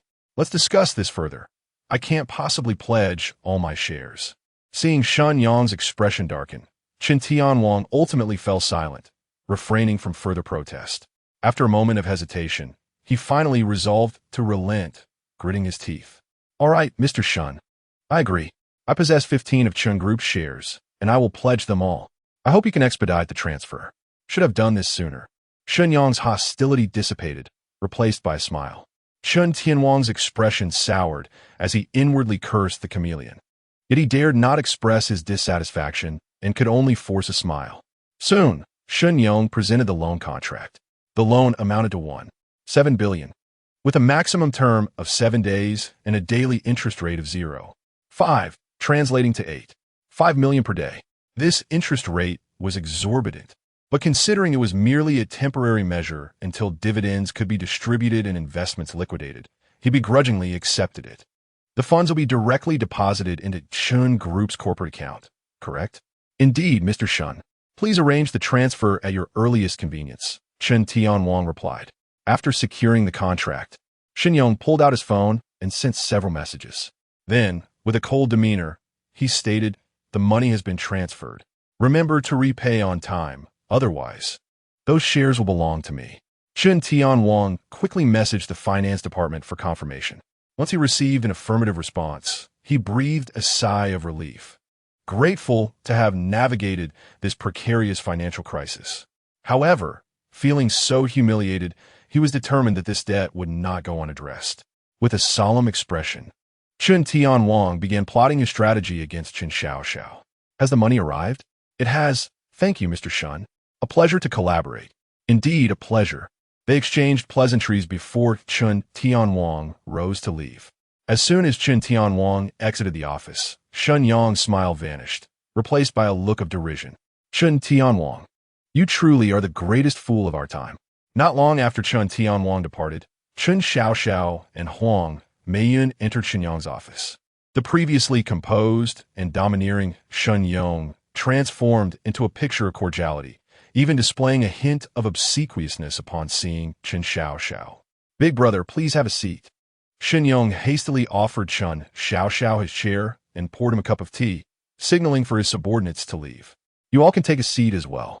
Chen Xiao took a sip of tea and inquired, what is the status of the shares held by those shareholders? After their arrest, the shareholders immediately contacted lawyers to transfer their shares to their family members. Our team is actively following up on this. We should have everything back within 3 days. Huang Meilan replied confidently. Chen Xiao nodded slightly. Have we figured out the organizational structure of the company? Which positions are occupied by Chen Tianwang's people? We have compiled all the information. Chen Tianwang has strategically placed his people in the most crucial positions within the company. Human Resources Director, Heir, Finance Deputy Director Liang Yifeng, as well as directors in marketing, procurement, and sales, and several factory managers. In essence, Chen Tianwang has seized control over the company's lifeblood. Even though he did not become chairman, he wields absolute authority within Chen Group. Huang Meilan's expression darkened as she continued. This means that even if Chen Xiao successfully ascends to the position of chairman, he would be merely a figurehead, as no one in the key departments would heed his commands. That is inconsequential. If these individuals dare to defy my brother's orders, I will pay them a visit in the dead of night. I intend to see whether Chen Tianwang's orders or their very lives hold greater value. Chen Yang's eyes glinted with malice, a cold smile curling at his lips. What are you thinking? We live in a society governed by law. Chen Xiao frowned, his tone tinged with displeasure. We must resolve this issue legally and always uphold the law as our guiding principle. Big brother, you're right. What do you suggest we do? Chen Yang asked with a servile grin. While these individuals may have sided with Chen Tianwang, many of them have indeed proven themselves capable to have reached their current positions, Chen Xiao remarked, directing his gaze towards Huang Meilan. We shall win over some and suppress others. Let us first make an example of a few, sending a couple of those with questionable allegiances to prison, and then dismiss those who refuse to comply. Following their termination, we will ensure they are blacklisted across the industry. When the time comes, if Chen Tianwang is unable to assist his supporters, do you think anyone will still wish to back him? Huang Meilan's eyes lit up as she nodded vigorously. However, Chen Yang appeared perplexed. But what if Chen Tianwang manages to resolve their issues? Young Master Chen will not grant him that opportunity.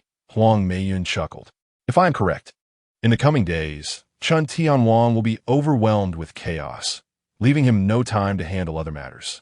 The welfare of his supporters pales in comparison to his own predicament. Chen Xiao smiled faintly, acknowledging Huang Meilan's cleverness. She was certainly more astute than Chen Yang, who still wore a puzzled expression despite the clarity of the discussion. Enough of this. Strategizing is not your forte. Don't overthink it, Chen Xiao advised. Chen Yang scratched his head and grinned foolishly. Understood, big brother. Just tell me what to do, and I will carry it out. By the way, you mentioned the auction. Is it set to begin soon? Yes, the auction will take place the day after tomorrow at the Chao auction house. The security for the event is still being handled by our Tiangong security company. Chen Xiao confirmed with a nod. The Chao auction house is the largest in Jiangnan province. Backed by one of the 4 prominent families of the provincial capital, the Chao family, whose influence is formidable. How is the funding coming along? Upon hearing this, Huang Meilan's face brightened with excitement. Regarding that, young Master Chen, you are simply brilliant. We followed your trading strategies, buying stocks at almost the lowest points and selling at the highest. In just a few days, our funds have skyrocketed from 3 billion to 6 billion, more than a 10-fold increase. You are truly a stock market genius. Wow, 6 billion. Chen exclaimed, his eyes wide with astonishment. Big brother, if we can make money so quickly in the stock market, why bother with real estate? Wouldn't it be better to bet everything on the stock market? The stock market carries risks. Despite our current gains, once we encroach on the territory of major capital, they could easily orchestrate a trap that would see us lose everything we've earned. Our rapid profits may have already attracted some unwanted attention, Chen Xiao replied calmly, his gaze flickering. Though he had made accurate investments based on his memories from a past life, the ensuing butterfly effect would undoubtedly alter future developments. He knew he must not place blind faith in those memories, lest he suffer significant losses. Currently, our foundational base lies within the Jiangnan province. Although we possess several hundred billion in funds, we remain at a considerable distance from those with substantial capital. Should we truly confront them, we might encounter significant difficulties. The real estate sector is an immense market that still holds the potential for vigorous growth over the coming years. Moreover, with some tangible assets in our possession, we can mitigate certain business risks. Understood, my elder brother. We shall proceed as you direct. As the hour grows late, I shall take my leave. After finishing his tea, Chen Xiao rose and departed, with Huang Meilan promptly following suit. Wait for me, brother. Allow me to drive you. At the entrance to the Tianwang Club, Chen Yong maneuvered his Rolls-Royce Phantom with a gentle grace, as Chen Xiao and Huang Meilan took their seats in the rear. The vehicle smoothly embarked, gliding onto the road. At that moment, the sound of a heated argument nearby caught their attention. Please, I beg you, don't drag me into selling my blood. I promise I will repay you. Repay? What do you have to repay with? Your Yuan family is bankrupt. Today, you must either sell your blood or your father's. Either way, you shall not owe me a single cent. No, please. I'm a woman and so frail. I have little blood to spare. Sell my father's blood instead. He is robust and has plenty to spare. You truly are a dutiful daughter. While I have my own code of conduct in this world, you, a wretched creature, borrowed money for cosmetic surgery, and now that you lack funds, you wish to sell your father's blood? You are beneath contempt. I cannot partake in such inhumane acts. Turning his gaze to the roadside, Chen Xiao beheld a heavily made-up woman in revealing attire, kneeling on the ground, tears streaming down her face. Her nose was crooked, and her chest was uneven, an unfortunate deformity. Beside her stood two menacing figures, exuding an intimidating aura. Upon seeing the woman, Chen Xiao furrowed his brow, and, sensing his gaze, she turned to behold the Rolls-Royce Phantom, bearing the license plate Jiang B88888. Chen Xiao. Almost instantly, Yuan Jiaomei sprang to her feet, discarding her previous display of despair, and charged toward the front of the car, fury ablaze in her eyes. Chen Xiao, my fall from grace is all your fault. Chen Xiao merely lifted his gaze, his expression tranquil. Drive on. Chapter 39. Am I to be trifled with? Without a hint of hesitation, Shen Yong obeyed Chen Xiao's command, pressing the accelerator with force. The roar of the engine was deafening as the Rolls-Royce Phantom surged forward. Yuan Jiaomei, gripped by fear, stumbled backward, only to be grazed by the car's side mirror, crashing heavily to the ground. With a screech, the Rolls-Royce Phantom came to a steady halt, and the rear door swung open, revealing Chen Xiao and Huang Meilan as they stepped out. Upon encountering the two who had precipitated her family's downfall, Yuan Jiaomei's eyes blazed with intense anger and hatred. Her teeth clenched in fury. Despite the pain coursing through her, she scrambled to her feet, lashing out in a fit of hysteria, her hands clawing toward Chen Xiao. Chen Xiao, you bastard! With a swift motion, he delivered a sharp slap to her face, rendering her momentarily dazed. He followed up with a fierce kick that sent her sprawling several meters away, akin to a shrimp, retching violently. You dare strike me? I will report you. You shall rot in prison. Yuan Jiaomei's eyes glowed with rage as she glared at Chen Xiao, still threatening him amidst her predicament. At that moment, the two debt collectors nearby were left in a state of shock. Chen Xiao, emerging from the luxury vehicle clad in designer attire, bore an aura that could easily extinguish their lives. How could Yuan Jiaomei have the audacity to provoke such a figure? Just then, Shen Yong exited the driver's seat with a stoic expression. The sight of him sent shivers down the spines of the two debt collectors, for they were well aware of this underground emperor of Pingjiang City. More importantly, the fact that Xin Yong was driving for the young man only amplified the terror of his identity. Having been in the company of Yuan Jiamei moments ago, they feared that if the young man perceived them as allies of hers, their lives would be forfeit. They dared not open their eyes, hoping this was all merely a dream. Mr. Shun. Yet, reality prevailed, and the two mustered their courage to approach Shun Yong, albeit with hunched postures and trembling voices, betraying their inner turmoil. Brother. Shun Yong respectfully addressed Chen Xiao from behind, causing the two debt collectors to collapse in fear. Brother Shun? That could only mean the underground sovereign of Pingjiang. Previously, when Shun Yong made his name and established the Tiangong group, he had proclaimed himself as the second in command, leaving many in the dark about the true hierarchy. It was now abundantly clear that this young man was undoubtedly the true leader. Chen Xiao approached Yuan Jiamei, placing his foot upon her left hand and gently grinding it. It seems my previous lesson was insufficient. You still dare to show your face before me. Ah! Yuan Jiamei's expression contorted in agony, her scream piercing. Chen Xiao, release me. This is intentional harm. I will sue you. You fool. Chen Xiao chuckled coldly, applying more pressure. Swime? I truly shudder at the thought. In excruciating pain, Yuan Jiamei nearly lost consciousness, her face a mess of tears and snot. You have destroyed my family, leaving me homeless. I now offer you an opportunity.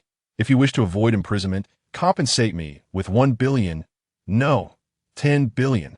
Then I shall let you go.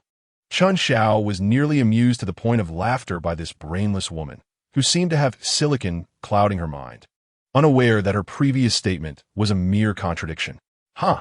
With a cold smirk, he made no further move, prompting Yuan Jiamei to seize the moment and press on.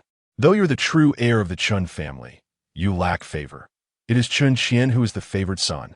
I am Chen Qian's woman, and had I been able to contact him, a single word from him could restore the Yuan family to prominence.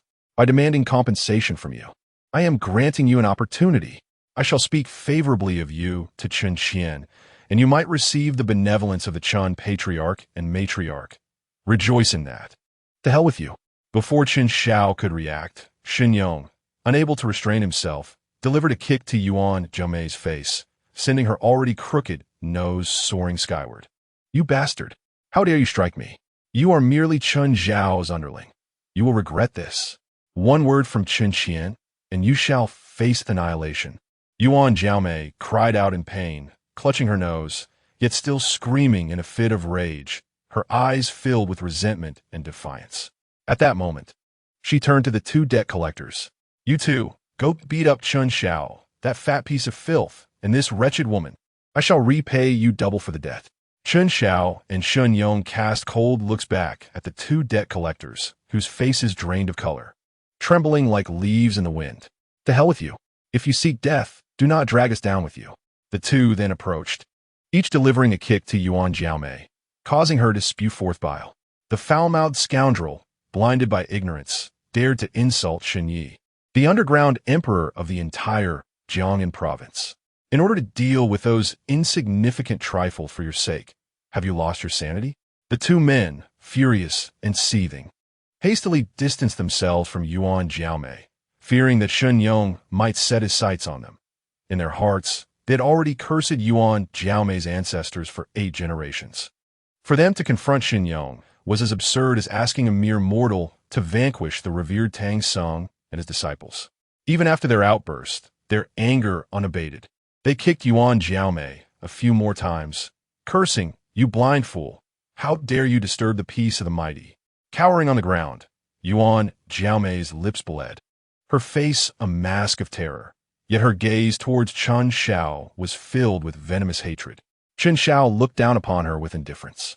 Sometimes I find it perplexing. With a mere word, I could bring your Yuan family to ruin, and with a flick of my finger, I could extinguish your life 100 times over. What emboldens you to repeatedly provoke me? Do you perceive me, Chen Xiao, as an easy target? Yuan Jiamei's heart skipped a beat, a flicker of fear flashing through her eyes, her mind swirling in chaos. Indeed, why did she dare to challenge Chen Xiao?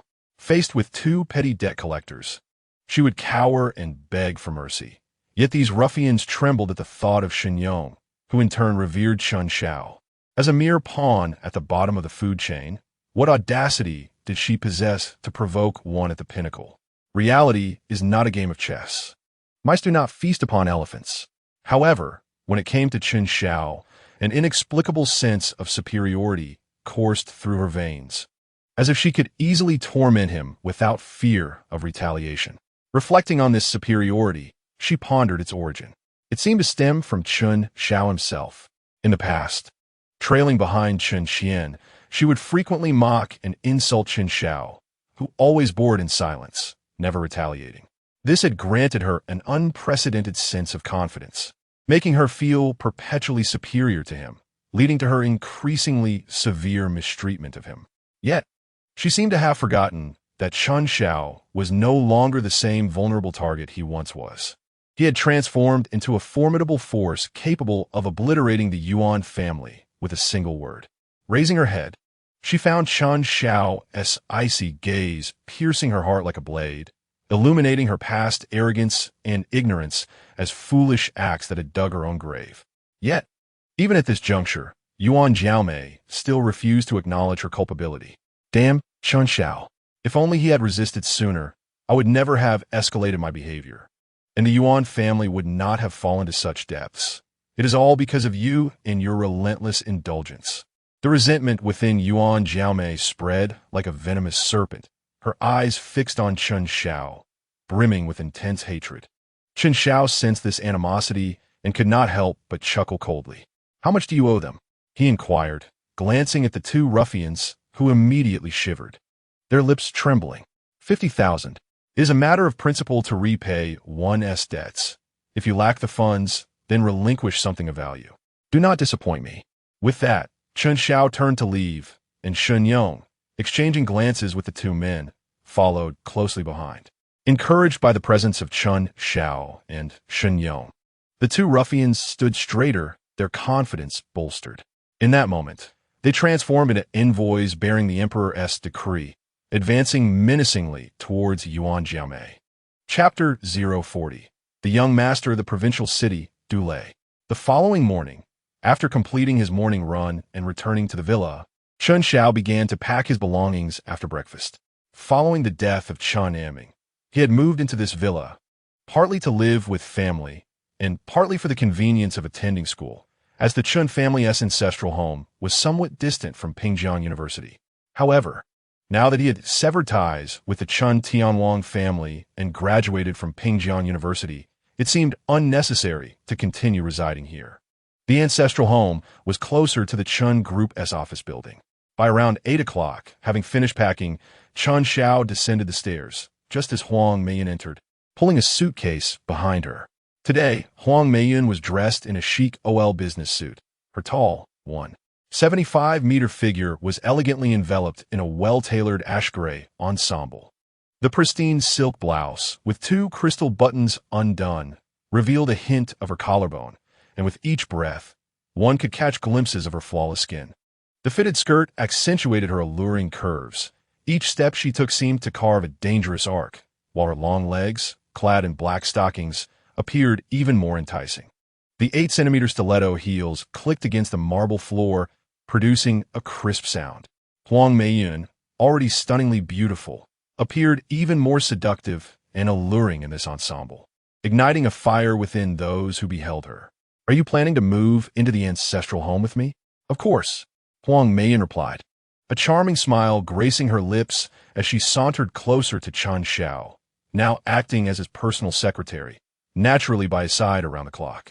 As she approached, the distance between them shrank to the point where they could almost feel each other's breath. Huang Meiyan parted her red lips and breathed softly against Chen Xiao's earlobe. His expression remained unchanged as he produced a bottle of mouthwash from his pocket, placing it in her hand. Maintaining his composure, he circumvented her and hastened towards the door with his luggage. Huang Meiyan, staring at the mouthwash in her hand, was taken aback. Wait, what does this mean? What is he implying? She confirmed, my breath is fine. Nevertheless, she obediently used the mouthwash. After rinsing, she quickly followed Chen Xiao out of the villa. Upon reaching the entrance, a Lamborghini sped towards them, abruptly halting at the gate. A young man clad in a flamboyant red suit, sporting sunglasses and exuding an air of ostentation, exited the vehicle, a smirk of nonchalance gracing his lips.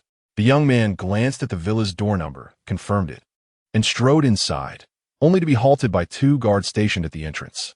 The young man pouted, adjusted his suit collar, and declared, "I'm here to inform your master that Du Lei from the Du family of Jiangsheng has come to pay a visit. I am the master of this house. Who do you seek?" Chen Xiao approached with his luggage, having overheard the exchange. Du Lei, lowering his gaze, pushed his sunglasses down his nose to scrutinize the unfamiliar Chen Xiao, his brows knitting in confusion. "You are the master here? Isn't this the Chen family?" "This is indeed the Chen family, and I am Chen Xiao, one of its masters. However, it seems you are not here to see me, and I do not recognize you, so I kindly ask you to leave." Du Lei paused, then a look of realization crossed his face. "Oh, I understand now. You must be the young master of the Chen family.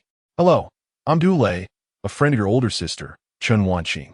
As he spoke, Du Lei removed his sunglasses and extended his hand, wearing a friendly smile in an attempt to bridge the gap with Chen Xiao.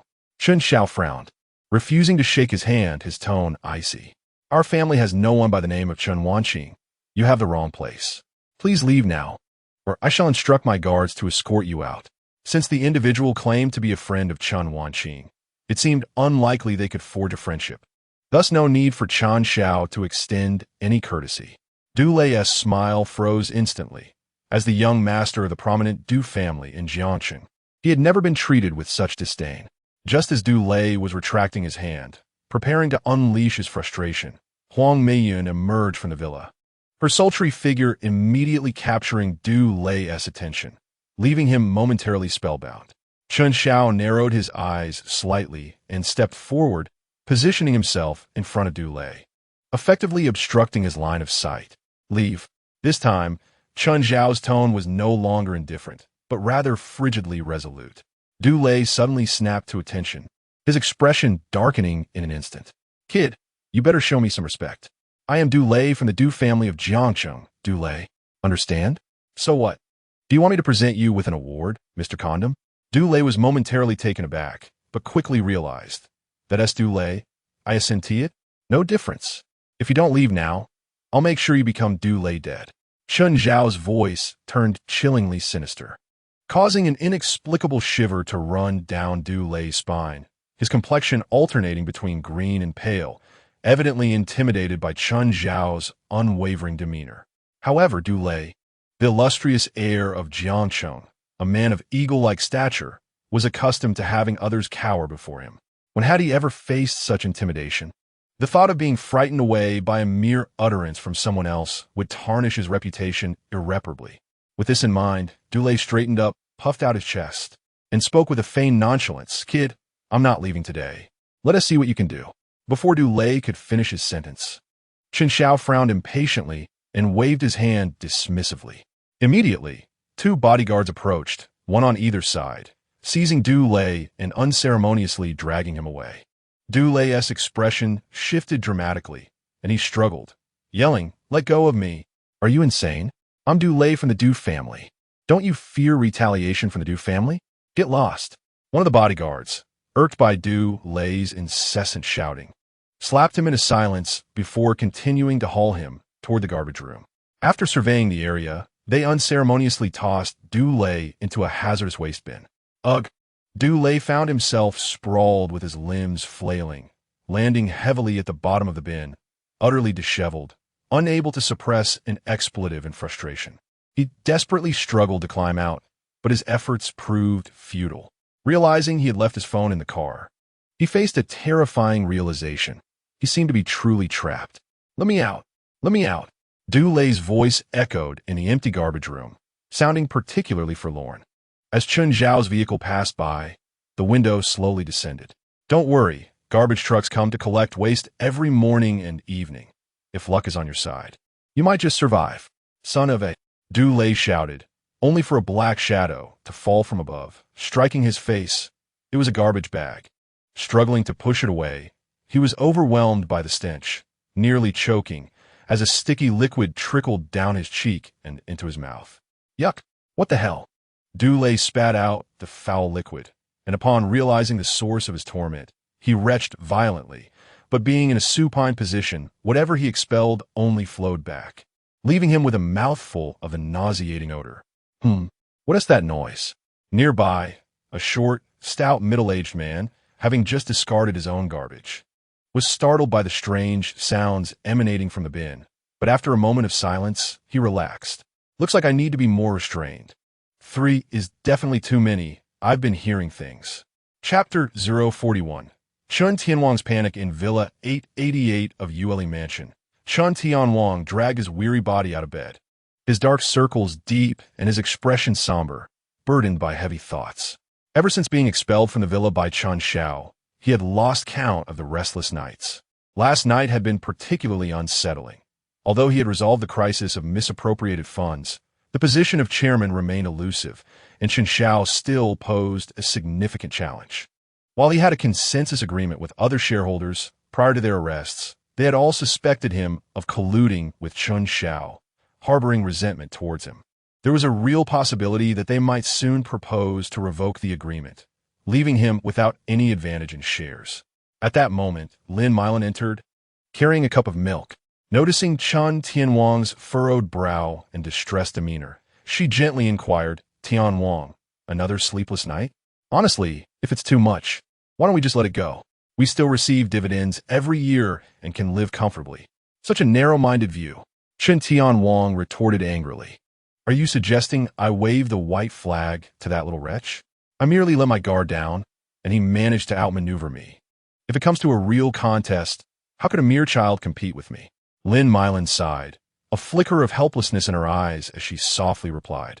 "But Tianwang, in terms of shares, you don't hold significantly more than Xiao, and your current shares are still under mortgage. Do you think the business world is so simple? Not to mention that little brat hasn't he even assumed the chairmanship yet. Even if he does, what difference does it make? Do you think I've been idling in this company all these years? Every core department of the group has my loyal supporters. I'm not afraid to tell you that even if Chen Xiao ascends, I can still render him powerless. This company is still under my command," Chen Tianwang declared with unshakable confidence. Lin Meilan could only shake her head in resignation as she set down the milk and exited the room. Suddenly, a sharp ringtone pierced the air. Chen Tianwang answered his phone to find it was his financial manager calling. "Hello, Mr. Kai. I asked you yesterday to liquidate my stocks and funds. Has that been completed?"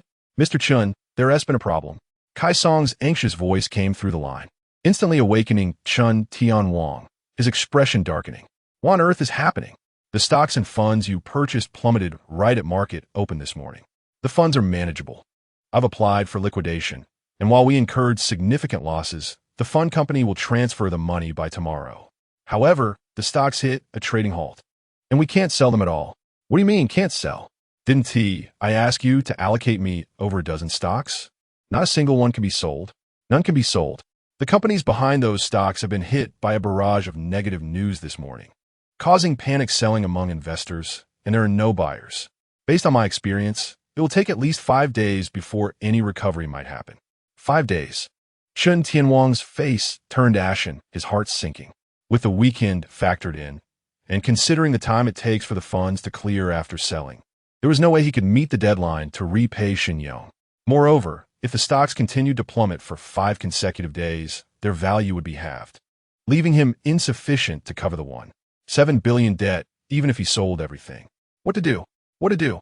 Chen Tianwang was drenched in sweat, desperately inhaling to calm his racing mind, but failing miserably.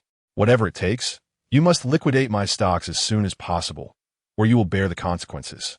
After contemplating various strategies without success, Chen Tianwang could only scream at Kai Song over the phone, pressing him for urgency. Kai Song paused for a moment before responding gravely. "Mr. Chen, I've truly done my utmost, but I cannot control market sentiment. I don't care. Those stocks were your recommendations, and now they're crashing. You must take responsibility. Listen carefully, you worthless dog. I am giving you just 2 days. If these funds and stocks do not liquidate to the tune of 1.5 billion, I shall ensure you find no resting place in death." The busy signal reverberated through the phone, leaving Kai Song momentarily paralyzed in disbelief. The nephew of that wretched Chen Tianwang, was once addressed as General Kai during profitable times, yet now, when losses occur, I am derided as a mere dog. If you cannot bear the losses, you ought to consider a different vocation. With that, Kai Song resolved to abandon all hope. After all, his earnings stemmed from management fees, and he had amassed a considerable fortune over the years. If necessary, he would resign and flee abroad, leaving Chen Tianwang's stocks to their own devices.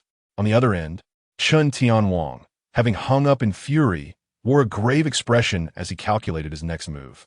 The fund stocks needed to yield at least $5 billion, and with an additional $200 million from company dividends, he might barely manage to repay Chen Xiao. However, relying solely on Kai Song seemed precarious. He needed to devise another means to acquire funds. His gaze flickered as he pondered, eventually dialing a number. "Hello, Lao Liang. Join us for lunch at Pinwei Xian with Lao Su and a few others." Lao Liang was Liang Yifeng, the head of the finance department at the Chen Group, while Lao Su referred to Su Hongfei, the head of the finance department, both of whom were trusted aides whom Chen Tianwang had elevated.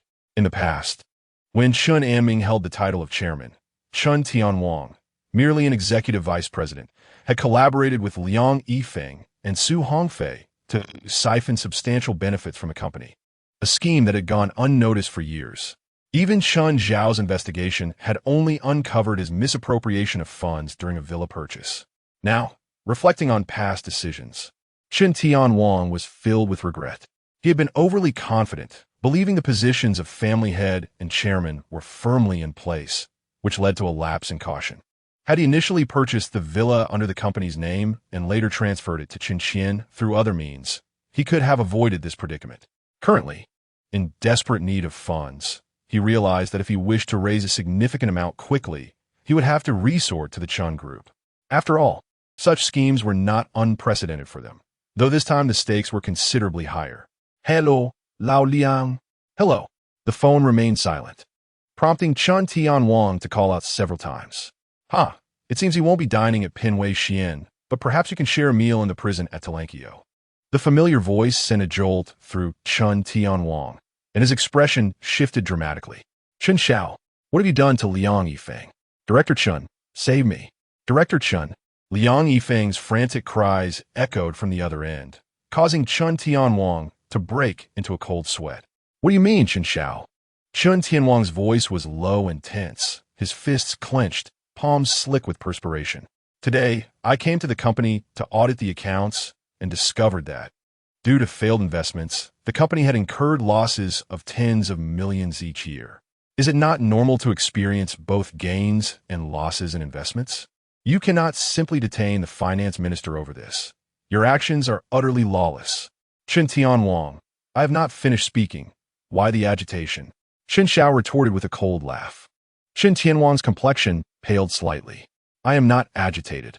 I merely protest your heinous actions. By detaining Minister Liang over investment losses, you are setting a dangerous precedent. Who would dare serve the Chen Group in the future?" "Chen Tianwang." Chen Xiao's tone was frigid. "We are both seasoned foxes. Do you think you can simply dismiss these matters with idle chatter? I will clarify the situation based on the current evidence. The Finance Minister Liang Yifeng and Finance Minister Su Hongfei have violated company regulations, making substantial investments in companies that did not meet investment criteria, allegedly embezzling company assets amounting to $2 billion. I have already reported this to the authorities. However, this matter does not pertain to you, Chen Tianwang. In due time, both will face justice." With that, Chen Xiao hung up, leaving Chen Tianwang to hear Liang Yifeng's anguished cries just before the line went dead. Chapter 042. The Unruly Chen Tianwang. "Bang! Scoundrel! Scoundrel!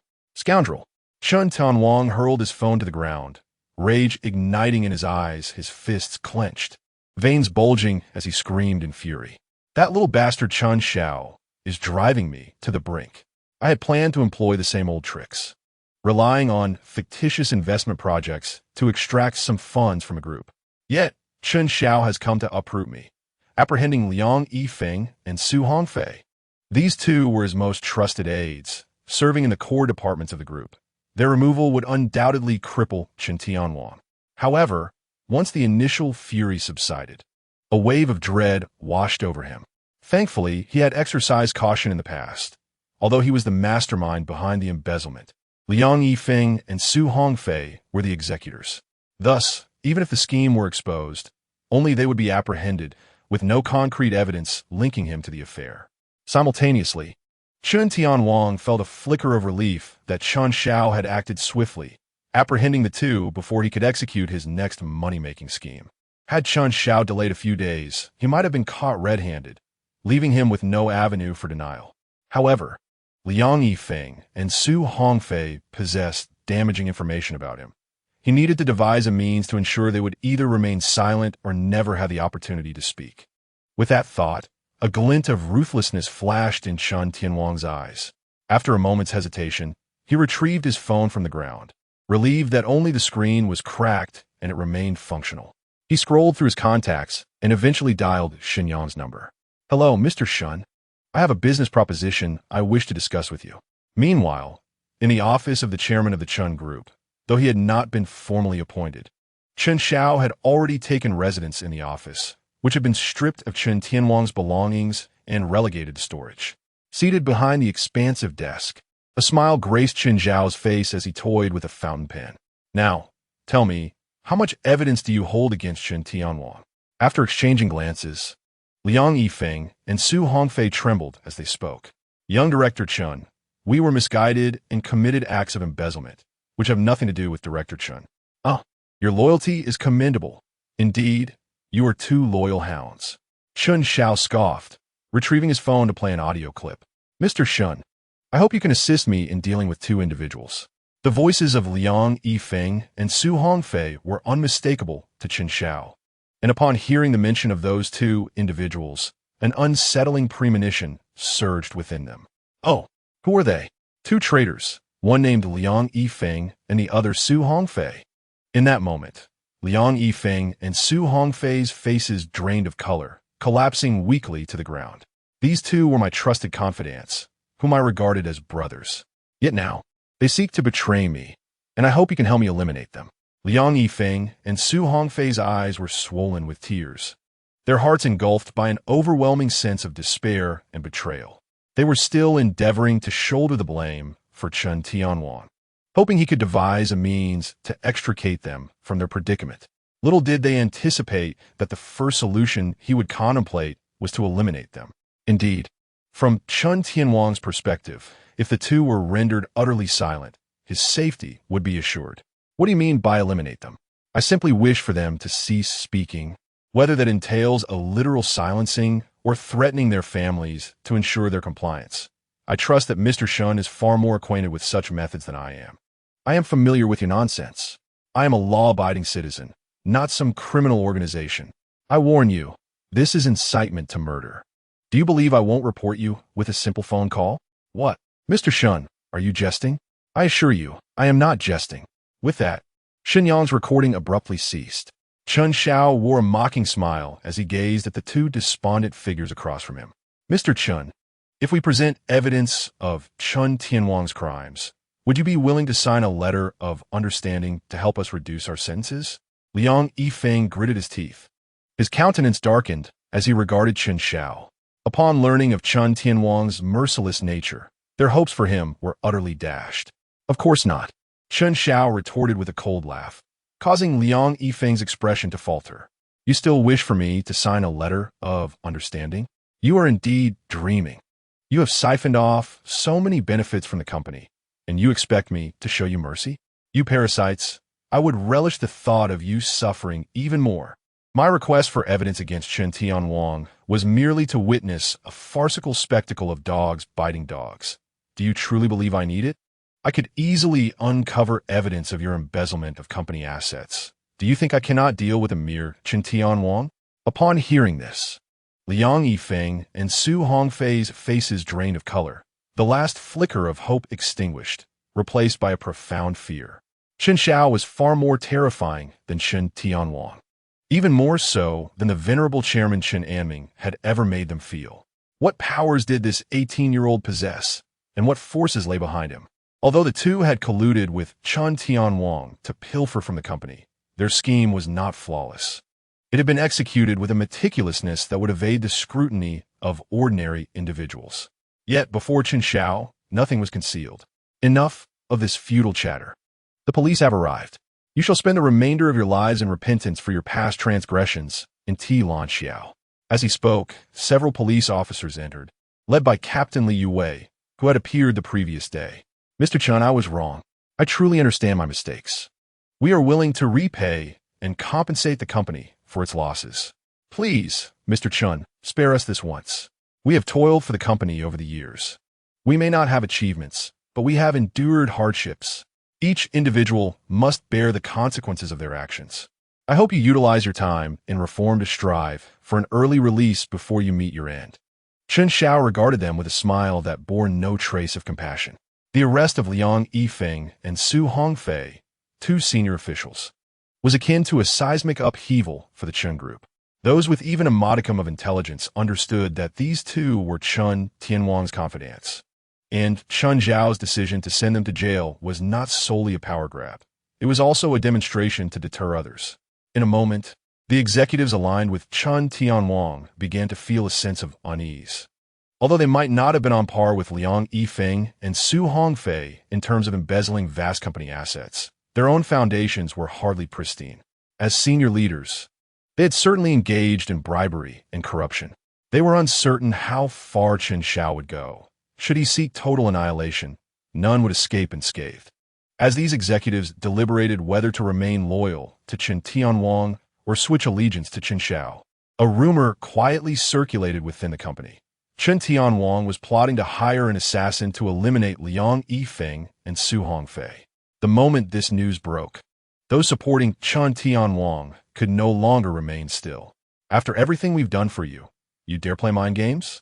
Not only do you turn against us, but you also threaten our families? Is this humanity? In an instant, the seemingly calm waters of the Chen group were roiling beneath the surface. Chapter 043. Chen Xiao elected chairman Young Master Chen.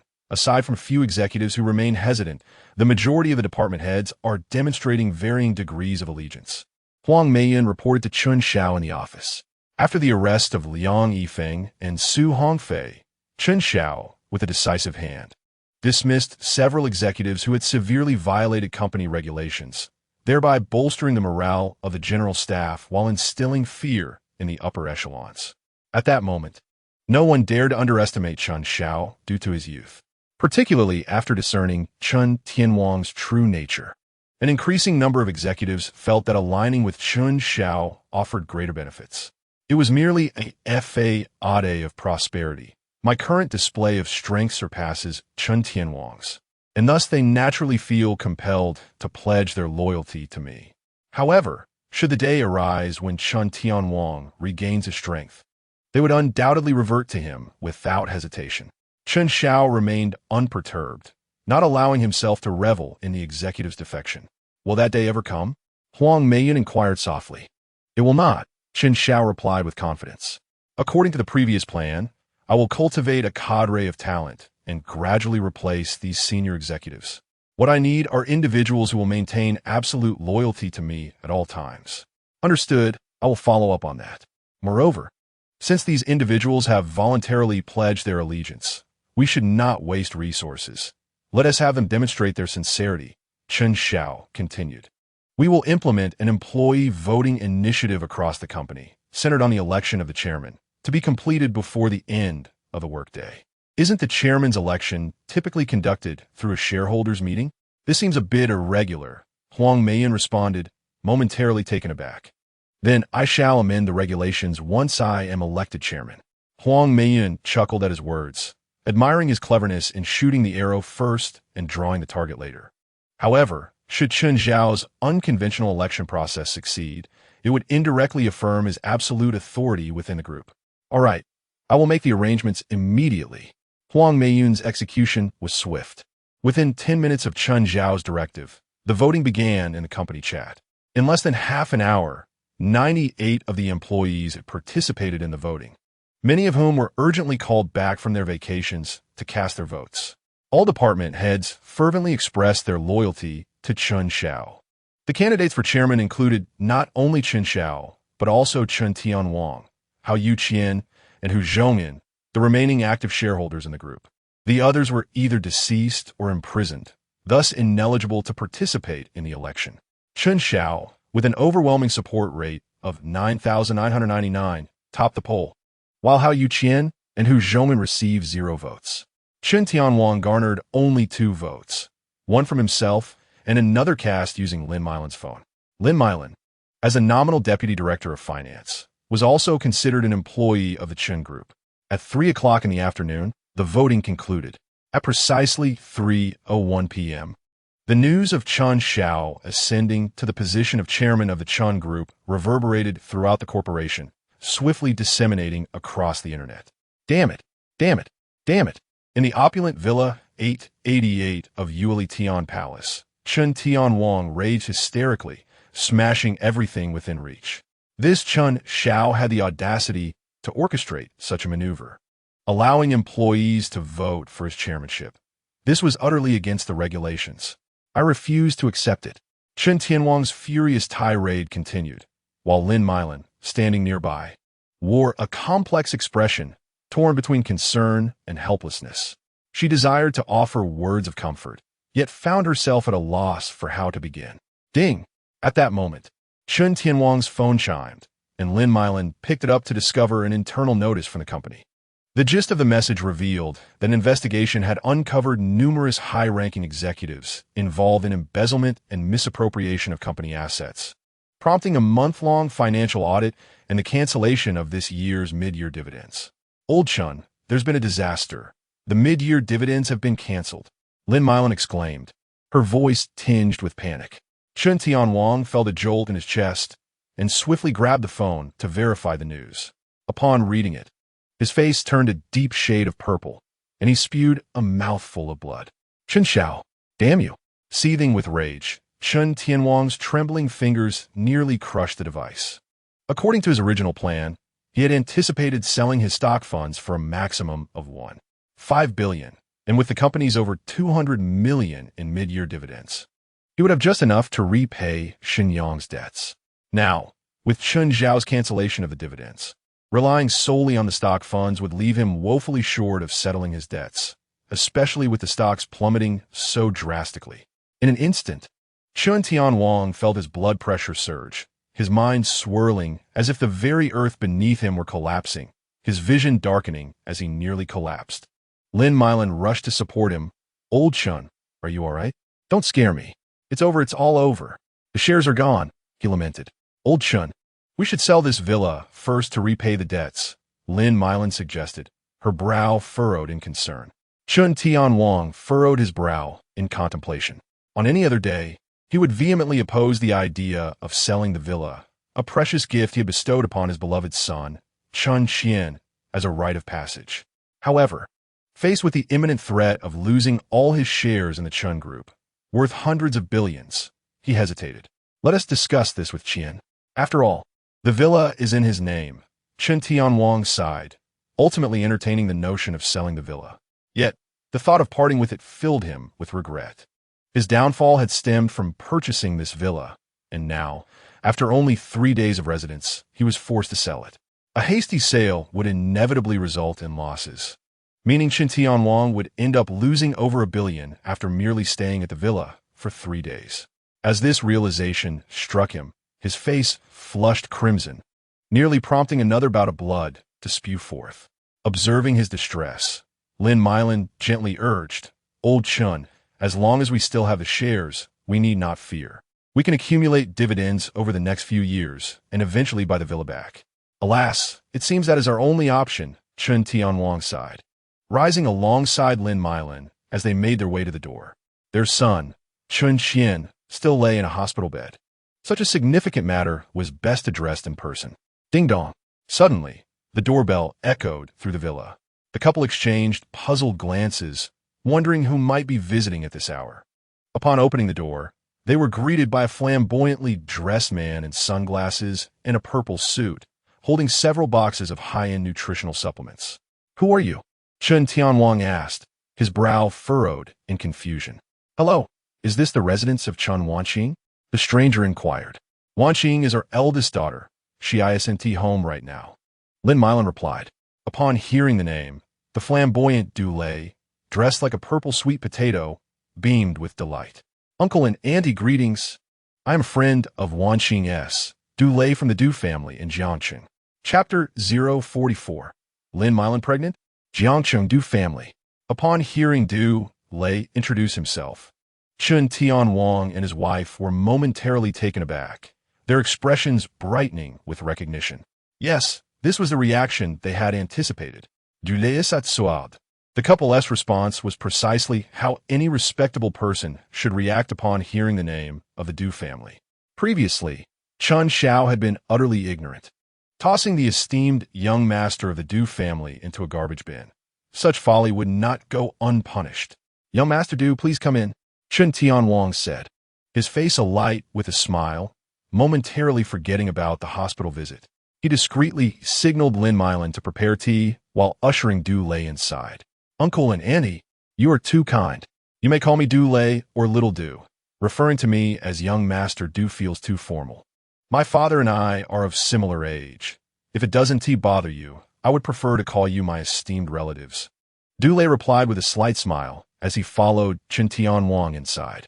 However, as they approached, Chen Tianwang instinctively wrinkled his nose, a strange odor wafting through the air. What is that foul stench? He pondered silently, yet maintained a beaming facade, discreetly inching away from Du Lei. Noticing Chen Tianwang's subtle movements, Du Lei felt a prick of irritation. Although he kept his demeanor composed, a simmering anger began to rise within him. "That wretched Chen Xiao. I will make him pay dearly. I want to throw him into a cesspit and let him swim in it." Du Lei had spent a grueling morning trapped in a garbage bin until a maid discovered him while taking out the trash. Yet, with the summer heat, the stench from the decaying refuse had been unbearable, and after enduring it for hours, he had returned home reeking. Upon returning to his hotel, he spent 2 hours washing and changed into 3 different outfits, dousing himself in cologne just to mask the lingering odor. Even his Lamborghini had to be sent for cleaning due to the foul smell that clung to him. The car he drove to the Chen residence was hastily rented on site. Prior to his visit to the Chen family, Du Lei had done his homework, aware of the familial strife that had led to the Chen family being ousted. He also recognized that the young man who had humiliated him earlier that day was none other than Chen Xiao, the architect of his current predicament. "My esteemed relative, how did you come to know our Wanqing?" Chen Tianwang inquired cautiously, a glimmer of hope in his eyes. Du Lei, being of a similar age to Chen Wanqing, and having taken the initiative to visit, might very well harbor feelings for her. If a union could be forged, perhaps they could leverage the Du family's influence to suppress Chen Xiao and reclaim control of the Chen group. "I met Wanqing at a social gathering abroad.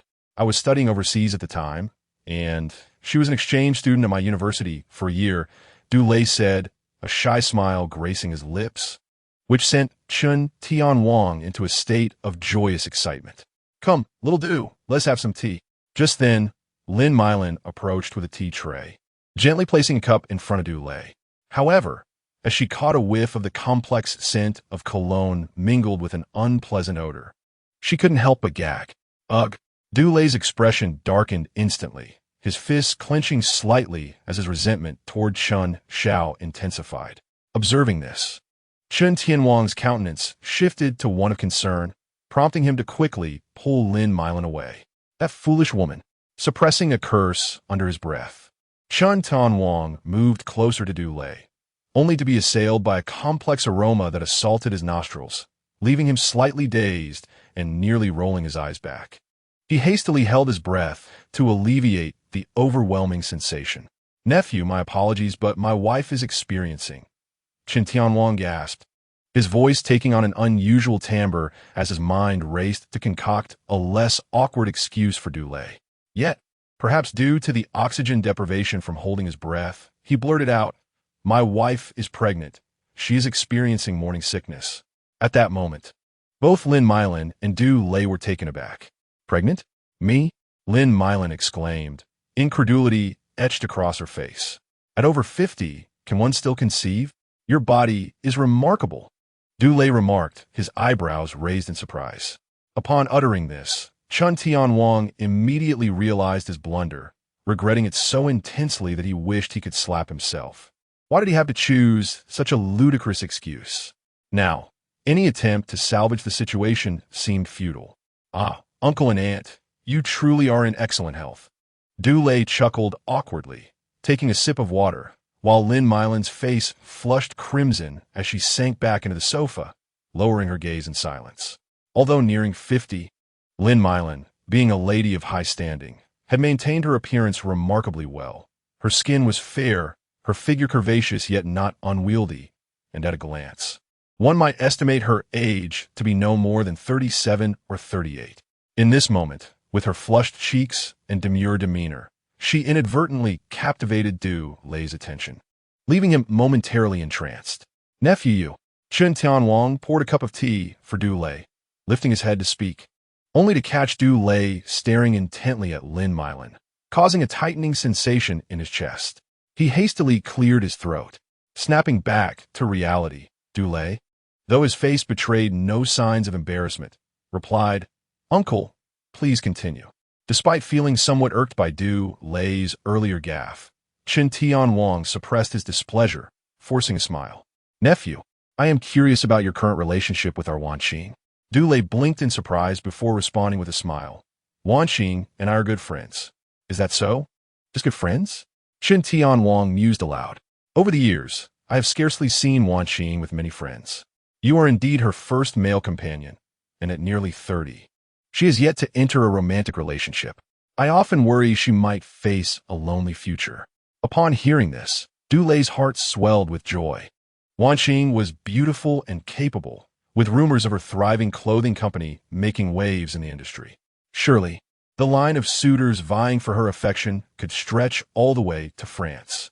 Indeed, there have been many admirers, but her standards are exceedingly high. None have caught her eye. I wonder who might meet her expectations, Chen Tianwang lamented, feigning sorrow while discreetly observing Du Lei's reaction. As anticipated, Du Lei's lips curled into a slight smile, revealing a glimmer of excitement on his face. "Nephew, perhaps you could consider introducing someone suitable to Wanqing?" Chen Tianwang continued to probe. Du Lei, understanding the unspoken implications, replied with a grin, "Uncle, rest assured, I do happen to know a rather fine young man." His gaze flickered momentarily before he added with sincerity, "Uncle and aunt, to be candid, I have long harbored feelings for Wanqing. From the very first moment I laid eyes on her abroad, I was smitten. I hope you will grant me an opportunity." Exchanging a glance filled with surprise, Chen Tianwang and Lin Meilan's eyes sparkled with delight. "Haha, splendid. I must admit, from the moment I first saw you, I thought you a commendable young man. If you and Wanqing were to become a couple, your aunt and I would wholeheartedly support it." Chen Tianwang exclaimed, patting Du Lei on the shoulder, his face beaming with wrinkles. If a union with the Du family were to materialize, he could demand a hefty bride price, providing hope for repaying Shenyang. Truly, he was a genius. Yet, just as Chen Tianwang indulged in these fanciful thoughts, the door of the villa swung open, and a sharp, displeased voice rang out. "Du Lei, what are you doing here? You are not welcome."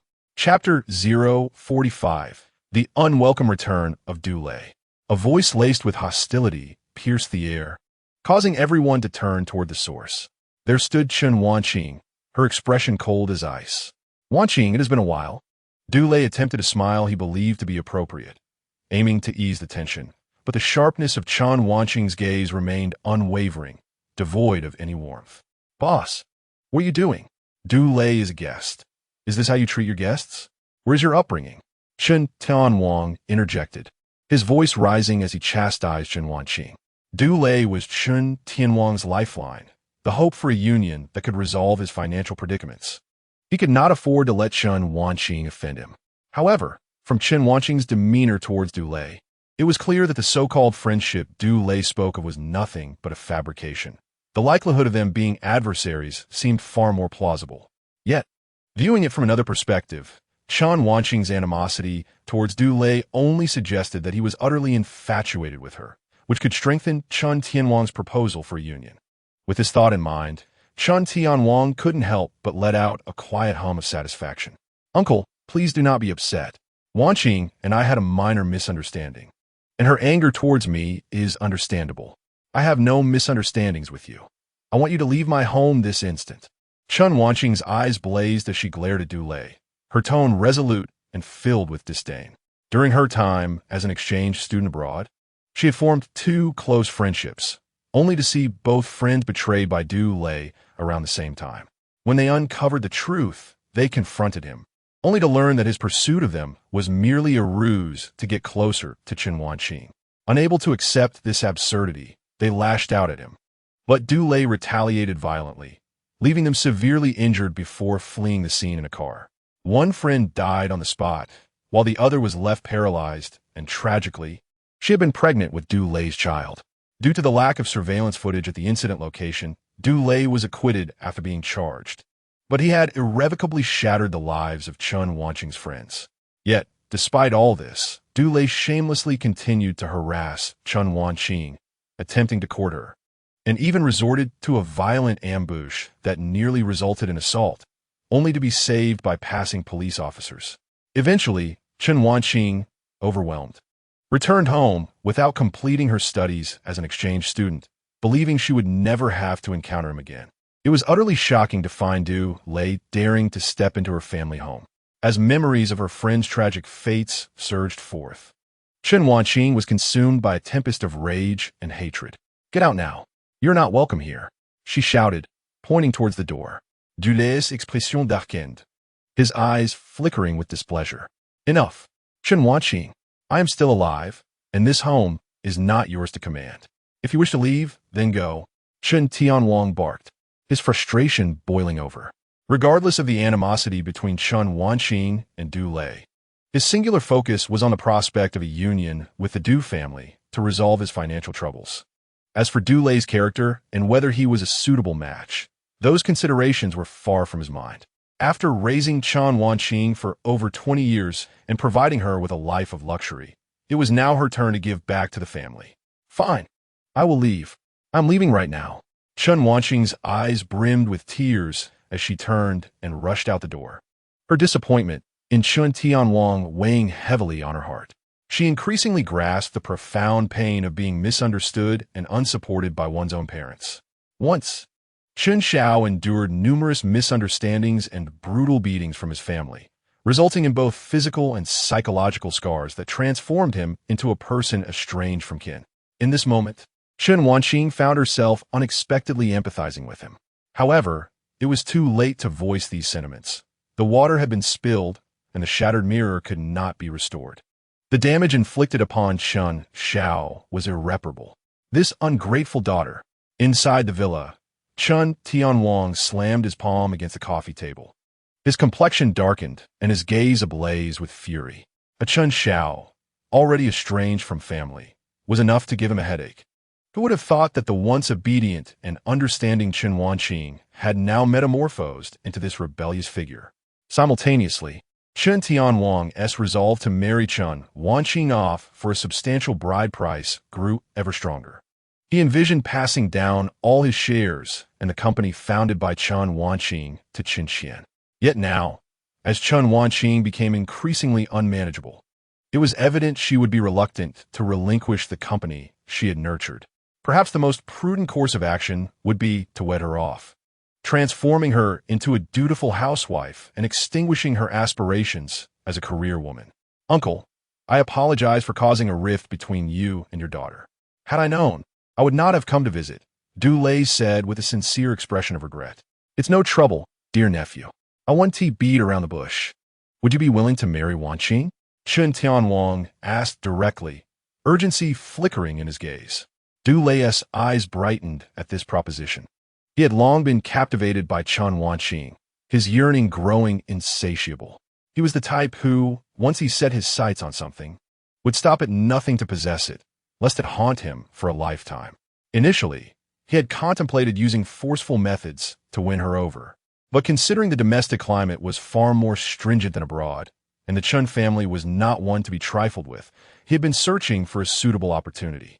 Little did he expect that Chen Tianwang would present him with such a splendid chance. Through marriage, he could legally possess Chen Wanqing, who was not only capable but would also assist him in managing the Du family business once he inherited it. As for himself, he could continue to indulge in his libertine pursuits outside. Of course, I would be more than willing. It's just that her attitude towards me, leave her to me. As long as you and your family agree, we will find a time to discuss the wedding details in the next few days, aiming to finalize everything within a week. What?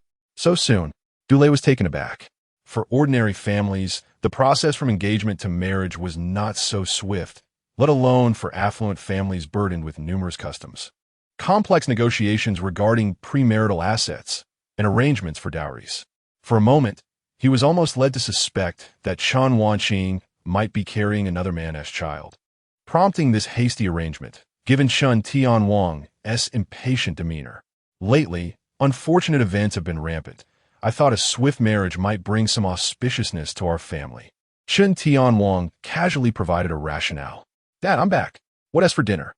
At that moment, a languid female voice drifted in, and Chen Qian entered, her expression weary. Du Lei turned at the sound, his eyes instantly alight. Another stunning beauty, bearing a resemblance to Chen Wanqing, yet exuding an entirely different aura. While Chen Wanqing embodied the cold, aloof demeanor of an ice queen, Chen Qian radiated a playful, pure charm, accentuated by her alluring figure, an hourglass waist and a curvaceous silhouette. Dad, isn't elder sister back yet? Shouldn't she have arrived before us? Another voice chimed in as Chen Ruoqiu gracefully walked in. Her demeanor gentle and her eyes imbued with an intellectual allure. Her voluptuous form captivated attention, the graceful arcs of her movements reminiscent of rippling water, leaving Du Lei entranced, momentarily recalling his foreign name, Gilbang Xingdafiki. Suppressing his rising excitement, Du Lei marveled at the Chen family women, each a vision of beauty and elegance. In an instant, visions of shared intimacy flooded his mind, a smirk of delight creeping onto his lips. Uncle Chen, who are these two? Du Lei swallowed out, his gaze fixated on Chen Qian and Chen Ruoqiu. Both women felt uncomfortable under his stare. Chen Ruoqiu instinctively bowed her head, attempting to conceal her ample bosom, retreating behind Chen Qian. Meanwhile, Chen Qian, arms crossed and displeased, shot him a glare. What are you staring at? Du Lei, oblivious to her irritation, misinterpreted her tone as an invitation, his gaze shamelessly drifting to the sisters' figures, a lewd smile creeping onto his face. Second daughter, do not be rude. This is Du Xiao from the Du family in Jiangcheng. Although Chen Tianwang noted Du Lei's lascivious demeanor, which irked him, he chose to overlook it, considering their impending familial ties.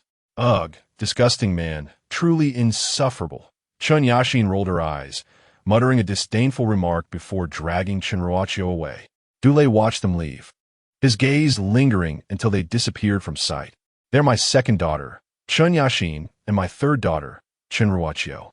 Uncle Chen, your family's genes are indeed remarkable. Each daughter is more beautiful than the last. Surely they have inherited their mother's beauty. As he spoke, Du Lei's gaze roamed over Lin Meilan, internally marveling at her enduring allure. Ha, you flatter me. Chen Tianwang forced a smile, pulling at the corners of his mouth. By the way, regarding the marriage proposal we discussed, please speak to your parents about it. We should find a time to meet and discuss the specifics. Absolutely. I'll mention it to them when I return, Du Lei replied, and upon hearing this, Chen Tianwang exhaled in relief, a smile returning to his face. Now that it's getting late, why not stay for dinner? You can sample your aunt's culinary skills. Chen Tianwang had initially intended the invitation as mere politeness, not expecting Du Lei to accept, especially since the one he was familiar with, Chen Wanqing, was absent. To his surprise, Du Lei readily agreed. Then I shall graciously accept. Huh? Chen Tianwang was momentarily taken aback, then nodded with a smile. Very well, I shall have your aunt prepare the meal. Excellent. I am eager to savor Annie's cooking. Du Lei elongated the last two words deliberately, leaving an unmistakable hint of mischief in his tone. Lin Meilan left the room with a somewhat displeased expression, while Chen Tianwang felt a twinge of dissatisfaction with Du Lei but chose not to show it. Had it not been for the pressing need for a substantial sum of money, he would not have been so accommodating. At that moment, Chen Tianwang resembled the ineffectual husband and father often portrayed in Japanese films. Dinner was a jovial affair for Du Lei, though Lin Meilan's culinary skills were average. The presence of several stunning women at the table made it delightful. Unfortunately, the absence of alcohol meant he couldn't feign drunkenness to extend his stay at the Chen household, which might have led to unexpected rewards. This was undoubtedly something Chen Tianwang was keenly aware of. Uncle Chen, I will discuss the marriage arrangement with my parents once I return. I have some matters to attend to in Pingjiang tomorrow, but by the day after, my parents should be able to make it over from Jiangchen. Outside the villa, Du Lei lingered, reluctant to part, gazing through the door at the Chen sisters. Oh, dear nephew, should you require any assistance, do not hesitate to voice your needs. It won't be long before we become family, Chen Tianwang remarked with a smile. It's nothing of great significance, merely a forthcoming auction. Our Du family intends to bid on several parcels of land in Pingjiang for development. By the way, I recall that the Chen group was also invited to participate in this auction, correct? Will you be attending, uncle? Chen Tianwang's lips twitched slightly. He had heard whispers of the auction beforehand. Had it been earlier, as the acting chairman of the group, he would likely have been present. However, now that he had lost his position, the senior executives overseeing real estate projects under him had aligned themselves with Chen Xiao, leaving him without the qualifications to represent the Chen group at the auction. I have other commitments tomorrow. Our group's South real estate executives will be in attendance instead, Chen Tianwang replied, maintaining a calm demeanor to deflect the conversation. If Du Lei were to discover his inability to attend the auction, it would be quite the embarrassment. Very well, if possible, I hope Uncle Chen can communicate to your team that our two families might collaborate during the auction. There is no need for fierce competition, as our Du family's primary enterprises are not in Pingjiang. Even if we do acquire the land, we will inevitably need to cooperate with the Chen group for development, Du Lei said with a smile. This was, in fact, the primary motive behind Du Lei's visit to the Chen family today. The Chen family was undeniably a leading enterprise in Pingjiang. While not quite on par with the Du family, they were still financially robust. If the Du family had a significant competitor at the auction, it was certainly the Chen group. However, after his arrival, he had not found an opportunity to broach the subject and had been drawn into discussions about marriage, compounded by the enchanting presence of several beautiful women from the Chen family, which had caused him to lose track of his original intent. Rest assured, dear nephew, I will certainly convey that message. In no time, our two families will indeed be one. Regardless of who secures the land, cooperation is assured, Chen Tianwang affirmed. Then I must thank you, Uncle Chen.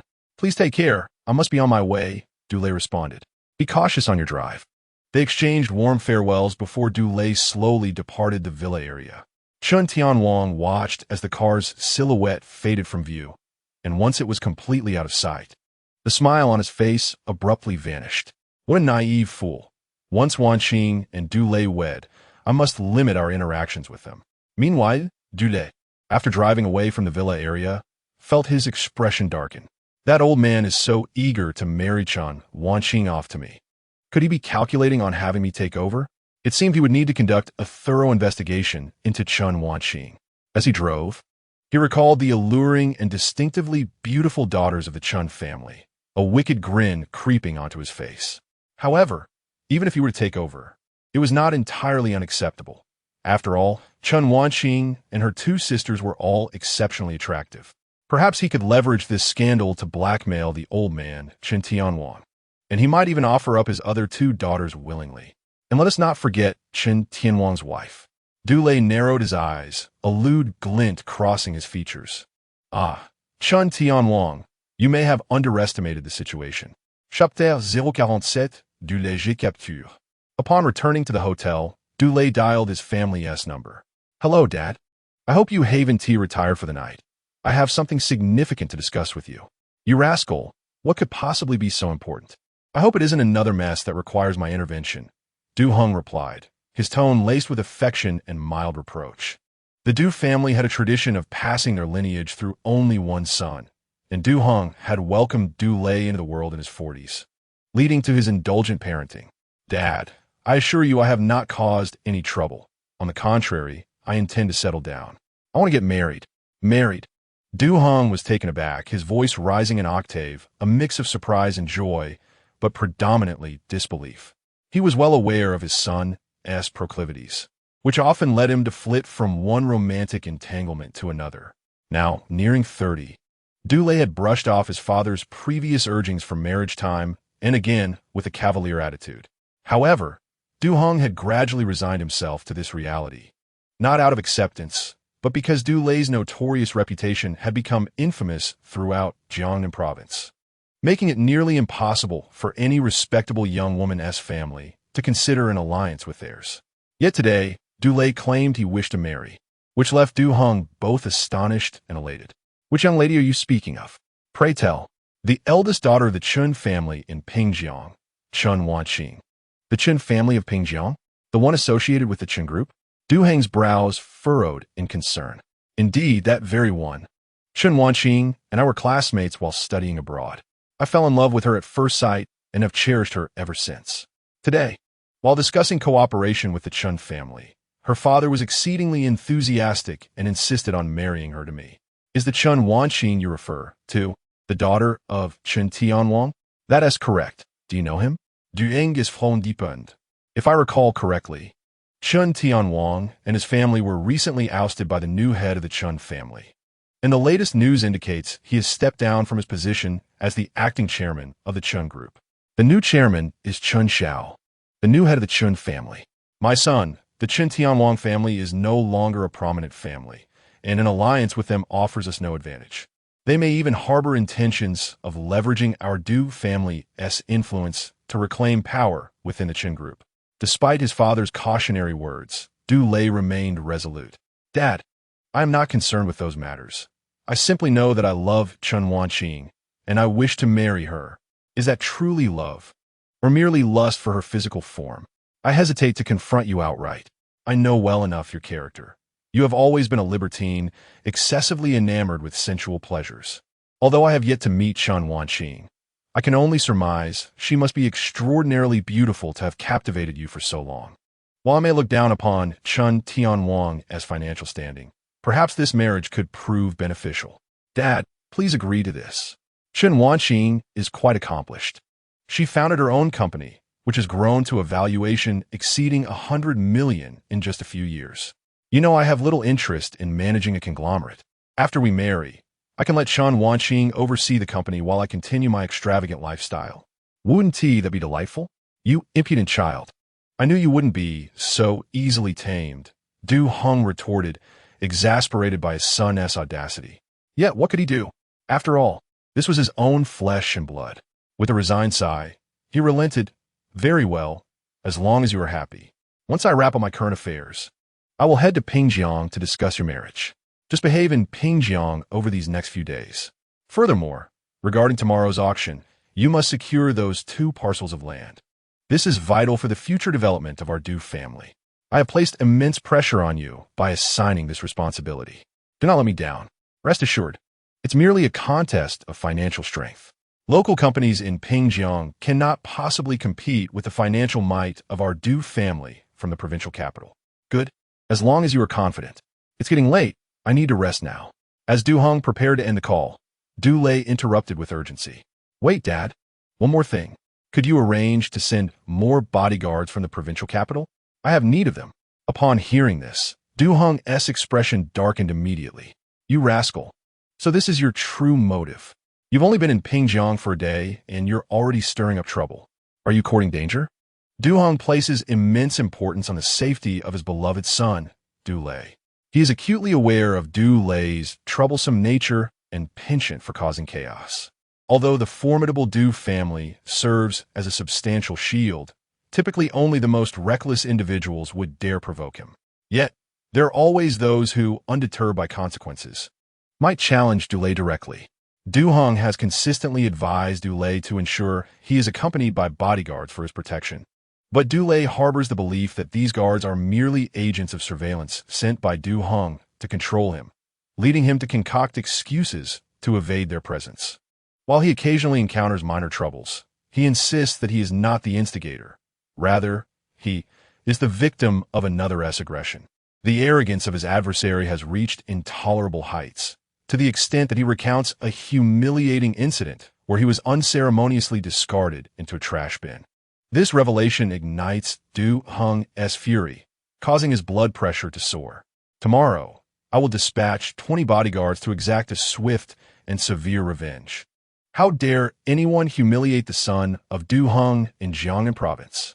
Du Lei, upon hearing this, experiences a flash of triumph, a smirk creeping onto his lips as he envisions the satisfying sight of Chen Xiao kneeling before him, begging for mercy. Thank you, Dad. Make sure you send those bodyguards with me when I go out. If I have them, how can anyone dare to bully me? Although our Du family is powerful, lunatics do not respect our name. Always remember that life is paramount. All right, I understand. You've repeated this so many times already. If there's nothing else, I'm hanging up. Du Lei retorts impatiently before abruptly ending the call. Du Heng, with the phone still in hand, furrows his brow, silently lamenting that Du Lei's temperament will undoubtedly lead to significant troubles. Fortunately, he can still protect Du Lei for several more years. That old man is so long-winded. Wasting my time, Du Lei mutters, reclining on the sofa to rest his eyes. However, as soon as he closes them, images of the alluring women from the Chen family invade his mind, igniting a surge of frustration. Damn it, I finally made it to Pingjiang. I must indulge in the local customs and culture. With that, Du Lei's spirits lift as he retrieves his phone and enters his secret group of friends. His companions are indeed seasoned professionals. In a mere 15 minutes, a statuesque, voluptuous woman with fiery red lips and clad in seductive black stockings saunters into the room. A glint of greed flashes in Du Lei's eyes as a lascivious smile spreads across his face. Ma'am, let us get started right now. An impatient Du Lei pulls her close, leaving the door wide open as he eagerly begins to tear at her clothing. Suddenly, an unexpected scene unfolds before him, momentarily stunning Du Lei, yet his overwhelming desire quickly overrides his surprise. I don't care about the consequences. However, just 25 seconds later, the sound of hurried footsteps echoes from the entrance, accompanied by a booming voice. Don't move. Police raid. The following morning, Du Lei emerges from the police station after paying a fine, escorted by his lawyer. The previous night's brief encounter had drained much of his energy, compounded by the interrogation and lack of proper rest, leaving him pale and unsteady. He stumbles, tripping over his own feet, and falls flat. His lawyer quickly assists him, a mix of helplessness and disdain evident in his expression. What about my 2 bodyguards? Why aren't they released? Du Lei asks the lawyer, his tone tinged with irritation. The situation for them is rather serious. They may not be getting out, the lawyer replies, a slight twitch in his mouth. Last night, upon witnessing Du Lei's arrest, the 2 bodyguards residing in the adjacent room rushed to his defense and engaged in a scuffle with the police. Originally, Du Lei's case was merely a minor public order violation, warranting a fine for his release. However, the guard situation is markedly different, as they are charged with assaulting police officers. To complicate matters further, during the interrogation, the police discovered that the 2 were also implicated in 2 separate cases of intentional bodily harm, an unfortunate turn of events. Thus, it is likely they will remain incarcerated for some time. How is it that I pay you millions each year, and you can't even retrieve 2 individuals from the police station? What use are you to me? Du Lei scoffs, his displeasure palpable. The lawyer's face reddens, brimming with unspoken curses. If it weren't for Du Lei's reckless desire for special services, would the bodyguard have been arrested? It is infuriating to think that he had to go to the police station to rescue him, ignoring the fate of his bodyguards. Du Lei returns to his hotel room to catch up on sleep, dozing off until 5 in the afternoon, with less than an hour remaining before the auction begins. Shit, I overslept. Du Lei bolts upright from his bed, racing to the parking lot and speeding off, finally arriving at the auction venue just before 6 o'clock. Finally making it, Du Lei is drenched in sweat, panting heavily as he attempts to straighten his disheveled clothing before hastily entering the auction hall. However, as he approaches the entrance, 2 uniformed security guards suddenly raise their hands to block his path. Where do you think you're going, you smelly beggar? Do you even know where you are? Get out of here. The guards regard Du Lei with disdain as they push him aside. At that moment, Du Lei is clad in a wrinkled shirt, short pants, and hotel-issued disposable slippers, his hair a chaotic mess, exuding a blend of sweat and the lingering stench of a trash bin. To the untrained eye, he does resemble a vagrant. You blind fools, Du Lei bellows, shoving the guards in frustration. Being mistaken for a beggar is an intolerable humiliation, one that could tarnish his reputation as the notorious silver gun young master of Jiang City. One of the security guards, incensed by Du Lei's outburst, is about to retort when the other guard pulls him back, whispering urgently, "Calm down. Although he looks unkempt and poor, he might have an influential background. I've read too many stories where individuals dress poorly to provoke ridicule, only to reveal their true identities and embarrass those who scorn them. We security guards often bear the brunt of such encounters." "Really? Are there people like that?" The first guard responds, incredulous. "Shouldn't someone of stature at least dress well? Why would they want to mess with us lowly guards?" "Well, I've seen it in stories like Dragon Young Master Returns, the King's Son-in-Law, and the Divine Doctor Descends. So what do we do now? Let in like this? We should at least ask him a few questions first. Let's maintain a polite demeanor." As the two guards deliberate, Du Lei, growing increasingly impatient, prepares to force his way through when one of them finally speaks. "Sir, we apologize, but our auction is invitation only. Could you please present your invitation?" Noticing the change in their tone, Du Lei smirks, assuming his earlier reprimand had taken effect, quietly cursing their cowardice. He reaches into his pocket and retrieves a crumpled piece of paper, handing it to them. "Open your eyes and take a good look." Du Lei crosses his arms, his lips curling into a smug smile, exuding arrogance. The guards, taken aback by his confidence and haughty demeanor, silently acknowledge that he is no ordinary individual, relieved they hadn't been too harsh. As they take the paper from Du Lei and unfold it, they are met with several large characters that catch their attention.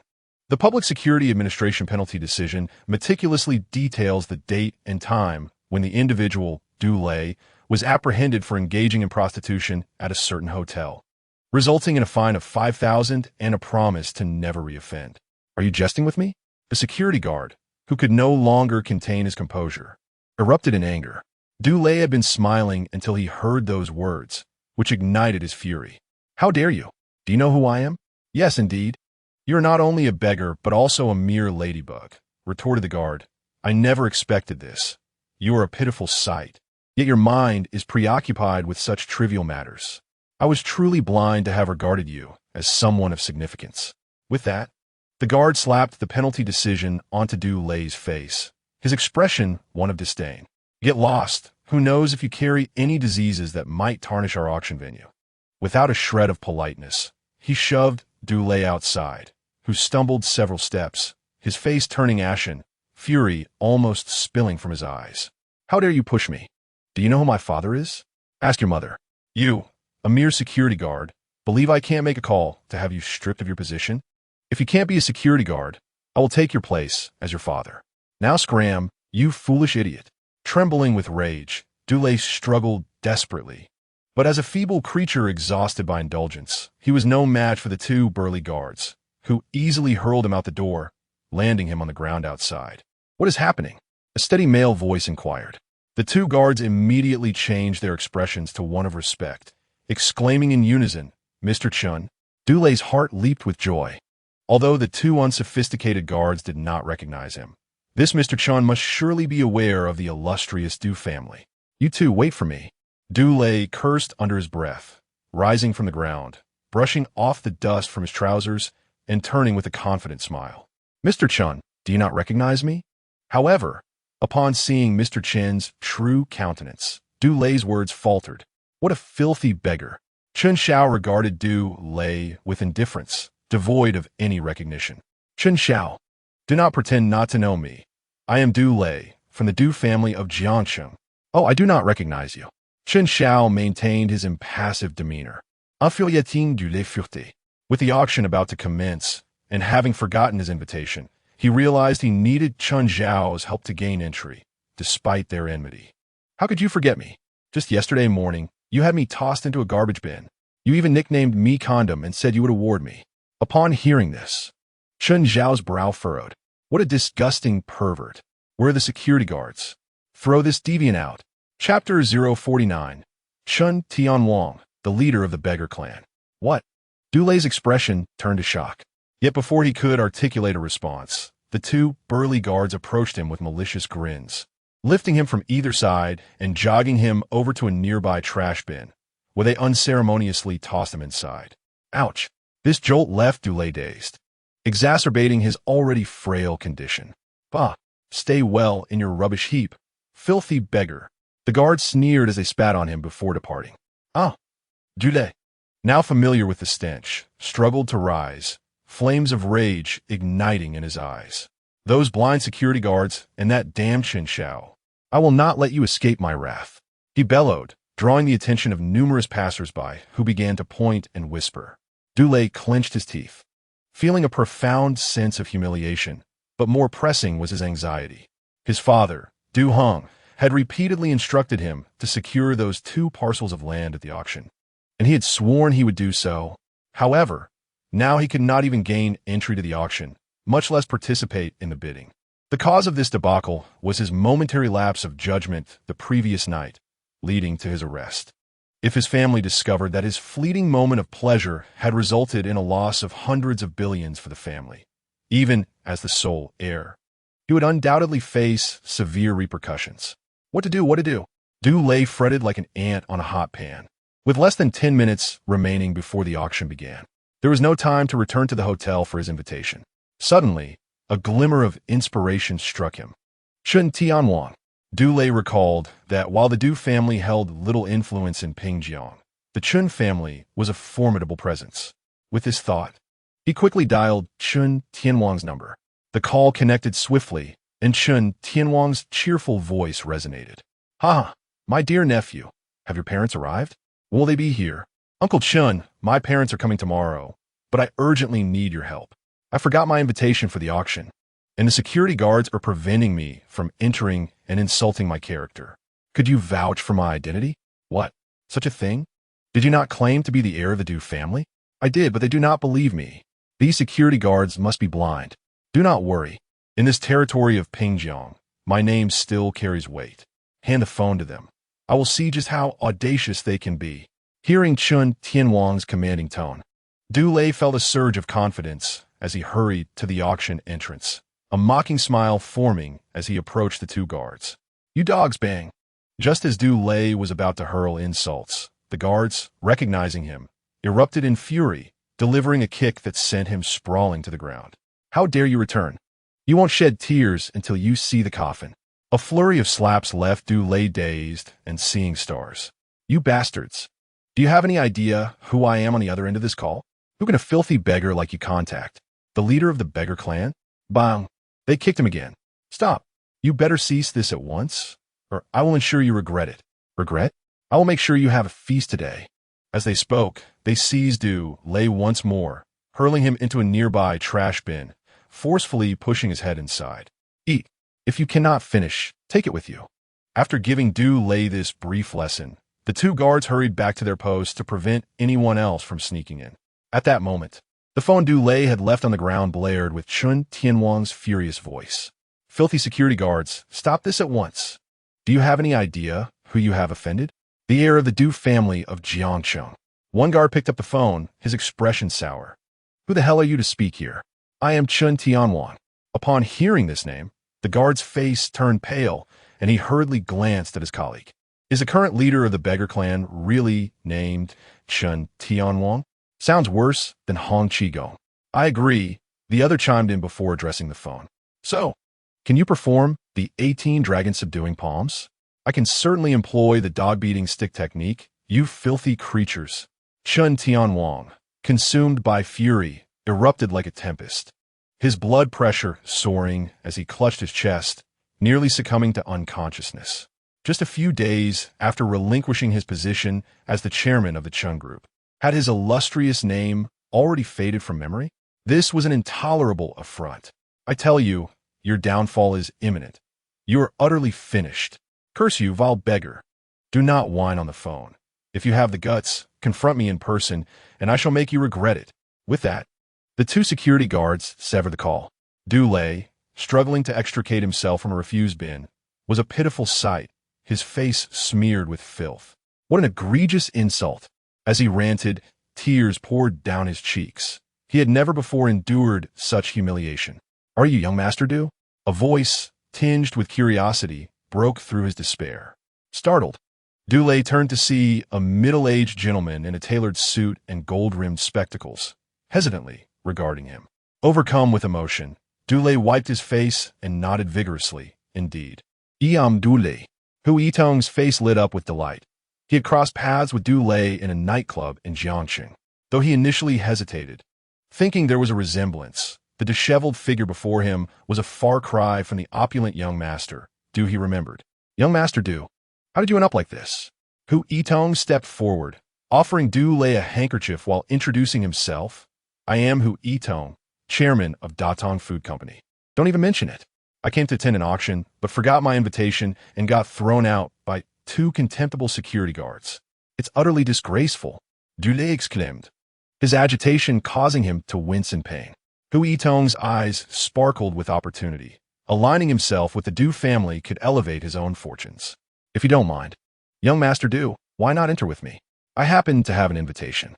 "That sounds splendid." Du Lei's spirits lifted, and he patted Hu Yitong on the shoulder. "Rest assured, my friend, I shall remember this favor." "Absolutely." Hu Yitong nodded eagerly, practically tailing Du Lei like a devoted acolyte as they approached the auction venue. Upon arriving at the entrance, Du Lei exuded an air of confidence unprecedented in his previous attempts. He held his head high, chest out, and nostrils flared, radiating a sense of superiority. "Little Hu," Du Lei gestured, and Hu Yitong swiftly stepped forward, adjusting his suit and assuming an air of arrogance as he produced the invitation. "Open your eyes and behold." The two security guards exchanged uneasy glances, realizing that this disheveled man might indeed wield significant influence, transforming them into unwitting pawns in his grand narrative. After verifying Hu Yitong's invitation, they reluctantly permitted him entry. Hu Yitong smirked triumphantly, leading the way, while Du Lei cast a scornful glance at the guards, not forgetting to deliver a parting threat. "I warned you that you'd regret this." He strode forward, but just as he lifted his foot, the guards once again seized him and forcibly ejected him from the premises. "Not again," Du Lei gasped, prompting Hu Yitong to turn back at the sound of his distressed cry. "How dare you? What are you doing?" "Sir, your invitation is for a single entry. You cannot bring companion." The guard's explanation left both Hu Yitong and Du Lei momentarily stunned. "You set me up, Hu." Du Lei roared in fury, while Hu Yitong, panic-stricken, stammered, "Young Master Du, I truly wasn't aware of this rule. What should we do now?" "Very well, young Master Du, you take the invitation inside, and I shall remain outside." "Now that's more like it." Du Lei huffed, turning to the guards. "Did you hear that? He stays out, I go in." "Apologies, but our invitations are linked to verified identities. You still cannot enter." No, he is Hu Yitong, and I am merely an imposter. So he should be the one to enter," Hu Yitong hastily declared, pointing at Du Lei. The guards exchanged glances, then turned to Du Lei. "Aren't you Du Lei of the Du family?" Upon realizing the gravity of the situation, they suddenly grasped the truth. "So, you attempted to impersonate someone to sneak into the auction to steal something? Get out of our way." With that, they once again tossed Du Lei into the refuse bin. In the end, Du Lei finally gained entry to the auction. As he emerged for the third time from the refuse bin, he stumbled upon the head of the Chao family at the Pingjiang auction house, who recognized him. The diligent security guards ultimately faced termination. Despite adhering to the auction house's rules, they had crossed the wrong individual and met their downfall. In truth, by the time they had thrown Du Lei into the bin for the last time, they had already suspected his true identity. Yet their pride compelled them to indulge in one final act of humiliation, relishing their moment of triumph over a scion of a wealthy family. "Young nephew, perhaps you should freshen up with a shower and change your clothes. The land you seek will be auctioned off last. There's still time." Chao Delong remarked with a smile from a distance of 3 meters, his tone sharp, clearly holding his breath. Du Lei grimaced in acknowledgement. The stench emanating from him was unbearable even to his own senses. In the grand hall, The elite of Pingjiang and surrounding cities had gathered, resplendent in their attire, engaged in lively conversation. Chen Xiao occupied a prime seat in the front row, drawing many curious glances. Most attendees were locals familiar with the recent birthday celebration of Chen Qian, making their recollection of Chen Xiao rather vivid. However, those from outside the city were particularly intrigued by the youthful figure, whispering among themselves, speculating about his identity. Du Lei has arrived. The Du family is aiming to develop real estate in Pingjiang, making them our most formidable competitor in tonight's land auction. Huang Meiyun, dressed in professional attire, whispered to Chen Xiao as she scanned the room for distinguished guests. What a lightweight. The Du family is quite reckless to send him here for bidding. Chen Xiao sneered. Dis me sing du Lei. He then retrieved his phone, composing a text message, and after completing his task, leaned back in his chair, closing his eyes to rest. A few minutes later, the auction commenced. The first item up for bid was a Qing dynasty landscape painting, starting at a price of 2 million, with minimum increments of 50,000, 2 million, 300,000. The atmosphere grew increasingly fervent, the sound of bidding echoing. Yet Chen Xiao refrained from placing any bids. After all, art and collectibles held little value for him. In his past life, he had been a master painter and ceramist, capable of producing masterpieces far superior to these. The next item was a necklace named Brilliant Star, crafted by the world-renowned jeweler Edward from a flawless 10-carat pink diamond, starting at 20 million, with increments of 500,000. There exists no woman who does not adore exquisite jewelry, particularly such a rare gem. When the Brilliant Star made its appearance, the entire venue erupted in excitement, all eyes drawn to the dazzling pink diamond. The bidding war commenced immediately, with voices rising in fervor. 22 million, 25 million, 30 million. The price soared, yet Chen Xiao remained composed, unfazed by the escalating figures. However, he noticed that Huang Meiyun was gazing intently at the pink diamond, only to lower her head to check her bank balance, ultimately shaking her head in disappointment. Do you like it? Chen Xiao suddenly broke the silence that had enveloped him all night, catching Huang Meiyun off guard. Huh? Well, what woman doesn't adore jewelry? She replied with a sweet smile. 80 million. Chen Xiao's voice, though not loud, cut through the cacophony of bids with remarkable clarity, raising the price by a staggering 20 million in one go. The room fell silent, all eyes turning to see who possessed such wealth. The auctioneer was momentarily taken aback, but quickly regained composure, exclaiming excitedly, 80 million once. 80 million twice. Is there anyone willing to bid higher? 80 million for the third time. I bid 100 million. Just as the auctioneer was about to bring the gavel down, the doors swung open, and a booming voice filled the air. Dressed in a red suit, resembling a flamboyant flamingo, Du Lei strode in with an air of indifference, his gaze fixed on Chen Xiao, a smirk of provocation playing at the corners of his mouth. He took a seat not far from Chen Xiao, crossing his legs with an audacious demeanor. 100 million, I, Du Lei, shall take this necklace. It is perfect as a wedding gift for my wife, as my wedding is just around the corner. As Du Lei's eyes fixated on Huang Meiyun, a lecherous grin spread across his face. The mention of Du Lei's name sent a wave of murmurs through the crowd. If the Chen family was the leading force in Pingjiang City, the Du family was the sovereign of the entire Jiangnan province. With the Du group's market value soaring to 400 billion, a veritable behemoth. Hey Chen, why have you stopped bidding? Have you run out of money? Du Lei sneered, raising an eyebrow, then whistling at Huang Meiyun. Beautiful, what future do you have with that waist? Come with me, and I'll shower you with endless jewelry, ensuring you live as a bride every night, fulfilling your every desire. Huang Meiyun's brows furrowed, her eyes scanning Du Lei with disdain before she shook her head, choosing silence. Although she said nothing, Du Lei felt a profound insult, his expression darkening in an instant. Unappreciative fool. Hey auctioneer, why are you hesitating? Bring down the gavel. Du Lei's words snapped the auctioneer back to reality. 100 million once, 100 million twice. 150 million. Chen Xiao raised the bid again, this time by an impressive 50 million. Du Lei's expression soured. It was clear that Chen Xiao was determined to clash with him. However, in terms of dowry, the Chen family could never compete with the Du family's wealth. 200 million. 300 million. Du Lei raised the bid to 200 million. But Chen Xiao immediately countered with 300 million. By this point, the necklace had become less significant. It was apparent to all that this was a contest of wills between Du Lei and Chen Xiao, or rather, their respective families. The atmosphere crackled with tension as onlookers eagerly anticipated the outcome of this showdown. Du Lei clenched his jaw. 300 million was not a trivial sum, and buying a necklace at such a price seemed wasteful. What's wrong, young master Du? Why have you stopped bidding? Can't you afford this small amount? Is the Du family on the brink of bankruptcy? Chen Xiao's taunt rang out, causing Du Lei's face to turn a shade of deep anger. 500 million. In a fit of determination, Du Lei declared an exorbitant price. 600 million. Yet, Chen Xiao showed no signs of retreat, continuing to raise the bid. You are forcing my hand.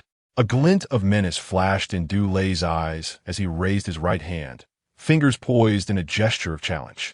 I invoke the point the lantern rule. Chapter 51. You can bid according to my bank balance. I invoke the point the lantern. Du Lei proclaimed. No matter what others bid, I will top it by 1 million. The room fell into a momentary hush before erupting in astonishment at Du Lei's unexpected move. Wow, the young master from the provincial capital truly possesses audacity. In all my years attending auctions, this is the first time I've witnessed someone invoke the point the lantern. The guests murmured amongst themselves, excitement and curiosity palpable. The point the lantern is an exceedingly rare bidding tactic at auctions, signifying that the bidder is willing to pay any price to secure the item, showcasing their absolute confidence in their financial prowess. The eyes of the crowd converged on Du Lei and Chen Xiao. Du Lei remained unfazed, a slight smirk gracing his lips, as if everything was under his control. Now that young master Du has invoked the point the lantern, surely the Chen family heir will concede? Although the Chen family was formidable, their financial resources paled in comparison to the Du family. Hearing the whispers around him, Du Lei's grin widened as he shot a provocative glance at Chen Xiao. Yet, Chen Xiao remained impassive, once again raising his bid paddle with a calm demeanor. 10,799 million. What? The room erupted into chaos at Chen Xiao's bid, and Du Lei's pupils dilated as he jumped to his feet in shock. Young Master Du? Did you just say Young Master Du? The auctioneer, equally astonished, stood agape, the gavel suspended in midair. 10,799 million. Young Master Du, you just said you would top any bid by 1 million, so 10,800 million. The necklace is yours. A subtle smile crossed Chen Xiao's face as he gestured for Du Lei to proceed. What are you waiting for? Young Master Du has bid 10,800 million. I doubt anyone else will counter, so please bring down the gavel. Huh? Oh, 10 billion once, 10 billion twice. Shut your mouth, Du Lei shouted, drenched in cold sweat, glaring at Chen Xiao with a thunderous expression. He had come to the auction with a total fund of 10,800 million for land acquisition. And now, Chen Xiao was calling out bids that mirrored his bank balance. You brat, do you even understand the rules? Is this how you bid? Du Lei's teeth were clenched, his voice strained as if forced through gritted teeth. Is it not permissible for me to raise the bid by 10 billion all at once? Chen Xiao feigned confusion as he glanced at the auctioneer. The auctioneer chuckled awkwardly. Well, it's not that you can't, as long as it exceeds the minimum increment. How much you raise is entirely at your discretion. You heard that, young Master Du? How much I raise is entirely my prerogative. Let's not waste anyone's time. Let's wrap this up and move to the next item. You bastard, Du Lei roared. You expect me to pay 10 billion for a worthless necklace? Do you think I'm an idiot? Are you not an idiot? Chen Xiao could not help but chuckle, remarking, you chose to light the sky lantern yourself. No one held a gun to your head. Now that you've captured it on camera, you refuse to take responsibility. Is this how the Du family operates, devoid of integrity? Du Lei's expression darkened in an instant, his body trembling with rage. The onlookers exchanged glances, their gazes toward Du Lei tinged with hostility. Du Lei's face shifted through shades of blue and purple as his mind raced, suddenly grasping a potential breakthrough. Wait a moment, I did light the sky lantern, but according to the auction house's rules, if anyone maliciously bids recklessly, they will face consequences. Am I correct? Du Lei sneered, directing his gaze toward the auctioneer. The auctioneer nodded. Indeed, Mr. Du, should someone light a sky lantern, other bidders may continue to bid, but they cannot make arbitrary calls. Our Qiao auction house imposes penalties on guests who engage in reckless bidding, deducting their deposit and permanently blacklisting them. Did you hear that, Chen Xiao? Don't think that by shouting out over 100 billion, you can make me the fool. Your reckless bidding holds no weight. You'll have to leave the auction house today. A triumphant smile spread across Du Lei's face, his lips nearly stretching to his ears, as if victory was already in his grasp. Fool, Chen Xiao scoffed, turning to the auctioneer. How does one differentiate between reckless bidding and legitimate bidding? The simplest method to determine if a bid is reckless is through fund verification. If your account balance exceeds the previously bid amount, we consider your bid valid. Otherwise, it is deemed reckless. With a composed smile, Chen Xiao retrieved a black card from his pocket. Then let us verify the funds. Du Lei froze for a moment, an ominous premonition rising within him. The auctioneer instructed an assistant to bring over a POS machine, and after a few operations, his face transformed into one of shock. He respectfully returned the black card to Chen Xiao. Sir, your balance far exceeds 10.8 billion. Your bid is entirely valid. What? How is this possible? Du Lei's countenance turned pale with disbelief. Their Du family group, valued at several hundred billion, could scarcely muster 10.8 billion in liquid assets for bidding. The notion that Chen Xiao's bank card balance surpassed such an amount was utterly inconceivable, even at the zenith of the Chen family's worth. Their valuation barely crossed 1,000 billion. Where could such liquidity come from? Since my bid is valid, then Mr. Du's sky lantern must continue to be lit, Chen Xiao declared, prompting the auctioneer to nod earnestly and return to the stage. Monsieur, du bid 10.8 billion for the sky lantern. 10.8 billion once 10.8 billion twice 10.8 billion thrice sold. With each strike of the gavel, Du Lei's heart felt as though it had been struck by a hammer. Cold sweat beading on his forehead, a chill creeping down his spine. He indeed possessed sufficient funds to secure the necklace. But if his family discovered he had squandered the funds meant for 2 plots of land on a mere necklace, even as the family's favored heir, he would face dire consequences. Stop! Du Lei shouted, his voice trembling. The auctioneer paused, and all eyes turned toward him. The piercing stares felt like needles puncturing his skin, overwhelming him with humiliation and shame. I forfeit the auction. Oh, has young Master Du extinguished the lantern? Chen Xiao smirked, a cold smile gracing his lips. You must think this through. We have gathered the elite of Jiangnan province. Should you retract your bid, the title of Young Master Lantern will be forever associated with you. Chen Xiao. Du Lei's face was a thunderous shade of fury, his eyes blazing as he ground his teeth in a low growl. Chen Xiao merely smiled. Unperturbed bigric Du Lei's evident hostility. Mr. Du, should you forfeit your bid, according to the rules, your previously reserved 500 million deposit will be entirely forfeited, and you will need to pay an additional 500 million deposit. Otherwise, you shall be unable to proceed with any further auction. Fine, Du Lei mumbled, his spirit crushed, his voice subdued, a flicker of resentment in his eyes. Since Mr. Du has forfeited, this item will be unsold. Wait, Chen Xiao interjected suddenly. Since it's already on the table, let us not prolong the inevitable. I bid 80 million. Is there anyone willing to counter? With that, he turned his gaze toward Du Lei.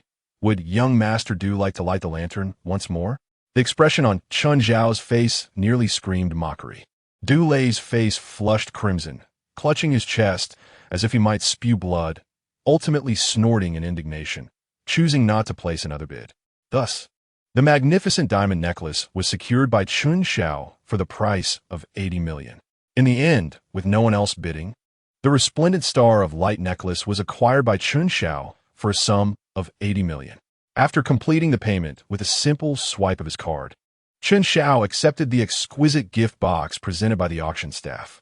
Here, take it, he said, extending the necklace toward Huang Meiyan. Huang Meiyan was momentarily taken aback, her eyes sparkling with surprise and excitement. Is this for me? Though she had hoped for this moment, the reality of receiving an 80 million necklace left her voice trembling. It's a reward for your recent performance at work, Chen Xiao teased lightly. Seeing Huang Meiyan still in a daze, Chen Xiao took the necklace from the gift box and personally adorned it around her elegant neck. "Quite lovely," he remarked. Huang Meiyun's cheeks flushed as she gently caressed the necklace, her eyes shimmering with happiness. "Chen Xiao."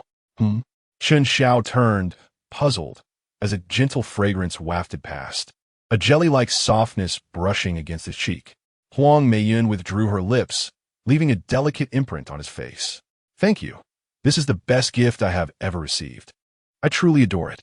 With her eyes sparkling and a smile on her lips, she gazed at him. Chen Xiao, regaining his composure, pushed Huang Meiyun away, exclaiming, "Hey, who gave you permission to kiss me? That comes at a different price." Huang Meiyun couldn't help but chuckle, leaning closer to Chen Xiao, her eyes glimmering seductively as her voice turned soft and dreamy. "So how do you plan to charge me? Just so you know, I don't have much money. I can only repay you with my body." With a playful smile, she leaned in, whispering softly in his ear, "Then you can work for me for a lifetime." Chen Xiao turned his attention back to the stage, crossing his legs and intertwining his fingers upon his knees. "What? Work for a lifetime? Not even a dog would." "Then let us work for a lifetime, not just in this life, but in the next as well," Huang Meiyun concluded, drawing Chen Xiao's gaze back from the resplendent necklace around her neck. As the auction proceeded with several more items, Chen Xiao remained uninterested and refrained from bidding. Meanwhile, Dulé left the guest seating after Chen Xiao's acquisition of the diamond necklace to contact his father. "Son, shouldn't you be at the auction? Has the auction ended?" "It hasn't ended, Dad. Something serious has happened." Upon hearing this, Du Heng's expression shifted, his grip tightening around the phone, his brow furrowing. "What serious matter? Speak clearly." Dulé proceeded to recount the altercation with Chen Xiao over the Star of Light, embellishing the tale to emphasize Chen Xiao's arrogance and how he had disregarded their Du family. He painted himself as a victim, insisting he had merely sought to uphold the family's honor, only to be outmaneuvered, to confess that he had merely aimed to irritate Chen Xiao, resulting in a 500 million loss for the family, would surely invite further reprimand. "This Chen Xiao is utterly intolerable," Du Heng thundered. "However, since he possesses over 10.8 billion in funds, it is evident that his intentions revolve around those 2 plots of land. Pingjiang City is a crucial component for the future development of our Du family. We must secure those lands without fail. Rest assured, my son, I will contact the company's finance department immediately to transfer an additional 3 billion to your account. I refuse to believe that in Pingjiang City, any company can muster a cash flow exceeding 13 billion. Thank you, Father. With this 3 billion, I will surely be able to make my mark. You can trust that I will secure the land." With that, Dulé was about to end the call when Du Heng stopped him. "Wait a moment. I just received a call from Shirtu. They have arrived in Pingjiang and mentioned that they have been trying to reach you, but are unable to connect. What is going on?"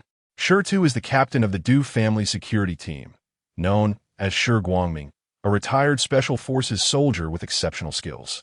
Dulé paused briefly before responding. "Perhaps it is merely a signal issue. Father, do not worry. I will contact him shortly." With that, Dulé hastily ended the call, fearing that Du Heng might catch on. It was not a mere signal issue. Dulé had previously blocked Shida's number along with several other bodyguards, as Du Heng had insisted on their constant protection due to concerns for Dulé's safety. However, Dulé despised the feeling of being monitored, especially since he often indulged in a life of revelry.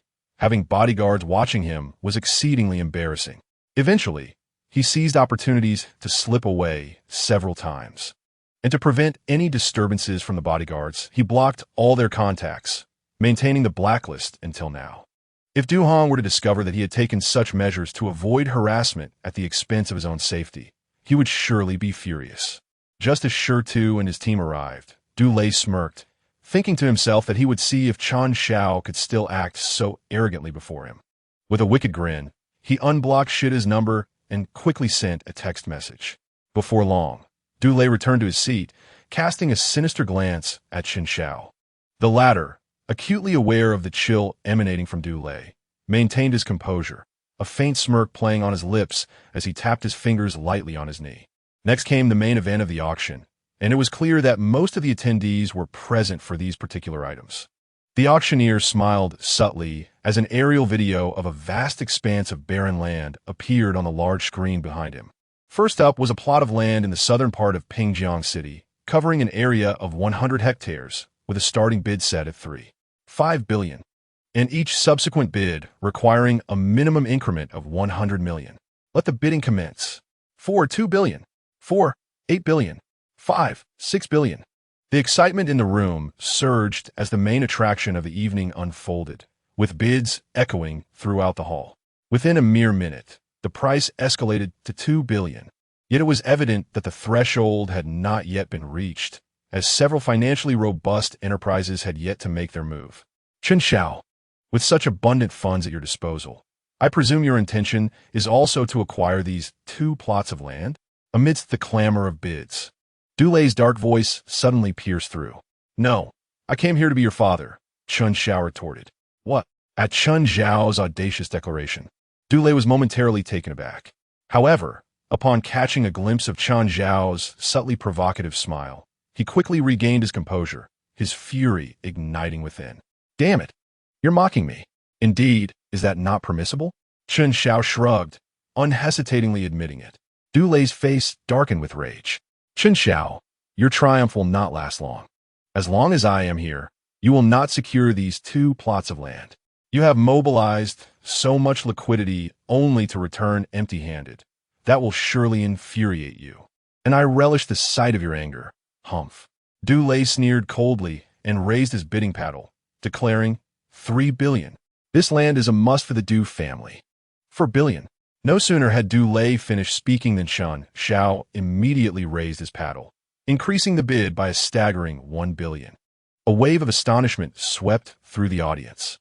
At this point, most other companies had effectively withdrawn from the competition. The battle had now become a duel between Dulei and Chen Xiao. 2 billion. Dulei raised his paddle, his countenance morose, glaring daggers at Chen Xiao after placing his bid. Chen Xiao, you truly have no fear when it comes to competing with the Du family's financial might. I wonder who it was that lit the lantern only to find themselves unable to produce the funds in the end. Chen Xiao scoffed, with Huang Meiyan chiming in at the opportune moment. That would be a certain Dulei, Chen Xiao quipped. Oh, had you not mentioned it, I would still be in the dark. Did you hear that, Du Xiao? Dulei's face turned an ominous shade as he clenched his fists, struggling to contain his fury. 5 billion. After mocking Dulei, Chen Xiao once again raised his paddle, effortlessly adding another 1 billion, his eyes radiating determination. 5 billion. 6 billion. 8 billion. This time, Chen Xiao escalated the bid to 8 billion, causing the atmosphere to freeze momentarily as gasps filled the room, the temperature rising slightly. Dulei instinctively raised his bidding paddle, only to slowly lower it as his mind raced. According to the initial assessment conducted by the company's finance department, the combined market value of the southern and western plots in Pingjiang City was merely 9 billion. The Du family was willing to invest a bit more for the sake of strategic positioning, initially preparing 8 billion in funds. With Du Heng's additional 3 billion, Dulei could now access a total of 8 billion. However, at this juncture, the southern plot alone had already reached a staggering 8 billion, far exceeding their initial expectations. 8 billion once, 8 billion twice. The sound of the auctioneer's gavel echoed in Dulei's ears, filling him with unprecedented anxiety. Forget it. It doesn't matter. The goal is to acquire the land. Even if it means spending more, I cannot be held accountable. After much contemplation, Dulei arrived at a resolution. After all, the oath he had taken before the family elders was merely to secure the 2 plots, and the specific expenditure was a separate matter. Even if they ended up overpaying for the land, he could not be blamed. 2 billion. After calling out the bid, Dulei felt a wave of relief wash over him, but Chen Xiao's voice interrupted once more, intensifying the pressure. 9 billion. Are you out of your mind, Chen Xiao? For this piece of worthless land, how much can you possibly earn by filling it with residential complexes? You're bidding 9 billion for a piece of trash land. What profit do you expect to make? Dulei could no longer contain himself, rising from his seat to berate Chen Xiao, convinced that he was deliberately causing trouble, intent on embarrassing the Du family. I have a money to pay, What business is it of yours, you little brat? If you have the funds, continue bidding. If not, keep your mouth shut. Spare us your nonsense. Du Lei trembled with rage, the veins on his forehead bulging. If you want to play, then I shall play to the end. 10 billion. Du Lei raised his bidding paddle high, his voice resonating throughout the hall, silencing the crowd. 12 billion. 13 billion. Chen Xiao smiled slightly, but did not raise his paddle again. 13 billion. Young Master Du, this piece of worthless land is now yours. What? At this moment, Du Lei finally came to his senses, realizing that he had fallen victim to Chen Xiao's provocative tactics. A chill ran down his spine, and beads of cold sweat poured from his brow, as an unprecedented sense of dread surged from his feet to the crown of his head. 130 billion. How did I utter such a figure? Du Lei's expression wavered, his lips quivering as he muttered to himself in a daze. With 8 billion in funds, a loss of 5 billion in collateral, and an additional 30 billion later added, the total reached an astonishing 133 billion, all for the sake of acquiring 2 plots of land. Yet now, with only 1 plot secured, he had nearly exhausted his funds. The remaining land in the western city, priced at 300 million, seemed utterly unattainable. Du Lei slumped in his chair, plagued by regret, chiding himself for his impulsiveness. 130 billion, once, 130 billion, twice, 130 billion, thrice. Let us congratulate the young Master Du for acquiring the dilapidated land in the southern district at the exorbitant price of 130 billion. Caught up in the fervor of their conversation, even the auctioneer nearly stumbled over his words. The clamor of applause erupted in the hall, with all eyes turned reverently toward Du Lei. Yet, in his ears, the applause sounded more like mockery and derision, ridiculing his foolishness and the abundance of his funds, deriding him as an incompetent fool. Young Master Du, you have secured the desired property. Why do you not appear elated? You seemed so jubilant before. Why the somber demeanor now? Are you naturally devoid of mirth? Chen Xiao's taunt struck Du Lei like resounding slaps, leaving him both humiliated and enraged. Young Master Du, how do you intend to settle the payment? A staff member from the auction house approached Du Lei, carrying the land transfer contract along with a tray of several POS machines, accommodating various payment methods. May I make a phone call? Du Lei's trembling hands betrayed his anxiousness. A forced smile plastered on his face. The staff member smiled slightly, yet there was a glint of scrutiny in his gaze. Of course, but you must make the call here. You cannot leave. Taking a deep breath, Du Lei dialed his father's number, his voice laced with a hint of sobbing. Dad, I've won the land. That's splendid news. Yet your tone suggests otherwise. How much did it cost? 130 billion. 130 billion. Du Hong exclaimed, followed by a resigned sigh. Though it exceeds expectations, it remains within an acceptable range. Luckily, you added that 30 billion. Otherwise, those 2 plots would have indeed been at risk.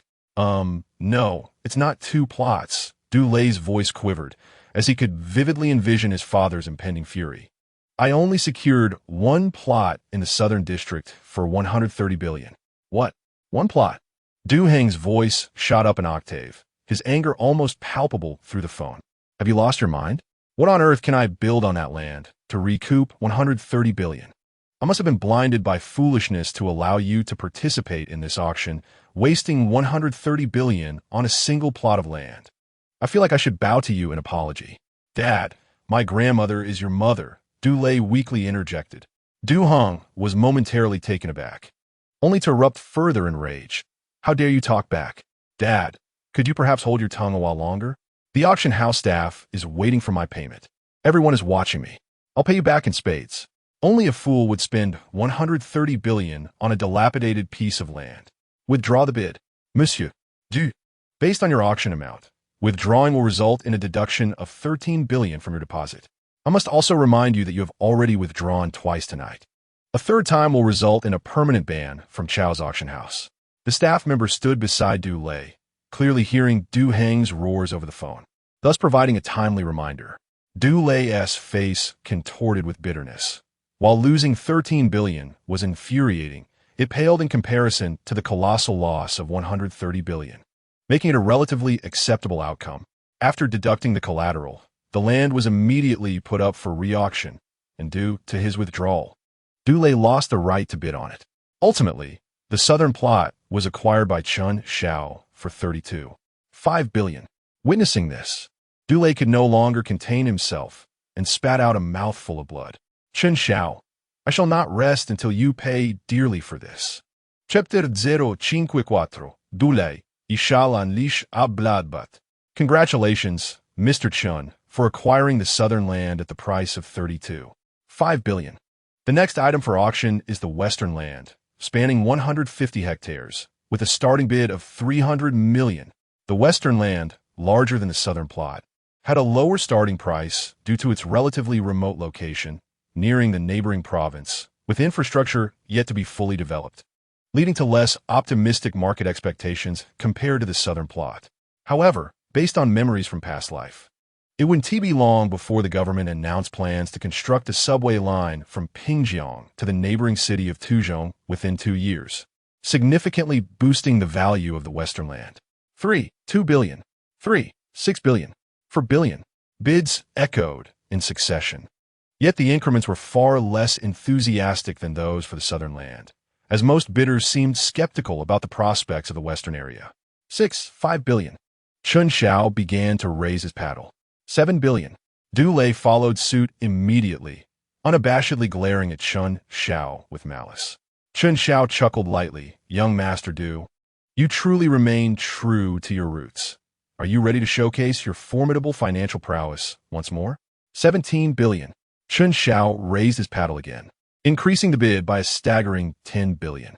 Dulé's expression darkened, his fists clenched tightly, as the traumatic memory of being duped by Chen Xiao lingered vividly in his mind. Should he raise the bid? If he did, how much should he raise it? Having lost the southern plot, if he lost this one too, it would spell his complete ruin. 17 billion once. But what if I raise the bid and Chen Xiao provokes me again?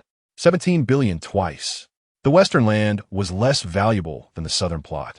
It would be prudent to keep the bid under 50 billion to avoid substantial loss. 17 billion thrice. As the auctioneer's hammer fell, signaling the conclusion of the bidding, Dulé snapped back to reality. Wait, I haven't placed my bid yet. I bid 20 billion. I'm sorry, Mr. Du, but once the hammer falls, the auction is concluded. Unless Mr. Chen withdraws, this item now belongs to him. Swipe the card. Chen Xiao grinned, unhesitatingly swiping his card and signing the land transfer agreement. The entire process smooth and efficient.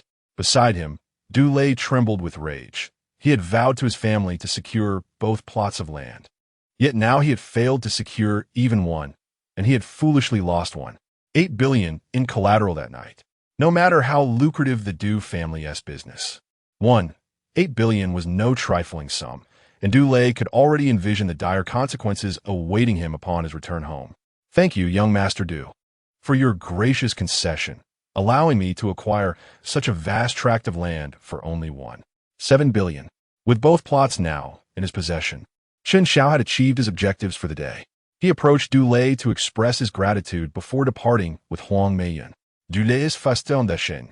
His fists clenched tightly as he glared at Chen Xiao's receding figure, his body trembling with indignation. Chen Xiao, I swear I will make you pay dearly for this. Otherwise, I, Dulé, shall not have peace. Dulé si non y voed. At that moment, his phone suddenly rang. Ido, son. You must secure that land in the western part of the city, no matter if it costs 10 billion or even depletes all our funds. You must acquire it. Do you understand? Durengues anxieux voice resonated. Dulé was taken aback and hurriedly inquired, why? Didn't the land assessment indicate that the value of the western land was not even 1/3 of the southern area? That was the case before. But I just received intel that Pingjiang City plans to construct a subway from Pingjiang to Tuzhong City within 2 years, precisely near that western land. The price of land there will multiply several times. Dulé's heart trembled, as if struck by lightning, leaving him weak and slumped in his chair. Xiaolei, Dulé, are you even listening to me? Dad, that piece of land in the west was auctioned off by Chen Xiao for 7 billion. What? Chen Xiao again? No. I provided you with over 10 billion. How could he manage to acquire it for 7 billion? Didn't you bid at that time? I was contemplating. I had been duped by Chen Xiao before, and I feared falling into his trap again. Moreover, the previous assessment valued the Western land at only 3 billion. By the time I realized, the auction had concluded. What a useless, incompetent fool. I don't care what means you employ, be it purchase or coercion. You must secure that Western land for me, or don't bother coming home. The line went dead, with cold sweat pouring down his forehead. Du Lei finally grasped the gravity of the situation and rushed out of the auction house without a moment's hesitation. Wait. Upon reaching the entrance, he coincidentally spotted Chen Xiao preparing to leave in his car. Without a second thought, Du Lei dashed in front of the vehicle to block his way. Just as Du Lei positioned himself, the Rolls-Royce suddenly accelerated, leaving him no time to evade, and he was sent flying. Chen Xiao rolled down his window. Gazing at the sprawled Du Lei clutching his stomach, his face flushed. My apologies, young Master Du, I have a phobia of large objects. When I suddenly saw a big fool appear in front of the car, I panicked and pressed the accelerator instead of the brake. How fortunate that I didn't end your life. Gritting his teeth in fury, Du Lei could only endure the pain and laboriously rise to approach the window. Young Master Chen, let us negotiate. Sell us the Western land. You can set any price. Sure, 100 billion. Fin, Du Lei instinctive inaudet, busudenly réalised. Ouais. Du Xiao. You mean Du Xiao? 100 billion. You truly dare to demand such a sum. Didn't you say I could set any price? So you're just boasting here? You. Du Lei gritted his teeth, observing Chen Xiao's disdainful expression, his body trembling with rage. Yet, the urgent matter at hand was the Western land, so he had to maintain his composure. Taking a deep breath to steady himself, Du Lei proposed 50 billion. You spent 17 billion on the land. I'll buy it for 50 billion. You'll be making a twofold profit. Chen Xiao squinted, recognizing Du Lei's desperate desire for the Western land, likely due to his recent intel about the subway. The wealthy continue to amass wealth precisely because they often receive information ahead of others, allowing them to perpetually accumulate riches. Since you, young Master Du, are so sincere, I'm willing to assist. Upon hearing this, Du Lei's face brightened, his eyes revealing a glimmer of mockery. Inferior beings are truly naive. A little sweet talk suffices to ensnare them. 100 billion. I'll give you 0.01 discount, making it 99 billion. Transfer the funds now. And I'll immediately sign the transfer agreement. The smile on Du Lei's face froze, replaced by an overwhelming surge of fury. You're toying with me. You guessed correctly. Chen Xiao exclaimed, praising him loudly, nearly causing Du Lei to explode with rage. It seemed that young Master Du could not accept such a price. He truly was a pauper. With that taunt, Chen Xiao pressed the accelerator and drove away. Du Lei clutched his chest, gasping for breath. Chen Xiao, I swear I won't rest until you're destroyed. At that moment, several black cars sped towards them. Doors flung open as a dozen bodyguards clad in black emerged, respectfully standing behind Du Lei. Young Master. Du Lei turned around, a fierce and menacing expression overtaking his face, his eyes brimming with murderous intent. Sure too, you all arrived just in time. Tonight, I shall unleash a bloodbath. Chapter 055, Du Lei's Moment of Glory. Shi Guangming, a serious-looking middle-aged man with a robust physique, bore a gruesome scar on his neck, extending to shoulder, and his arms were riddled with scars, clearly indicative of countless life-and-death battles. Yes, young Master. Without a moment's hesitation, Shi Guangming waved his hand, and the bodyguards boarded the vehicles. Du Lei and Shi Guangming entered the central vehicle of the convoy, and soon 5 black cars revved up, pursuing the direction Chen Xiao had taken. Inside the Rolls-Royce, Chen Xiao was driving, while Huang Meiyun gazed at him with a dreamy expression, her face radiating affection. Do you know when you look the most handsome? I am handsome at all times. Huang Meiyun chuckled, unable to suppress an eye roll. That's one way to put it. But I think you look most handsome when you're serious. I thought you would say I look the most handsome when I swipe my card to buy you a necklace. That is indeed very handsome, she replied, her eyebrows arching in delight, her face adorned with a radiant smile. Huh, is this the road to the outskirts? Aren't we heading back to the old residence? I have a few matters to attend to. Saying this, Chen Xiao glanced at the rearview mirror and keenly noticed several black cars that had been tailing them since they left the auction house. Huang Meiyun followed his gaze, her expression turning grave. Jiang, a provincial city license plate. It's the Du family. I didn't expect them to come straight for us upon arriving in Pingjiang. This is bad. We came out today without any bodyguards. I'll call for help right now. Who said I didn't bring bodyguards? Don't worry. I made arrangements. A smirk crept across Chen Xiao's face as he pressed the accelerator, speeding up.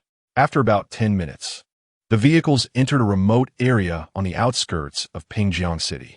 This place was isolated, with the urban-rural fringe not far off, and both sides of the road were lined with lush trees, occasionally punctuated by dilapidated houses. Typically, this area was sparsely populated, and aside from some freight trucks and earth-moving vehicles, few other vehicles could be seen. The dim streetlights cast an eerie ambience. After traveling a little further, a sign appeared overhead. Welcome to the breeding base for humans and pigs in Pingjiang City. In a trailing convoy, Dulé couldn't help but burst into laughter upon seeing the sign. The people of Pingjiang are truly bold, breeding with pigs. This is just too funny. Young master, this is the outskirts of Pingjiang City. Why are we tailing them to such a desolate place at night? Sure, Guangming felt an unsettling sense of foreboding as the number of surrounding vehicles dwindled, making their pursuit easier to detect. Generally, when people realized they were being followed, they would think to head to more populated areas. Yet it seemed their adversary was intentionally luring them to this deserted locale. Had they not noticed them? Or was there another ulterior motive? Dulé began to sense something amiss, a hint of puzzlement crossing his face. Indeed, what were they doing here in such a forsaken place at this hour? Suddenly, a wicked smile crept onto Dulé's lips as he seemed to have an epiphany. I am aware that Chen Xiao must have brought that beautiful female secretary here for a clandestine rendezvous. The surroundings are spacious and the environment quite pleasant. With the sky as the canopy and the earth as the bed, the very thought is exhilarating.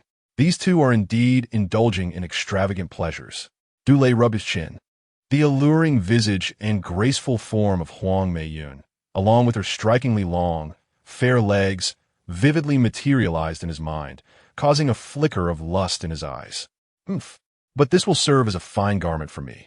That young woman is far more enticing than Chen Wanqing. With that, Dulé turned to the driver. Sure, Guangming. Stone, inform the brothers to accelerate and intercept them. Tonight, I intend not only to unleash a massacre, but also to indulge in carnal pleasures. Sure, Guangming nodded, knowing that with over a dozen brothers and their weapons in tow, against just two young lads, there was little to fear. It was most likely as Dulé surmised. A quest for thrill. Did everyone hear Du Xiao's orders? The car ahead, speed up and block them. Yes, boss. With that, Dulé pressed the accelerator to the floor, and the two cars surged forward, positioning themselves on either side of the Rolls-Royce.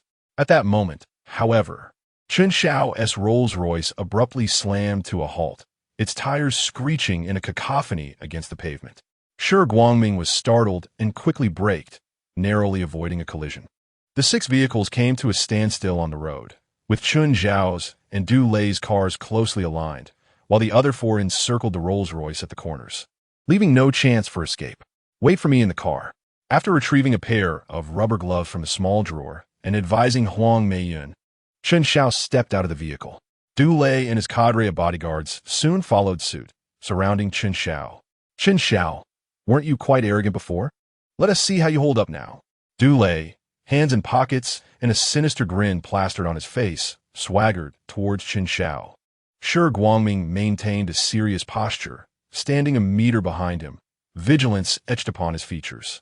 Unfazed, Chen Xiao remained silent, which Dulé misconstrued as fear, prompting him to grow even more boastful. Chen Xiao, whatever bravado you had at the auction, where has it gone? Why the silence now? As Dulé approached, nearly face to face, he had to tilt his head back just to meet the gaze of the taller Chen Xiao, his smug demeanor appearing somewhat absurd. You have a foul mouth, Chen Xiao suddenly remarked. It seems the good things in the trash can have indeed made you feel quite splendid. Dulé's expression shifted instantly. Being tossed into a garbage bin multiple times was his greatest humiliation, one he would not allow anyone to mention. To his astonishment, even at death's door, Chen Xiao dared to unveil his scars and mock him. Very well. Du Lei siegt, pointing a finger at Chen Xiao. I was initially inclined to give you a swift end, but now I have resolved to torment you thoroughly. Crack! Before Du Lei could finish, Chen Xiao suddenly struck, seizing Du Lei's finger and twisting it forcefully. A sickening crack echoed, followed by a wail that pierced the night air. Ah! Young master. Shi Guangming's expression turned grave.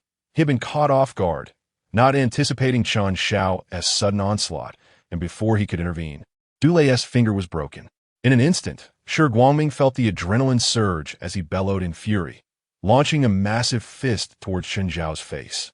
Do not harm my master. Chen Xiao slightly raised his eyelids, retracting his hand that gripped Du Lei's finger, and with lightning speed, thrust his hand toward Shi Guangming's throat. Simultaneously, his other hand reached for Shi Guangming's wrist. Shi Guangming's pupils constricted in terror, and he instinctively sidestepped to evade, but Chen Xiao was swifter. In the blink of an eye, he had firmly grasped Shi Guangming's right wrist and squeezed with such force that the bones crumbled into dust. Ah! The anguished scream surpassed even Du Lei's, resonating like a powerful beast. Fool, I shall see you dead. Shi Guangming's eyes were bloodshot as he bellowed, Everyone, attack! The bodyguards surged forward, while Shi Guangming's left hand hastily reached for his lower back. But Chen Xiao was far quicker. He had already seized Shi Guangming by the throat, effortlessly lifting the nearly 200-pound man off the ground, his legs flailing helplessly, his face turning a deep shade of purple. A wave of intense fear washed over Shi Guangming, a feeling he had never experienced even in life-and-death struggles with mercenaries in Black Continent. This Chen Xiao was no ordinary wealthy heir. A smirk curled at the corner of Chen Xiao's lips as his left fist shot towards Shi Guangming's face. Bang! The sound was akin to a ripe watermelon bursting, crimson liquid splattering everywhere, and Shi Guangming's previously resisting limbs went limp. Warm blood splattered onto Chen Xiao's face, and Du Lei's eyes widened in terror, trembling uncontrollably, collapsing to the ground as a foul liquid trickled down his pant leg. This is impossible. Du Lei's eyes glazed over in disbelief, shaking his head in denial. It wasn't until Chen Xiao tossed the unrecognizable body of Shi Guangming onto him that he was forced to confront the grim reality. In that moment, Du Lei no longer cared about the pain from his broken finger. Overwhelming fear consumed him entirely. Yes, I have other bodyguards. They have guns. Du Lei suddenly came to his senses, a malevolent grin spreading across his face. Chen Xiao, can you outmatch firearms? Shoot him. Bang, bang, bang. The deafening gunfire shattered the night, intensifying Du Lei's frenzied expression. Ha ha! Chen Xiao, you are doomed. A dozen men, each with a gun, can turn you into Swiss cheese. Why are you still standing? Du Lei abruptly sensed something amiss. Why was Chen Xiao seemingly unscathed despite being shot multiple times? Was he a cyborg? Or were his bodyguards using BB guns? Du Lei spun around, only to find his own bodyguards lying motionless on the ground, while unfamiliar black-clad figures stood nearby. Each of Du Lei's guards held a gun, but the barrels were all pointed at their own temples, blood and brain matter pooling beneath them. Du Lei's pupils dilated in horror, despair flooding over him like a tsunami. The arrogant demeanor he once possessed evaporated, replaced by sheer terror and helplessness. Chen Xiao, please don't kill me. I understand now. This isn't my doing. It was my bodyguards who insisted on avenging me after seeing me wronged. Now that you've dealt with them, can we consider this matter settled? Du Lei hastily fell to his knees, gazing up at Chen Xiao, tears streaming down his face. Cold sweat beading his forehead, his voice trembling. Du Xiao, I preferred your previous defiant demeanor. Do return to it, Chen Xiao remarked with a faint smile. Du Lei fought against the fear surging within him, attempting to muster a smile that was more grotesque than tears, but found his facial muscles unresponsive. Bang! Chen Xiao delivered a powerful kick to Du Lei's chest, sending him sprawling to the ground. Du Lei winced in pain, clutching his chest, yet dared not utter a word, instead managing a smile as if to convey that Chen Xiao's kick was commendable. Du Xiao, let us discuss compensation, Chen Xiao proposed. Compensation. Compensation. Upon hearing the mention of recompense, Du Lei felt an immediate sense of relief wash over him. As long as there was talk of money, it meant he still had his life. As the saying goes, as long as the green hills remain, one need not fear the lack of firewood. With his life intact, he believed it was only a matter of time before he could exact revenge. You summoned so many people to confront me, which has caused me immense psychological harm. Surely, it is not unreasonable to request some compensation for my emotional distress. Not unreasonable at all.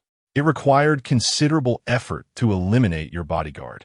Asking for a service fee seems quite justified, doesn't it? Du Lei gritted his teeth, infuriated by the audacity of being asked for a fee after the death of his bodyguard. Nevertheless, he still maintained, not unreasonable at all. My bodyguards have also exerted great effort. Is it not fair to request a bonus? Not unreasonable. Very well then, I shall not ask for much. Just 12 billion. 12 billion. Du Lei's expression shifted to one of shock. This Chen Xiao was clearly demanding an amount equal to the balance in his bank account. He currently had precisely 12 billion. What, do you also think that is insufficient? Shall I add a little more? No. 12 billion is what I will give you. I shall transfer it right now. Du Lei trembled as he hastily retrieved his bank card. I only have a bank card. No worries, I have a POS machine. Without hesitation, Chen Xiao produced a POS machine and 2 documents from his vehicle. Du Lei gritted his teeth, feeling a pang of pain in his heart, and closed his eyes as he swiped the card. Chen Xiao, enjoy your triumph for now. When my father arrives tomorrow, I shall settle both our old and new scores. Whatever you've taken from me, I will ensure you repay it 1,000-fold. Du voiceover. Once the funds were transferred, Chen Xiao handed the 2 documents to Du Lei. Here, Du Xiao, allow me to present you with a gift. Upon opening the documents, Du Lei discovered a purchase agreement for a pig farm, the transaction amounting to 12 billion, and it happened to be the very breeding base for sows in Pingjiang that he had previously ridiculed. Du Lei paused for a moment, realizing the carefulness of Chen Xiao. If he were to transfer such a sum of money without cause, he could later accuse Chen Xiao of extortion, potentially uncovering evidence of the murder that had just transpired. However, with a sales contract in hand, Chen Xiao had seamlessly transformed the 12 billion into a legitimate transaction. As long as they disposed of the bodies cleanly and left no evidence behind, even if Du Lei reported the incident, there would be no way to convict Chen Xiao. All right, I shall sign.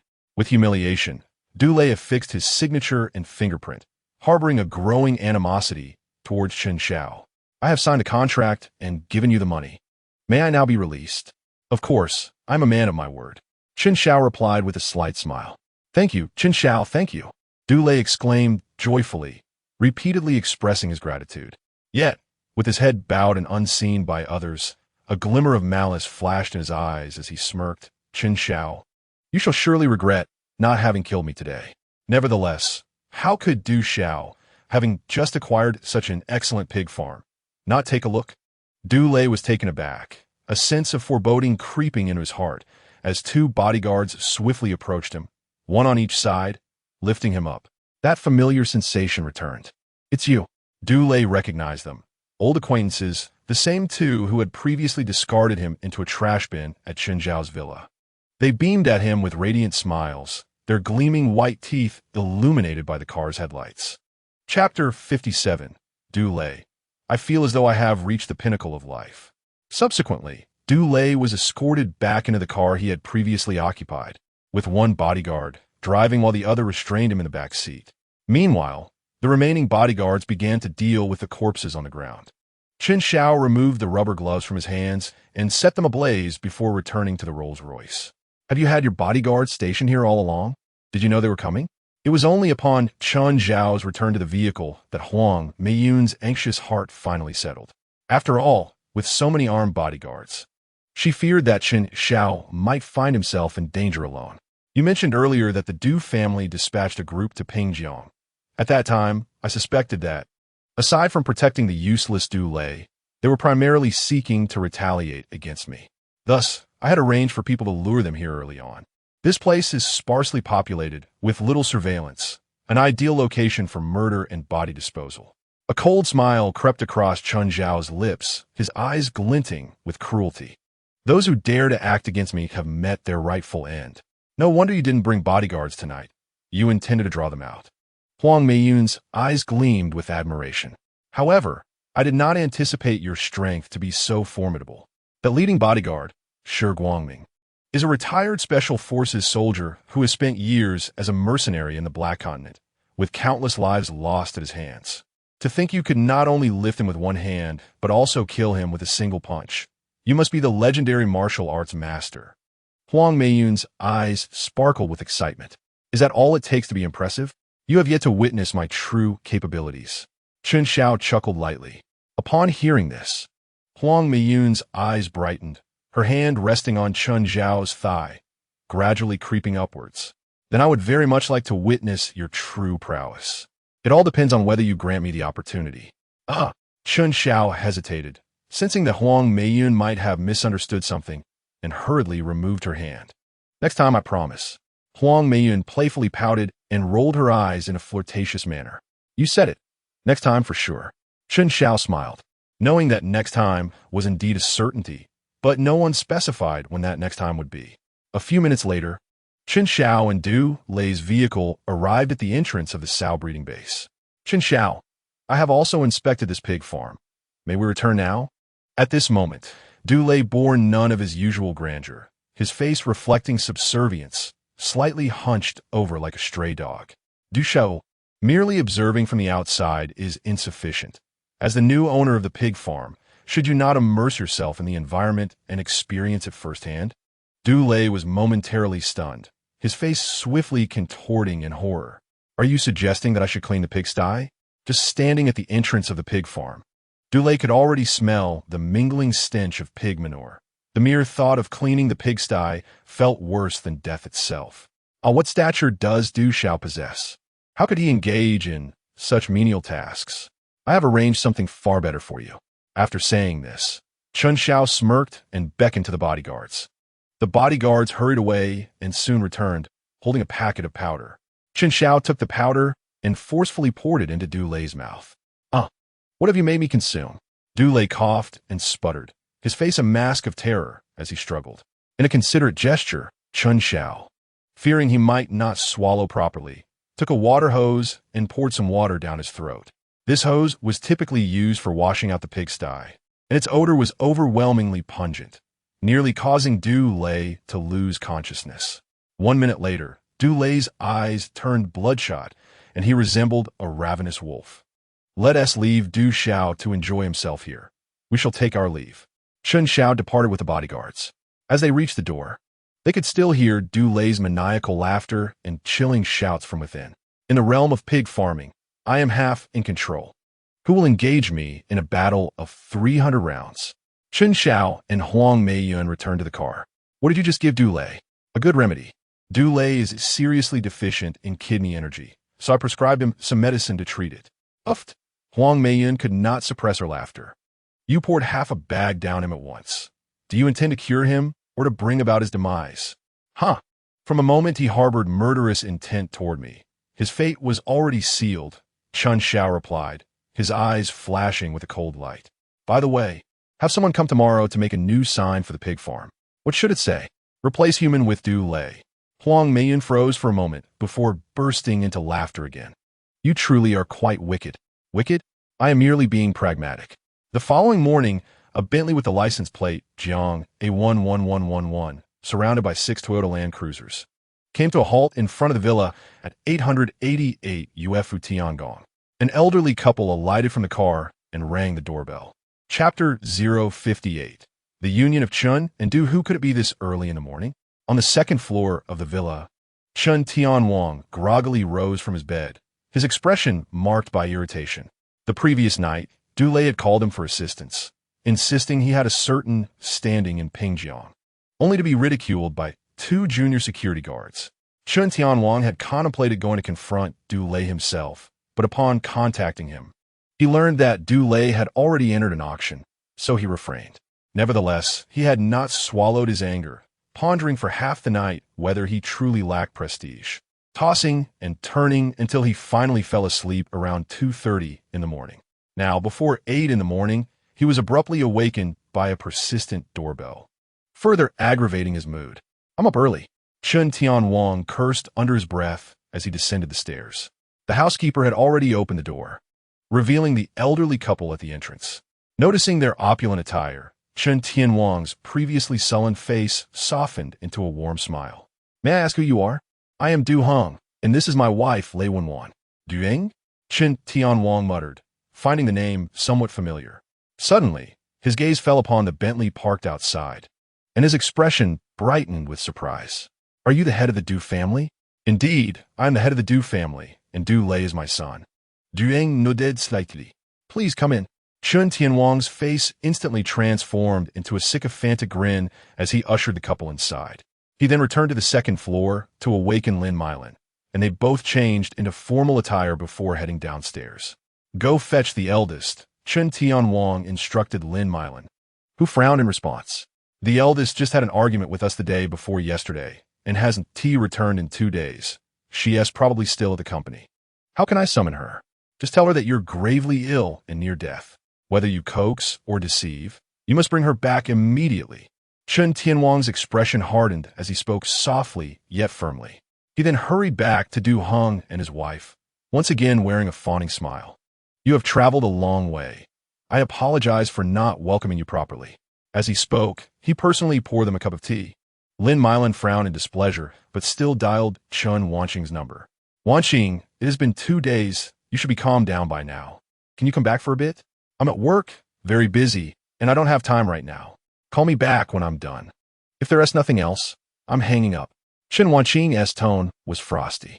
Don't hang up, Lin Meilan exclaimed in a panic, her mind racing to concoct an excuse to entice Chen Wanqing. However, accustomed to a life of luxury, she found it difficult to fabricate a lie as effortlessly as Chen Tianwang. After much stammering, she finally blurted, "Come back quickly. Your father is dying." At the mention of this, Chen Wanqing's voice suddenly turned anxious. What? What happened to Dad? I'm coming back right away.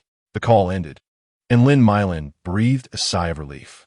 Meanwhile, Chen Tianwang was engaged in lively conversation with Du Heng and his wife, blissfully unaware of the near calamity he had just averted. Mr. Chen, this tea is truly delightful. The head of the Du family is too kind. This is merely ordinary pre-rain Longjing. You must have savored countless fine teas in your day. Mr. Chen, calling me the head of the Du family feels too formal. Since I am a few years your senior, if you don't mind, just call me Brother Du, Brother Du. Chen Tianwang exclaimed with delight, eagerly nodding in agreement. Judging from Du Heng's attitude, he seemed quite satisfied with their family, which boded well for the subsequent discussions regarding the betrothal gifts.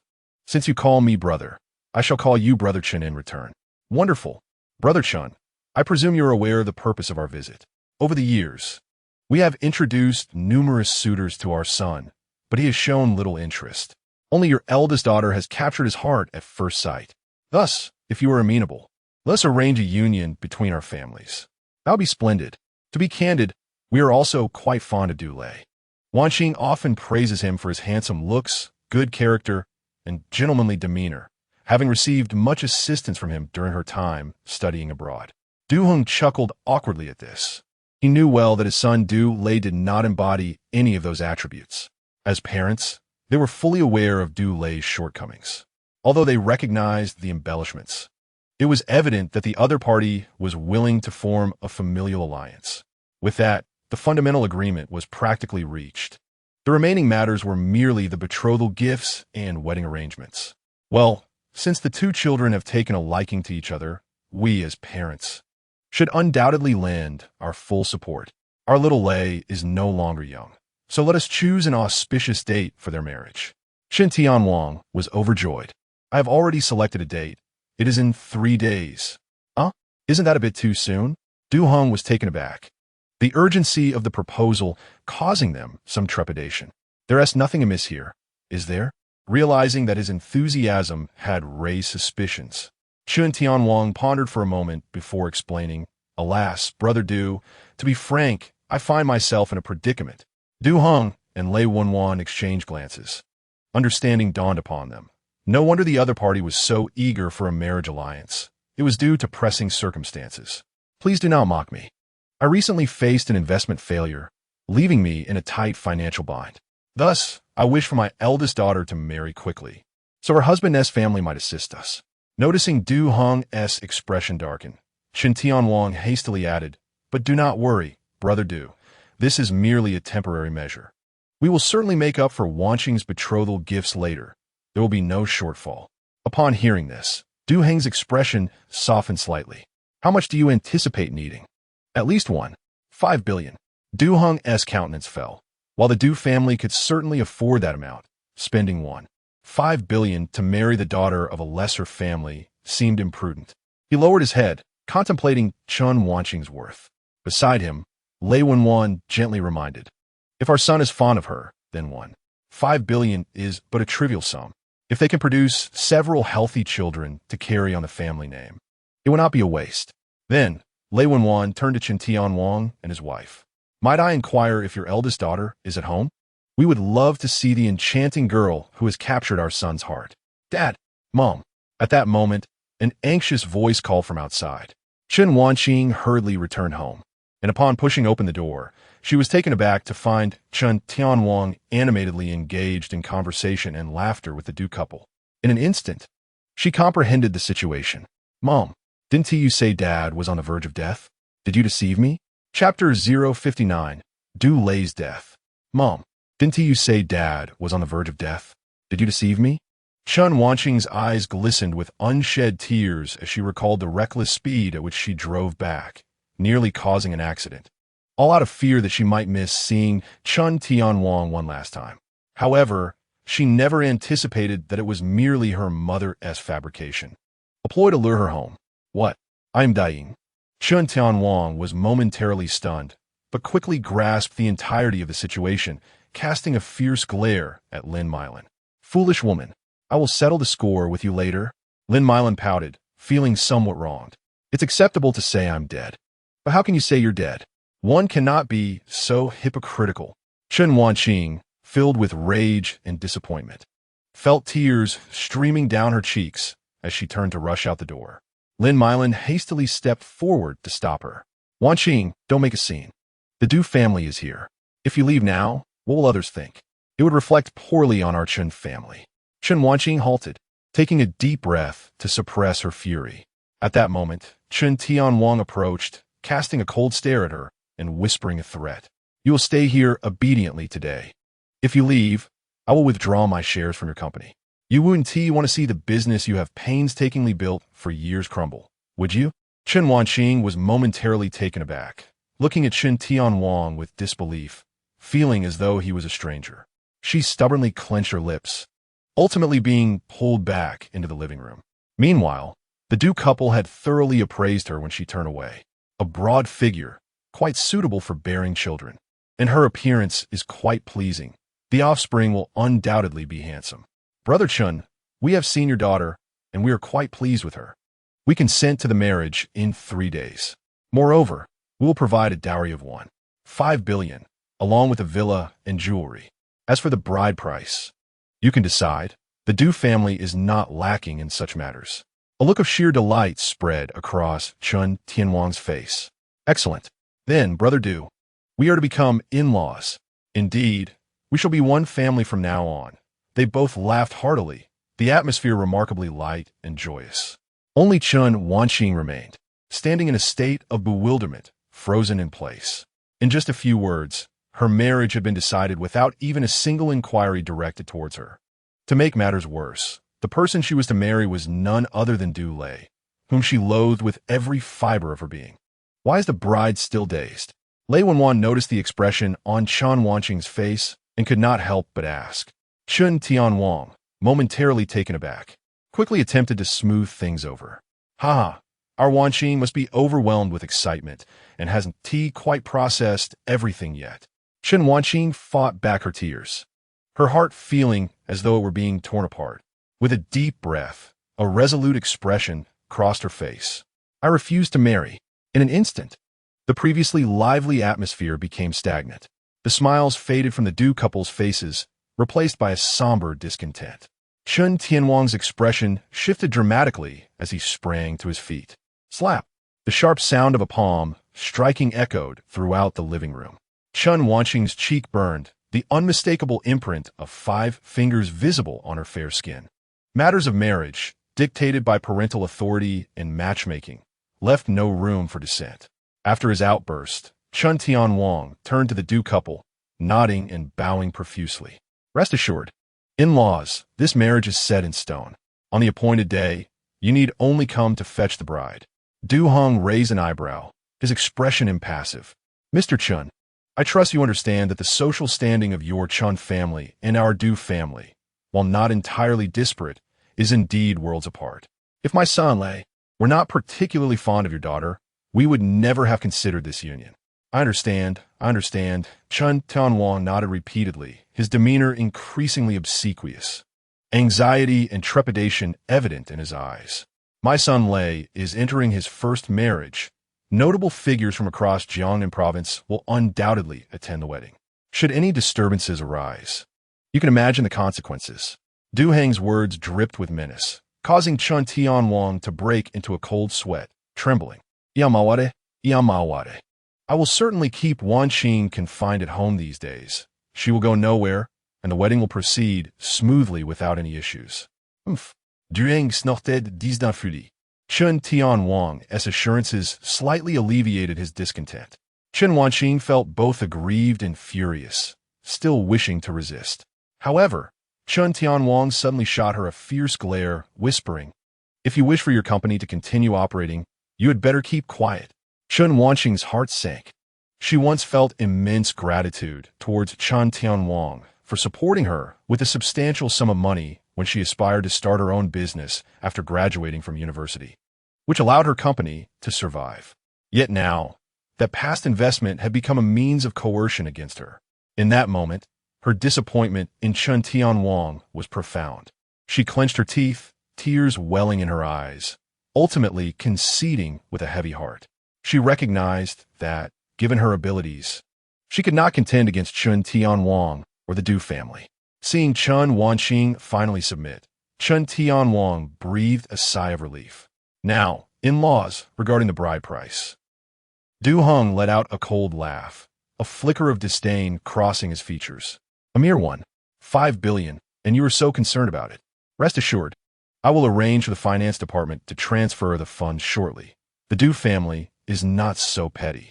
With that, Du Hong pulled out his phone to compose a text message. At that moment, a burly bodyguard rushed into the living room, drenched in sweat and visibly alarmed. "Master, there's trouble. A serious incident has occurred." Du Heng's countenance darkened immediately. It was one thing to lose composure in his own home, but to do so in another's presence, especially before Chen Tianwang, was utterly humiliating. What kind of conduct is this? How have you been taught? In times of crisis, one must remain composed, not cause a ruckus and embarrass me. After scolding, the bodyguard nodded, regaining his composure and restoring an expression of calm. Du Hong nodded in satisfaction and smiled faintly at Chen Tianwang. "Forgive the oversight. This new recruit hasn't been properly trained, and I apologize for the disturbance." No harm done. Du Hong turned to the bodyguard, his tone turning sharp. "Now, tell me, what exactly has happened?"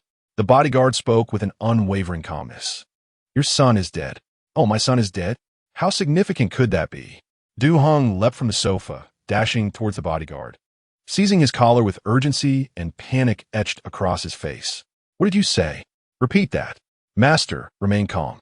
The bodyguard gently released Du Heng's grip, speaking slowly and clearly. "I said your son is dead." Du Heng's face turned ashen, his legs buckling beneath him as he collapsed onto the floor. Chapter 060, Du Heng, infuriated to the point of bloodshed. "My son is dead? How could this be? How could this be? He was just on the phone with me last night. How could he suddenly be gone?"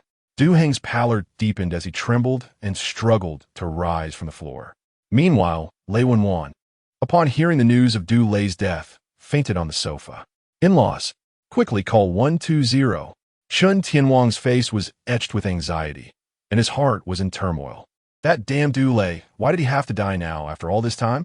If only he had held on a little longer, I could have secured that one. 5 billion dowry. Wait until I get my hands on the money, and then you can die. Only Chen Wanqing at this moment.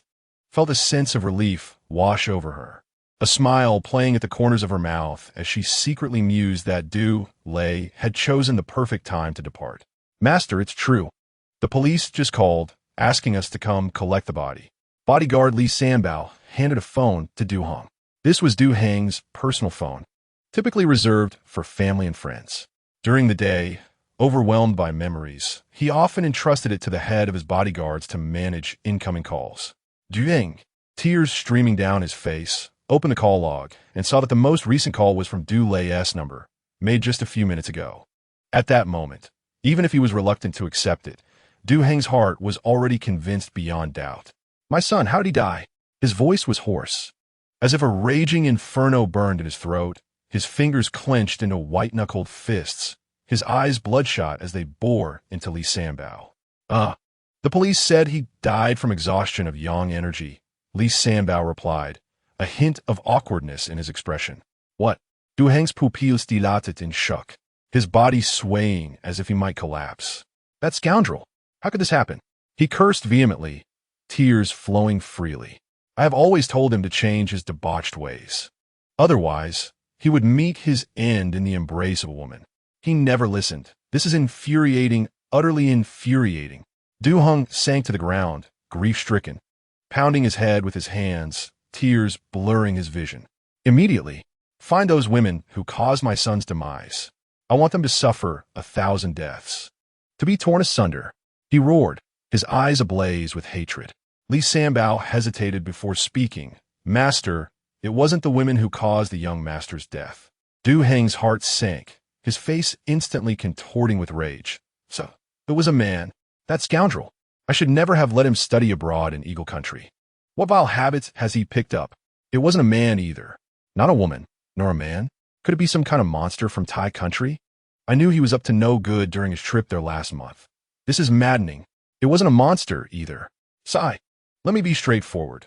The ones responsible for the young master's demise were not human at all, but rather a dozen pigs. At that moment, everyone present was left in shock. Lei Wenwan, just regaining consciousness, fainted once again upon hearing this revelation. Mother-in-law, mother-in-law. Du Heng's eyes widened in disbelief as he spewed a mouthful of blood. How could he have gone to Dao? That scoundrel. When he went to meet the fairy. I should have stopped him. Those were a bunch of demons and ghosts, not even sparing lizards. Oh, how I regret not acting sooner. The police said the young master had taken quite a bit of medication beforehand. The dosage would ensure he was aroused for at least 3 days. My son, what torment must he have endured? Du Hong sobbed, tears streaming down his face. However, master, you are too distraught. The police said the young master died only 2.5 hours after taking the medication, not lasting 3 days, so he likely didn't suffer too much. Du Hong spat another mouthful of blood, raising his head to glare darkly at Li Sanbao. From the sofa, Lei Wenwan, just recovering, turned pale and fainted once more at this news. How could Xiao Lei act recklessly like this? What were Shi Tu and the others doing? Why didn't they stop him? Where are they now? Bring them back. I want them to accompany my son in death. Du Heng bellowed in fury. Li Sanbao scratched his head, looking somewhat perplexed. Shi Tu and the others are all dead, too. What? All dead? Du Hong looked as if struck by lightning, his face ashen as he trembled, pointing a shaky finger at Li Sanbao. Explain to me exactly what happened. How'd they die? According to the initial investigation, the police speculated that, aside from Shi Tu, the other bodyguards had all committed suicide. As for Shi Tu, his body had been run over by a dump truck on the road, making it impossible to ascertain the cause of death. The police indicated that their investigation would continue, but based on my extensive reading of mystery novels, it seems the young master wanted to engage in some reckless behavior with the pigs. After expressing his desires, he was stopped by the bodyguards, and in a fit of rage, commanded them to take their own lives. The other bodyguards complied, while Shi Tu, opposing the idea of suicide, was run over by the young master's car, only to be subsequently crushed by the dump truck. That must be the sequence of events. Du Hong coughed up more blood, glaring fiercely at Li Sanbao. Your reasoning is quite astute, but refrain from any further speculation next time. Typically, the bodyguard captain protecting Du Hong was Shi Guangming, not the fool before him. Otherwise, Du Hong might have succumbed to the stress induced by Li Sanbao's erratic thought processes long ago. If it were merely Xiao Lei's misfortune, I might have attributed it to his own reckless pursuits, but the simultaneous deaths of so many bodyguards clearly indicated foul play. Despite the anguish of losing his son, Du Hong quickly regained his composure. Du Lei was gone, but the ones responsible for his demise would never escape his wrath. Chen Xiao. A glint of determination flickered in Du Heng's eyes. In an instant, he had identified the prime suspect. Du Lei had only been in Pingjiang for 2 to 3 days, and the only individual he had clashed with during that time was Chen Xiao. Moreover, Du Hong had sent Shi Guangming and the others to Pingjiang precisely to assist Du Lei in seeking vengeance against Chen Xiao. Everything connected seamlessly. At that moment, Du Lei's work phone rang. It was the finance department calling. Chairman, a transaction of 12 billion was made from the bank card you previously issued to the young master. Around 9 o'clock last night. The recipient account is Tianwang Group. Tianwang Group? Du Heng posed momentarily bewildered. Isn't that Xinyang's company? Could he be involved in my son's death? The more Du Heng pondered, the more plausible it seemed. After all, Xinyang had built his empire from the underground. It wouldn't be surprising if Du Lei, carrying a substantial sum, attracted unwanted attention, regardless of whether it was Chen Xiao or Xinyang. If either had a hand in my son's death, I would ensure they both join him in the afterlife to keep him company on the road to the Yellow Springs. But Master, the young master was as thin as a chick. If those two go down, they just end up killing him again in the afterlife. Li Sanbao scratched his head, looking confused. Enough. Du Heng roared. You dare to question me, you fool. Chapter 061. Chen Xiao's disciple. In the Chen family's ancestral home. Chen Xiao rose early as usual, donning a sports shirt. Suddenly, the door burst open, and Huang Meiyun, her cheeks flushed and steps unsteady, stumbled in. Young master, I have a fever, she declared, throwing herself into Chen Xiao's embrace. Huang Meiyun was clad in a black lace nightgown, the fabric sheer and short, barely reaching the tops of her thighs, her long, fair legs partially illuminated by the morning light. The neckline was slightly open, a flash of white dazzling his eyes, nearly causing Chen Xiao to suffer from snow blindness. It seems you are indeed quite feverish, Chen Xiao remarked, averting his gaze and gently pushing Huang Meiyun away. Although her flushed cheeks suggested she was unwell, the rest of her body felt perfectly normal. You have no sense of romance at all. Huang Meiyun shot him a glare. Realizing she had failed to sway him once again, and she walked away in frustration. Yet before leaving, she cast a lingering gaze at Chen Xiao's sports shorts, sending a shiver down his spine. Oh no, it's the female version of Ning. After completing his morning jog and returning to the old villa, the housekeeper had already prepared breakfast. Master, I found this beneath your bed while cleaning the room. Do you wish to keep it? At that moment, a housekeeper approached, holding a somewhat yellowed old paper box, which, despite having been lightly cleaned, still bore a thin layer of dust. A fragment of memory from 5 years ago suddenly surfaced in Chen Xiao's mind. Bring it here for me to inspect. The housekeeper placed the box at Chen Xiao's feet. Upon opening it, he discovered a Nokia keypad phone along with a handwritten address book. After plugging in the charger and powering on the phone, Chen Xiao was pleasantly surprised that the Nokia still functioned normally after 5 years. The screen lit up, and the classic startup ringtone echoed. Several unread messages appeared on the screen. Most were promotional text from the service provider, with a few private messages, albeit mostly from years past. However, one message caught his attention. It had been sent just 3 days prior. Master, your disciple fears he may not have much time left. My greatest regret in this life is not being able to see you one last time. Please forgive your unfilial disciple for being unable to care for you in your old age. The sender was noted as G-Min. That old fellow. I was counting on you to take care of me in my twilight years. How many more years do you think I have? Chen Xiao's lips twitched slightly. He recalled that G-Min had been over 65 years ago, and now he must be in his 70s. If he were to rely on him for support in his old age, it would either mean G-Min had turned into a veritable old monster, or that he would meet an untimely demise himself. Nevertheless, the fact that G-Min still referred to him as master after all these years suggested a certain loyalty, Perhaps a meeting was in order. With that thought, Chen Xiao composed a text message. Are you dead? If not, come to Pingjiang. He included the address of the Chen family's old villa before sending it off. After dispatching the message, Chen Xiao glanced at the phone's contact list, which contained about 10 numbers, consistent with the handwritten address book he had kept as a backup in case the phone malfunctioned. I'm back. After sending a group text to everyone in the contact list, the phone suddenly went dark and shut off. Clearly, the battery was still not in good condition. Chen Xiao shook his head in resignation and instructed someone to purchase a battery of the same model. Just then, Hu Zhongyan entered, his brow slightly furrowed. Master, there are 2 police officers outside requesting your assistance with an investigation. All right, tell them I'll come after breakfast. Chen Xiao nodded, realizing it was likely related to Du Lei. At that moment, Lin Meilan also came down from upstairs, still clad in her crisp OL uniform. Is everything all right? She inquired, her expression slightly worried.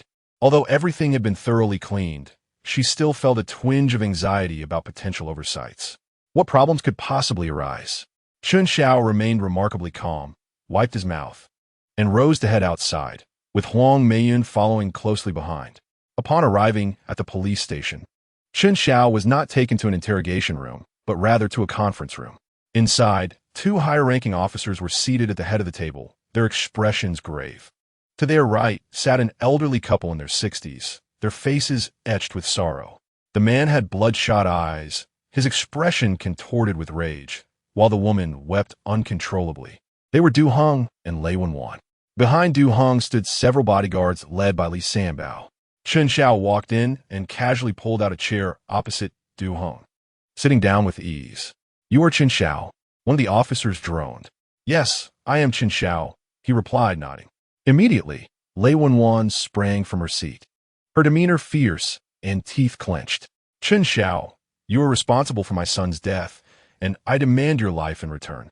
Madam, Chen Xiao replied politely. Who exactly are you? How could I have caused your son's demise? Why not accuse me of killing your father instead? You.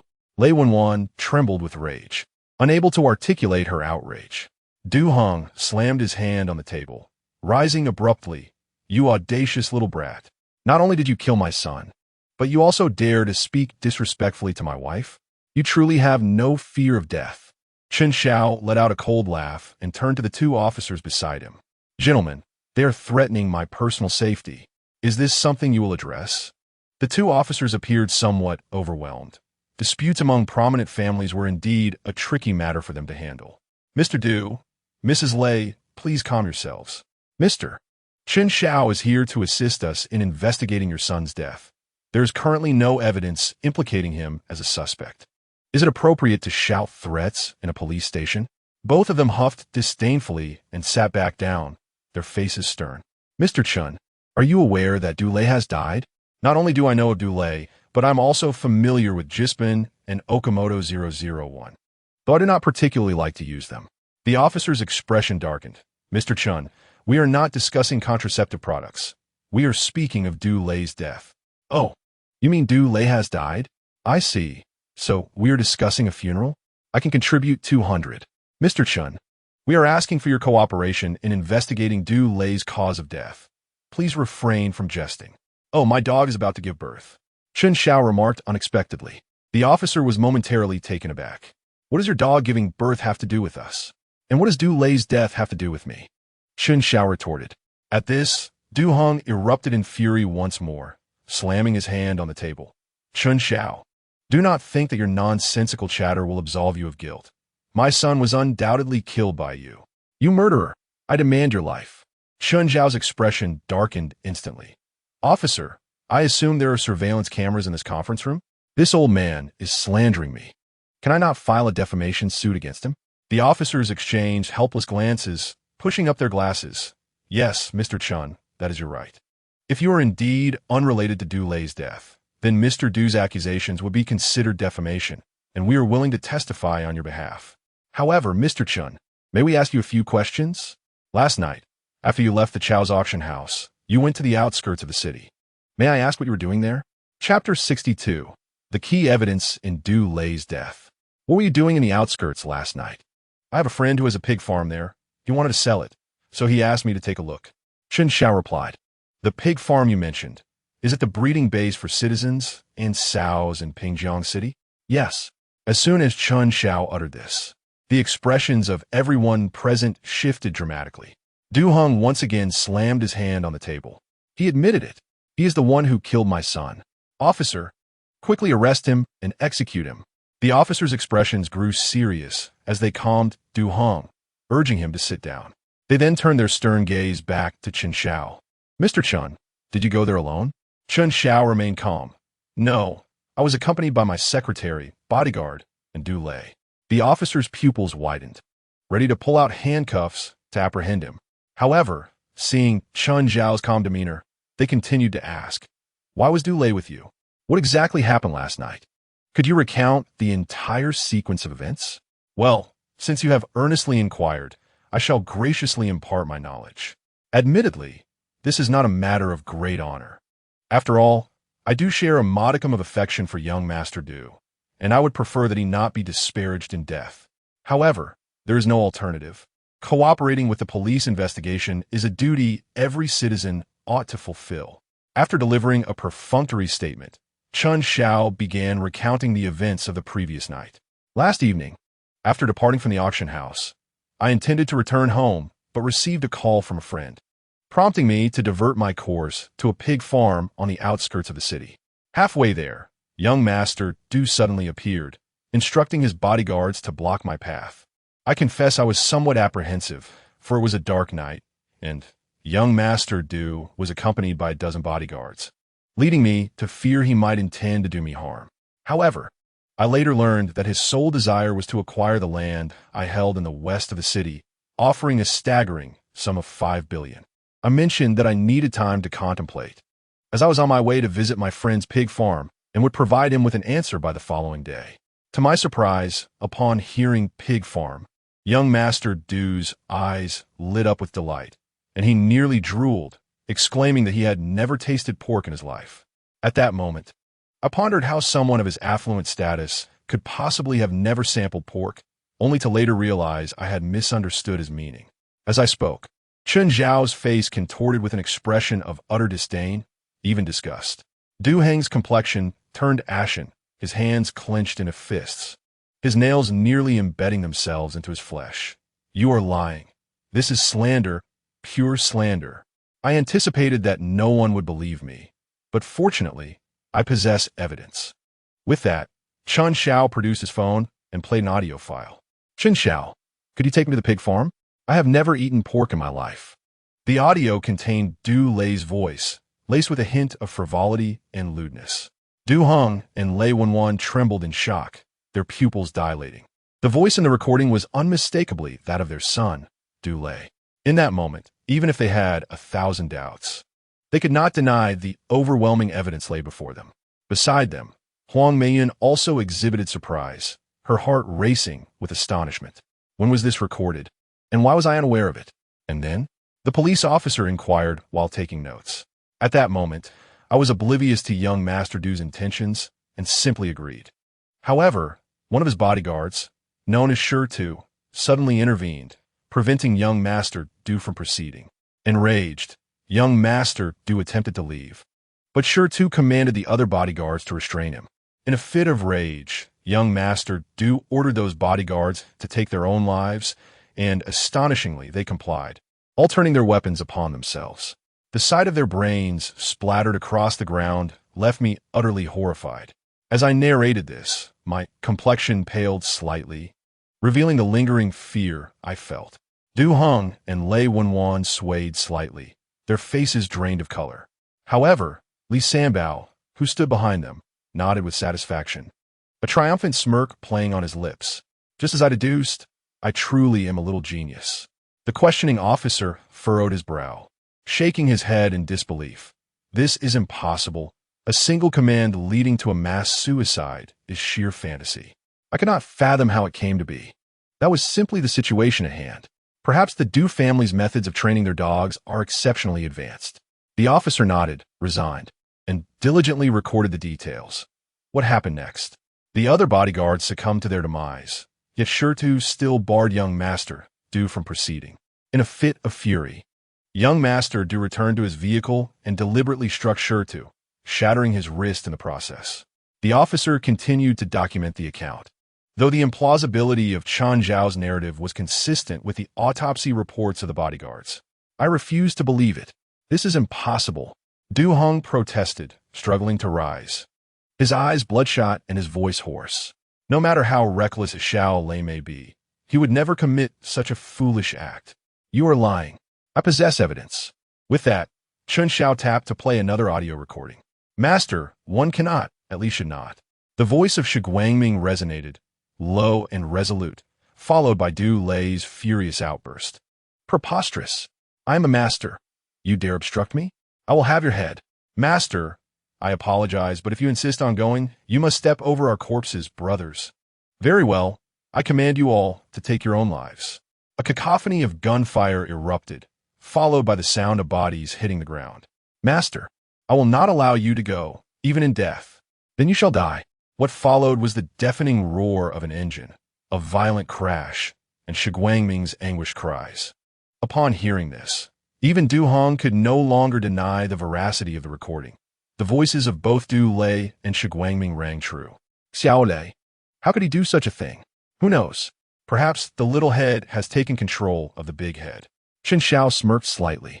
Mr. Chen, our investigation revealed that last night, a bank card held by Du Lei underwent a transfer of 12 billion, with the recipient account being Tianwang Group. Do you have any knowledge of this? Oh, I'm aware.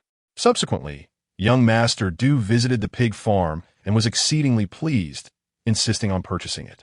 When he inquired about the price, I mentioned 120, intending to convey 120 million. However, young Master Du stated that 12 billion was a fair price, as he had taken a liking to it. Naturally, who would refuse free money? Thus, I sold the pig farm to him for 12 billion. As he spoke, Chen Xiao produced a contract, 2 copies, clearly stating the transaction of the pig farm for 12 billion to young Master. Du Heng's eyes brimmed with tears, and he felt a surge of blood in his throat, spitting forth a mouthful of crimson. Following that, young Master Du claimed he was unwell and consumed half a bag of medicine all at once. We could not intervene, and the scene became too distressing for us. So we departed shortly thereafter. I refused to believe it. Lei Wenjuan's complexion turned pale, tears streaming down her face as she shook her head frantically. I possess evidence. This time, Chen Xiao refrained from playing an audio clip, but rather unveiled a video depicting Du Lei bellowing defiantly. In Jiping, what is he worth? Du Lei, the pig knight, and the most formidable. Horrified, Lei Wenjuan's eyes widened, her body trembling as her blood pressure spiked. Darkness enveloped her, and she fainted. Li Sanbao grinned widely. Lining droit du englishaudiobook. Master, do you not see that the reality aligns perfectly with my deductions? With a bodyguard as astute as myself, you have truly struck gold. Enough. Du eng gold exasperated. Chapter 063. Chen Wanqing's marriage with the underworld. Chen Xiao and Huang Meilan exited the police station with smiles, while behind them, Du Hong and Lei Wenwan were supported by a cadre of bodyguards, their faces ashen, brimming with resentment as they fixed their murderous glares upon Chen Xiao's retreating figure. Where did you acquire that recording? Although I did not hear your specific exchanges in the car last night, it could not have been as you claim. Huang Meilan leaned close to Chen Xiao, her curiosity palpable. This is the truth of last night, Chen Xiao replied, though the voice emanating was that of Du Lei. You possess such an ability. Huang Meilan gasped in astonishment, her voice barely a whisper. Masterfully impersonating another's voice, Chen Xiao had unveiled yet another of his talents. Outside the police station, a Qian stood idling, with Chen Tianwang and Lin Meilan anxiously waiting nearby. Upon seeing the Du Hong couple emerge, the two hurriedly approached, pausing momentarily as they passed Chen Xiao. Shower, Lin Meilan called softly, her face etched with concern. Chen Xiao remained impassive, casting a cold glance at her, as if she were a stranger. Chen Tianwang then scoffed disdainfully of, "What a wretched creature!" With a sharp crack, a crisp slap echoed in the air as Chen Tianwang spun around, crashing to the ground, his right cheek flushed, his eyes glazed, clearly stunned by the blow. Summer is unbearable, with flies buzzing everywhere. Chen Xiao shook his left hand in displeasure and returned to the car, driving off into the distance. Chen Xiao, you scoundrel. By the time Chen Tianwang regained his senses and stood up, the taillights of Chen Xiao's car had vanished from sight, leaving him to leap about in a frenzy of impotent rage. After venting his frustration, the Du Heng couple approached. Chen Tianwang rushed forward. In-laws, what's the situation? Did that little beast Chen Xiao cause the death of my good son-in-law? I tell you, he should be shot or imprisoned. Do not spare him for my sake. Chen Tianwang was extraordinarily agitated. If he could indeed have Chen Xiao incarcerated, the Chen group would once again fall into his grasp. Du Heng and Lei Wenwan remained silent, their heads bowed. Behind them, Li Sanbao wore a confident smile. Mr. Chen, the truth of the matter is just as I previously deduced, the young master estimise is. Li Sanbao furrowed his brow, struggling to find the appropriate idiom. Well deserved. Suddenly, the phrase struck him, and he blurted it out. Puffed. Du Heng spat out a mouthful of blood, his gaze toward Li Sanbao filled with murderous intent. You insolent fool, Li Sanbao. If you insult Xiao Lei again, I swear I will kill you. Li Sanbao merely curled his lips in disdain, choosing silence, while inwardly he mused, I am not like those foolishly loyal bodyguards. If you dare to touch me, I'll make you regret it, old man. In-laws, if Du Lei is deceased, does that mean our family's bond is severed? Lin Meilan inquired at that moment. Chen Tianwang's expression grew exceedingly tense as he contemplated how to persuade Du Heng to agree to continue the engagement. What nonsense! Xiao Lei is dead. Are you suggesting my daughter marry a ghost?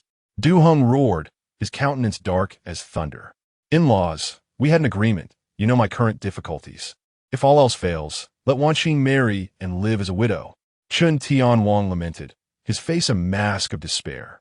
Seeing that Du Heng remained unmoved, he gritted his teeth and approached him, speaking in hushed tones. In-laws, Du Lei was your only son. Now that he is gone, your line ends. You are still in good health, and although Wanqing would marry as your daughter-in-law, she would ultimately live with you. You know the truth of the situation. Her ample form is capable of bearing children. If she has a child, you can claim it as Du Lei's posthumous offspring, thus ensuring your legacy continues. Chen Tianwang's face was a portrait of manipulation, akin to a lecherous panderer.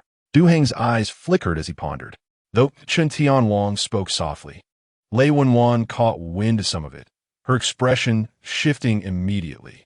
Chen Wanqing can indeed marry into our family, Lei Wenwan declared. Upon hearing this, Chen Tianwang's face brightened considerably. I can even add another 5 billion to the betrothal gift, but I have one stipulation. One stipulation? I would agree to 10. Chen Tianwang exclaimed, elated, completely oblivious to the adage that there is no such thing as a free lunch. I want your daughter to be married in the afterlife to my son. The smile on Chen Tianwang's face froze instantly, while Lin Meilan was equally taken aback. Absolutely not. Lin Meilan rejected vehemently, her eyes fierce with resolve. She is our cherished daughter, barely in her 20s. How could we ever allow her to partake in a ghost marriage?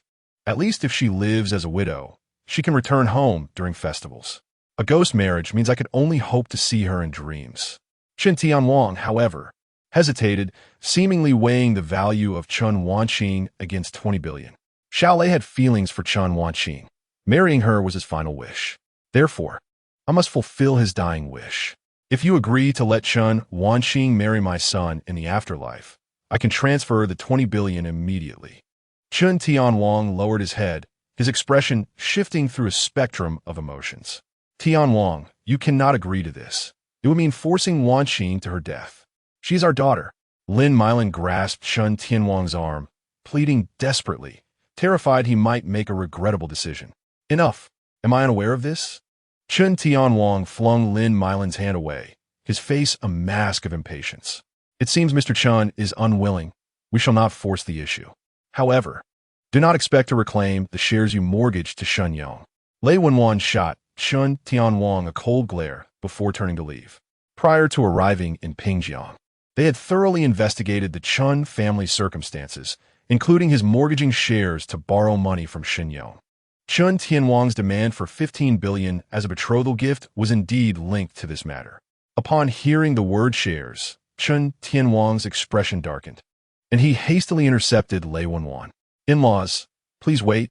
I never said I would not agree. However, Wan Qing is our cherished daughter, raised since childhood. How could I, as her father, bear to push her into the flames? Then what do you wish for?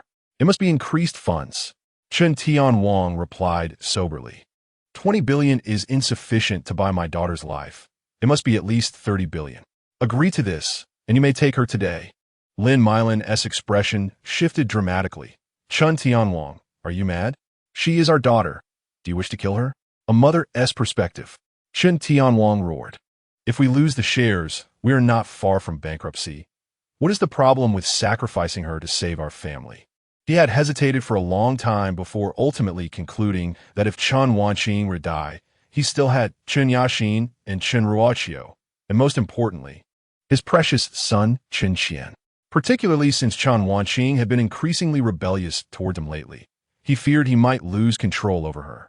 Moreover, if Chen Wanqing were to marry far away, he might not see her for years, which was akin to her being dead. By arranging a ghost marriage with the Du family, he could secure a significant sum to resolve the family crisis. Thus, Chen Wanqing would die for a worthy cause. 30 billion. I will not agree to a single cent less for the ghost marriage. Chen Tianwang's expression was resolute, embodying an unwavering stance. Chen Tianwang, I will never consent to a ghost marriage for Wanqing. Even without the shares, we still possess our villa, funds, and savings. Our family can live well without worry for a lifetime. Why must we sacrifice for those wretched shares? Slap. Chen Tianwang struck Lin Meilan across the face. Foolish woman, be silent. You know nothing. The shares are my crucial leverage to regain control of the Chen group. Without them, the group is of no concern to us. We might live in a pitiful manner, but what about the children? Given Chen Xiao's vindictive nature, do you think he will let us off the hook or spare Qian? Think long and hard with your pig brain. After speaking, Chen Tianwang turned back to the Du Hong couple, a glimmer of flattery crossing his face. In-laws, how do you wish to proceed? Du Heng's eyes betrayed a hint of disdain as he let out a cold chuckle. 3 billion is a sum the Du family can easily afford. However, I suggest you first resolve your own familial matters. I certainly do not wish for the bride of a ghost marriage to suddenly rise from the dead. With that, the two departed amidst a throng of bodyguards, leaving behind a flustered Chen Tianwang and a bewildered Lin Meilan. Chapter 064. Chen Qian's close friend, Kai Cohen. In the VIP ward of the hospital, Chen Qian slowly awoke from his slumber. After several days of recuperation, the pain in his right index finger had diminished significantly, though he still lacked any sensation. Chen Xiao, Chen Xiao, Chen Xiao. Chen Qian's eyes widened in fury as he ground his teeth, repeatedly invoking the name of the man who had inflicted upon him the agony of a severed digit. Even after the passage of days, the recollection of that fateful day still flooded him with intense fear and pain. Brother, brother. At that moment, the door to the ward was flung open with great force, and a figure rushed in, calling out loudly as he ran. Chen Qian turned to see a lean man with sharp features, sporting sunglasses and clad in a casual shirt. Both wrists adorned with gleaming Rolex watches, his fingers were laden with gold rings, and around his neck hung a thick gold chain, presenting the very image of a newly affluent upstart. Chen Qian was taken aback, initially thinking the man had mistakenly entered the wrong room.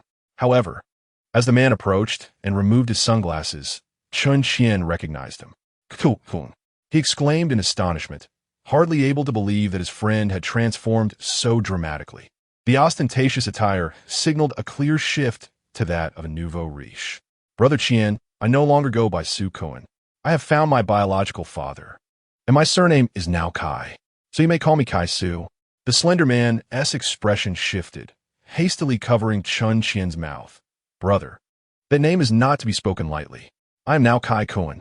I recently learned that my father is Kai Washong, the current head of the Kai family in Jiangcheng. My mother and father were childhood sweethearts, but due to my mother's modest background, my grandfather disapproved of her entering the Kai family, so I was raised outside. However, my grandfather has recently passed, and my father has taken me back, making me the second young master of the Kai family in Jiangcheng. Brother Qian, I apologize for my late return. Just tell me who harmed you, and I will ensure they are ground to pieces and fed to the dogs to avenge you," Kai Kuan declared passionately, his eyes gleaming with fierce determination. Jiangqing's Kai family. Chen Qian's heart raced, and suddenly, everything seemed to brighten. The name of the Kai family resonated powerfully. Aside from the four prominent families of Du, Lei, Chao, and Meng, Jiangqing harbored numerous first- and second-tier families of lesser might. Among them, the Kai family was one of the top-tier families. It was important to note that Jiangqing is a provincial capital, and any first-tier family selected would be no less formidable than the Chen family, with the Kai family, a leading figure among first-tier families, being significantly stronger. The Kai family's company, Xian Group, boasted a market value of a staggering 200 billion. Chen Qian could hardly fathom that Su Kuan was the illegitimate son of the head of the Kai family. Fortunately, he had not previously crossed him. Otherwise, he could have faced retaliation. Yet, since he regarded Chen Qian as a brother, perhaps he could leverage this connection to deal with Chen Xiao. Chen Qian's mind raced, formulating a plan. "Ah Kuan, I know you consider me a brother, which is precisely why I cannot allow you to take risks on my behalf. This grudge should be set aside. We are no match for him." Chen Qian lamented, his face drawn, eyes glistening with unshed tears, as he began to brew a cup of tea. Is there truly anyone in the small town of Pingjiang that Kai Kuan cannot contend with? Since being recognized by the Kai family, he felt invincible, confident that he could handle any situation. If he could not, his father would step in on his behalf. During this time, Kai Kuan had dealt with all those who had ever bullied him. Those who had once looked down upon him now groveled before him like dogs. "Brother Qian, I did some inquiries before coming. Even without your prompting, I know who did this. It was none other than your worthless brother, Chen Xiao," Kai Kuan sneered. That so-called Chen Xiao is now the chairman of the Chen Group, but the Chen Group is nothing compared to us, with a valuation of merely 100 billion. While our Xian Group is worth 200 billion. It's like a game. With double the forces, I can easily crush him. Chen Qian's lips twitched. While he may not have been the sharpest tool in the shed, he understood that Kai Kuan's reasoning was utterly nonsensical. However, considering that the other had not received much formal education and had spent time in the streets, he could somewhat empathize. "Ah Kuan, thank you, but if revenge is unattainable, please do not force it. Chen Xiao is truly not to be trifled with. Rest assured, Brother Qian, we are brothers for life. If you hadn't called out at that critical moment, I would undoubtedly be rotting in prison now, let alone reunite with my family in the Kai household. I will never forget your kindness." Remembering that incident filled Kai Kuan's eyes with gratitude. As the saying goes, a true brother shares the same roof, endures hardship together, divides the spoils, and engages in debauchery together.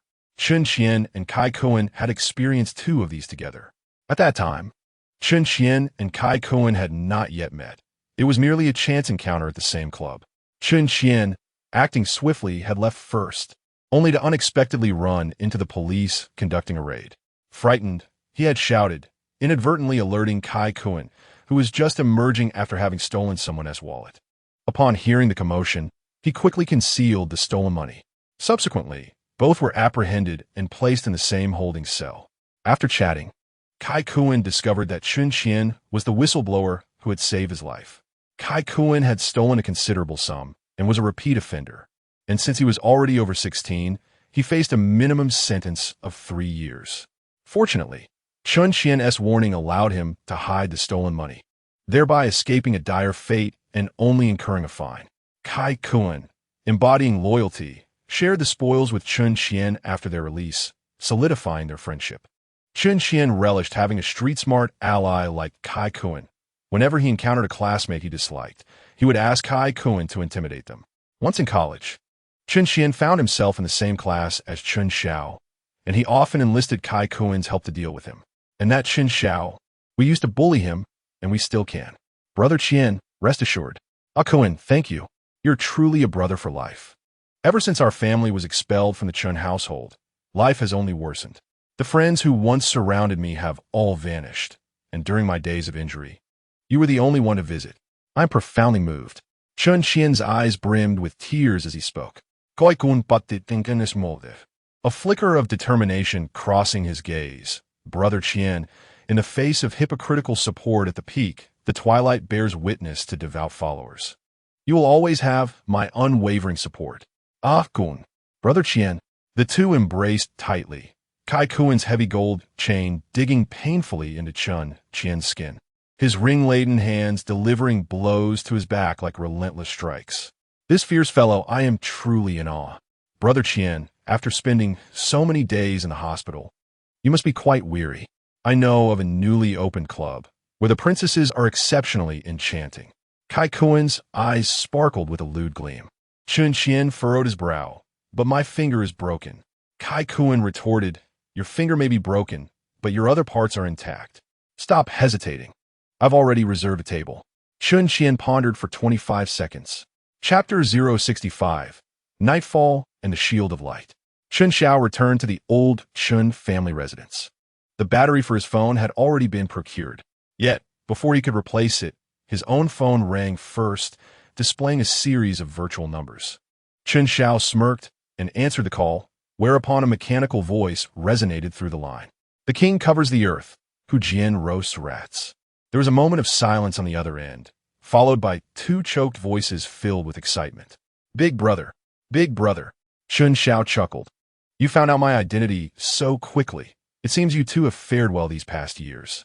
On the other end, a voice broke into sobs. Then, a slightly sharper voice spoke.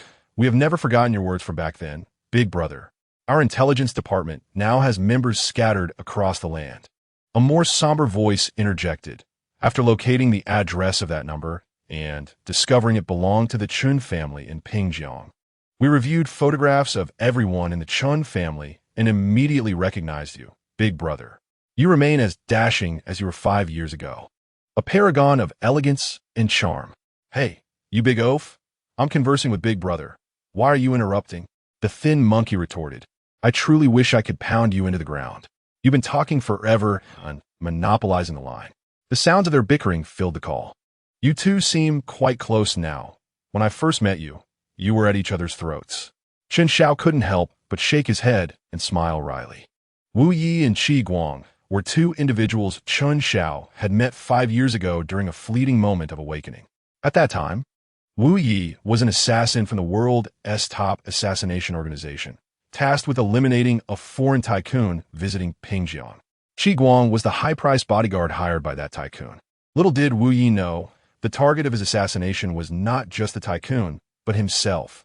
The tycoon's son had been murdered by a bounty, and the tycoon sought revenge by ensnaring Wu Yi in a trap meant to end his life in Pingjiang. The reason for choosing Pingjiang was due to the strict gun control laws in the Great Xia, making it difficult to carry firearms across borders. Wu Yi was thus left with the option of close-range assassination. Qi Guang was merely a pawn meant to distract Wu Yi after luring him to a restaurant. The tycoon intended for Qi Guang to face Wu Yi alone while he slipped away. In reality, explosives had been planted in the restaurant, set to kill Wu Yi and avenge his son. As for Qi Guang, he was simply a sacrificial piece, having already paid a hefty sum for his services as a bodyguard, which could be considered a price for his own life.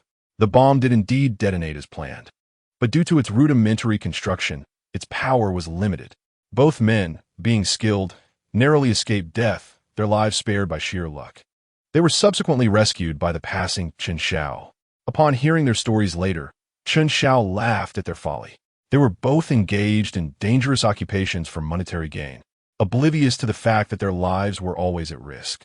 No amount of wealth could be enjoyed if one were dead. He then offered them guidance towards alternative paths. Now, it seemed they had not disappointed him. Big brother, please don't jest. How could I possibly have a good relationship with this oaf and the thin monkey? Qi Guang exclaimed. The degree of your rapport makes it seem as if you were a married couple. Chen Xiao chuckled lightly. Setting that aside, let us discuss your current situations. When the serious matter was broached, their demeanor shifted immediately. Allow me to begin, Wu Yi said solemnly. After you saved me, big brother, I returned to my organization and eliminated those who had conspired against me. I then unified the entire organization and, following your guidance, established the Nightfall platform. Today, Nightfall stands as the largest bounty assassination platform on the dark web, with over 90% of assassin organizations relying on us for sustenance. We take a 30% cut from every bounty, and Nightfall now earns exponentially more than I ever did as an assassin, all thanks to your initial guidance. Wu Yi expressed immense gratitude, recalling how Chen Xiao had advised him to act as a mediator, accepting bounties and outsourcing the tasks to minimize risk. Over time, he could even control the entire industry chain, with the only challenge being the initial accumulation of reputation.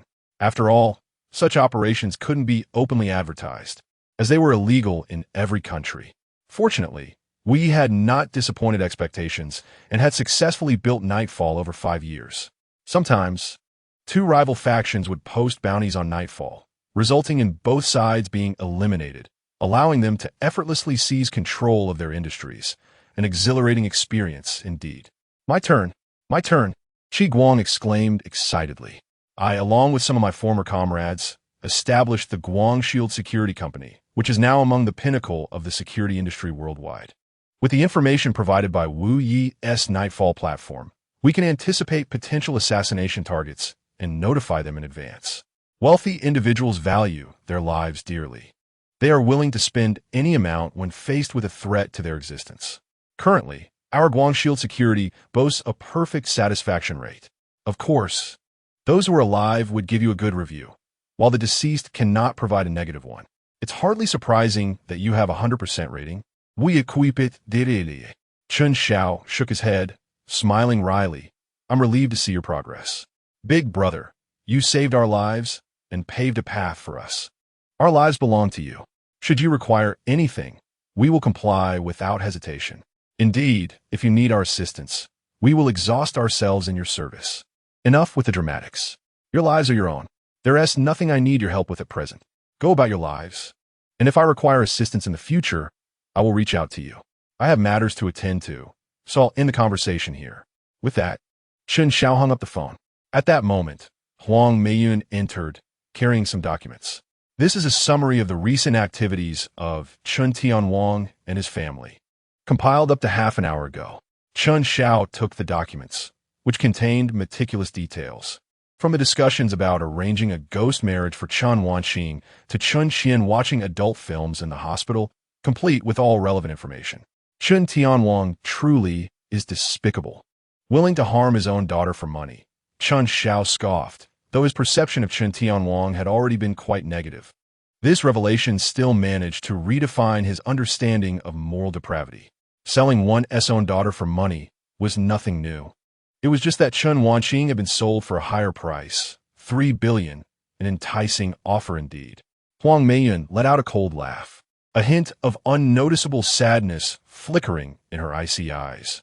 Kai Kuan, the illegitimate son of Kai Huasong, the head of the Kai family in Jiangxing. Chen Xiao glanced at the latest information, realizing he was dealing with an adopted son and an illegitimate child. No wonder they could be such good brothers. Chapter 66. Chen Wanqing. If there is an afterlife upon returning home from the police station, Lin Meilan was engulfed in a profound melancholy, choosing silence as she retreated to her room and closed the door behind her. Chen Tianwang, though somewhat displeased by her demeanor, opted to remain silent since Lin Meilan no longer voiced any strong objections. He could only hope that she would behave herself and refrain from jeopardizing his plans. In her room, Lin Meilan leaned against the edge of her bed, tears streaming silently down her cheeks, her heart heavy with sorrow and helplessness. In her hands, she cradled an album filled with photographs documenting the growth of Chen Wanqing, Chen Yaxin, Chen Ruoqiu, and Chen Qian from childhood to the present. As she gently turned a page and beheld Chen Wanqing's childhood smile, her heart tightened. Chen Wanqing was her firstborn, a precious treasure she once held in her hands with care. Yet now, as a mother, she was faced with the agonizing reality of having to push her beloved daughter into the fire pit. The thought of an impending farewell twisted Lin Meilan's heart in anguish. The suffocating sensation of despair made it nearly impossible for her to breathe. No, I cannot bear to witness Wanqing meet her demise. With that resolve, Lin Meilan abruptly rose, a flicker of determination flashing in her eyes. However, before she could exit the room, Chen Tianwang entered with a stern expression, a glass of milk in hand. "Where are you off to?" he inquired. "Lin Meilan." Her demeanor tense, stammered I. "I'm going to prepare lunch." Chen Tianwang seemed to exhale in relief, his expression softening. "The nanny is making lunch. You should rest. Here, drink this milk." Lin Meilan, not contemplating further, accepted the milk and took a sip. "Then I'll just sit in the living room." Mid-sentence, a wave of dizziness crashed over her, and darkness enveloped her vision as her body succumbed to weakness. "I knew you would be soft-hearted, you foolish woman. I've added a generous dose of sleeping pills to the milk. It will keep you asleep for an entire day." Chen Tianwang scoffed coldly as he lifted Lin Meilan onto the bed. Her eyes hazy and consciousness fading, Lin Meilan reached out, attempting to grasp Chen Tianwang, but ultimately could only watch helplessly as she slipped away into unconsciousness. Later that evening, Chen Wanqing returned home, her spirits seemingly elevated. With Du Lei deceased, her family would no longer pressure her into marrying him, and she felt an unprecedented sense of relief, a smile gracing her face after a long absence. "Wanqing is back. Come, dinner is ready. Your mother specifically made your favorite yam and pork rib soup." Chen Tianwang welcomed her with a broad smile, exuding warmth. Such affectionate behavior from her father left Chen Wanqing somewhat unsettled. It had been ages since she had witnessed such a genuine expression from him. It appeared that only in the presence of Chen Qian did Chen Tianwang display this kind of amiable demeanor.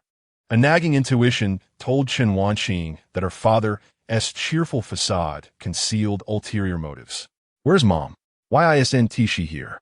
she inquired. "Your mother mentioned she was feeling a bit unwell. After preparing the soup for you, she went to rest," Chen Tianwang replied, handing her a bowl of soup with a smile. Chen Wanqing frowned slightly, sensing a dissonance in her father's overly solicitous behavior. "Dad, if there's something on your mind, please just say it. Your demeanor is making me uneasy."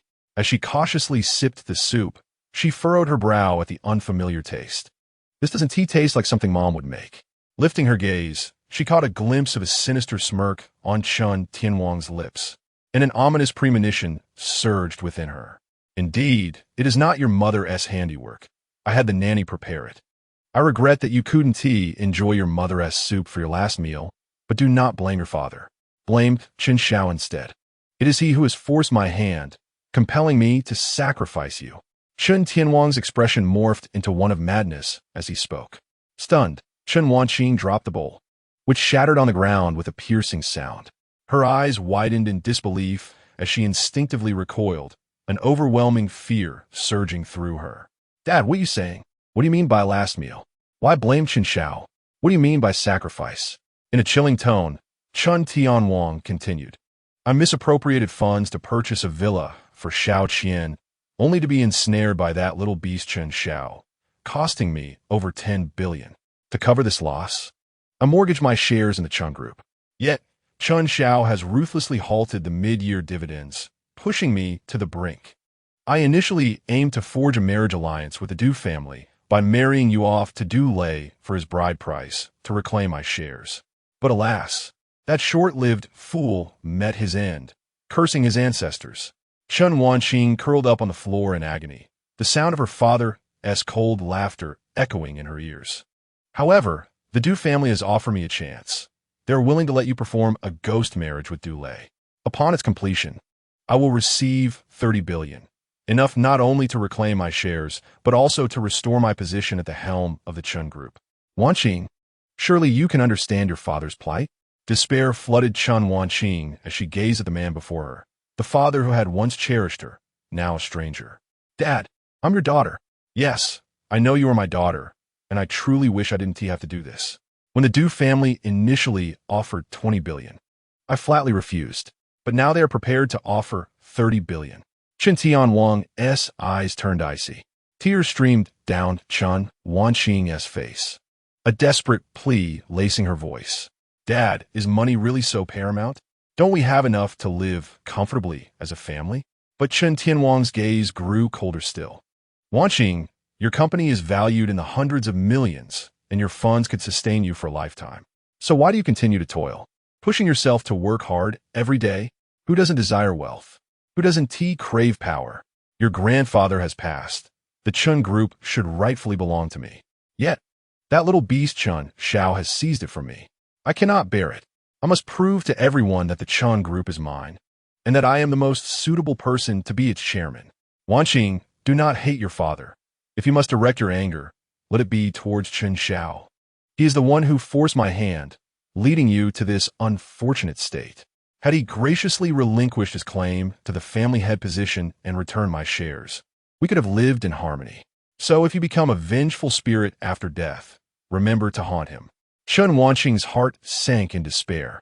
Her insides burned with pain, and as bitterness filled her throat, she could not suppress a torrent of dark blood.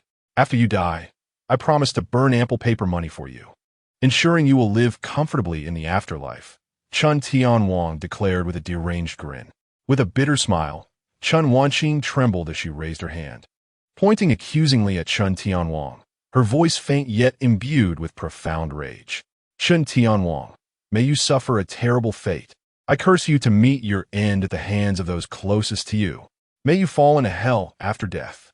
With that, she spat out another mouthful of blood, her vision growing dim as she collapsed to the ground. If there is an afterlife, I swear I shall never be your daughter again. With those final words, her breath ceased entirely. Chapter 67. The 10 billion bounty on Chen Xiao in the Du family residence in Jiangcheng. Du Lei's body had been returned, laid out in the center of the hall, covered by a white cloth, the atmosphere heavy with tension. The Du family members gathered around, each face etched with exhaustion and grief. The Du family is sparsely populated, with only a few direct descendants in the third generation, and, among them, the sole male heir is Du Lei. This is precisely why Du Lei, despite his debauchery, is still held in high regard by the family. Eldest brother, how did Xiao Lei actually die? Having grown up, he must have encountered numerous women. I refuse to believe he would choose to end his own life in such a manner, exhausting himself to death. A middle-aged woman, tears streaming down her face, questioned with a trembling voice. Her name is Du Yumei, Du Lei's aunt, who has cherished him dearly since childhood. Of course, I do not believe it either. Xiao Lei must have been murdered. The one responsible is undoubtedly that scoundrel, Chen Xiao. Du Heng's eyes burned with rage, his teeth clenched as he shouted, fists tightly balled, veins protruding, his gaze filled with murderous intent. After Xiao Lei went to Pingjiang, he only had a quarrel with Chen Xiao, and moreover, Chen Xiao was the last person to see Xiao Lei alive. To claim there is no connection is something I cannot accept. Beside him, Lei Wenwan wept in agreement. Her fists clenched, eyes brimming with unsuppressible sorrow, tears cascading down her cheeks, her voice growing increasingly choked. This matter cannot simply be overlooked. From the head of the table, the elderly patriarch of the Du family, Du Zhenbang, spoke slowly. Though his voice was soft, it resonated with undeniable authority. At nearly 90 years of age, Du Zhenbang had long since retired from family affairs, but now that his only grandson was gone, he could no longer remain passive. Regardless of whether Xiao Lei's death is related to Chen Xiao, since this Chen Xiao has had a grievance with Xiao Lei, he should be made to accompany Xiao Lei in death. Du Zhenbang proclaimed, our Du family has maintained a low profile for these years. Perhaps everyone has forgotten our family's renown. Those who dare to offend the Du family's celestial might shall be punished, no matter how far they flee. A fiery determination ignited in the eyes of the gathered Du family members, particularly in Duhong. Father, I will personally take a group to Pingjiang and bring back that Chen Xiao, forcing him to take his own life in front of Xiao Lei as an act of contrition. Du Zinbang Fonet, no sens. Such dirty work should not require your direct involvement. Send others to avoid drawing fire upon ourselves. Du Hong's face darkened, harboring dissatisfaction, yet he understood that Du Zhenbang's caution was justified, though he lamented not being able to take action himself. I shall arrange for bodyguards immediately. With that, Du Hong stepped aside to make a phone call. What? All the men have been captured? Are you jesting with me? Just seconds after the call connected, Du Heng's astonished voice echoed throughout the hall. His complexion shifted dramatically, knuckles whitening around the phone as the news struck him like a bolt from the blue. Incompetent fools. A truly useless bunch. What good is it to have raised you? After hurling his insults, Du Heng furiously hung up, returning to the group with a grim expression. Father, trouble has arisen. Nearly all our bodyguards have been incapacitated. What happened? Du Jinbong inquired, his brow furrowed in concern. Some of the bodyguards had prior offenses. It's unclear who reported them, but the police suddenly arrived and took a batch away. Others, while on leave, were caught at a party and reported for lewd conduct. And still others somehow got into a scuffle with street thugs, leading to their arrest as well. The only bodyguard left is that fool, Li Sanbao. Du Jinbong's face turned ashen. The simultaneous occurrence of these events cannot be mere coincidence. Someone has orchestrated this. Who would be audacious enough to scheme against our Du family? Even if it is a plot, why target the bodyguards? What impact could their arrest have on us? Du Eng is broder, du Ang, asked, bezut. Could it be Chen Xiao? That's unlikely. Not to mention, he is merely an 18-year-old brat. Even if he possesses some skill, his influence is limited to Pingjiang. Our Du family stands as the foremost among the 4 great families of Jiangcheng. Only the other 3 families would have the capability to act against us. Yet we have had no conflicts with them recently, have we? Du Heng pondered, his brow knitted in thought. However, with the bodyguard arrested, it is too late to recruit replacements. Are we to temporarily abandon the pursuit of Chen Xiao? Du Yumei questioned, her expression dark and tone reluctant. Impossible. Absolutely not. Du Heng declared vehemently, before the 7th day of Xiao Lei's passing, I will ensure that Chen Xiao kneels before Xiao Lei's spirit to atone for his sins. Otherwise, Xiao Lei will not rest in peace. But we have no manpower at present. Are we to handle this ourselves? Even if it means going alone. I will retrieve Chen Xiao. As Du Heng and Du Heng began to bicker, Lei Wenwan suddenly let out a cold laugh. I knew I could not rely on you. With you, avenging my Xiao Lei is a pipe dream. Thankfully, I have made preparations. Instantly, everyone fell silent. Are you planning to borrow manpower from your family? Du Heng inquired, perplexed. Lei Wenwan's family, the Lei family, is also one of the 4 great families of Jiangcheng, their power not to be underestimated. However, since marrying into the Du family, her contact with the Lei family had diminished, compounded by Du Lei's lack of ambition, often receiving reprimand from the Lei family's patriarch, while Lei Wenwan, being protective of Du Lei, could not bear to see him suffer. Thus, their interactions had waned, and now, with the news of Du Lei's death spreading through Jiangcheng, not a single person from the Lei family had come to inquire after them. The Lei family has always looked down upon Xiao Lei. How could they possibly wish to lend aid for my revenge? Lei Vinjuan scolded, her eyes glinting with a cold light. I have placed a bounty of 1 billion on the Nightshade platform for Chen Xiao's head. Within 5 days, he will surely be dead. The mention of Nightshade caused all the male members of the Du family to gasp in shock. How do you know about Nightshade? Du Heng asked gravely, his tone serious. What is Nightshade? Du Yumei, unfamiliar with the name, looked on with curiosity as it seemed everyone else was well aware of it. Nightshade is a bounty assassination platform where employers can post rewards taken up by assassin organizations. Nightshade serves as an intermediary to safeguard the interests of both the employer and the assassin organization, and it is rumored that as long as one can afford the price, Nightshade can eliminate any target in the world. Du Heng explained with a serious expression. You asked how I know about Nightshade. How could I not? Do you think the mistress you kept outside died by mere coincidence? Lei Wenjuan's face broke into a maniacal smile. I placed a bounty on Nightshade, 10 million. Your little lover and the illegitimate child she carries were truly cheap. At her words, Du Heng's expression shifted dramatically, fury surging through him as his eyes turned crimson, teeth grinding together, and he raised his hand to slap her, sending her sprawling to the ground. You venomous woman, you have killed my child. I wondered why Xiaoyao met with that accident. It turns out it was because of you. I will kill you. Du Heng growled, burning with rage as he grasped Lei Wenjuan's throat, his expression twisted in fury. Enough. At that moment, Du Jinbong suddenly shouted, causing the room to fall silent.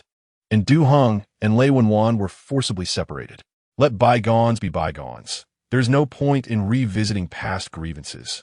A glimmer of helplessness and fatigue crossed Du Jinbong's eyes as he took a deep breath and continued. What matters most now is to deal with Chen Xiao and avenge Xiao Lei.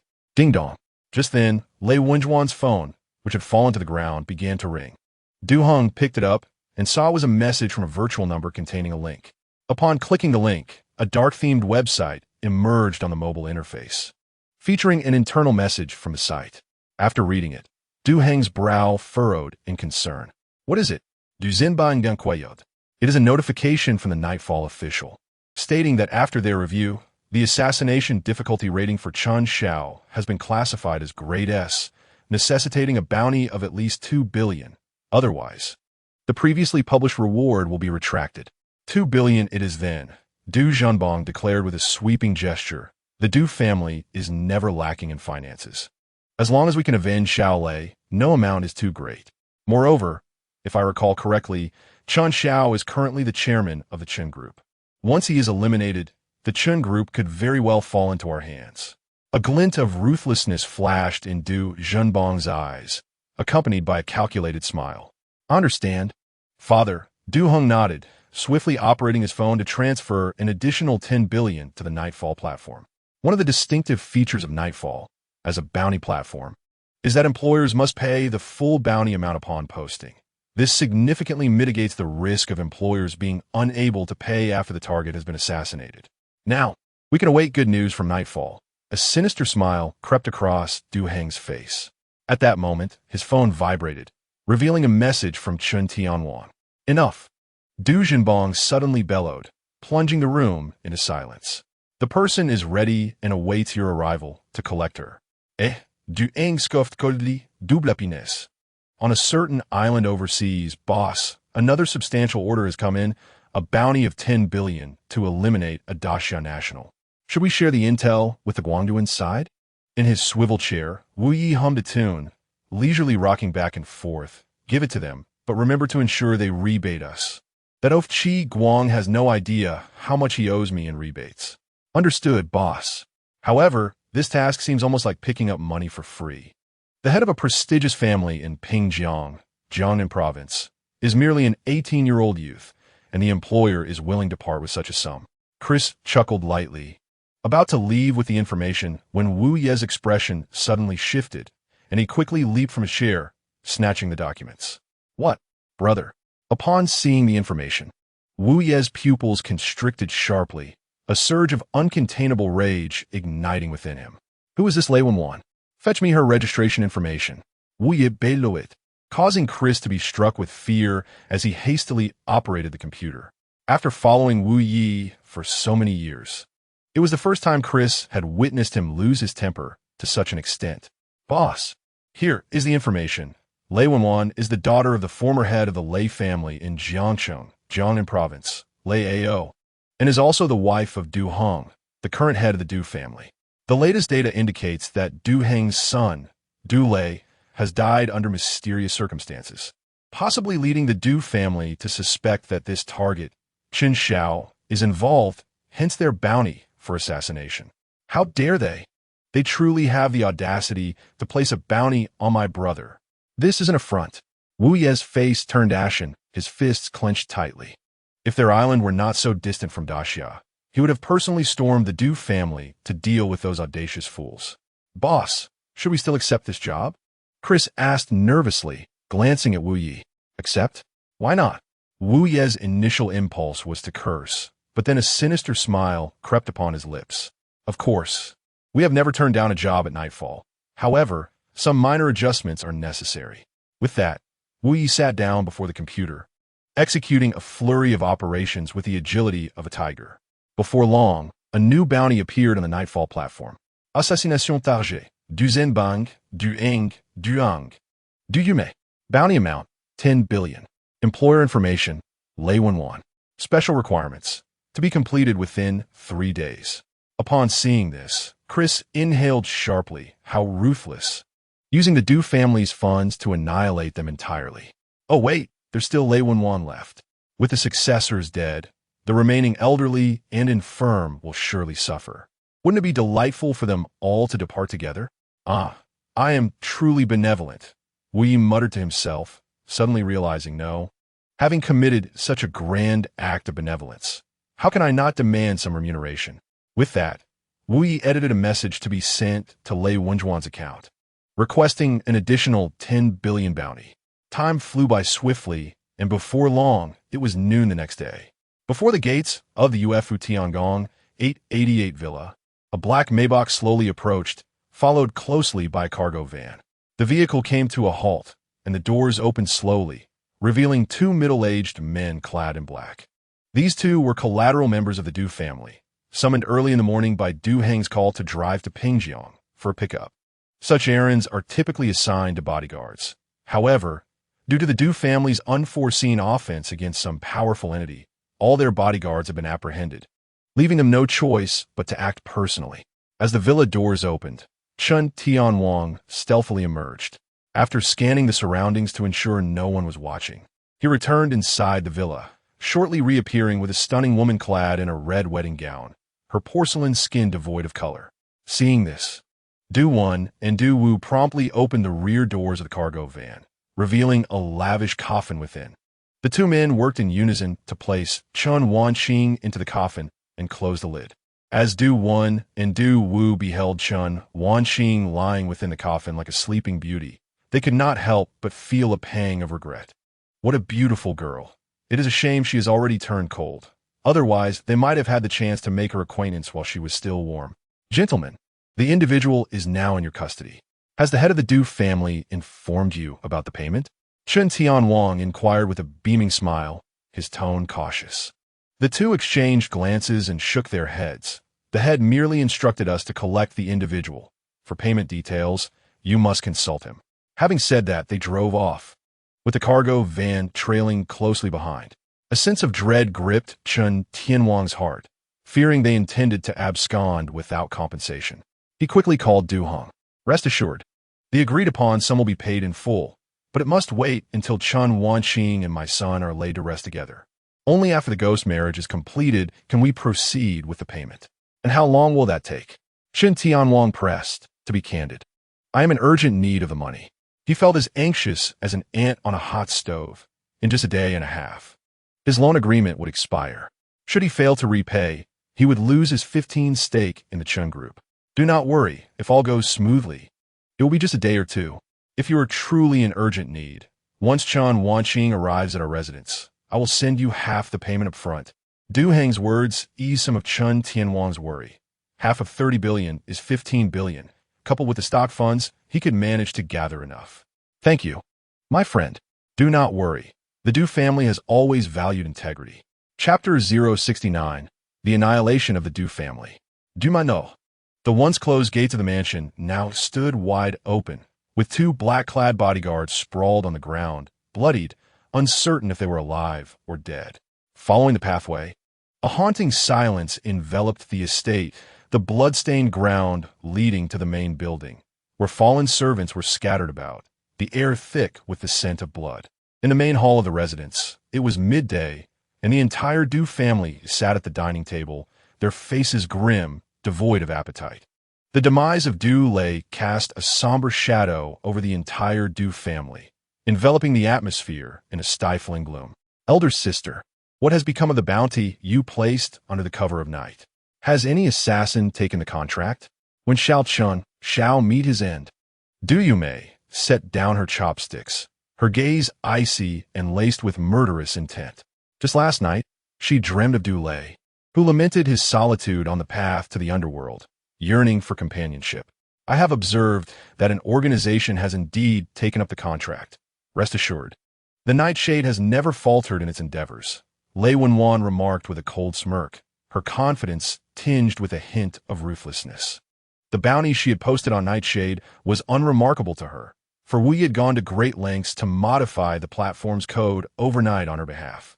While only her account displayed Chen Xiao as the target, all other assassin organizations saw only the Du Heng family as the intended prey. Why is it so eerily quiet outside today? Shouldn't this be the time for the bodyguards to change shifts? Duan Ganquailed, perplexed. What shift change? Didn't the bodyguards from yesterday end up in the precinct? They have yet to return, and the two watching the entrance are merely temporary hires I procured at great expense. Du Heng retorted, his frustration palpable. How could I have forgotten that? Du Heng nodded in acknowledgement. Suddenly, a series of knocks resounded from the door. The expressions of the gathered individuals darkened instantaneously. These wretched brutes have become increasingly disrespectful. How many times must we reiterate not to disturb us during our meals? The knocking persisted, growing more urgent. Damn it! I shall see which fool dares to intrude.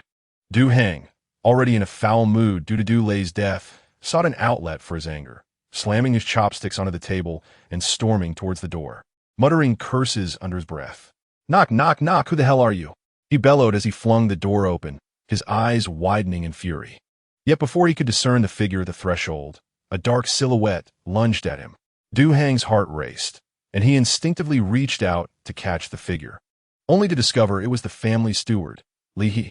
Old Liu, Du Heng began to curse but abruptly halted. Li He's countenance was ashen, his clothes stained with blood, a dagger protruding from his chest. He was unmistakably lifeless. The anger within Du Heng swiftly morphed into terror, causing him to shove Li He's corpse aside. Yet, before he could collect himself, a powerful hand clamped around his throat, rendering him incapable of resistance. The grip was terrifyingly strong, and Du Heng found himself unable to struggle as his vision blurred and his consciousness began to fade. Before him stood two men of African descent, one robust and the other lean, both with flat noses. The sturdy one was currently throttling him, while the leaner one held several photographs, comparing them with Du Heng's visage. Confirmation was swift. He was indeed one of the intended targets. The lean man displayed Du Heng's photograph to his companion, who nodded in acknowledgement and flashed a disconcerting smile, his white teeth glinting against his dark skin. A wave of unprecedented fear surged through Du Heng. He fought desperately, clawing at the strong man's wrist in a futile attempt to pry free the iron grip. But to no avail. The strong man's fingers were like a vice, and Du Heng's breathing grew increasingly labored, his vision fading into memories of his great-grandmother's gentle smile. What has happened, second brother? Why is there no response at the door? At that moment, Du Heng and the others at the dining table sensed something was amiss and hurried towards the entrance. Upon reaching the door, they were momentarily blinded by a flash of light, instinctively closing their eyes, only to hear a thud. When they opened their eyes, they beheld Du Heng sprawled on the ground, a dagger embedded in his chest, crimson blood gushing forth like a spring, swiftly staining the floor. Second brother, Hengya, second brother. Du Heng and the others cried out in horror, their faces drained of color. Ha ha ha, the remaining 3 targets are all here. This task has proven remarkably effortless. Laughter erupted from the doorway, and Du Heng's group looked up sharply to find 2 menacing strangers standing before them. Who are you? What do you want? Du Heng's voice quivered as he glared at them, only to see the lean man smirk disdainfully, his dagger glinting ominously as he closed in. In a panic, Du Heng and the others retreated, only to collide with the wall behind them. As despair washed over them, they realized there was no escape. Brave gentlemen, surely there is some misunderstanding between us. Let us sit and discuss this calmly. Du Heng stammered, his anxiety palpable. The lean man chuckled coldly, pressing the dagger closer to Du Heng's throat, the cold steel reflecting the cruelty in his eyes. There's an ancient saying in the great Xia, one who takes another's money must settle their grievances. A chill ran down Du Heng's spine. It seemed these two were assassins sent by a vengeful party. Had he not recently incurred any significant enmity? As his mind raced, a figure flashed through his thoughts. Chen Xiao. He had indeed crossed paths with Chen Xiao recently, but it was Chen Xiao who had unilaterally caused the death of his son, Du Lei. Why would he send assassins to eliminate him? Could it be that the Nightshade's attempt on Chen Xiao's life had failed, prompting a retaliation? Yet, this seemed far too swift. Taking a deep breath, Du Heng implored, Gentlemen, your actions are motivated by monetary gain, and regardless of what Chen Xiao has promised you, I will pay you double. I beseech you, spare my family. Chen Xiao. What Chen Xiao? The lean man furrowed his brow, a flicker of confusion crossing his face before he sneered. Do not attempt to extract information from me. We adhere to our code. We will never disclose our employer's identity. Indeed, the burly man chimed in. No matter how much you offer, we shall not reveal that our employer is named Lei Wenwan. A brief silence enveloped the room. Me? Lei Wenwan, finally snapping back to reality, pointed at herself in astonishment. Huh? You are Lei Wenwan? The lean man was momentarily taken aback, pulling out the Target S photographs for comparison. Du Zhenbang, du Eng, du Ang, du Yumen nun bora likeness. Venturing forth alone. You are the most courageous employer I have encountered. At this moment, Du Hong and the others also regained their composure. Lei Wenwan, what is the meaning of this? You have yet to avenge Xiao Lei, and you are already so eager to send assassins to eliminate our entire family. What are your true intentions? Truly, a woman's heart is the most treacherous. With Xiao Lei gone, our entire family is doomed. And the vast wealth of the Du family shall fall into the hands of that venomous woman, Lei Wenwan. Lei Wenwan, being but a foolish woman, could scarcely fathom such an intricate scheme. Was it not the elder of the Lei family who orchestrated this plot? Who would have thought that the old coot could be so patient, plotting for decades to consume the Du family? How had he not seen it sooner? In light of Xiao Lei's death, it seemed inextricably linked to the Lei family. Du Zhenbang and Du Heng's expressions morphed into one of clarity, though it was overshadowed by regret and fury. What nonsensical drivel are you spouting? I did not hire anyone to assassinate you. I only sought to eliminate Chen Xiao. Raven Wan fervently defended herself, her eyes brimming with terror. Do not fear, employer. With our presence, it is of no consequence to confront them head-on. We shall resolve this matter forthwith, the thin man declared, as he and the burly figure sprang into action, each wielding a knife, swiftly dispatching Du Zhenbang and Du Yumei. Oh! Raven Wan gasped in horror, collapsing onto the ground. Father! Little sister! Du Heng's eyes widened with rage as he lunged toward Raven Wan, shouting, You vile woman! I shall slay you! Humph! Do you take us for mere decorations? The thin man bellowed, advancing with fervor, seizing Du Hong by the shoulder, his right hand clutching a dagger, plunging it into Du Heng's torso a total of 48 times. Du Heng's cries gradually diminished, the ground beneath him stained with crimson, the last flicker of light fading from his eyes. Chapter 070, The Rebirth of Chen Wanqing. All done, employer. We would appreciate a 5-star review afterwards. Since you are here in person, we shall refrain from taking photographs for upload. Kindly confirm the work order. After the Du family was annihilated, the two assassins wore radiant smiles as they addressed the crumpled figure of Raven Wan, trembling uncontrollably, tears streaming down her face. She was gripped by an unprecedented sense of dread. Even now, she remained oblivious to how events had spiraled into such chaos. Hey, employer, please confirm the work order. Otherwise, the platform will withhold our payment, and we shall find ourselves in a difficult position. The thin man reminded her, adhering to the tenets of customer service in their line of work. I confirm my foot. Raven Wan roared. When did I instruct you to murder my husband's entire family? I ordered you to kill Chen Xiao. You have slaughtered my entire family and now demand a favorable review. This is sheer tyranny. At this, the two assassins were momentarily taken aback, retrieving their phones to double-check the assassination details, confirming they had not erred in their target. Are you trying to renege on the contract? With such a vast inheritance, you would stoop to deceive me for this trifling sum? Do you think I am easy to bully? The thin man fumed, while the burly figure shouted in fury, yanking Raven Wan from the ground and menacingly brandishing his weapon before her. Raven Wan, defiantly lifting her chin, accessed the Nightfall platform on her phone, locating her assassination order, which clearly listed Chen Xiao as the target, accompanied by a handsome photograph of him. This is the only bounty I issued. Open your eyes and see clearly. The thin man took her phone, comparing it with his own task assignment. The targets differed, as did the sums involved. Raven Wan's bounty was set at 2 billion, while his was merely 1 billion. However, oddly enough, the task numbers matched perfectly. This code was unique across the platform. This led to a singular conclusion. The thin man's expression turned grave. It appears the platform has encountered a glitch. What? What now? Have we killed the wrong person? The burly man furrowed his brow in concern. I care not for that, the thin man declared, pressing the button on Raven Wan's phone to confirm the task's completion.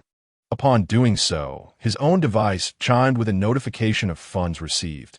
After deducting the platform's commission, The remaining amount was transferred in full. As long as the money is in, I care not whether we killed the right person or not. The thin man concluded, and the burly man ceased to dwell on the matter, discarding Raven Wan onto the ground before turning to leave. Yet, after taking a few steps, the thin man abruptly halted, pivoting back to face Raven Wan with a sinister grin. I remember you just insulted me, did you not? Raven Wan's expression stiffened, a wave of intense fear washing over her. However, this dread lasted but a few fleeting seconds, for the thin man swiftly ended her life with a single stroke. We in the service industry cannot be trampled upon. Consider this a minor lesson. Do take heed in your next life. With that, the two swiftly cleared the scene, shattering the surveillance hard drive into smithereens before setting the Du estate ablaze. As the flames soared skyward, the assassins departed, only to be confronted by a black Maybach and a delivery van approaching head-on. Upon witnessing the inferno of the estate and the presence of two dubious figures, Du Wan and Du Wu sensed impending doom and attempted to flee. However, as trained professionals, the assassins would not permit any survivors. They quickly advanced, seizing Du Wan as he turned the vehicle, while the unsuspecting Du Wu was knocked unconscious by the burly man's fist. With a swift and decisive motion, they dispatched all, including the driver of the delivery van. Afterwards, the cautious duo opened the van's rear compartment to investigate for any hidden occupants. Indeed, they discovered a body within, a strikingly beautiful woman.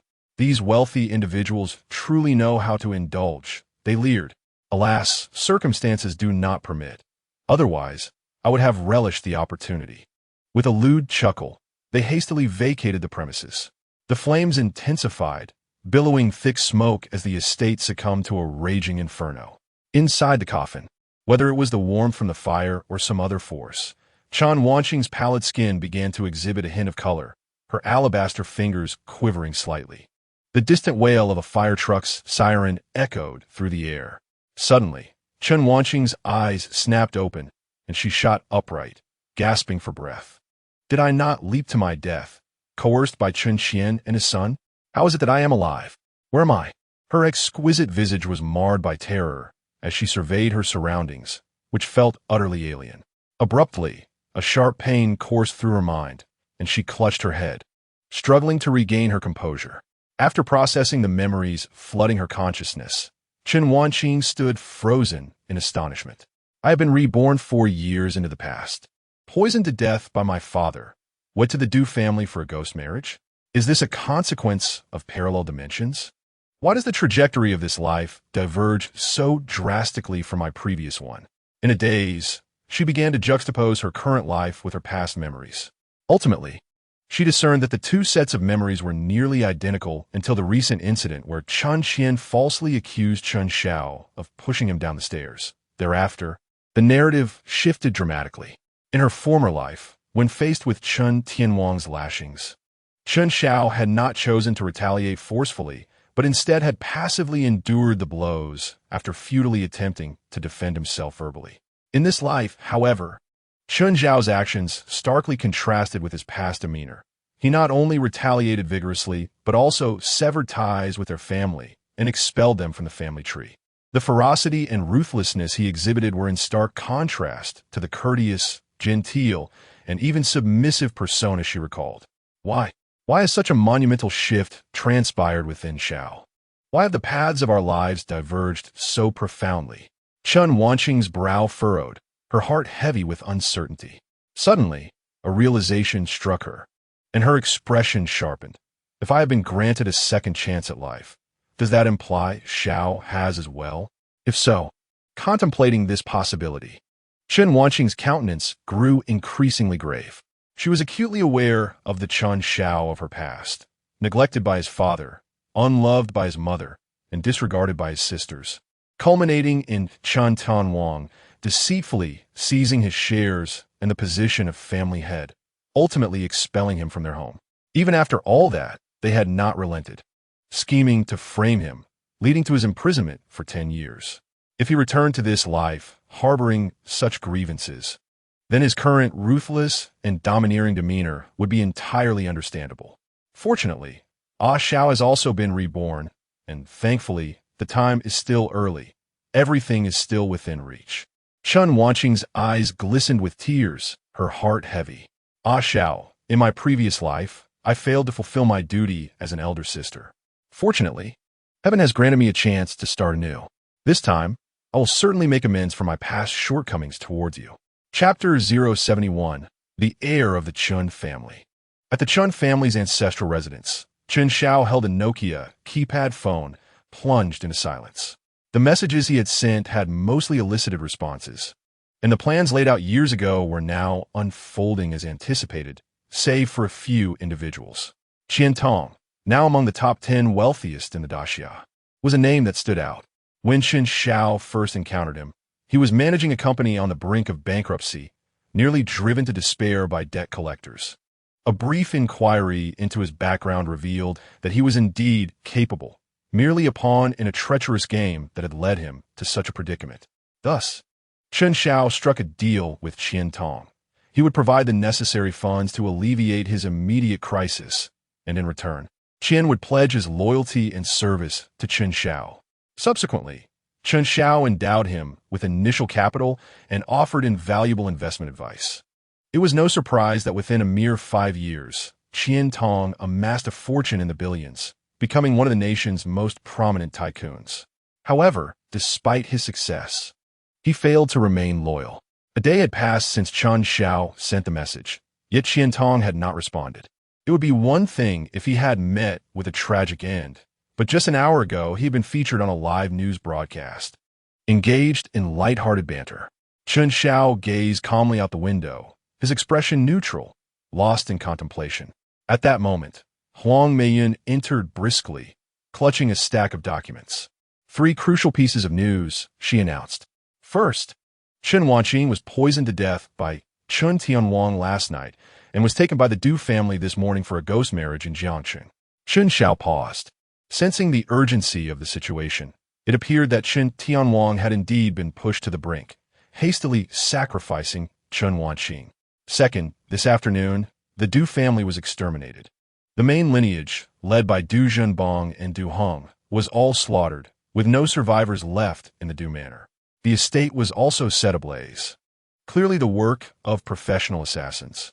Huang Meilan hesitated, her expression tense, as she looked at Chen Xiao. How did you manage this? Chen Xiao raised an eyebrow. What do you mean, how did I manage this? It wasn't my doing. Though he hadn't orchestrated it himself. He was aware that Wu had sent him a message about the bounty placed on his head by Lei Wenwan and the subsequent alteration of the assassination order. With the Du family annihilated, it seemed a killer organization had taken the contract from the Nightfall platform. After all, the Du family had been tyrannical for years, offending many. Their downfall was hardly unexpected. The third piece of news was that Chen Wanqing had come back to life. Chen Xiao, who had just taken a sip of water, spluttered in disbelief. What? Is this some sort of trick? Huang Meilan glanced at the large stain on his white shirt, a teasing smile gracing her lips. Oh dear, you soak yourself. Enough with the jokes. Let's discuss the matter at hand. What do you mean by Chen Wanqing being alive? Quite literally what it means. We initially thought she was dead, but after being taken by the Du family, she inexplicably emerged from her coffin. Had it not been for our surveillance on the Du family's informant sending us the photograph, I too would find it hard to believe in such a resurrection. As she spoke, Huang Meilan handed Chen Xiao her phone, displaying a picture of Chen Wanqing climbing out of her coffin, her pallid face yet eyes brimming with determination. Undoubtedly human. Not a zombie. It seems Chen Tianwang must have acquired counterfeit poison. Now the question arises, does expired poison lose its potency or become more lethal? Huang Meilan fell silent. Lost in thought. Enough pondering. Accompany me to Jinxiao Plaza. Oh, all right. Huang Meilan snapped back to reality, quickly following Chen Xiao. In the heart of Pingjiang City lay Jinxiao Plaza, the largest shopping center in the area and a landmark in its own right, funded by the Chen Group, attracting over 50 million visitors annually and generating sales exceeding 100 billion. As Chen Xiao entered, he immediately drew a multitude of curious glances. Tall and imposing, impeccably dressed in designer attire, with a watch worth of fortune adorning his wrist, he exuded the aura of a wealthy heir, captivating the crowd wherever he went. Accompanying him was the strikingly beautiful Huang Meiyun, dressed in a fitted office uniform, her long legs an undeniable focal point. Behind them trailed 6 burly bodyguards, each resembling characters from the Matrix. What are we here to buy today? Just a few clothing items and to handle some business. As he spoke, Chen Xiao and Huang Meiyun entered a boutique for men's apparel. Upon noticing their presence and the imposing bodyguards, the staff recognized them as high-profile clients and promptly approached with enthusiasm. Chen Xiao casually selected a few casual outfits and retreated to the fitting room. Upon emerging, Huang Meiyun's eyes sparkled with admiration, unable to suppress her excitement. How does it look? Quite impressive indeed, Huang Meiyun exclaimed, her eyes gleaming, her hand instinctively reaching towards Chen Xiao's abdomen. Though I dare say, it would look even better without it. She giggled playfully. Chen Xiao twitched his lips in amusement before instructing the attendant to package his selections. After completing the transaction, he browsed a few more stores, acquiring a substantial amount of clothing, with the 6 bodyguards dutifully carrying the bags. As they strolled leisurely, an uproar from a luxury store caught Chen Xiao's attention. This, and this. No, leave the rest of this row. Wrap it all up for my brother. Such extravagant purchasing behavior left the female sales associate exhilarated, possibly achieving her store's monthly revenue in a single transaction, and her commission would surely soar. The young man before her, with a cold smirk, stood next to a thin man who suddenly interjected, "You must be blind. How could you not recognize us? This plaza belongs to our brother Qian. Do you dare to ask brother Qian for money?" The sales associate froze in shock, unsure of how to proceed. As the 2 youths prepared to leave with their items, she hurriedly intercepted them. "Wait, I'm new here and unfamiliar with the situation. I'll contact our store manager. Please bear with me for a moment." The thin man leered, reaching toward the sales associate's collar. "Waiting isn't an issue, but you can't make me wait in vain. Come here." He seized her, and as she struggled and screamed in terror, it only fueled his predatory instincts. Just then, a stout middle-aged man hurried into the luxury store. Upon seeing the commotion, the sales associate cried out like a drowning sailor, "Manager, help me." To her dismay, the manager paid no heed to her plight, instead hurrying to the young man known as Brother Qian, bowing and scraping. "Mr. Qian, why didn't you inform me of your visit?" "Just browsing. As per our usual arrangement, charge it to my account." Of course. The store manager, Zhu Xiaoxing, promptly nodded, a sycophantic smile gracing his face. "And this female employee, whom my brother fancies, I shall take her as well. We heed the commands of young Master Chen." The female attendant was momentarily taken aback, having thought a savior had arrived, only to find herself being thrust into the abyss by yet another hand. "Manager, how could you do this? I am here to work, not to be sold." Slap! Zhu Xiaoxing struck the female attendant across the face. "It is a privilege that 2 young masters have taken an interest in you. Do you even know who this is?" "Chen Qian, the young heir of the Chen group. This entire Jin Shao Plaza belongs to the Chen family. Angering young Master Chen will render you forever incapable of standing in Pingjiang." The female attendant stood frozen in place. Chen Qian's lips curled into a smug grin. His eyes filled with self-satisfaction as he reveled in a long-lost sense of superiority, feeling as though his life had reached its zenith. Of course, this was contingent upon the absence of a certain voice. "Heir, I was unaware that I had such a significant son lost to the world." Chapter 072, My Father. Gai Huaseng. The familiar voice sent Chen Qian, the young heir, nearly into a state of panic, his legs quaking, almost collapsing to the ground. Who dares to disrespect young Master Chen? Zhu Xiaoxing, realizing an opportunity for dramatic display had presented itself, turned and bellowed toward the entrance. At that moment, Chen Xiao strode in, flanked by 6 brawny bodyguards, causing Zhu Xiaoxing to lower his head and fall silent. Though displaying servility was crucial, preserving one's life was evidently paramount. Given the physique of these bodyguards, a single punch could surely fold him in half. Chen Xiao approached Chen Qian, looking down upon him with disdain, and gently patted his face. "Who granted you the title of heir of the Chen group?" "Be brother, it's all a misunderstanding." Chen Qian found himself humiliated, yet he dared not show a hint of discontent, forcing a smile that was more grotesque than tears, beads of sweat forming on his brow, his voice trembling. "Brother? What kind of scum are you to address me thus?" Chen Xiao barked, causing Chen Qian to instinctively retract his neck, repeatedly apologizing. I'm sorry. I was wrong. I understand my mistake."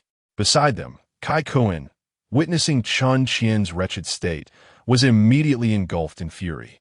"Yan Ye, what are you afraid of? This mere Chen Xiao, once a plaything of ours, what is there to fear?" With that, Kai Kuan grinned, swaggering over to Chen Xiao, looking up at him defiantly. "You, Chun, kneel and kowtow 3 times to my brother Qian, and I, Kuan Yi, shall spare your life today, otherwise." Slap! Chen Xiao, unable to tolerate Kai Kuan's delusions any longer, struck him back into reality. "You hit me? You dare to strike me? My father has never laid a hand on me." Kai Kuan stood dumbfounded, clutching his face in disbelief. "What does that have to do with me? I'm not your father." "Fair point. That indeed does not concern you." Kai Kuan nodded, but suddenly realized something was amiss. "Wait, that is not right. You not only struck me, but also insulted me. I shall fight you." With that, Kai Kuan longed at Chen Xiao. Bang! Chen Xiao delivered a kick to Kai Kuan's chest, sending him flying several meters away, landing on the ground like a turtle.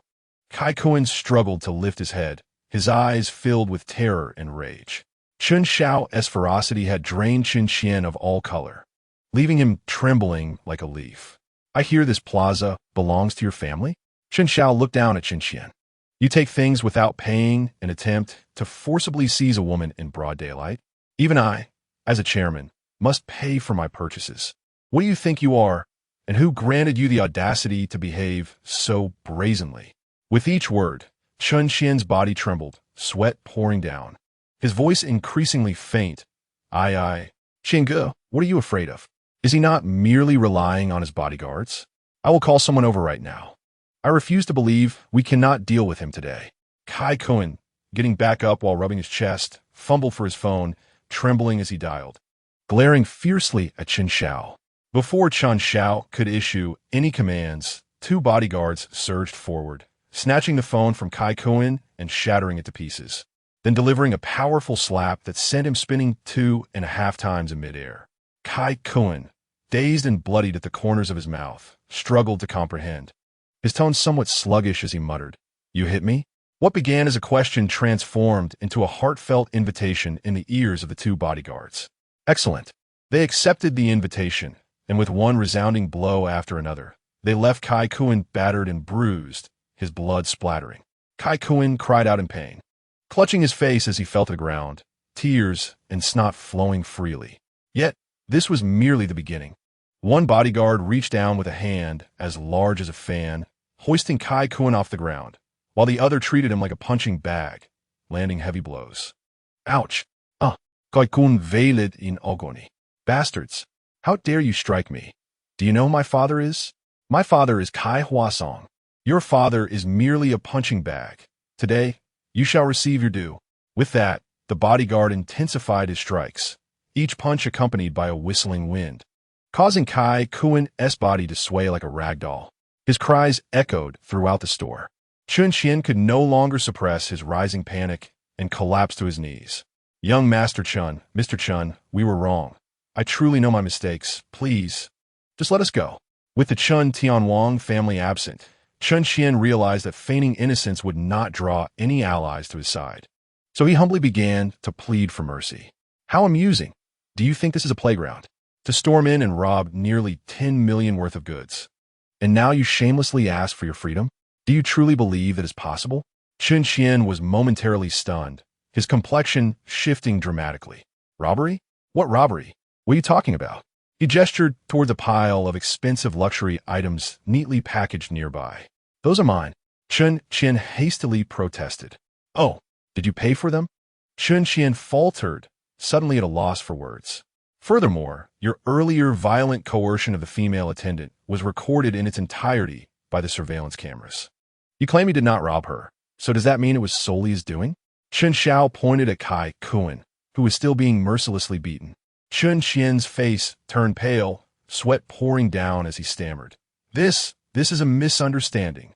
I did not fail to pay. I merely kept the tab and planned to settle in one go later. I've always done so. Oh, is that so? Chen Xiao turned to the store manager. Zhu Xiaoxing. Is what he says true? Zhu Xiaoxing's heart raced, his palms growing clammy. Why, yes, it is true. Young Master Chen has always kept the tab when making purchases. Zhu Xiaoxing forced himself to respond. And did he settle the tab later? Igriegajis, somewhat. Somewhat? How much is somewhat? 1 million, 2 million, or just a few cents? Enough with the nonsense. Bring me the tab to review. Upon hearing this, Zhu Xiaoxing's complexion darkened further, and he stuttered for ages without producing a coherent response. This. Unable to produce it? No matter. I shall call your headquarters to verify the sales records. If even a single item does not match up, the responsibility lies squarely on you, the store manager. Upon hearing this, Zhu Xiaoxing instantly fell to his knees, crying, Mr. Chen, spare me. Let us not mention the multitude of items that Chen Qian has accumulated over the years at their store. Even after he took on the role of manager, the instances of him lining his own pockets through embezzlement are not few. Minor losses are typically reported and brushed aside. But should the higher-ups resolutely decide to audit the accounts, he would find himself in an inescapable predicament, for one cannot wipe away all traces of guilt. Every transaction related to the items Chen Qian has taken from our store is meticulously recorded. I shall retrieve it at once. With that, Zhu Xiaoxing hurriedly made his way to the cash register, frantically rummaging through the ledger, his trembling hands presenting it to Chen Xiao. Beads of cold sweat trickling down his forehead, silently praying that these accounts might save him from his fate. As Chen Xiao perused the ledger, he scrutinized each page, ultimately unable to suppress a smile. A staggering sum of over 87 million was charged, with personal payments amounting to 0. Truly remarkable. Meilan, call the police. Upon hearing this, Chen Qian was struck with alarm. He had never intended to pay for the items he had charged, and he was not alone in this practice. Chen Tianwang and Lin Meilan also acquired goods from the mall on credit, with the bills settled later by Jinxiao Plaza. However, the implications of this matter could be grave. If it were deemed a mere debt or a financial dispute, they could simply repay the money later. Yet, should Chen Xiao insist on pursuing the notion of unlawful possession or misappropriation, they could very well face imprisonment. Moreover, their actions today could be construed as robbery or, at the very least, public disorder, both offenses severe enough to land them in deep trouble. Contemplating this, a newfound resolve shone on Chen Qian's face, as he summoned forth an unprecedented strength within him, leaping to his feet and making a desperate dash towards the store's exit. As long as he could escape, as long as he could return home, with Chen Tianwang and Lin Meilan by his side, he would be safe. Of course, this was contingent upon his ability to flee. Bang! A swift kick from a bodyguard shattered Chen Qian's dreams of escape. Chapter 073. The Arrest of Chen Qian and Kai Kuan. After delivering a thorough beating and subduing Chen Qian, the bodyguards escorted him and Kai Kuan to the management office of Jinxiao Plaza. Soon, the plaza's head, Yang Zhen, arrived at the scene, and upon seeing the grim-faced Chen Xiao and the nearly lifeless Chen Qian, he felt a chill run down his spine. Chairman, why didn't you inform us of your arrival? I could have arranged for a welcoming party, Yang Zhen said with a forced smile, though his tone betrayed no respect. Sounding rather flippant. Bring me the account ledgers from the past few years, Chen Xiao instructed. Yang Zhen's expression changed momentarily before he donned a cheerful facade once more. Chairman Chen, the accounts are rather extensive. It will take some time to prepare. Please bear with us. With that, Yang Zhen turned and left. After what felt like an eternity, Yang Zhen returned with a few financial staff, accompanied by a laptop. Chen Xiao accepted the computer, opening the accounting system and casually browsing through the records. Yang Zhen exchanged glances with his colleagues, smirking at the absurdity of it all. With a multitude of shops in Jinxiao Plaza and daily sales records numbering in the thousands, even a professional auditing team would require months to sift through the accounts. What could Chen Xiao possibly deduce from his cursory examination? It was merely a display of power, a means to rattle his own cage and encourage compliance. Yang, since the year before last, Jinxiao Plaza sales have been on a steady decline, and in the first 2 quarters of this year, Profits have dropped by 30% compared to last year. What could be the reason for this? Chen Xiao suddenly queried. Yang Zhen, evidently prepared for this line of questioning, donned a troubled expression. Chairman, I too feel powerless regarding this matter. The economic climate has been unfavorable these past 2 years, leaving consumers with little disposable income. Additionally, the rise of e-commerce has intensified competition for our brick-and-mortar stores. I see that each month, millions, even tens of millions, are allocated for promotional marketing. Where precisely are these funds being spent? With such substantial marketing expenditures, why is there a decline in sales? Chairman, you are still young. Marketing is not as straightforward as one might think. We hire professional marketing firms, but if the results are subpar, there is little I can do. The environment is simply too challenging, Yang Zhen replied, adopting a nonchalant demeanor, deflecting all responsibility onto external circumstances. Chen Xiao nodded, refraining from further inquiry, while Yang Zhen felt a surge of pride, believing he had successfully evaded scrutiny. Before long, the police arrived. Upon witnessing Kai Kuan and Chen Qian, battered and resembling bloodied rag dolls on the floor, the officers were momentarily taken aback, instinctively reaching for their handcuffs to apprehend the bodyguards standing nearby. Officers, please do not make a mistake. These individuals, Kai Kuan and Chen Qian, attempted to rob the store and harass women. My bodyguards bravely intervened to halt their unlawful actions, thus saving innocent civilians. Chen Xiao swiftly framed the narrative, justifying the bodyguards' violent actions so effectively that the officers nearly felt compelled to commend them. Officers, here is the surveillance footage documenting their robbery and harassment of women, along with the stolen goods.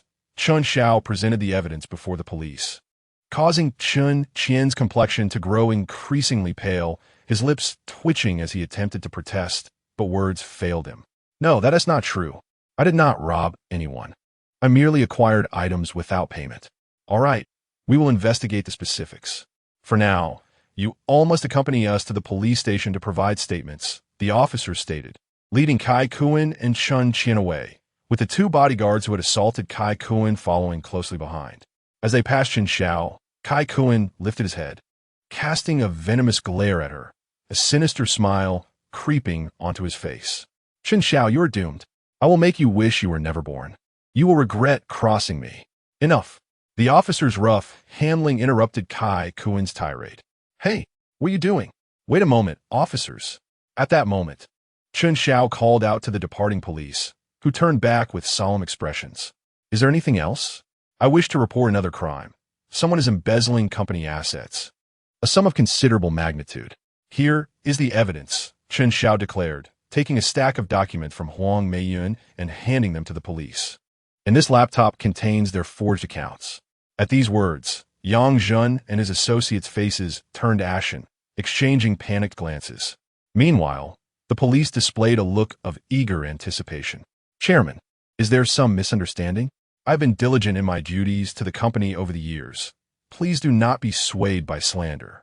You have indeed been diligent in siphoning off company funds, Chen Xiao retorted. Did you think that Jinxiao Plaza was so far removed that your underhanded machinations would go unnoticed? With that, she flung a pile of documents into Yang Zhen's face. Yang Zhen picked up several sheets, his face instantly draining of color. His legs buckling beneath him as he nearly collapsed to the floor, his lips trembling but unable to articulate a single word. The economic climate may indeed be poor, yet your own pockets seem quite full. Millions allocated monthly for promotional expenses, and you haven't even printed a single flyer? Do you truly believe everyone is foolish enough to be ensnared in your web? Do you think I would have come here today without evidence? Yang Zhen trembled, his teeth chattering as tears streamed down his face like crocodile tears. Chairman Chen, I am sorry. I was wrong. I acknowledge my mistakes. I will return the embezzled funds. Please spare me. I truly regret my actions. You do not merely know your mistake. You are aware of your fear. I just offered you an opportunity for clarification, yet you failed to seize it. Chen Xiao's gaze was icy as it fell upon Yang Zhen. The latter's countenance shifted dramatically, a wave of profound regret surging within him. If only I had confessed everything earlier, would you have spared me? What a foolish notion. Spare you? You have embezzled the company's funds, thereby taking advantage of me. What gives you the audacity to believe I would forgive you? On the day I assumed the position of chairman of the group, I warned you all, return the ill-gotten gains you have pilfered from the company, and I would grant you leniency, choosing not to pursue past transgressions. Yet, it appears my words were treated as mere folly. Rest assured, you shall be the first, but certainly not the last. Soon, your old acquaintances shall join you in confinement. With that, Chen Xiao dismissed Yang Zhen entirely. Well then, officers, you may escort the individual away. We will provide all pertinent evidence regarding Yang Zhen's criminal activities thereafter. The police nodded, signaling to their colleagues to place handcuffs upon Yang Zhen. He crumpled to the floor, his face ashen, his gaze vacantly fixed upon the ceiling, as an overwhelming tide of remorse washed over him. Chapter 074. The Du family goes missing. The frustrated Chen Tianwang Pingjiang city is neither excessively large nor particularly small. The news of Yang Zhen's arrest for occupational crimes, with the whistleblower being the chairman of the group, swiftly circulated among the elite circles. In an instant, the executives of the Chen group were gripped by anxiety, as their own hands were not entirely clean. However, they remained uncertain whether Chen Xiao possessed evidence against them. Could Yang Zhen's fate today foreshadow their own tomorrow? This unease spread like a plague, prompting many to privately probe one another while they observed. Some, in their fear, chose to self-report, confessing their illicit activities over the years and compensating the company for its losses. For these individuals, Chen Xiao indeed granted them a chance for redemption, choosing not to pursue further inquiries. Consequently, others began to harbor a sense of false hope, offering incomplete disclosures in an attempt to deceive. These individuals ended up paying fines but still faced imprisonment. Chen Xiao's formidable purge of the Chen group, while it may not completely rejuvenate the company, nonetheless enhanced its commercial reputation to some degree. Simultaneously, the compensations from those executives led to a significant increase in the group's cash flow by several billion. This news also served as a powerful stimulant for the stock market. As the afternoon approached the closing bell, the stock price of the Chen Group, previously in decline due to the imprisonment of numerous shareholders, unexpectedly surged. A wave of price increases caused the company's market value to soar by 100 billion. For investors holding shares in the Chen Group, this was undoubtedly a joyous surprise. Except for a certain individual. What does Du mean by this? It is nearly nightfall, and the payment has yet to arrive. They should have transported it using a cart. The person should be at the Du residence by now, shouldn't they? Inside the villa, Chen Tianwang chain-smoked, intermittently checking his phone, yet no messages or calls came through. He hesitated to make a direct inquiry, considering that the Du family had just lost their son. Persistently pursuing them for money might provoke their ire. Perhaps Wanqing has arrived, anxious to arrange the funeral rites. I suppose I can wait a little longer. Thus, he endured another 2 hours, until 8 in the evening, when he could no longer restrain himself and dialed Du Heng's number. The urgency in his heart was overwhelming. In 2 days, the loan from Shenyang would come due, and if he could not gather enough money to repay it, his 15 stake would be rendered worthless. He had witnessed the surge in the Chen Group stock today. With the market value rising by 100 billion, his 15 stake had gained 15 billion in value, which only heightened his anxiety. Chen Tianwang gripped the phone tightly, and when a familiar voice on the other end answered, he was met with a disconcerting message. "I'm sorry. The number you have dialed is not in service." Stunned, he quickly dialed Lei Wenzhuan's number, only to receive the same disheartening response. A sense of foreboding washed over him. What is happening? Why can't I reach them? Could the Du family be trying to evade their obligations? As this thought crossed his mind, sweat began to bead on his forehead. For this money, he had sacrificed his own daughter. If the Du family truly reneged on their promise, he would lose both his daughter and his fortune. The critical issue was that he had no means to pursue legal action against them. Should the matter escalate, it would undoubtedly reveal the circumstances surrounding Chen Wanqing's demise. Presently, the only ones aware of her death were Chen Tianwang and Lin Meilan. Chen Yaxin and Chen Ruoqiu. When inquiring, were told that Chen Wanqing had gone on a business trip, and should she remain unreachable for some time, They would claim she was missing and eventually declare her legally deceased after a few years. Chen Tianwang had meticulously orchestrated this plan, ensuring its flawless execution. Dueng, you despicable scoundrel. I hope you're dead. If I find out you are deliberately avoiding me to evade your debt, I swear I will kill you. Chen Tianwang clenched his phone, his eyes reddening, teeth grinding in fury. Suddenly, his phone rang. Chen Tianwang, nearly leaping from the sofa in excitement, hastily answered without checking the caller ID. Hello, dear in-law. I have finally received your call. Hello, is this Chen Tianwang? However, the voice on the other end was that of a stranger. Chen Tianwang paused, scrutinizing the incoming number, which was indeed unfamiliar. A frown creased his forehead, his mood darkening. Who are you, and how did you get my number? I am with the city's criminal police. Is Chen Qian your son? Upon hearing Chen Qian's name, Chen Tianwang's heart raced, anxiety gripping him. Yes, I am his father. What has happened?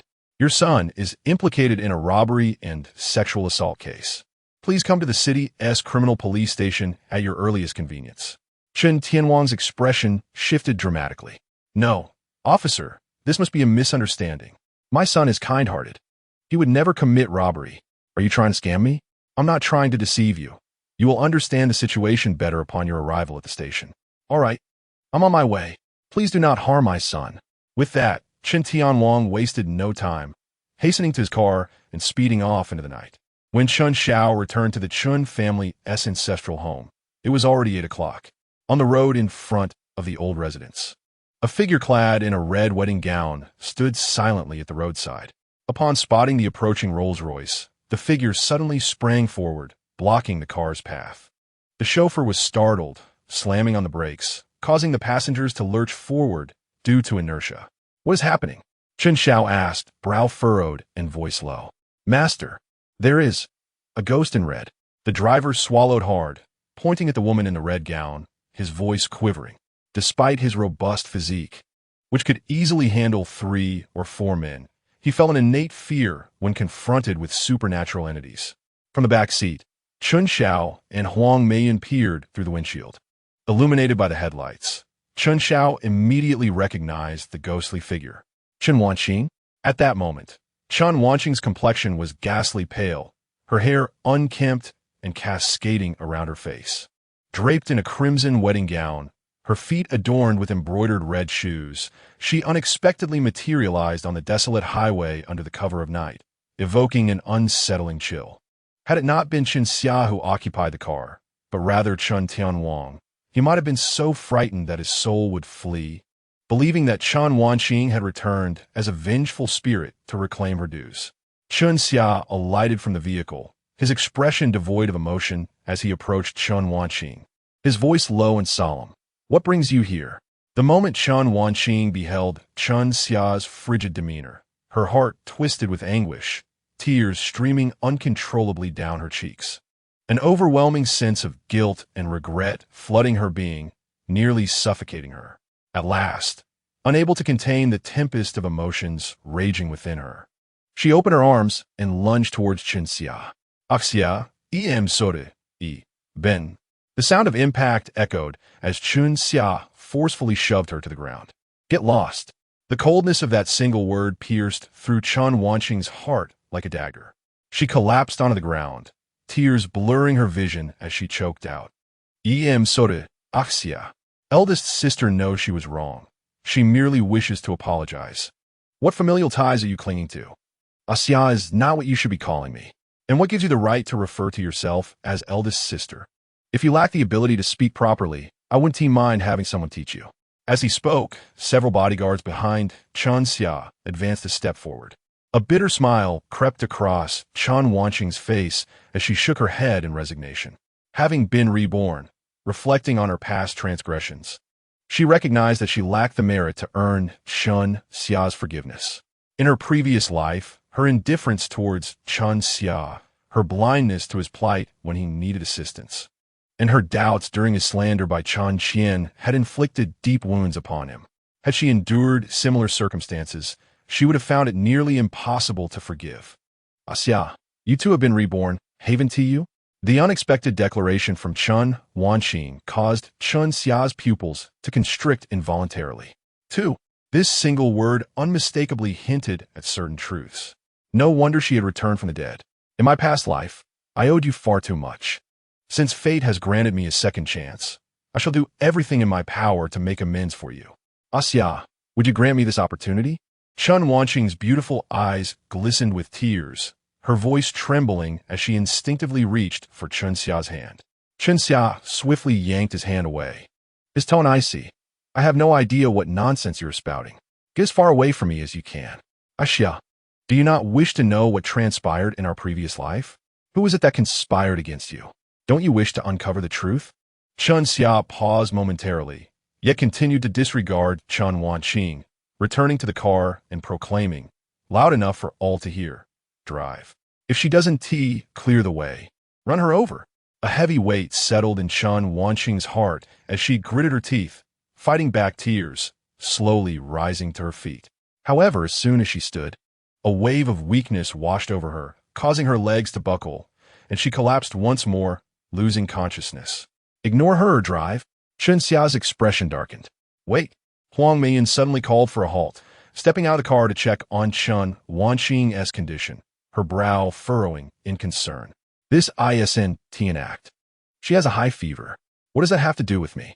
Aren't you at all curious about what she just said? Chen Xiao remained silent, his fingers lightly tapping the leather seat. Huang Meilan smiled gently, tugging at the hem of Chen Xiao's shirt. If you're not curious, then let me satisfy my own curiosity, shall we? After a brief silence, Chen Xiao reflected on his past life. He had been wrongfully imprisoned, yet until his death, he never discovered who had orchestrated his downfall. Without a doubt, the Chen Tianwang family had been involved. Zhuo Qingqing had provided false testimony, which Chen Xiao had later learned by chance. But were there others involved? Each person had played their role in the conspiracy. Despite his resolve to let no wrongdoer go unpunished, the inability to uncover the full truth gnawed at him, like a thorn lodged in his heart. If Chen Wanqing had indeed been reborn, this could be an opportunity to glean the entire truth. Throw her in the trunk, he finally instructed after some contemplation. Upon returning to the ancestral home, Huang Meilan instructed the servants to take Chen Wanqing to a guest room in a separate courtyard. After arranging for the family doctor to administer an antipyretic injection, she also stationed 2 bodyguards to keep watch over her.